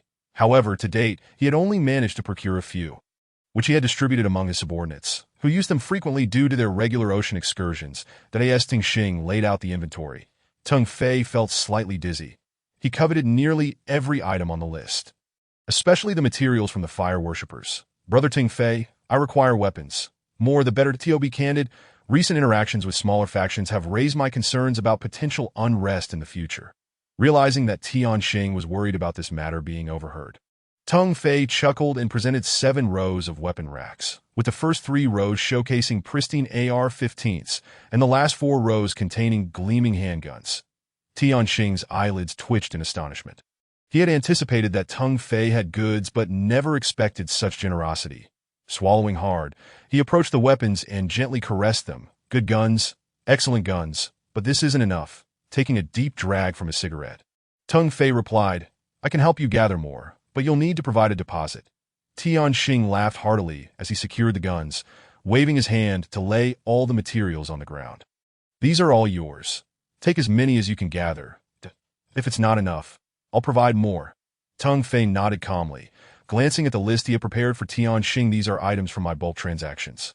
Since you've become one of my major clients, it seems I should offer you something of genuine substance. That a jolt of realization struck Tianxing as he thought. So, if the weapons aren't your true treasures, then what do you truly value? Just a glance at the list made his breath quicken. Completed vehicles, ships, planes, and even amphibious armored vehicles, as well as artillery. Seeing the anti-aircraft guns and Gatling guns made him tremble with excitement. I want these. I want all of them. That name your price. Teng Fei smirked inwardly. You've taken the bait. However, he feigned a reluctant smile. Brother Tianxing, I don't wish to deceive you. These items are all spoils from battles fought with others. Meaning they are second-hand weapons. Banging his fist on the table, Tianxing exclaimed. So what if they're second-hand? As long as they're functional, they're still useful. I want them. Just tell me what you want in exchange. I don't ask for much, just 3 things. Let us do it this way. Teng Fei leaned in and whispered a few words in Tianxing's ear. Initially, Tianxing furrowed his brow, but he soon erupted into laughter, firmly clasping Teng Fei's hands. Good brother, you truly are a good brother. From now on, we are family. That if anyone dares to trouble you, they must first inquire whether I, Tianxing, consent. That it's settled. No, I must add more to our deal. Let us eat first. After their meal that day, Teng Fei and his group did not leave. Da Fu Lei and the newly awakened Li Mingru embraced each other, weeping bitterly as they shared their sorrows of parting. Fu Yunxiu, however, clung to Teng Fei, insisting on learning the details of his negotiations, causing Tianxing to appear as if ready to wage war at any moment. Teng Fei sat beneath the shade of a tree, sipping the local fragrant tea, and calmly stated, I've just been in contact with Shi Tsong. He is also preparing for battle. What do you mean? What are you all planning? After relaying the 3 points discussed with Tianxing, Fu Yunxiu gasped in disbelief. Have you both lost your minds? This is illegal. She faltered, unable to continue, for what law existed in their current state. Teng Fei's assortment of second-hand weapons and vehicles had been exchanged with Tianxing for just 3 requests. The first was for a fundamental vessel, a small boat whose previous owner had undoubtedly perished. Tianxing certainly had no shortage of such items. The second was a proposal to jointly seize the small island with Tianxing, ensuring that no third party would be allowed to intrude. The third was a request for Tianxing to accompany him in exploring the maps, capturing all the surrounding islands, with each newly discovered island divided between their 2 factions. Tianxing was no fool. He recognized that Teng Fei's faction was smaller than his own, yet Teng Fei's ambitions were undeniably grand, but he chose not to ponder what Teng Fei relied upon, believing instead that this collaboration would be advantageous to him. The larger the territory, the more stable Tianxing's power would become, as he had his own management strategies in place. As for Teng Fei, he was resolute about avoiding conflict with Tianxing from their previous transactions. It was evident that Teng Fei was not a fool who sought petty gains, making him a worthy ally. The 3 demands he presented seemed to Tianxing akin to a windfall. It was as though Teng Fei was giving away treasures without any cost to him, merely to gain an abundance of quality goods. Now his men had been outfitted with the weapons provided by Teng Fei, transforming them into formidable forces. The once meek dogs had morphed into fierce wolves. Witnessing the island lord's troops charging toward the shore in transport vehicles, the surrounding factions found their resolve to resist evaporating. Recently, they had struck deals with some land factions and acquired a few weapons, but in comparison to the Lord's men, they felt utterly outmatched. What a futile exchange! Meanwhile, on the small island nestled between Floating Mountain and Firebird Island, the inhabitants remained blissfully unaware of the encroaching danger as they prepared to set sail for fishing. Chapter 59. We too have overseas territories. Why are you doing this? Please, don't harm us. We surrender. Please do not harm me or my wife. We are willing to surrender everything. The indigenous people of the White Island were suddenly struck dumb with fear. The armed soldiers from Firebird Island, coupled with the aerial cavalry descending from the floating mountain, left them utterly intimidated that in truth, they had always been timid, having been bullied by the inhabitants of Firebird Island on numerous occasions. Now, with these two formidable forces unexpectedly arriving, declaring their intent to requisition their small island, they were utterly terrified. Tung Fei and Tian Xing stepped forward, gazing at the assembly of 2,000 to 3,000 island residents before them. "Brother, you take the lead," Tian Xing said with a smile, stepping back. Tung Fei nodded in agreement. "Please do not be afraid. Everyone, we do not come to harm you, nor to rob you." As the islanders began to understand that they were not being driven away, they gradually relaxed. Not only that, but they subsequently divided into two groups, one under Tian Xing's command, the other aligned with the Floating Mountain faction. That I asked for how they would choose. It was simple, by drawing lots. Families would draw together as units. In the end, the division was amicably resolved before evening fell. "Brother Tian, I entrust you with the naming rights of this small island. Your name for Firebird Island is quite fitting." The northern slope of Firebird Island is a cliff inhabited by a flock of enormous, fiery red birds that spew fireballs. These birds do not eat seafood nor attack humans. They are herbivorous, primarily feasting on moss and tender grass that flourish in damp areas, which is why Tian Xing named the great island Firebird Island. Now, this small island is barren, consisting mostly of bald rocks and sparse vegetation. Its environment is rather unremarkable, so let us call it Transitory Island. After all, it will serve as a way station for our two factions. What do you think? Tung Fei pondered. Transitory Island? Quite appropriate, as it indeed serves that purpose. Let it be officially named. As soon as they uttered these words, nearly all present received a notification from their personal information systems. Ding, system notification. Your faction's territory has expanded, adding a new island. Please continue your efforts. Rewards for this power enhancement are as follows. What the heck? Everyone was left speechless. Acquiring a small island came with rewards. Tung Fei and Tian Xing were utterly flabbergasted. Tian Xing received nearly 100 rewards, all highly valuable. As for Tung Fei, let us not even mention it. His forehead was already beaded with sweat, over 10,000 notifications. He was completely overwhelmed. System, you are far too generous. There is no need for such gifts. Fortunately, he had previously given some space-consuming vehicles and second-hand weapons to Tian Xing. Otherwise, Tung Fei would have been at his wit's end. Clearing his throat, Tung Fei declared loudly to celebrate the acquisition of an island by the two factions of Mission Express and the Revival Society. "I propose a feast tonight on Transitory Island." That night, beneath the bonfire, Tung Fei's men, along with Tian Xing's crew and the foreigners from Transitory Island, were nearly all inebriated, except for those necessary to keep watch. Everyone indulged freely. Tung Fei's side had been supplied with several tons of white liquor, which was far too much for them to consume. Burp. Brother Tung, you truly are my lucky star if it weren't for you. Burp. Tian Xing, he slurred, wrapping an arm around Tung Fei's shoulders, his face flushed. Tung Fei patted his back. Brother Tian, no need for more words. Let us rest well tonight. Tomorrow, we shall head east and claim that Black Island. What do you say? With a resounding clap of his thigh, Tian Xing took a hearty swig of liquor. Absolutely. It's decided. Tomorrow, we continue expanding our territory. The next day, however, no one could even stand, as the potency of the liquor had taken its toll. Reluctantly, they all slept until the sun was high in the sky. After tidying up, they could only remain on standby, with Tung Fei's men leading a group of Tian Xing's followers to fly toward the Black Island several dozen nautical miles away. This island was significantly larger than Transitory Island, appearing from above like a duck floating on the sea.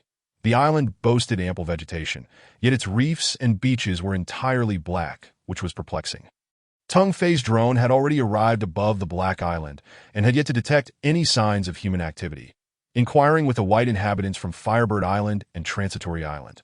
They confirmed that no one had ever ventured here due to the frequent sightings of large creatures in the waters, causing everyone to fear for their safety. As Tung Fei lit a cigarette. Casually driving the small car, he suddenly exclaimed, nearly burning himself with the smoke. "What is wrong, Brother Tung? Is something amiss?" Tian Xing, who who had been dozing in the back seat, quickly sat up at the sound of his voice. Tung Fei's face darkened. My drone has been destroyed. It must have been a giant. Damn it. We need to strategize at a giant. Where? Tianxing showed no fear. He had dealt with giants before and had his own methods of combat. He raised his binoculars to scan the area, but could not spot any giants, as the island's vegetation was too dense.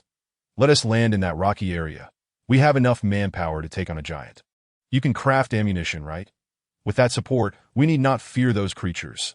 Tung Fei nodded, guiding the convoy to land slowly on one side of the Black Island.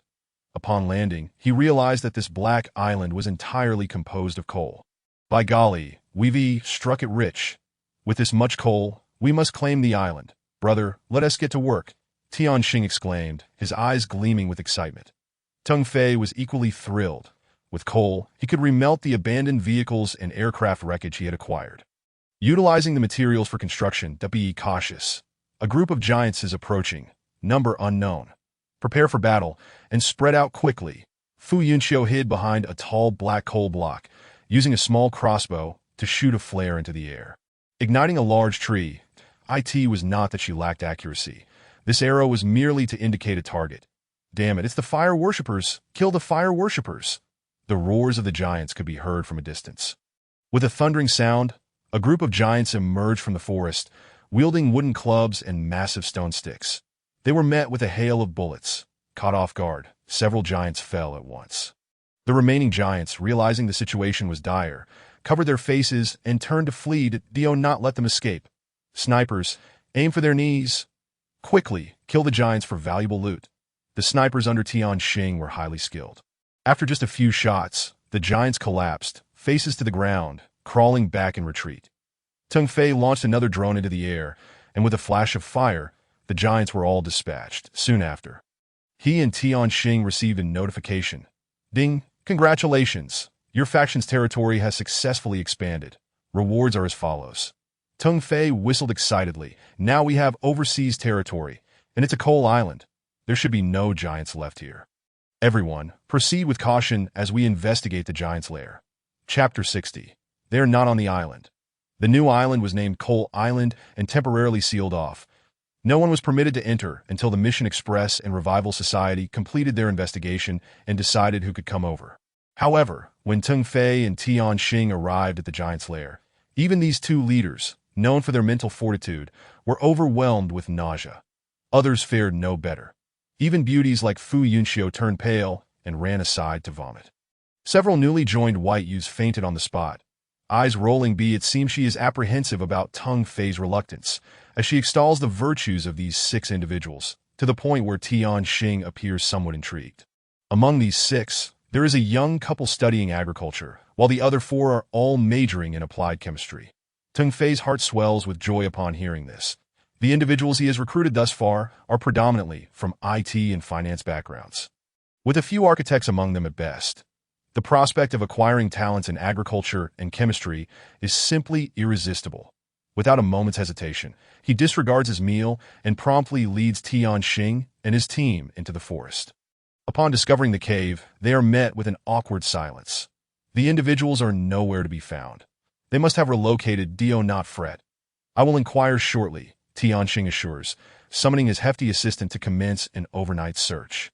However, the findings leave Tianxing red-faced. Boss, they are no longer on the island. Yesterday, while we were drinking, a group escorted several young men and women by boat to Grey Mist Island. The mere mention of Grey Mist Island sends Tung Fei's heart racing. Grabbing the assistant, he demands, "Is this the Grey Mist Island you speak of?" The others nod in unison as they gaze upon the red-tinged image of the bombarded island reflected in Tung Fei's statue. Indeed, that is Grey Mist Island. My goodness, the ones who shelled it a few days ago were you. Tung Fei pushes the assistant aside, his expression darkening. That island was seized at the cost of countless lives. You cannot simply hope to reap the rewards of our sacrifices. Turning to Fu Lei, Tung Fei instructs, relay the message. Have Shizong prepare his team. Tomorrow morning, we shall drive straight into the island. Yet, Tianxing interjects. I fear that may not be feasible, my brother. Following the artillery assault on Grey Mist Island, the fog has indeed lifted, revealing numerous dangers that isn't there just a giant. We need not fear such creatures. Fu Lei chimes in. Tianxing shakes his head. No, the danger I reference is not merely the giants. Without their shaman, they are just foolish brutes. The true peril on that island is a species of flying serpents, which the giants once consumed as food. Now, however, they have taken to preying upon us humans. The mention of snakes. Fu Yunxio's face pales. One of her greatest fears is indeed serpents. Teng Fei offers her a reassuring glance. Let us address this tomorrow. That island must be ours, for I nearly lost my life for its sake. The following morning, Teng Fei's party ascends into the sky, accompanied by a contingent from Tianxing as they make their way to Grey Mist Island. At this moment, the side of Grey Mist Island facing Fire Eye City lies riddled with destruction. Not a blade of grass, nor a stone left intact. One cannot help but acknowledge humanity's remarkable aptitude for destruction. A talent even the giants cannot rival. During their flight, Teng Fei and his companions eliminate several flying mutated creatures. Upon finally landing on the battered Grey Mist Island, they observe numerous signs of human activity. It is evident that after Teng Fei and Shi Tsung departed, those individuals had taken the risk to land on the island and succeeded. That if that is the case, Teng Fei would find it difficult to reclaim the island by force. As they are, after all, comrades who have fought alongside one another, and he cannot simply lower himself to seize the fruits of victory outright, but negotiation may be an option. After all, Teng Fei exerted the most effort in that battle, and one cannot equate contributions solely by numbers. Following the trail of human footprints, Teng Fei and his team proceed deeper into the mountains, their caution heightened. There are indeed giants, and living ones at that. After examining a massive footprint, Tianxing's best scout reports with a grim expression. Tianxing, fiddling with his lollipop, huffs. How long ago did they pass? The scout raises 3 fingers. Less than 3 hours. Moreover, they are injured, leaving behind uneven tracks that we can follow their trail. Teng Fei's drones are now too wary to deploy. The giants have learned to seek refuge in dense forests, rendering Teng Fei's drones nearly blind from above. Should they fly lower, they risk being obliterated by the giants' roars, a most distressing prospect. Thus, they must trail behind the scouts, advancing carefully as they progress. Their anxiety mounts. The evidence of human activity is abundant, according to the scout. These human tracks intermingle with those of the giants, implying that the giants have not slain them. Teng Fei's heart races with fear. Could it be that the shaman still lives? Yet he quickly dismisses this notion. The shaman could not have possibly survived. Therefore, the controlled humans should have become mere mindless husks. Who, then, possesses the power to control them? Suddenly, it dawns on him. Before his arrival, the shaman had engaged in a duel with another shaman. Though victorious, he was wounded, which allowed Teng Fei to claim the final battle. What if the defeated shaman has returned to seize control here and dominate the other humans? Teng Fei halts abruptly, sharing this revelation with the group. Tianxing is left speechless. He is aware that giants have shamans and acknowledges their sinister nature. However, he never anticipated their capacity to control humans. What should we do next? I do not wish to be controlled. I would rather perish. Tianxing laments with a bitter smile. Teng Fei scratches his head. I have a plan. Let us hold our position for now. Chapter 61. Kindred serving the demons suddenly. A creature resembling a giant ostrich with white wings and a brown body materializes from Teng Fei's grasp and ascends into the air, stirring a gust of wind and drawing envious gazes from the onlookers. Is it not too perilous to send Xiao Bai out to scout? Fu Yunxiu expresses her concerns. Xiao Bai, the hatchling Teng Fei had previously acquired from a pair of bird eggs, has now emerged. While the fate of the other egg remains uncertain, this newly hatched creature possesses a voracious appetite, and to sate its hunger, Teng Fei has tirelessly fished from the sea. Thankfully, his efforts bore fruit. After a week of feeding, the creature has grown to such a size, though it frequently succumbs to deep slumber. Only recently has it awakened, and Teng Fei has taken to releasing it alone, commanding it to execute simple tasks via the system. At this juncture, deploying drones for reconnaissance seems excessively risky. It would be wiser to observe through Xiao Bai's perspective. After all, Teng Fei has already surveyed the vicinity and found no large flying mutated creatures. Before long, Xiao Bai's vision aligns with Teng Fei's, and he projects the imagery for the others. Tianxing recognizes some of the figures at a glance, his anger nearly overwhelming him. That I will kill you, wretched beasts. Why abandon your humanity to serve giants? You do not deserve to be called children of Huaxia. Despite harboring ulterior motives, Tianxing is, after all, a former soldier, a man of honor and bravery. Witnessing a group of individuals wielding sticks to beat another group, forced to construct abodes for the giants, ignites a fury within him. Teng Fei remains composed, directing Xiao Bai to circle the island before reluctantly calling it back that I in one corner of the island. A peculiar gathering of sea birds regards Xiao Bai with hostility. To avert any unforeseen incidents, Teng Fei wisely recalls Xiao Bai, preparing a bounty of large insects for it, knowing it will consume anything. After devouring a massive centipede, severed into 3 pieces yet still writhing, Xiao Bai returns contentedly to the giant's breeding grounds. Teng Fei sketches a rudimentary map in the dirt with a branch. Everyone observe. This triangle represents our current location, while this square denotes our destination, the giant's encampment at the waterfall on the mountainside ahead. Along this route, we are bound to encounter our kind that I wish to ascertain one thing. Shall we slay them? Or shall we spare them, with bloodshot eyes? Tianxing declares kill. Why not? They do not warrant the title of our kin. Those who serve the demons have already become devils themselves. His hefty subordinate interjects. Boss, please remain calm, that if we resort to murder, we may find ourselves exposed that IT is unwise. Let us consider an alternative approach. With that, his gaze shifts toward Teng Fei, revealing his cunning nature. Teng Fei rolls his eyes and waves his hand, summoning 2 small bacterium-eating pigs before the group. What is this? Teng Fei, you must trade me some of these creatures. They could prove invaluable in a pinch. Tianxing's interest is piqued, after explaining the lethal capabilities of the bacterium-eating pigs. He frightens Tianxing into retracting his outstretched hand. Good heavens, these creatures can drain a person to a husk. It is best not to meddle with them. The group of controlled humans numbers around 1 to 2,000, while the giants remain an unknown quantity, with fewer than 10 currently visible. Lighting a cigarette, Teng Fei speaks solemnly. We need not concern ourselves with how many giants remain hidden within their dwellings. However, there are over 300 of these traitors. If we kill them all, will it provoke issues? What issues could arise? These wretches accept giants as their masters, enslaving their own human brethren that if you cannot bear to strike. Allow me to take action. Tell me how to control these pigs. What are they called again? In a fit of rage, Tianxing could only think of exterminating the scum who wielded wooden sticks against his fellow compatriots. Teng Fei, with a bitter smile, remarked, I understand your fury. I too am infuriated by these wretches. However, to slay them would undoubtedly provoke the giants that we must prioritize our targets. I will engage the giants. And you will restrain these miscreants. They had limited manpower for this incursion, numbering less than 300, that although their arsenal was diverse and ammunition plentiful, in this jungle terrain, the giants and those treacherous beings might not be the most formidable threats. Instead, it was the mutated creatures lurking in the underbrush that posed an unpredictable danger. One could never know what lay hidden beneath the decaying leaves ahead. Very well, you shall command this battle. We will follow your lead. Leave the treacherous ones to us, but we can only target their limbs. Ultimately, it will be your little piglet that must take the stage.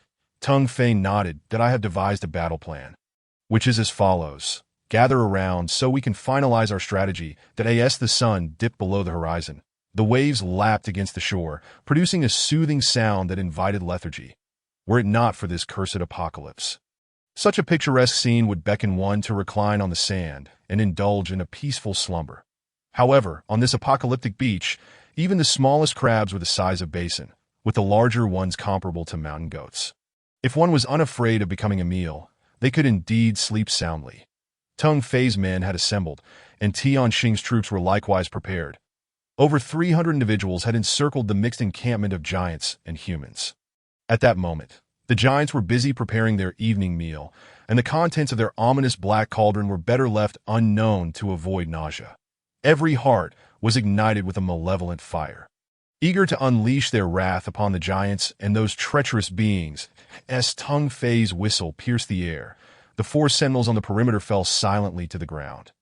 Tianxing's men swiftly advanced, seizing the vantage points vacated by the sentries. The whistle sounded again, and the hidden sentinels in the tree hollows met their demise without a hint of awareness that a bald giant stirred the cauldron with a spoon taller than a man, muttering incessantly.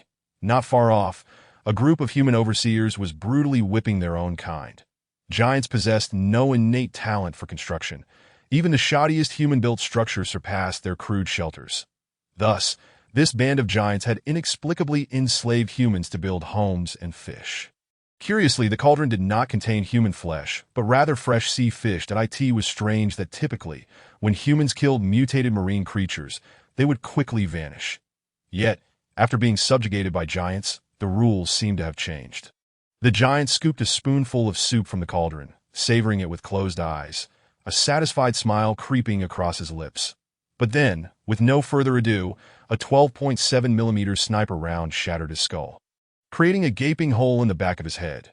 The crack of the bullet striking bone startled the overseers, who began to search for the source of the sound. It was only when the giant collapsed, drawing the attention of others, that the overseers let out frantic shouts of "Enemy attack! Enemy attack!" In an instant, gunfire erupted as overseers Tung Fei let out a loud cry. Then, the stout man trembled as he retrieved a red leather scroll. It was the giant hunting trap scroll. Suddenly, Tung Fei recalled his own secret potion for giants, which had also been inscribed on a piece of beast hide, given the remarkably low mortality rate among his men. It was entirely reliant on that potion.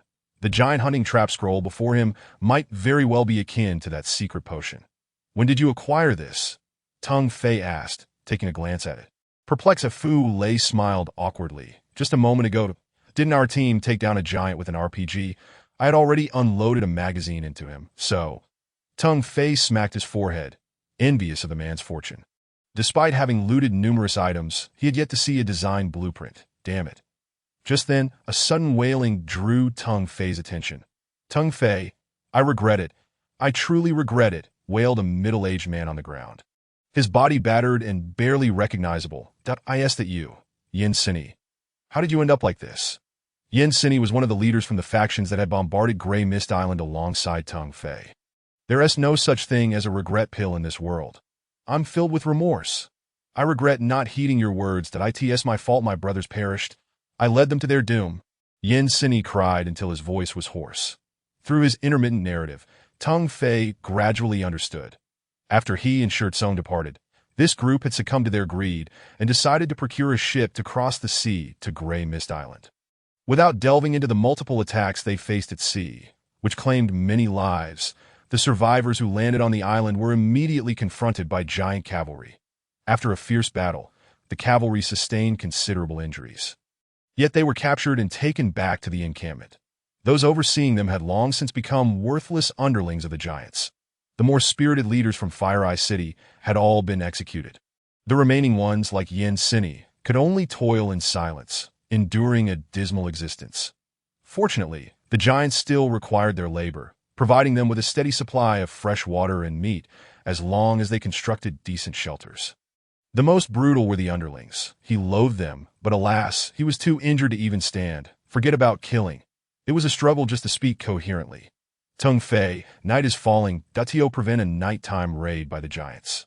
Shall we retreat to the far side of the island?" Fu Yinchio's suggestion sparked a new idea in Tung Fei. "No. I have a plan."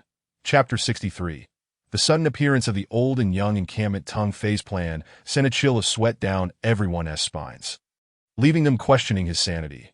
With less than an hour until darkness fell, his strategy required them to eliminate all the fleeing giants within that time frame. And it wasn't just the giants. Many overseers had also fled with their firearms. In this rainforest, the greatest fear was the threat of a surprise attack. However, once Tung Fei led everyone to an open area, they finally comprehended how he intended to deal with those foes. Cannons. He had set up over a dozen cannons and hundreds of shells. This sight made Tianxing's eyes gleam with envy. Tung Fei traded him a few cannons along with several boxes of shells, as he had no more resources to barter. Now, witnessing Tung Fei's sudden display, his inner desire was undeniable. "Yunxiu, provide us with calibration data. Let us get started." To flare shot into the sky, illuminating the rainforest and casting a pallid glow on the fleeing giants' faces. "Found them. Let us load a unit of ammunition for trial firing." Tung Fei sneered, personally loading the shells and commencing a volley. By sheer luck, one of the shells struck close to the fleeing giants, causing one of them to scream and collapse. The sound echoed from afar. "What? This actually works. Tian Xing's eyelids twitched. He had thought Tung Fei's cannons could guide their shots. To their surprise, the giants abandoned their companions and hastily plunged into the depths of the rainforest. Yun Xiu kept pace with them, while the others quickly loaded ammunition. Thus, the cannon fire resonated throughout the night. By dawn, the final giant, unable to endure the humiliation, leapt off a sheer cliff and vanished into the sea. Everyone received notifications on their personal information systems. Gray Mist Island had become their new territory. Tung Fei and Tian Xing, their eyes bloodshot, shared a joyous laugh. There were still a few armed underlings left on the island. But Tung Fei had dispatched the bacteria-eating boars to deal with them. It wouldn't be long before they were all eliminated. In truth, Gray Mist Island had genuinely transformed into the new domain of Mission Express and the Revival Society. Just as Tung Fei prepared to crawl into his tent for a restful sleep, someone pointed in terror. "Everyone, look! What is that? It seems somewhat familiar." Tung Fei turned around, speechless, and exclaimed, "Could that be the old and young encampment?" The sudden appearance of the old and young encampment disrupted everyone's work. The location of this encampment was rather poor, situated near the mountaintop, devoid of trees, under the scorching sun by day and the stifling heat of the rocks by night. It was unbearable. Tung Fei and his group hurried over, but dared not enter. From outside the gates, they saw fewer than 100 elderly individuals alongside a handful of children playing. The elders, intrigued by the arrival of Tung Fei's group, approached the gates with food in hand. "Children, would you like something to eat? We can trade." Tung Fei replied with a wry smile, "Thank you, but we don't need anything. I am just curious. How did you suddenly appear here?" An elder set aside his plate. "We were engulfed in thick fog, and once it cleared, we found ourselves here." Glancing around, the elder nodded in satisfaction. "This place is nice, with a view of the sea. The scenery is lovely, though it's a bit too sunny." "Tung Fei, I think I understand what happened. Look." Following Fu Yunqiu's pointing finger, they noticed several pregnant women being assisted as they walked toward the back. Clearly on the verge of giving birth. Pregnant women. How have they managed to survive in this apocalyptic world? Tian Xing chuckled awkwardly. "I know about this. Pregnant women stay with their men, and whenever they catch a fish. It is a straightforward solution, though resources are scarce." Tung Fei almost asked, "Where are their men?" The men were likely long dead, either devoured by giants or persecuted by the underlings. Sigh. "Children, let the pregnant women in. There are machines here that can assist them with childbirth, but they will be expelled within a week after giving birth." The elder's words struck Tung Fei's heart with discomfort. To be separated from one's flesh and blood right after birth. Who would dare to bring a child into such a world? Tian Fei arranged for his men to escort all the discovered pregnant women inside. Indeed, the pregnant women were allowed entry into the encampment.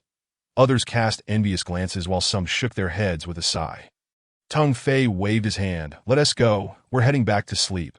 The appearance of the old and young encampment might attract newcomers nearby. If we encounter them, let us take good care of them.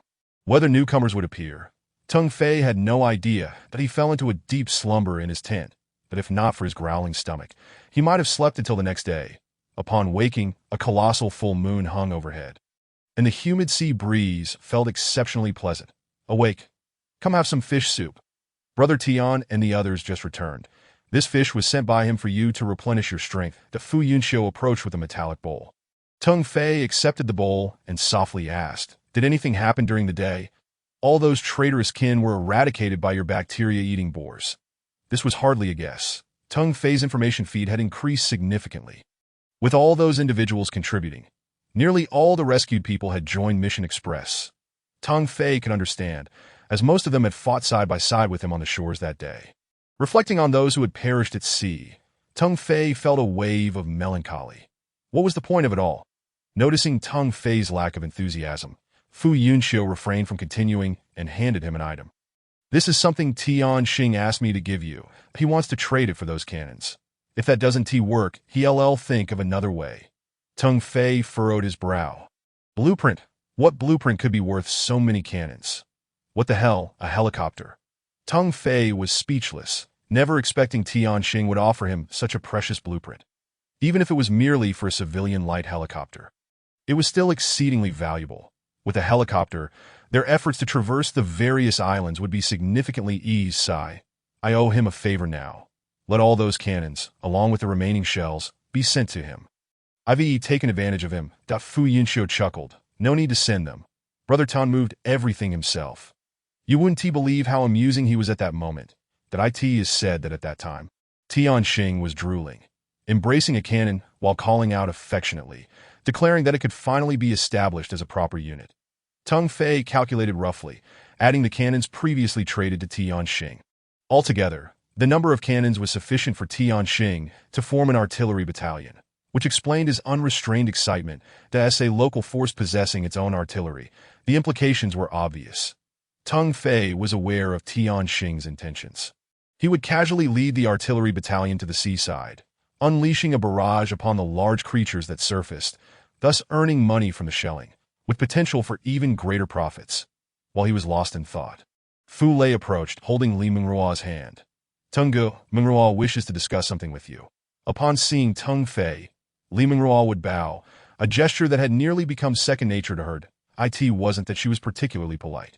Rather, she felt immense gratitude towards the one who saved her during her most perilous moment. That as long as one harbors gratitude, their expressions and actions will invariably reflect it. Li Mingruo was precisely that kind of person, bold in love and hate, straightforward, and described by those around her as a tomboy. After the apocalypse descended, she had fought alongside a group of classmates, now reduced to just a few, were it not for Fu Lei's unwavering affection for her. She might have been oblivious to the fate that awaited her. According to her previous assertions, had she not fiercely resisted, she would have long been sullied by that beast, Yang Jianqi. However, due to her vehement defiance, coupled with Yang Jianqi's desire to torment her into submission, she had endured brutal beatings and inhumane treatment through starvation and dehydration.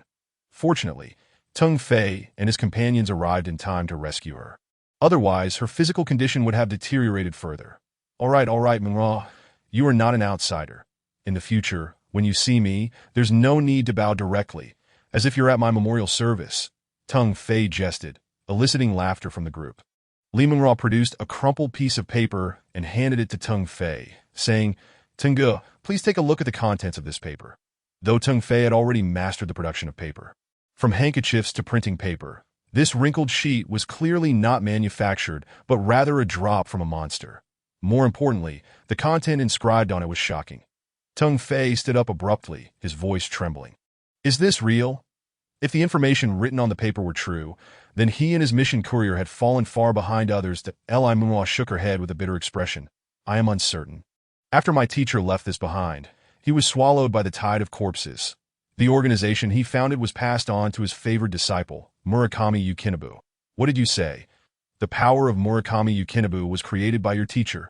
Teng Fei was in disbelief. Yes, Li Mingruo replied grimly. The name Grey Dragon Hall originated from my teacher's recent acquisition of a Grey Asian dragon.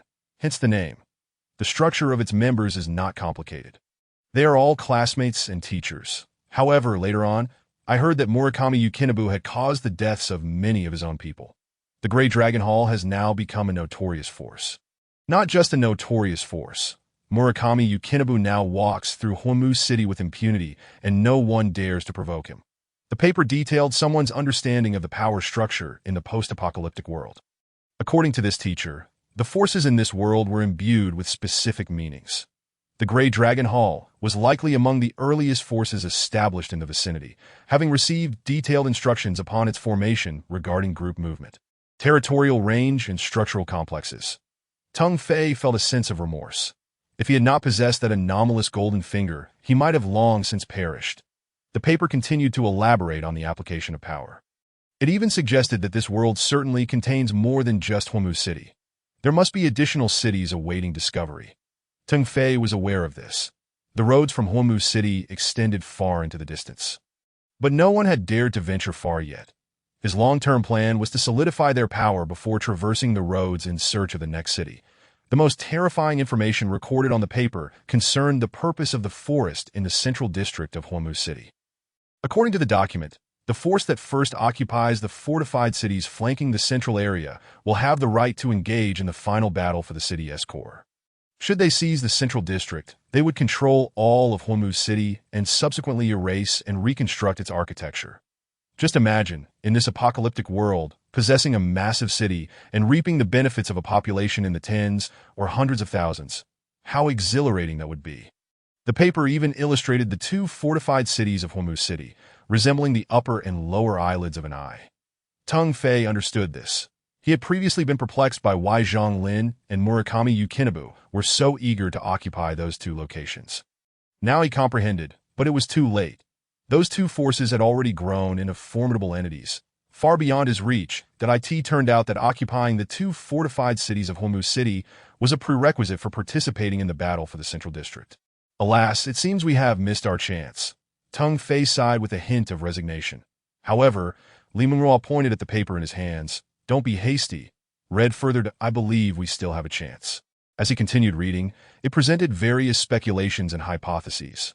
For instance, where had the fire worshippers gone? Why was there only one fire worshipper zombie residing in such a grand structure, and where were the others? Furthermore, what was the ultimate purpose of this apocalyptic world game? It must be said that this teacher was indeed a sage, though regrettably, he was no longer among them. The final content on the paper left Teng Fei gasping in astonishment. Our personal information system has undergone a comprehensive upgrade. That I believe this isn't the final upgrade. There may very well be a second, third, or even nth upgrade in the future. What if the next upgrade also enhances the power system? For instance, what if challenges between forces become possible? Are we truly destined to engage in a life-and-death struggle on this unknown planet? Why? The handwriting became increasingly blurred towards the end, seemingly soaked by sweat or some other liquid, rendering it unreadable at this point. Teng Fei began to comprehend. Not only were the teacher's hypotheses plausible, but he firmly believed that the power system in the future would undoubtedly initiate conflicts between forces. This was nearly an unavoidable consequence. Already, two forces were clashing fiercely over manpower, territory, and resources. Once the power wars commenced, he dared not contemplate the outcome. Teng Fei Go, I believe that if power wars are initiated, it presents us with an opportunity that we can declare war on Murakami Yukinabu. We can declare war on Zhang Lin. Our mission courier is no less capable than theirs, Li Mengruo asserted with conviction. However, Teng Fei was acutely aware that they were still far from being comparable. Though in a few days their numbers had swelled to nearly 10,000, appearing significant and qualifying as a large force. It paled in comparison to the thousands of members in the Grey Dragon Hall. May I take a look at that paper? Fu Yunxiu interjected with a hint of urgency in her gaze. Teng Fei handed it to her, but she pointed to a particular segment, inquiring, please read this section about the origins of cities and architecture carefully. The paper suggested that the teacher was highly skeptical about the origins of Hormuz City, believing that it was not constructed by the fire worshippers at all, but rather, they had merely established their structures on the foundation of an already existing Hormuz City. Whoever controlled the true Hormuz City would have the authority to redesign and reconstruct it. Regardless, let us return to Floating Mountain and prepare. That I intend to visit the major forces in Hormuz City to understand the current situation there. Teng Fei resolved, determined not to remain passive. Should Hormuz City genuinely fall into the clutches of Zhang Lin and Murakami Yukinabu, Floating Mountain would inevitably become their target. He needed to act decisively before that occurred. Just then, Shirtsung stormed in with a grim expression. Boss, something has happened. Teng Fei had never seen Shirtsung look so dreadful. He was excited to see the giants and furious at Zhang Lin and his ilk, but now his demeanor was oddly perplexed, marked by surprise and discomfort. Teng Fei followed him to a large coconut tree outside the tent. What is it? A new force has emerged in Hormuz City, Shirtsung reported, his usual brevity evident in his speech, though this time it left Teng Fei utterly bewildered. After all, establishing a force now incurs no cost. If someone is willing to band together for survival, a force can easily be formed. Noticing the confusion in Teng Fei's eyes, Shirtsung lowered his voice. They suddenly appeared in the city and have killed quite a number of people. Killing? Now Teng Fei's curiosity was piqued. You mean this group of newcomers, instead of behaving themselves upon arriving in Hormuz City, actually resorted to murder? Please elaborate on what transpired. Originally, in recent days, Teng Fei had arranged for Shirtsung to oversee a few individuals monitoring the floating island, while simultaneously engaging in transactions around the vicinity of Fire Eye City. The items being traded primarily consisted of unique pieces that occupied considerable space on his person. Shirtsung did not enter the city. Instead, he remained in a relatively safe area outside, observing the heated exchanges in the regional chat channel, thus gaining a general understanding of the situation. Yesterday, just as Tung Fei and his group embarked on their operations on the island, a blinding light flashed in Fire Eye City, heralding the arrival of a troop numbering in the thousands. They were a sea of youthful faces, devoid of even a single middle-aged individual. Their vehicles were all large three-wheelers, and their weaponry was uniformly AK series. Most alarmingly, upon their arrival, this group of young men and women brazenly sought to expel a small faction residing in a building that a confrontation ensued, resulting in casualties on both sides. However, in the end, it was the small faction that was completely annihilated, an entity of over 100 individuals, extinguished with such ease. Moreover, it was reported that the newcomers suffered minimal losses, which was indeed a cause for concern. Upon hearing this, Tung Fei let out a cold chuckle. Another formidable dragon crossing the river. Surely, Zhang Lin and Murakami Yukinoba must be thrilled. Boss, why do you say another formidable dragon crossing the river? Shi Tsong was bewildered by Tung Fei's words. With a hearty laugh and a pat on Shi Tsong's shoulder, Tung Fei replied, "We are the first." Continuing with the narrative, this situation has escalated significantly. Has it not? Escalated significantly? Zhang Lin has taken the lead in denouncing this group, even suggesting an alliance with us to drive them out, and someone has already fired a few shells at the building they occupy. Well, it seems the situation has reached an impasse, Shi Tsong remarked, handing over a DV camera. Unlike Tung Fei's small statue that could display memories, he had no such device on the DV. A massive stone rose from somewhere within the city, intermittently releasing flames as thick as an arm towards the ground. Tung Fei grunted, "A creation of the fire worshippers. This is troublesome." With Zhang Lin involved, he likely intends to employ a strategy of driving the tiger to swallow the wolf. "Boss, what does driving the tiger to swallow the wolf mean?" Shi Tsong inquired. Puzzled, "It implies that Zhang Lin wants this new group to set their sights on our floating mountain. They seek a place to establish themselves, which presents an opportunity for us, does it not? How dare they?" Shi Tsong seethed with anger. The floating mountain had already been transformed with numerous wooden houses, truly giving them a sense of home. Not merely a home, but a warmth that surpassed the peace of Earth's previous times. Each day, they could gaze upon the sea, find sustenance, occasionally venture out with the boss to engage in battles, and contribute a bit of resources for faction development. Life was indeed quite pleasant. Now, someone wished to encroach upon their newfound home. That was simply outrageous. Shi Tsong was on the verge of utilizing a powerful weapon Tung Fei had entrusted him, seeking a permanent resolution to the issue. Yet, it had not yet reached that point. Such measures were not immediately necessary. Tung Fei, puffing on a cigarette, chuckled lightly. "Regardless, I need to return to Fire Eye City to assess the situation. Let us inform Tianxing, and then we shall return." With Tianxing's reluctant pleas for him to stay, Tung Fei and his entourage ascended into the sky, gradually departing. The fight for the island had reached a temporary pause. Both factions had gained immensely from this round of expansion. Notably, Tung Fei's mission delivery service had grown to over 10,000 members. Having secured their consent, Tung Fei planned to arrange a fixed convoy to transport these individuals back to the floating island for further development each day. Those unwilling to return were stationed on the Transit Island and Misty Island. As it was still their territory as for Coal Island, it was temporarily sealed off by Tianxing and Tung Fei's group. With only two 10-man teams stationed there, they would only mine Coal Island when their development required coal. At this moment, Tung Fei, accompanied by Shi Tsong, once more traversed the metallic roads of Fire Eye City. The atmosphere in Fire Eye City was thick with tension. This tension was not a mere scent, but rather the palpable hostility among several factions, as if a single spark could ignite a cataclysmic explosion. Despite the commotion Tung Fei had stirred up along the coast recently, few in Fire Eye City were aware of it. This was precisely what he desired. Upon his arrival, throngs of individuals approached him for discussions. "Thank you all, but I am here merely for trade. I want to be visiting any specific faction, that I'll just set up a stall in an unclaimed building. Feel free to approach me if you have matters to discuss." Tung Fei politely declined the overtures from all factions, recognizing that associating with anyone at this juncture would yield no benefit.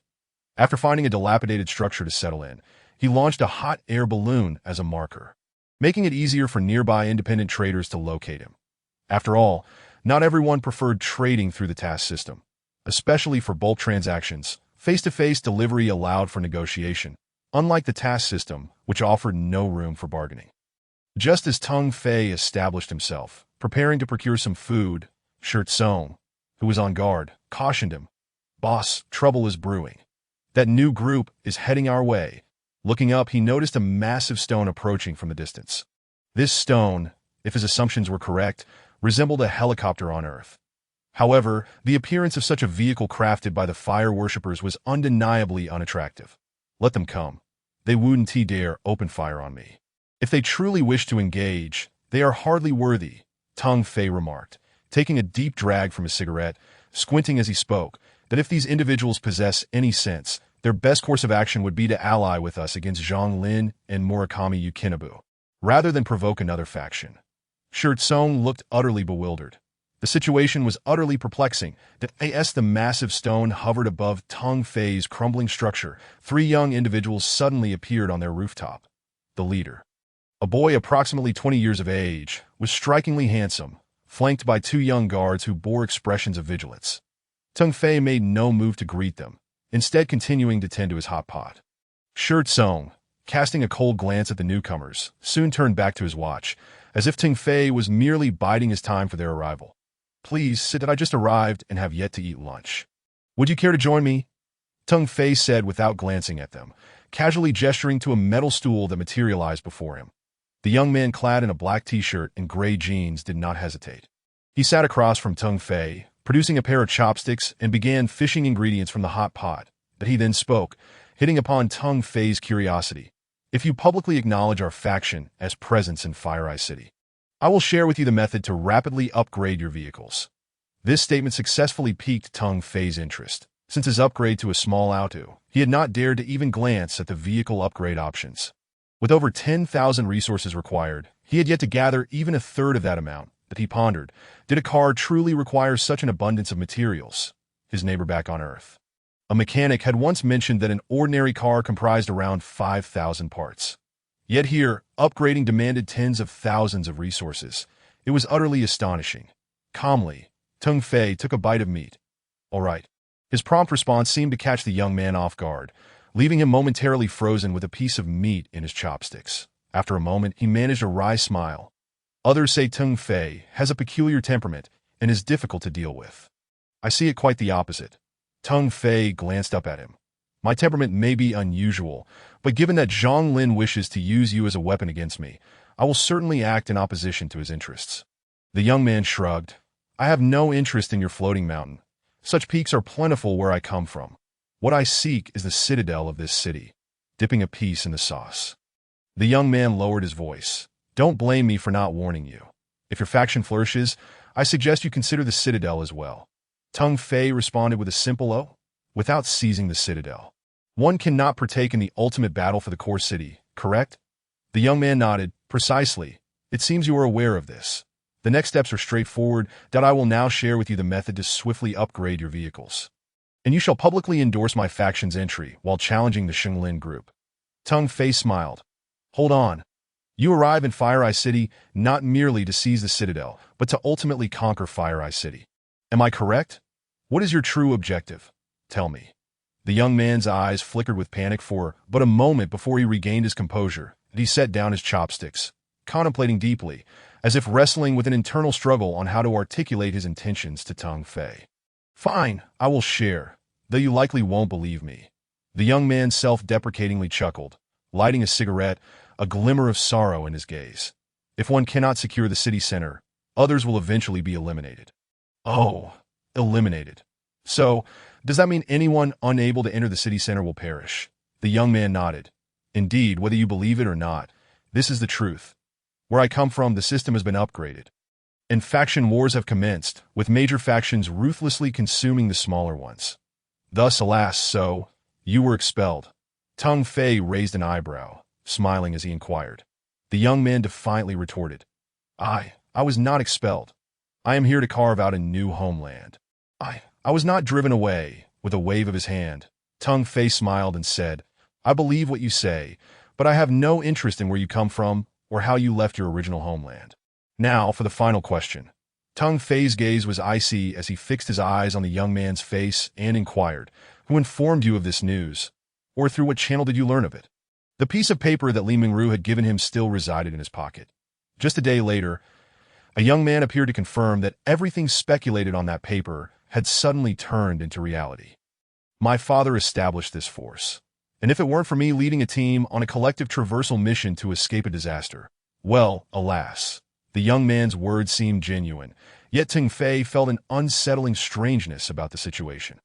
It was as if an invisible hand was orchestrating the various factions, preparing them for an impending conflict amongst themselves.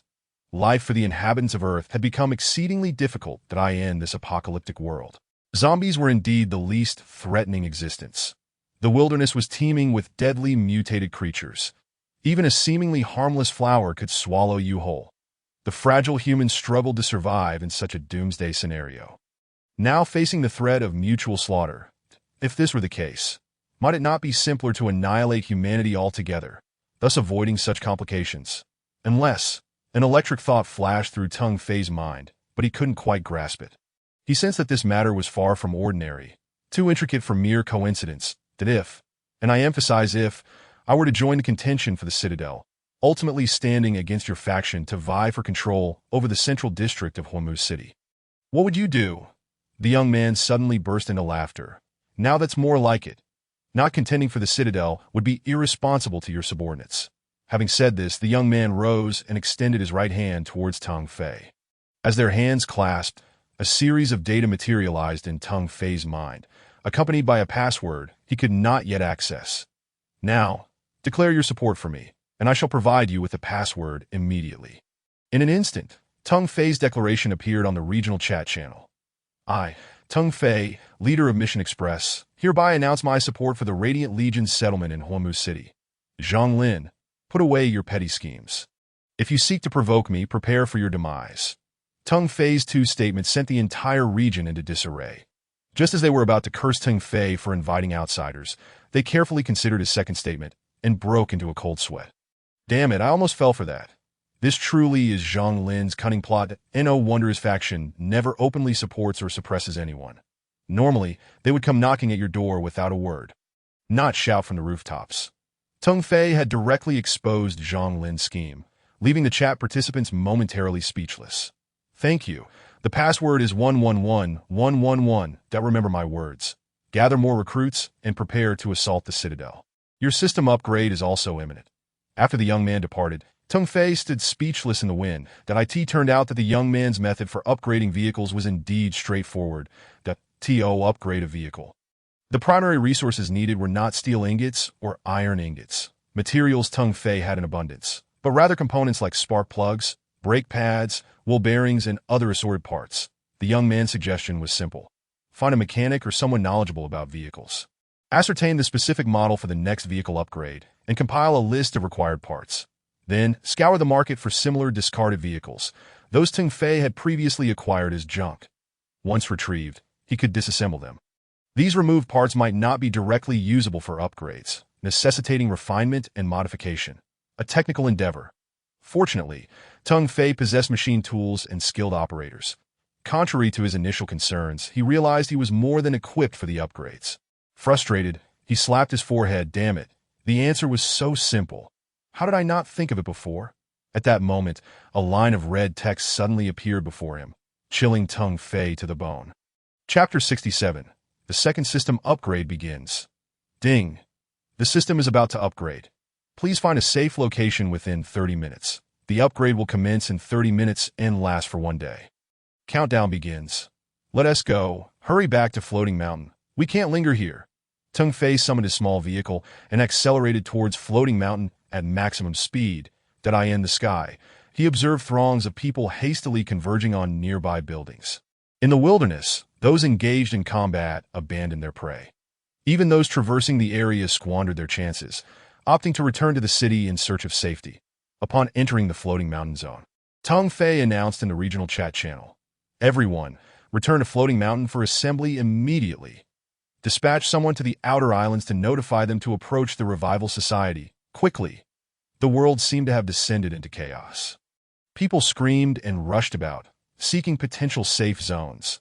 They needed to prepare weapons, food, and water for a day, because during the system upgrade, even virtual backpacks would be inaccessible that if one failed to prepare adequately. The consequences could be dire. Half an hour passed swiftly, and the system officially commenced the upgrade. The familiar virtual interface vanished from everyone's sight. This disconcerting sensation prompted many to curse the system for its shortcomings, lamenting the prolonged upgrade process. Upon his return to Floating Mountain, Tung Fei immediately deposited a substantial amount of supplies in his secret cave. This cave had previously been occupied by a giant python, which had been slain by a puppet, and it was now cleared for use. Hidden behind a large tree, it was intended as a temporary refuge, known only to him and a few core members like Fu Yunqiu. Little did he expect to utilize it now. The supplies cluttering the cave took up half its space, primarily consisting of water, food, and ample ammunition. Tung Fei harbored a hint of paranoia, fearing that others might betray him in a crisis. Thus, he often prepared more than others. When Fu Lei and Fu Yunqiu arrived and beheld the mountain of supplies, they were left dumbfounded. They knew Tung Fei was affluent, but this was beyond their expectations. Especially Fu Lei, the glutton, whose eyes sparkled at the sight of the preserved meats. However, Tung Fei kicked him aside. "Stay away. These supplies are off-limits unless absolutely necessary, that I summoned you for another matter," to Fu Yunqiu. Ever astute, interjected, "The second system upgrade has commenced. Do you intend for us to prepare in advance for that plan?" "Correct, and I called you here to assign you to different teams to guard the overseas islands. And I will impart to you the methods for swiftly upgrading vehicles." Thus, Tung Fei and a few core members commenced their day-long meeting. During this day, many perished, victims of zombies, mutated creatures, or even fellow humans' gunfire. Within this day, much had changed. The previously amicable dynamics among factions had vanished. Particularly, the factions led by Zhang Lin and Murakami Yukizen resorted to coercing smaller factions into joining them. Mission Express, as usual, remained inconspicuous, with no visible actions. Only their members knew that internally, Mission Express was extraordinarily busy, distributing food and water, weapons and ammunition, and always prepared for combat.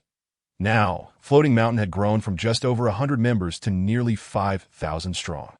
Undoubtedly, had it not been for the ongoing system upgrade, Tung Fei would have excavated a layer of Floating Mountain to distribute materials and modify vehicles, enabling everyone's cars and boats to take flight, giving them a tactical advantage in future battles. Even with the system upgrade, their progress remained unimpeded. Hundreds continued to excavate stones in a concealed mine alongside puppets. These newcomers were unaware of the stone's purpose. They simply followed the leader's orders. Meanwhile, chaos reigned within Homu City, gunfire echoing everywhere. The system upgrade had provided ample opportunities for malfeasance that on Firebird Island, Tian Xing's faction, benefiting from the large quantity of weapons previously traded by Tung Fei, mercilessly subdued a group of smaller factions attempting to incite chaos. Tung Fei could only spare some time to dispatch 2 drones to dismantle a few enemy artillery positions that it could be said that apart from Floating Mountain, which remained peaceful, all others were embroiled in conflict due to the system halt, with everyone seizing the chance to settle old scores. Joining Tung Fei's faction indeed proved to be a wise decision. Indeed, daily feasts of fish and meat, and even when tasked with mining stones, were rewarded with cigarettes and alcohol. This man is too generous. Once the system upgrade concludes, I'll head to the mountains to hunt bugs, gather valuable items for the boss. I feel indebted to him that a gathering of weary souls in the mining pit is engaged in hushed discussions. Not far off, their protectors are embroiled in a fierce battle against the erratically flying mutated insects. Gazing across the surrounding area, it seems that only Mission Express dares to openly expend ammunition in such a manner. Time swiftly advances to the following day. The system upgrade is nearing completion, and the sounds of gunfire and artillery have become nearly inaudible. The supplies everyone had stored have been exhausted, and the damned have mostly met their demise. Now, all that remains is to await the completion of the system upgrade and discover what new content has been added. Everyone must be prepared. Once the upgrade is complete, actions must be swift. Strike and then retreat. Understood. Shirtsong, leading a team of 200, is concealed within a rubble-strewn area of Humuching, a place that typically sees little foot traffic. This area connects the outer city with a fortified city. and the two factions led by Murakami Yukizuki and Zhang Lin have frequently clashed, causing others to avoid it for fear of collateral damage. No one could anticipate that, at this moment, there would be preparations to launch a deadly assault on the inhabitants of the fortified city. As the countdown concludes, the second system upgrade is completed, and everyone's virtual interfaces are activated once more. Just as everyone eagerly investigates the newly added features, the entire personnel of Mission Express and Xinglin Group receive a collective message. Faction war initiated. Lasting 30 minutes. Please be wary of hostile faction attacks. Current hostile factions. Mission Express, Xinglin Group. Without any warning, the area occupied by Xinglin Group is struck by a barrage of artillery, resulting in significant casualties. If you think this is the end, you are sorely mistaken. Teng Fei has harbored a grudge against that scoundrel Zhang Lin for far too long. He will not let this opportunity slip away without delivering a harsh blow. Shizong serves merely as the vanguard of the initial artillery strike. It is Fu Lei and Fu Yunqiu's drone units that are the true harvesters. Their drones soar above Xinglin Group, relentlessly reaping lives below with crimson beams. The unfortunate souls of Xinglin Group reside in wooden huts, and with no cover provided within the fortified city, they are left utterly defenseless, forced to endure the assault. Consequently, within a mere 30 minutes of the faction war, the headquarters of Xinglin Group is reduced to ruins, nearly all of their structures laid to waste. The vehicles left exposed have suffered severe destruction, and the toll on personnel is beyond grim. I end this battle. The onlookers witness Teng Fei's ruthlessness. I end this battle. Mission Express reveals its fangs to all. I end this battle. Teng Fei's name once again reverberates throughout the entire region. However, this is merely the beginning, as Teng Fei's lethal hand reaches out to another target. Chapter 68. The system is unfair. Murakami Yukizuki stands atop a newly constructed 3-story concrete building, binoculars in hand. As he gazes at the devastation wrought upon Zhang Lin's territory, it was about time. Teng Fei has been holding back for so long. I knew that when he finally struck, it would be with ferocity. Next, it will be my duel with you. Just as he finishes speaking, two peculiar bird calls echo from the sky. Two birds, not overly large but incredibly swift, dive towards the barracks not far from him. This is quite normal. Their fortified city, situated on either side of the central district, frequently experiences attacks from bizarre mutated creatures. Ultimately, they either become prey or live targets. There is nothing to worry about. Just two foolish birds, he thinks. Yet as he prepares to raise the binoculars once more, two piercing sounds force him to look up in terror. That moment, the two foolish birds have already soared away, while the 2 rows of large tents below have been torn open, filled with the agonizing screams of the wounded. Murakami Yukizuki bellows, "Teng Fei, you fool!" Those caught in the blast of compressed air blades are either fortunate enough to be cleaved in two and meet Yama, or unluckily, they remain alive, suffering torment. This existence is a cruel punishment. No one dares to grant them a swift end, and they can only scream in agony as they await death from blood loss. Murakami Yukizuki is baffled. Has Teng Fei lost his mind? Engaging in war with Zhang Lin and daring to extend his hand towards himself. What madness is this? With both sides in conflict, Teng Fei remains utterly unperturbed. No, he is anxious, but even in his anxiety, he must engage in this battle. Otherwise, when the enemy arrives at their doorstep, it is his own men who will pay the price at the summit of Floating Mountain. All eyes are fixed on Teng Fei, who is showcasing the real-time footage from the statue, leaving them in stunned silence. Once the battle concludes, Teng Fei retracts the statue, lights a cigarette, and smiles, declaring, "Today, I will announce 3 matters. First, the establishment of the Mission Express management team, responsible for the daily operations and management of the entire faction. Personnel appointments will be communicated shortly. Second, from this day forth, those who leave Mission Express must surrender all acquired equipment and items. Do not doubt me. I am keeping track of everything. Third, without permission, no one is allowed to leave the team autonomously. From now on, all members of Mission Express will eat, live, and fight together, understood?" Everyone responds in unison. Only a few timid individuals, their eyes flickering, mutter softly, and are promptly dragged out by Shizong. Hand over the rewards you receive from the boss, and leave Mission Express immediately. Shizong's voice is harsh. He detests those who betray their own faction and despises the cowardice of those who, despite winning a battle, tremble in fear. Such treacherous allies cannot be allowed to remain. Upon realizing they have been singled out, these individuals feel their shame, silently producing the relevant items, eager to escape. Yet Teng Fei halts them. Not so fast. What? Teng Fei, are you really going to pursue a scorched earth policy? Terrified as they are, these few individuals tremble as they retreat. Teng Fei's hand rests on the handlebars of a motorcycle. I said, surrender all items, including the rare materials used to modify your vehicles. Their vehicles are stripped of certain components by Teng Fei's material disassembler. The once radiant chassis dims once more. Shirt Song, escort them out. No, you cannot do this. We have contributed to the faction. Even without merit, we have endured hardships. You cannot strip us of this with their vehicles rendered inoperable. Panic ensues. Just moments ago, they were eager to depart, their expressions reflecting a yearning for swift exit. Now, having their mysterious materials reclaimed by Teng Fei, they are thrown into a frenzy, with a resounding crack. Shirt Song aims a shotgun at their legs. If you don't want me to blow your legs to pieces, get on the vehicle and leave without causing a scene.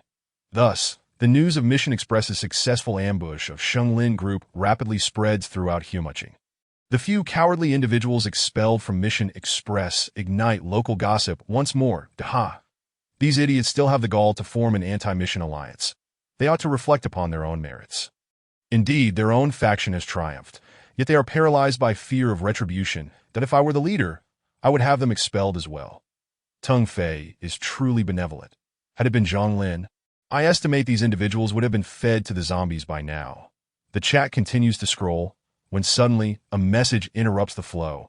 Teng Fei, I must thank you for your assistance. You have done me a tremendous favor. I, Zhonglin, have always been the second in command of Shenglin Group. Thank you for eliminating that cowardly leader, allowing me to rise to power. By the way, I just contacted several leaders. We will soon take action against you.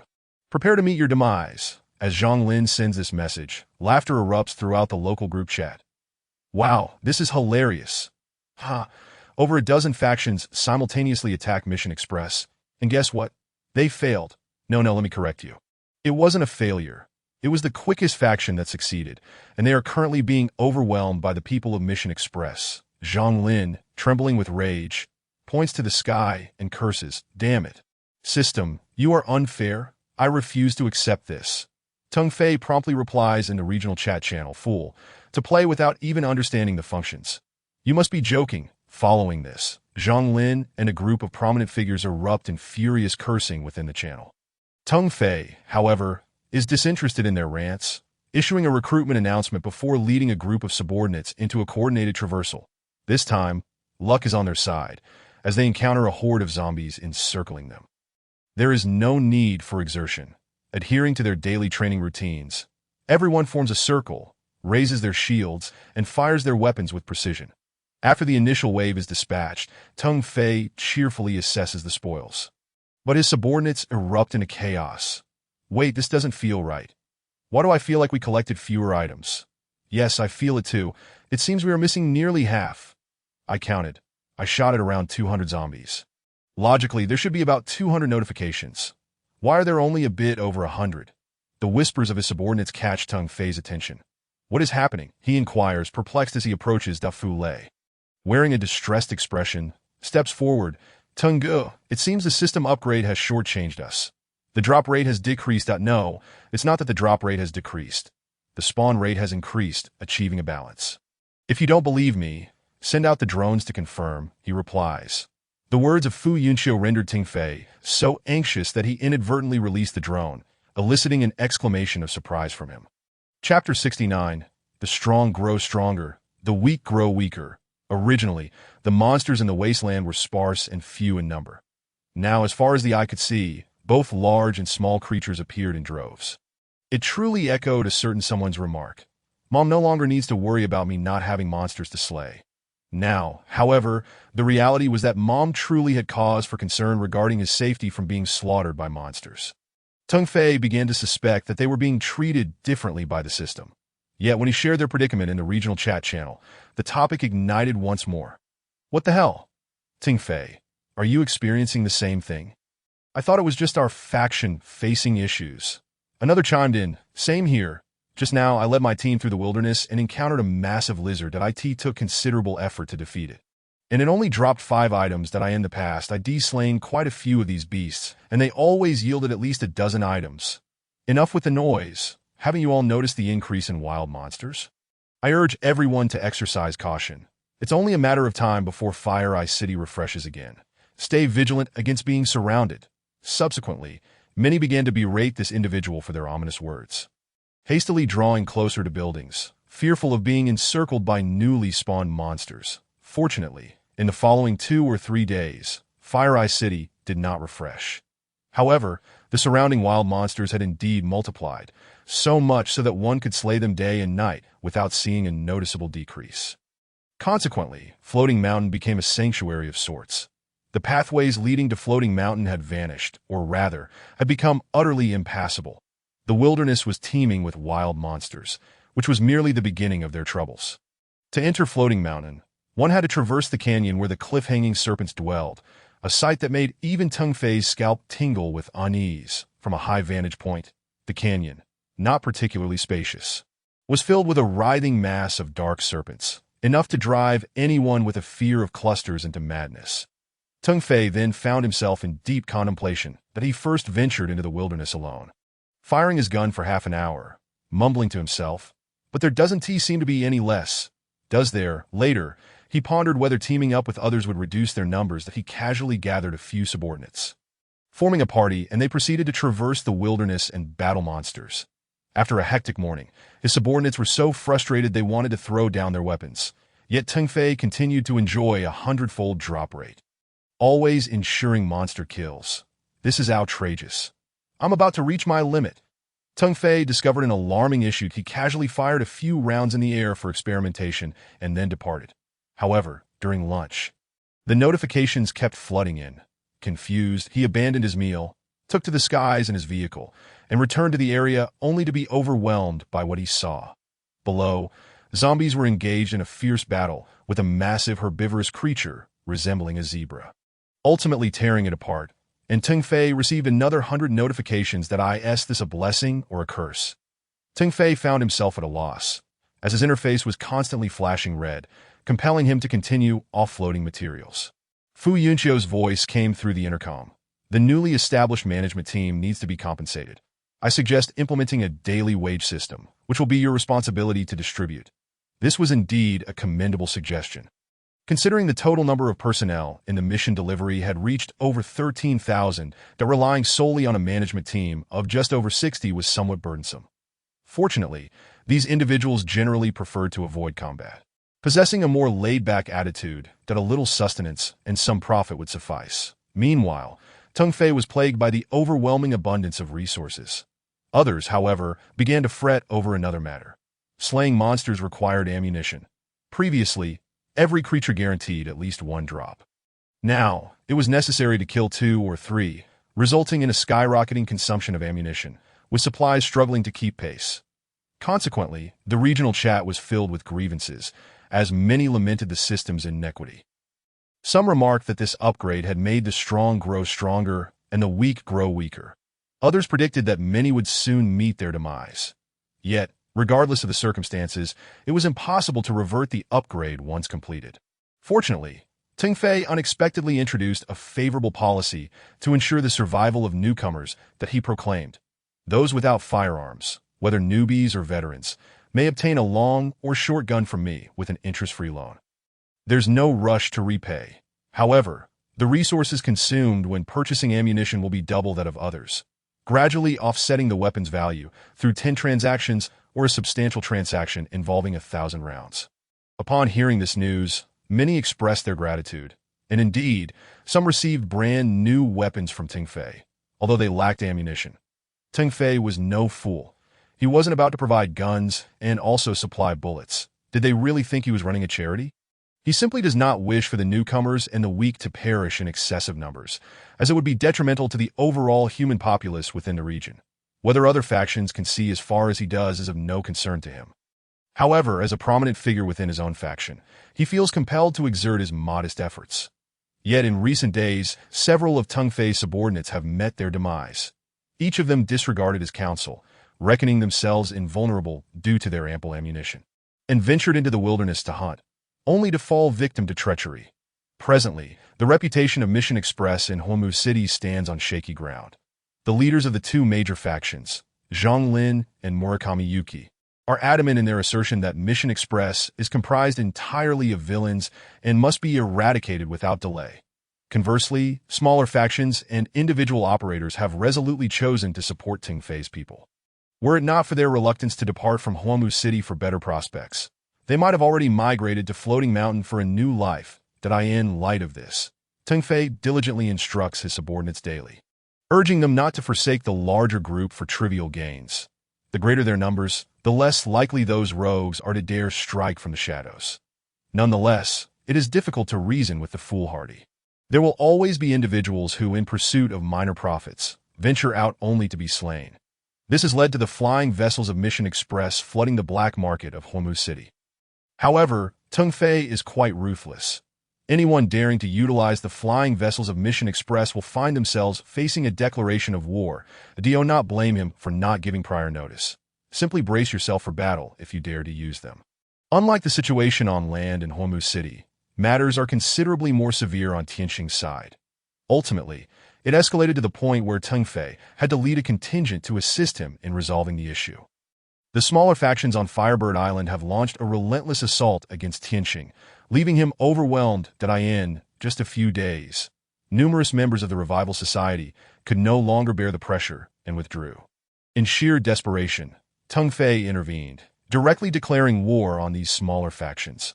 Within a single day, he annihilated over 10 of them, instilling genuine fear in the remaining factions. This also finally illuminated the true strength of Mission Express to the inhabitants of the island. Thus, the situation was stabilized. Moreover, this conflict was not without its benefits. When Teng Fei and Tianqing's people looted the homes of those factions, they discovered one small faction that had the audacity to challenge Tianqing, surprisingly possessing significant backing. Even Teng Fei was impressed upon witnessing their support. It was remarkably advantageous. Chapter 70. The natural monster spawning pool and the monster breeding plan before Teng Fei and Tianqing lay a natural underwater cavern. This small faction occupies a wooded area on the periphery of Firebird Island. Having constructed a cluster of wooden cabins, Teng Fei's men discovered this treasure trove through a concealed cave, which had been artificially excavated. Featuring a moderately long spiral stone staircase leading downwards, at the bottom lies a vast cavern carved out by the ocean's relentless waves. Most astonishingly, on either side of the cave stand stone platforms nearly 3 meters high. During low tide, these enormous platforms can accommodate hundreds of individuals simultaneously. Imagine simply slaying a fish, chopping it up, and tossing it into the water. Within a minute, it would attract a massive school of fish. With Teng Fei's current capabilities, he possesses both nets and electric devices, making his methods for fishing incredibly diverse. Thus, he humorously dubbed this place the natural monster spawning pool, and rightfully so. That evening, after the tide receded, his men conducted an experiment alongside Tianqing's. Each side deployed 300 individuals, first utilizing underwater cameras to ensure no substantial threats were present, then dragging nets through the water with steel cables to catch fish. This marked Teng Fei's first usage of their internally manufactured alloy nets. The result was an impressive haul of hundreds of large fish, with everyone wielding metal spears to stab and drag the deceased fish away. Those responsible for the breeding area collected the intact fish, resulting in a bountiful harvest. Tianqing, trembling with excitement, declared that they would never again need to worry about food. Not only would they no longer face hunger, but the fish populations in the sea had evidently increased compared to before. The most authoritative voices on this matter were the expatriates on the transit island. After losing 4 lives, they acknowledged a significant truth. The fish in the sea had gone insane, attacking boats even when stationary. Teng Fei warned them to promptly upgrade their vessels. Otherwise, they would become fishermen unable to venture out to AS for this cavern. It would be jointly governed by Tianqing and Teng Fei, who established a fishing team. The daily catch would first supply both factions, while any surplus would be traded in Huamu City for other resources. Currently, the island is in dire need of metal resources, which are not particularly scarce in Huamu City. Acquiring fresh seafood would not cause the inhabitants of Huamu City to hesitate in parting with metal resources, following the system upgrade, although the monster drop rates decreased. The sudden influx of monsters in the wilderness satisfied the desires of the populace, present. Huamu City resembles a ghost town during the day, filled with battles in the wild. At by nightfall, the entire city becomes a bustling spectacle, with taverns, brothels, and gambling houses proliferating. There will always be those who prefer not to venture into the perilous wilderness. As long as one is willing to offer food and drink, there will be those eager to provide their services in return. At present, the most valuable commodities in the market remain water and meat. To be precise, water is merely a supplementary item. All major factions now possess sufficient drinking water, while meat remains a scarce resource. Slaying a mutated creature in the wild yields a substantial amount of meat, particularly for those who have upgraded their vessels to virtual space. The majority of individuals have yet to upgrade and are disinclined to do so. They prefer to live day by day. Consequently, within mere minutes, a deceased mutated creature will sink into the earth, vanishing from sight. The meat extracted from it has become a highly sought-after trading commodity, to the extent that it could almost be considered a currency. This situation has disrupted Tengfei's seafood trade. Currently, while there are individuals capable of fishing along the coast, they are exceedingly few. The hundreds of fish Tengfei released in a single day are far from sufficient for a city with a population in the tens of thousands. Indeed, according to conservative estimates from Fu Yunxio's reconnaissance, Huamu City now harbors over 200,000 inhabitants. This figure, in the past, would have equated to the population of a county-level city. The vast majority of individuals are unwilling to join any faction. They prefer to band together informally for mutual support. Those who get along continue to fight monsters and live together, while those who do not simply part ways, having no adverse effects on one another. Such individuals have always been the mainstream in Huamu City. The zombies within the city have been eradicated, thanks entirely to their diligent efforts. They are reluctant to venture into the wilderness, opting instead to scour the city for zombies, as the numerous shelters within the city provide ample opportunities for concealment. Thus, while their existence may be somewhat precarious, they are considerably safer, with a remarkably low mortality rate.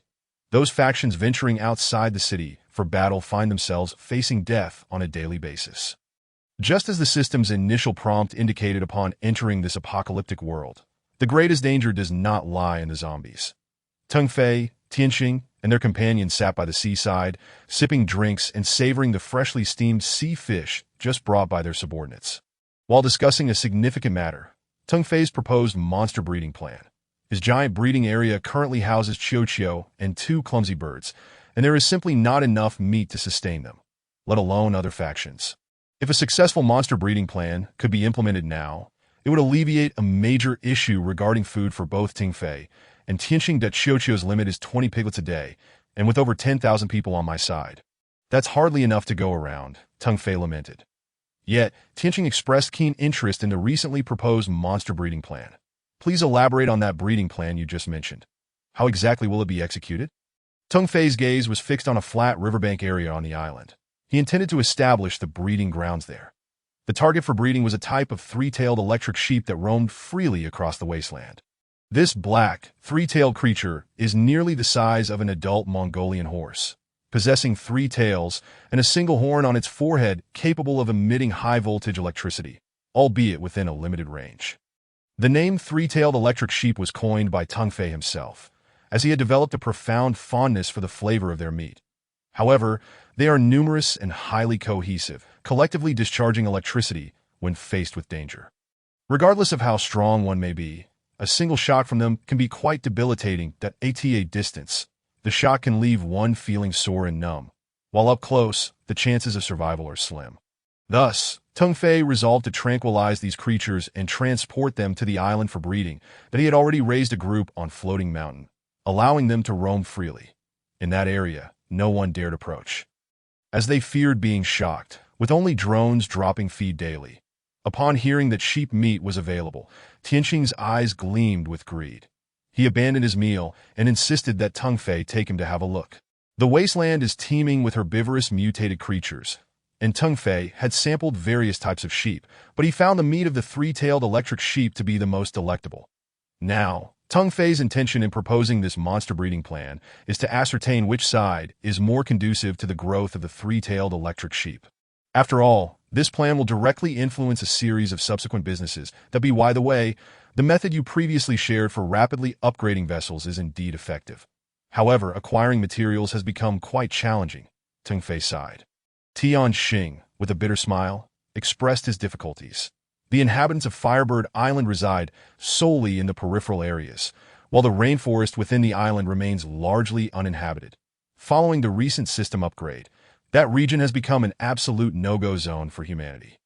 Several small factions attempted to breach this barrier to procure resources, only to be annihilated by mutated insects at the outskirts. At this juncture, everyone is acutely aware that upgrading the vehicles is not particularly challenging. However, the acquisition of materials poses a significant hurdle. I will find a way to secure the materials. You should endeavor to execute your plan, that I stand ready to assist you at any moment. Once you finalize your arrangements, we shall commence the next phase, Teng Fei declared, rising to his feet and addressing Shi Tsong. Please summon our people. Tomorrow, let us accompany Brother Tian Xing on a venture. Whether we succeed hinges upon this pivotal moment. Chapter 71. The Island Integration War. While the denizens of Huamu City fervently battled against the monsters, a momentous event unfolded on Firebird Island, the largest island in the outer sea.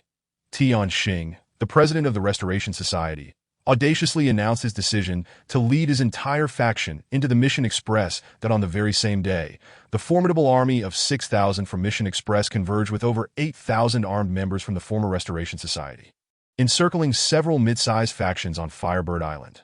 Sun Jingwen, cease your futile resistance, that if you wish to abandon your own life, at least consider the welfare of your subordinates. Do you truly wish to drag them down to their demise? Tian Xing shouted towards the camp of Zhenghetang, wielding a loudspeaker from behind a massive rock. The matter he had discussed with Teng Fei was the initiation of the Island Integration War, aimed at unifying all humans across the islands into a singular entity, ensuring a unified voice henceforth. To hell with you. Tian Xing, you coward, you disgrace Firebird Island by surrendering to that insignificant Teng Fei. May you all perish. Sun Jingwen, the leader of Zhenghetang, who commanded over 6,000 followers and was among the most obstinate factions on Firebird Island, resented Tian Xing deeply. His disdain stemmed from the mere fact that he was older than Tian Xing, and he harbored a grudge against anyone younger in a position of authority. The negotiations had devolved into an intractable stalemate, and an inevitable conflict loomed. However, Teng Fei was averse to such an outcome. He had no desire to see innocents perish, aside from the factions of Zhang Lin and Murakami Yukizuki. Thus, he resorted to drastic measures, employing an aerial drone to eliminate Sun Jingwen in a swift and brutal fashion.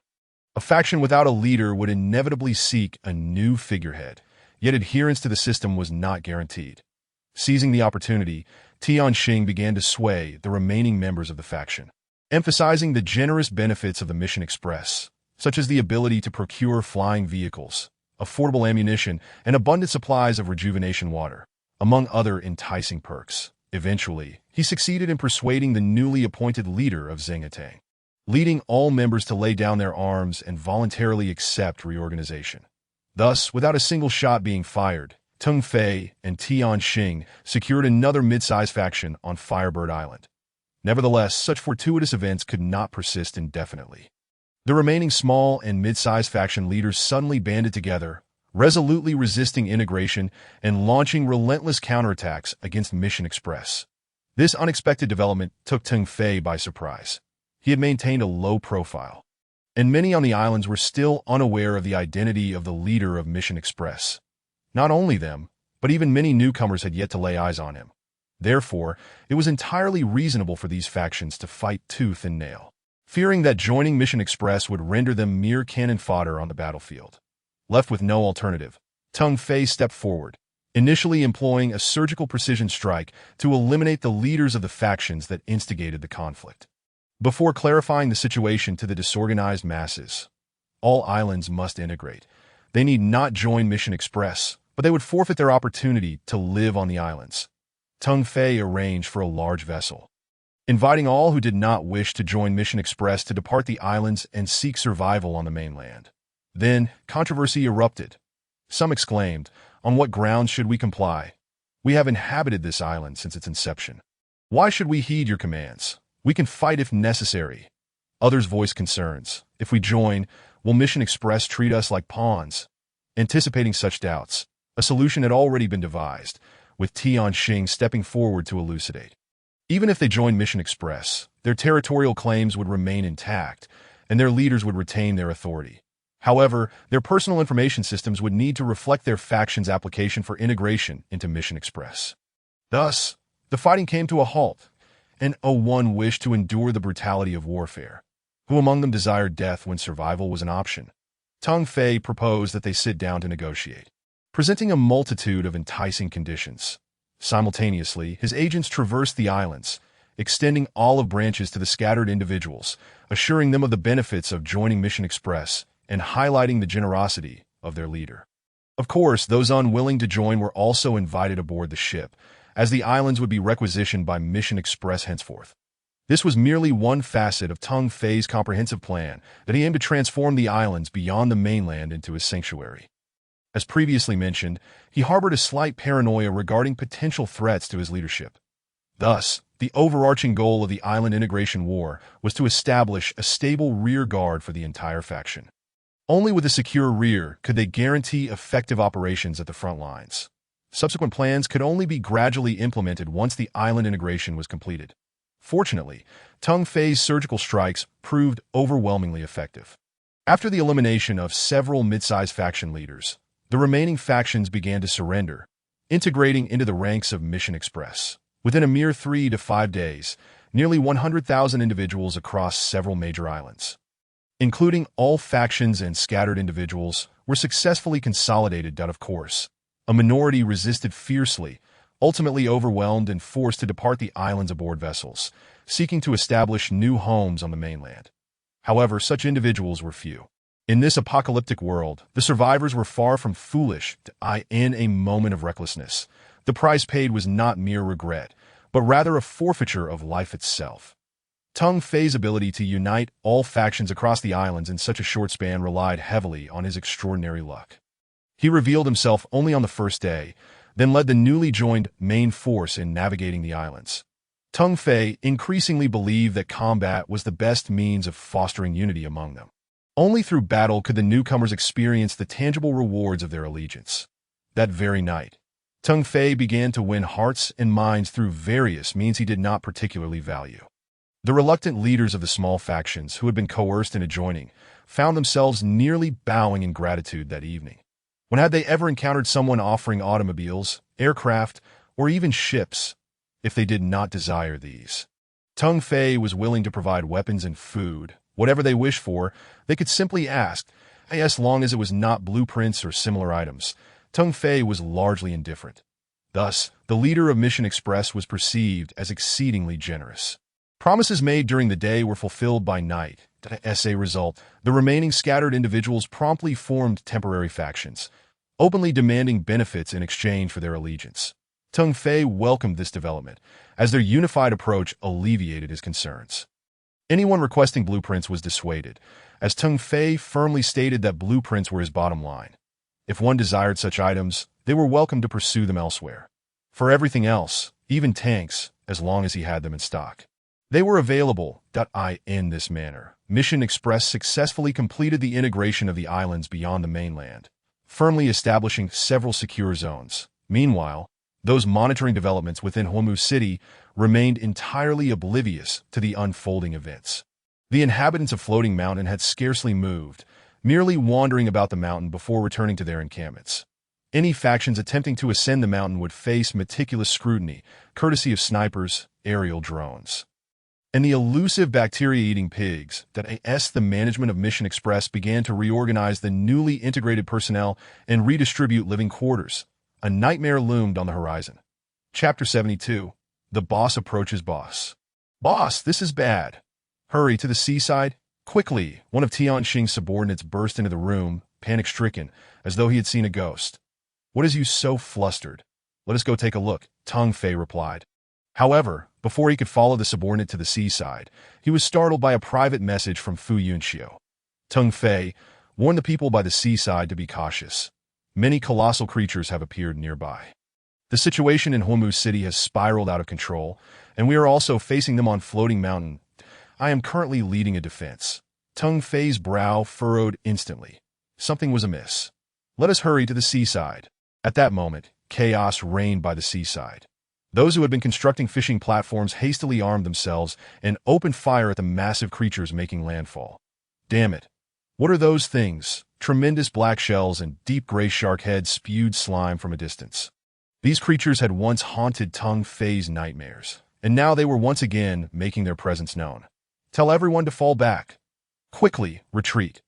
Where are the artillery? Set up the formations and bombard them. Tian Xing commanded, leading his men at the forefront. Upon hearing this, they promptly began to position artillery for an assault. Remarkably, it proved effective. When Teng Fei received the first barrage of over 10,000 messages, his heart raced for several seconds. This is a boss.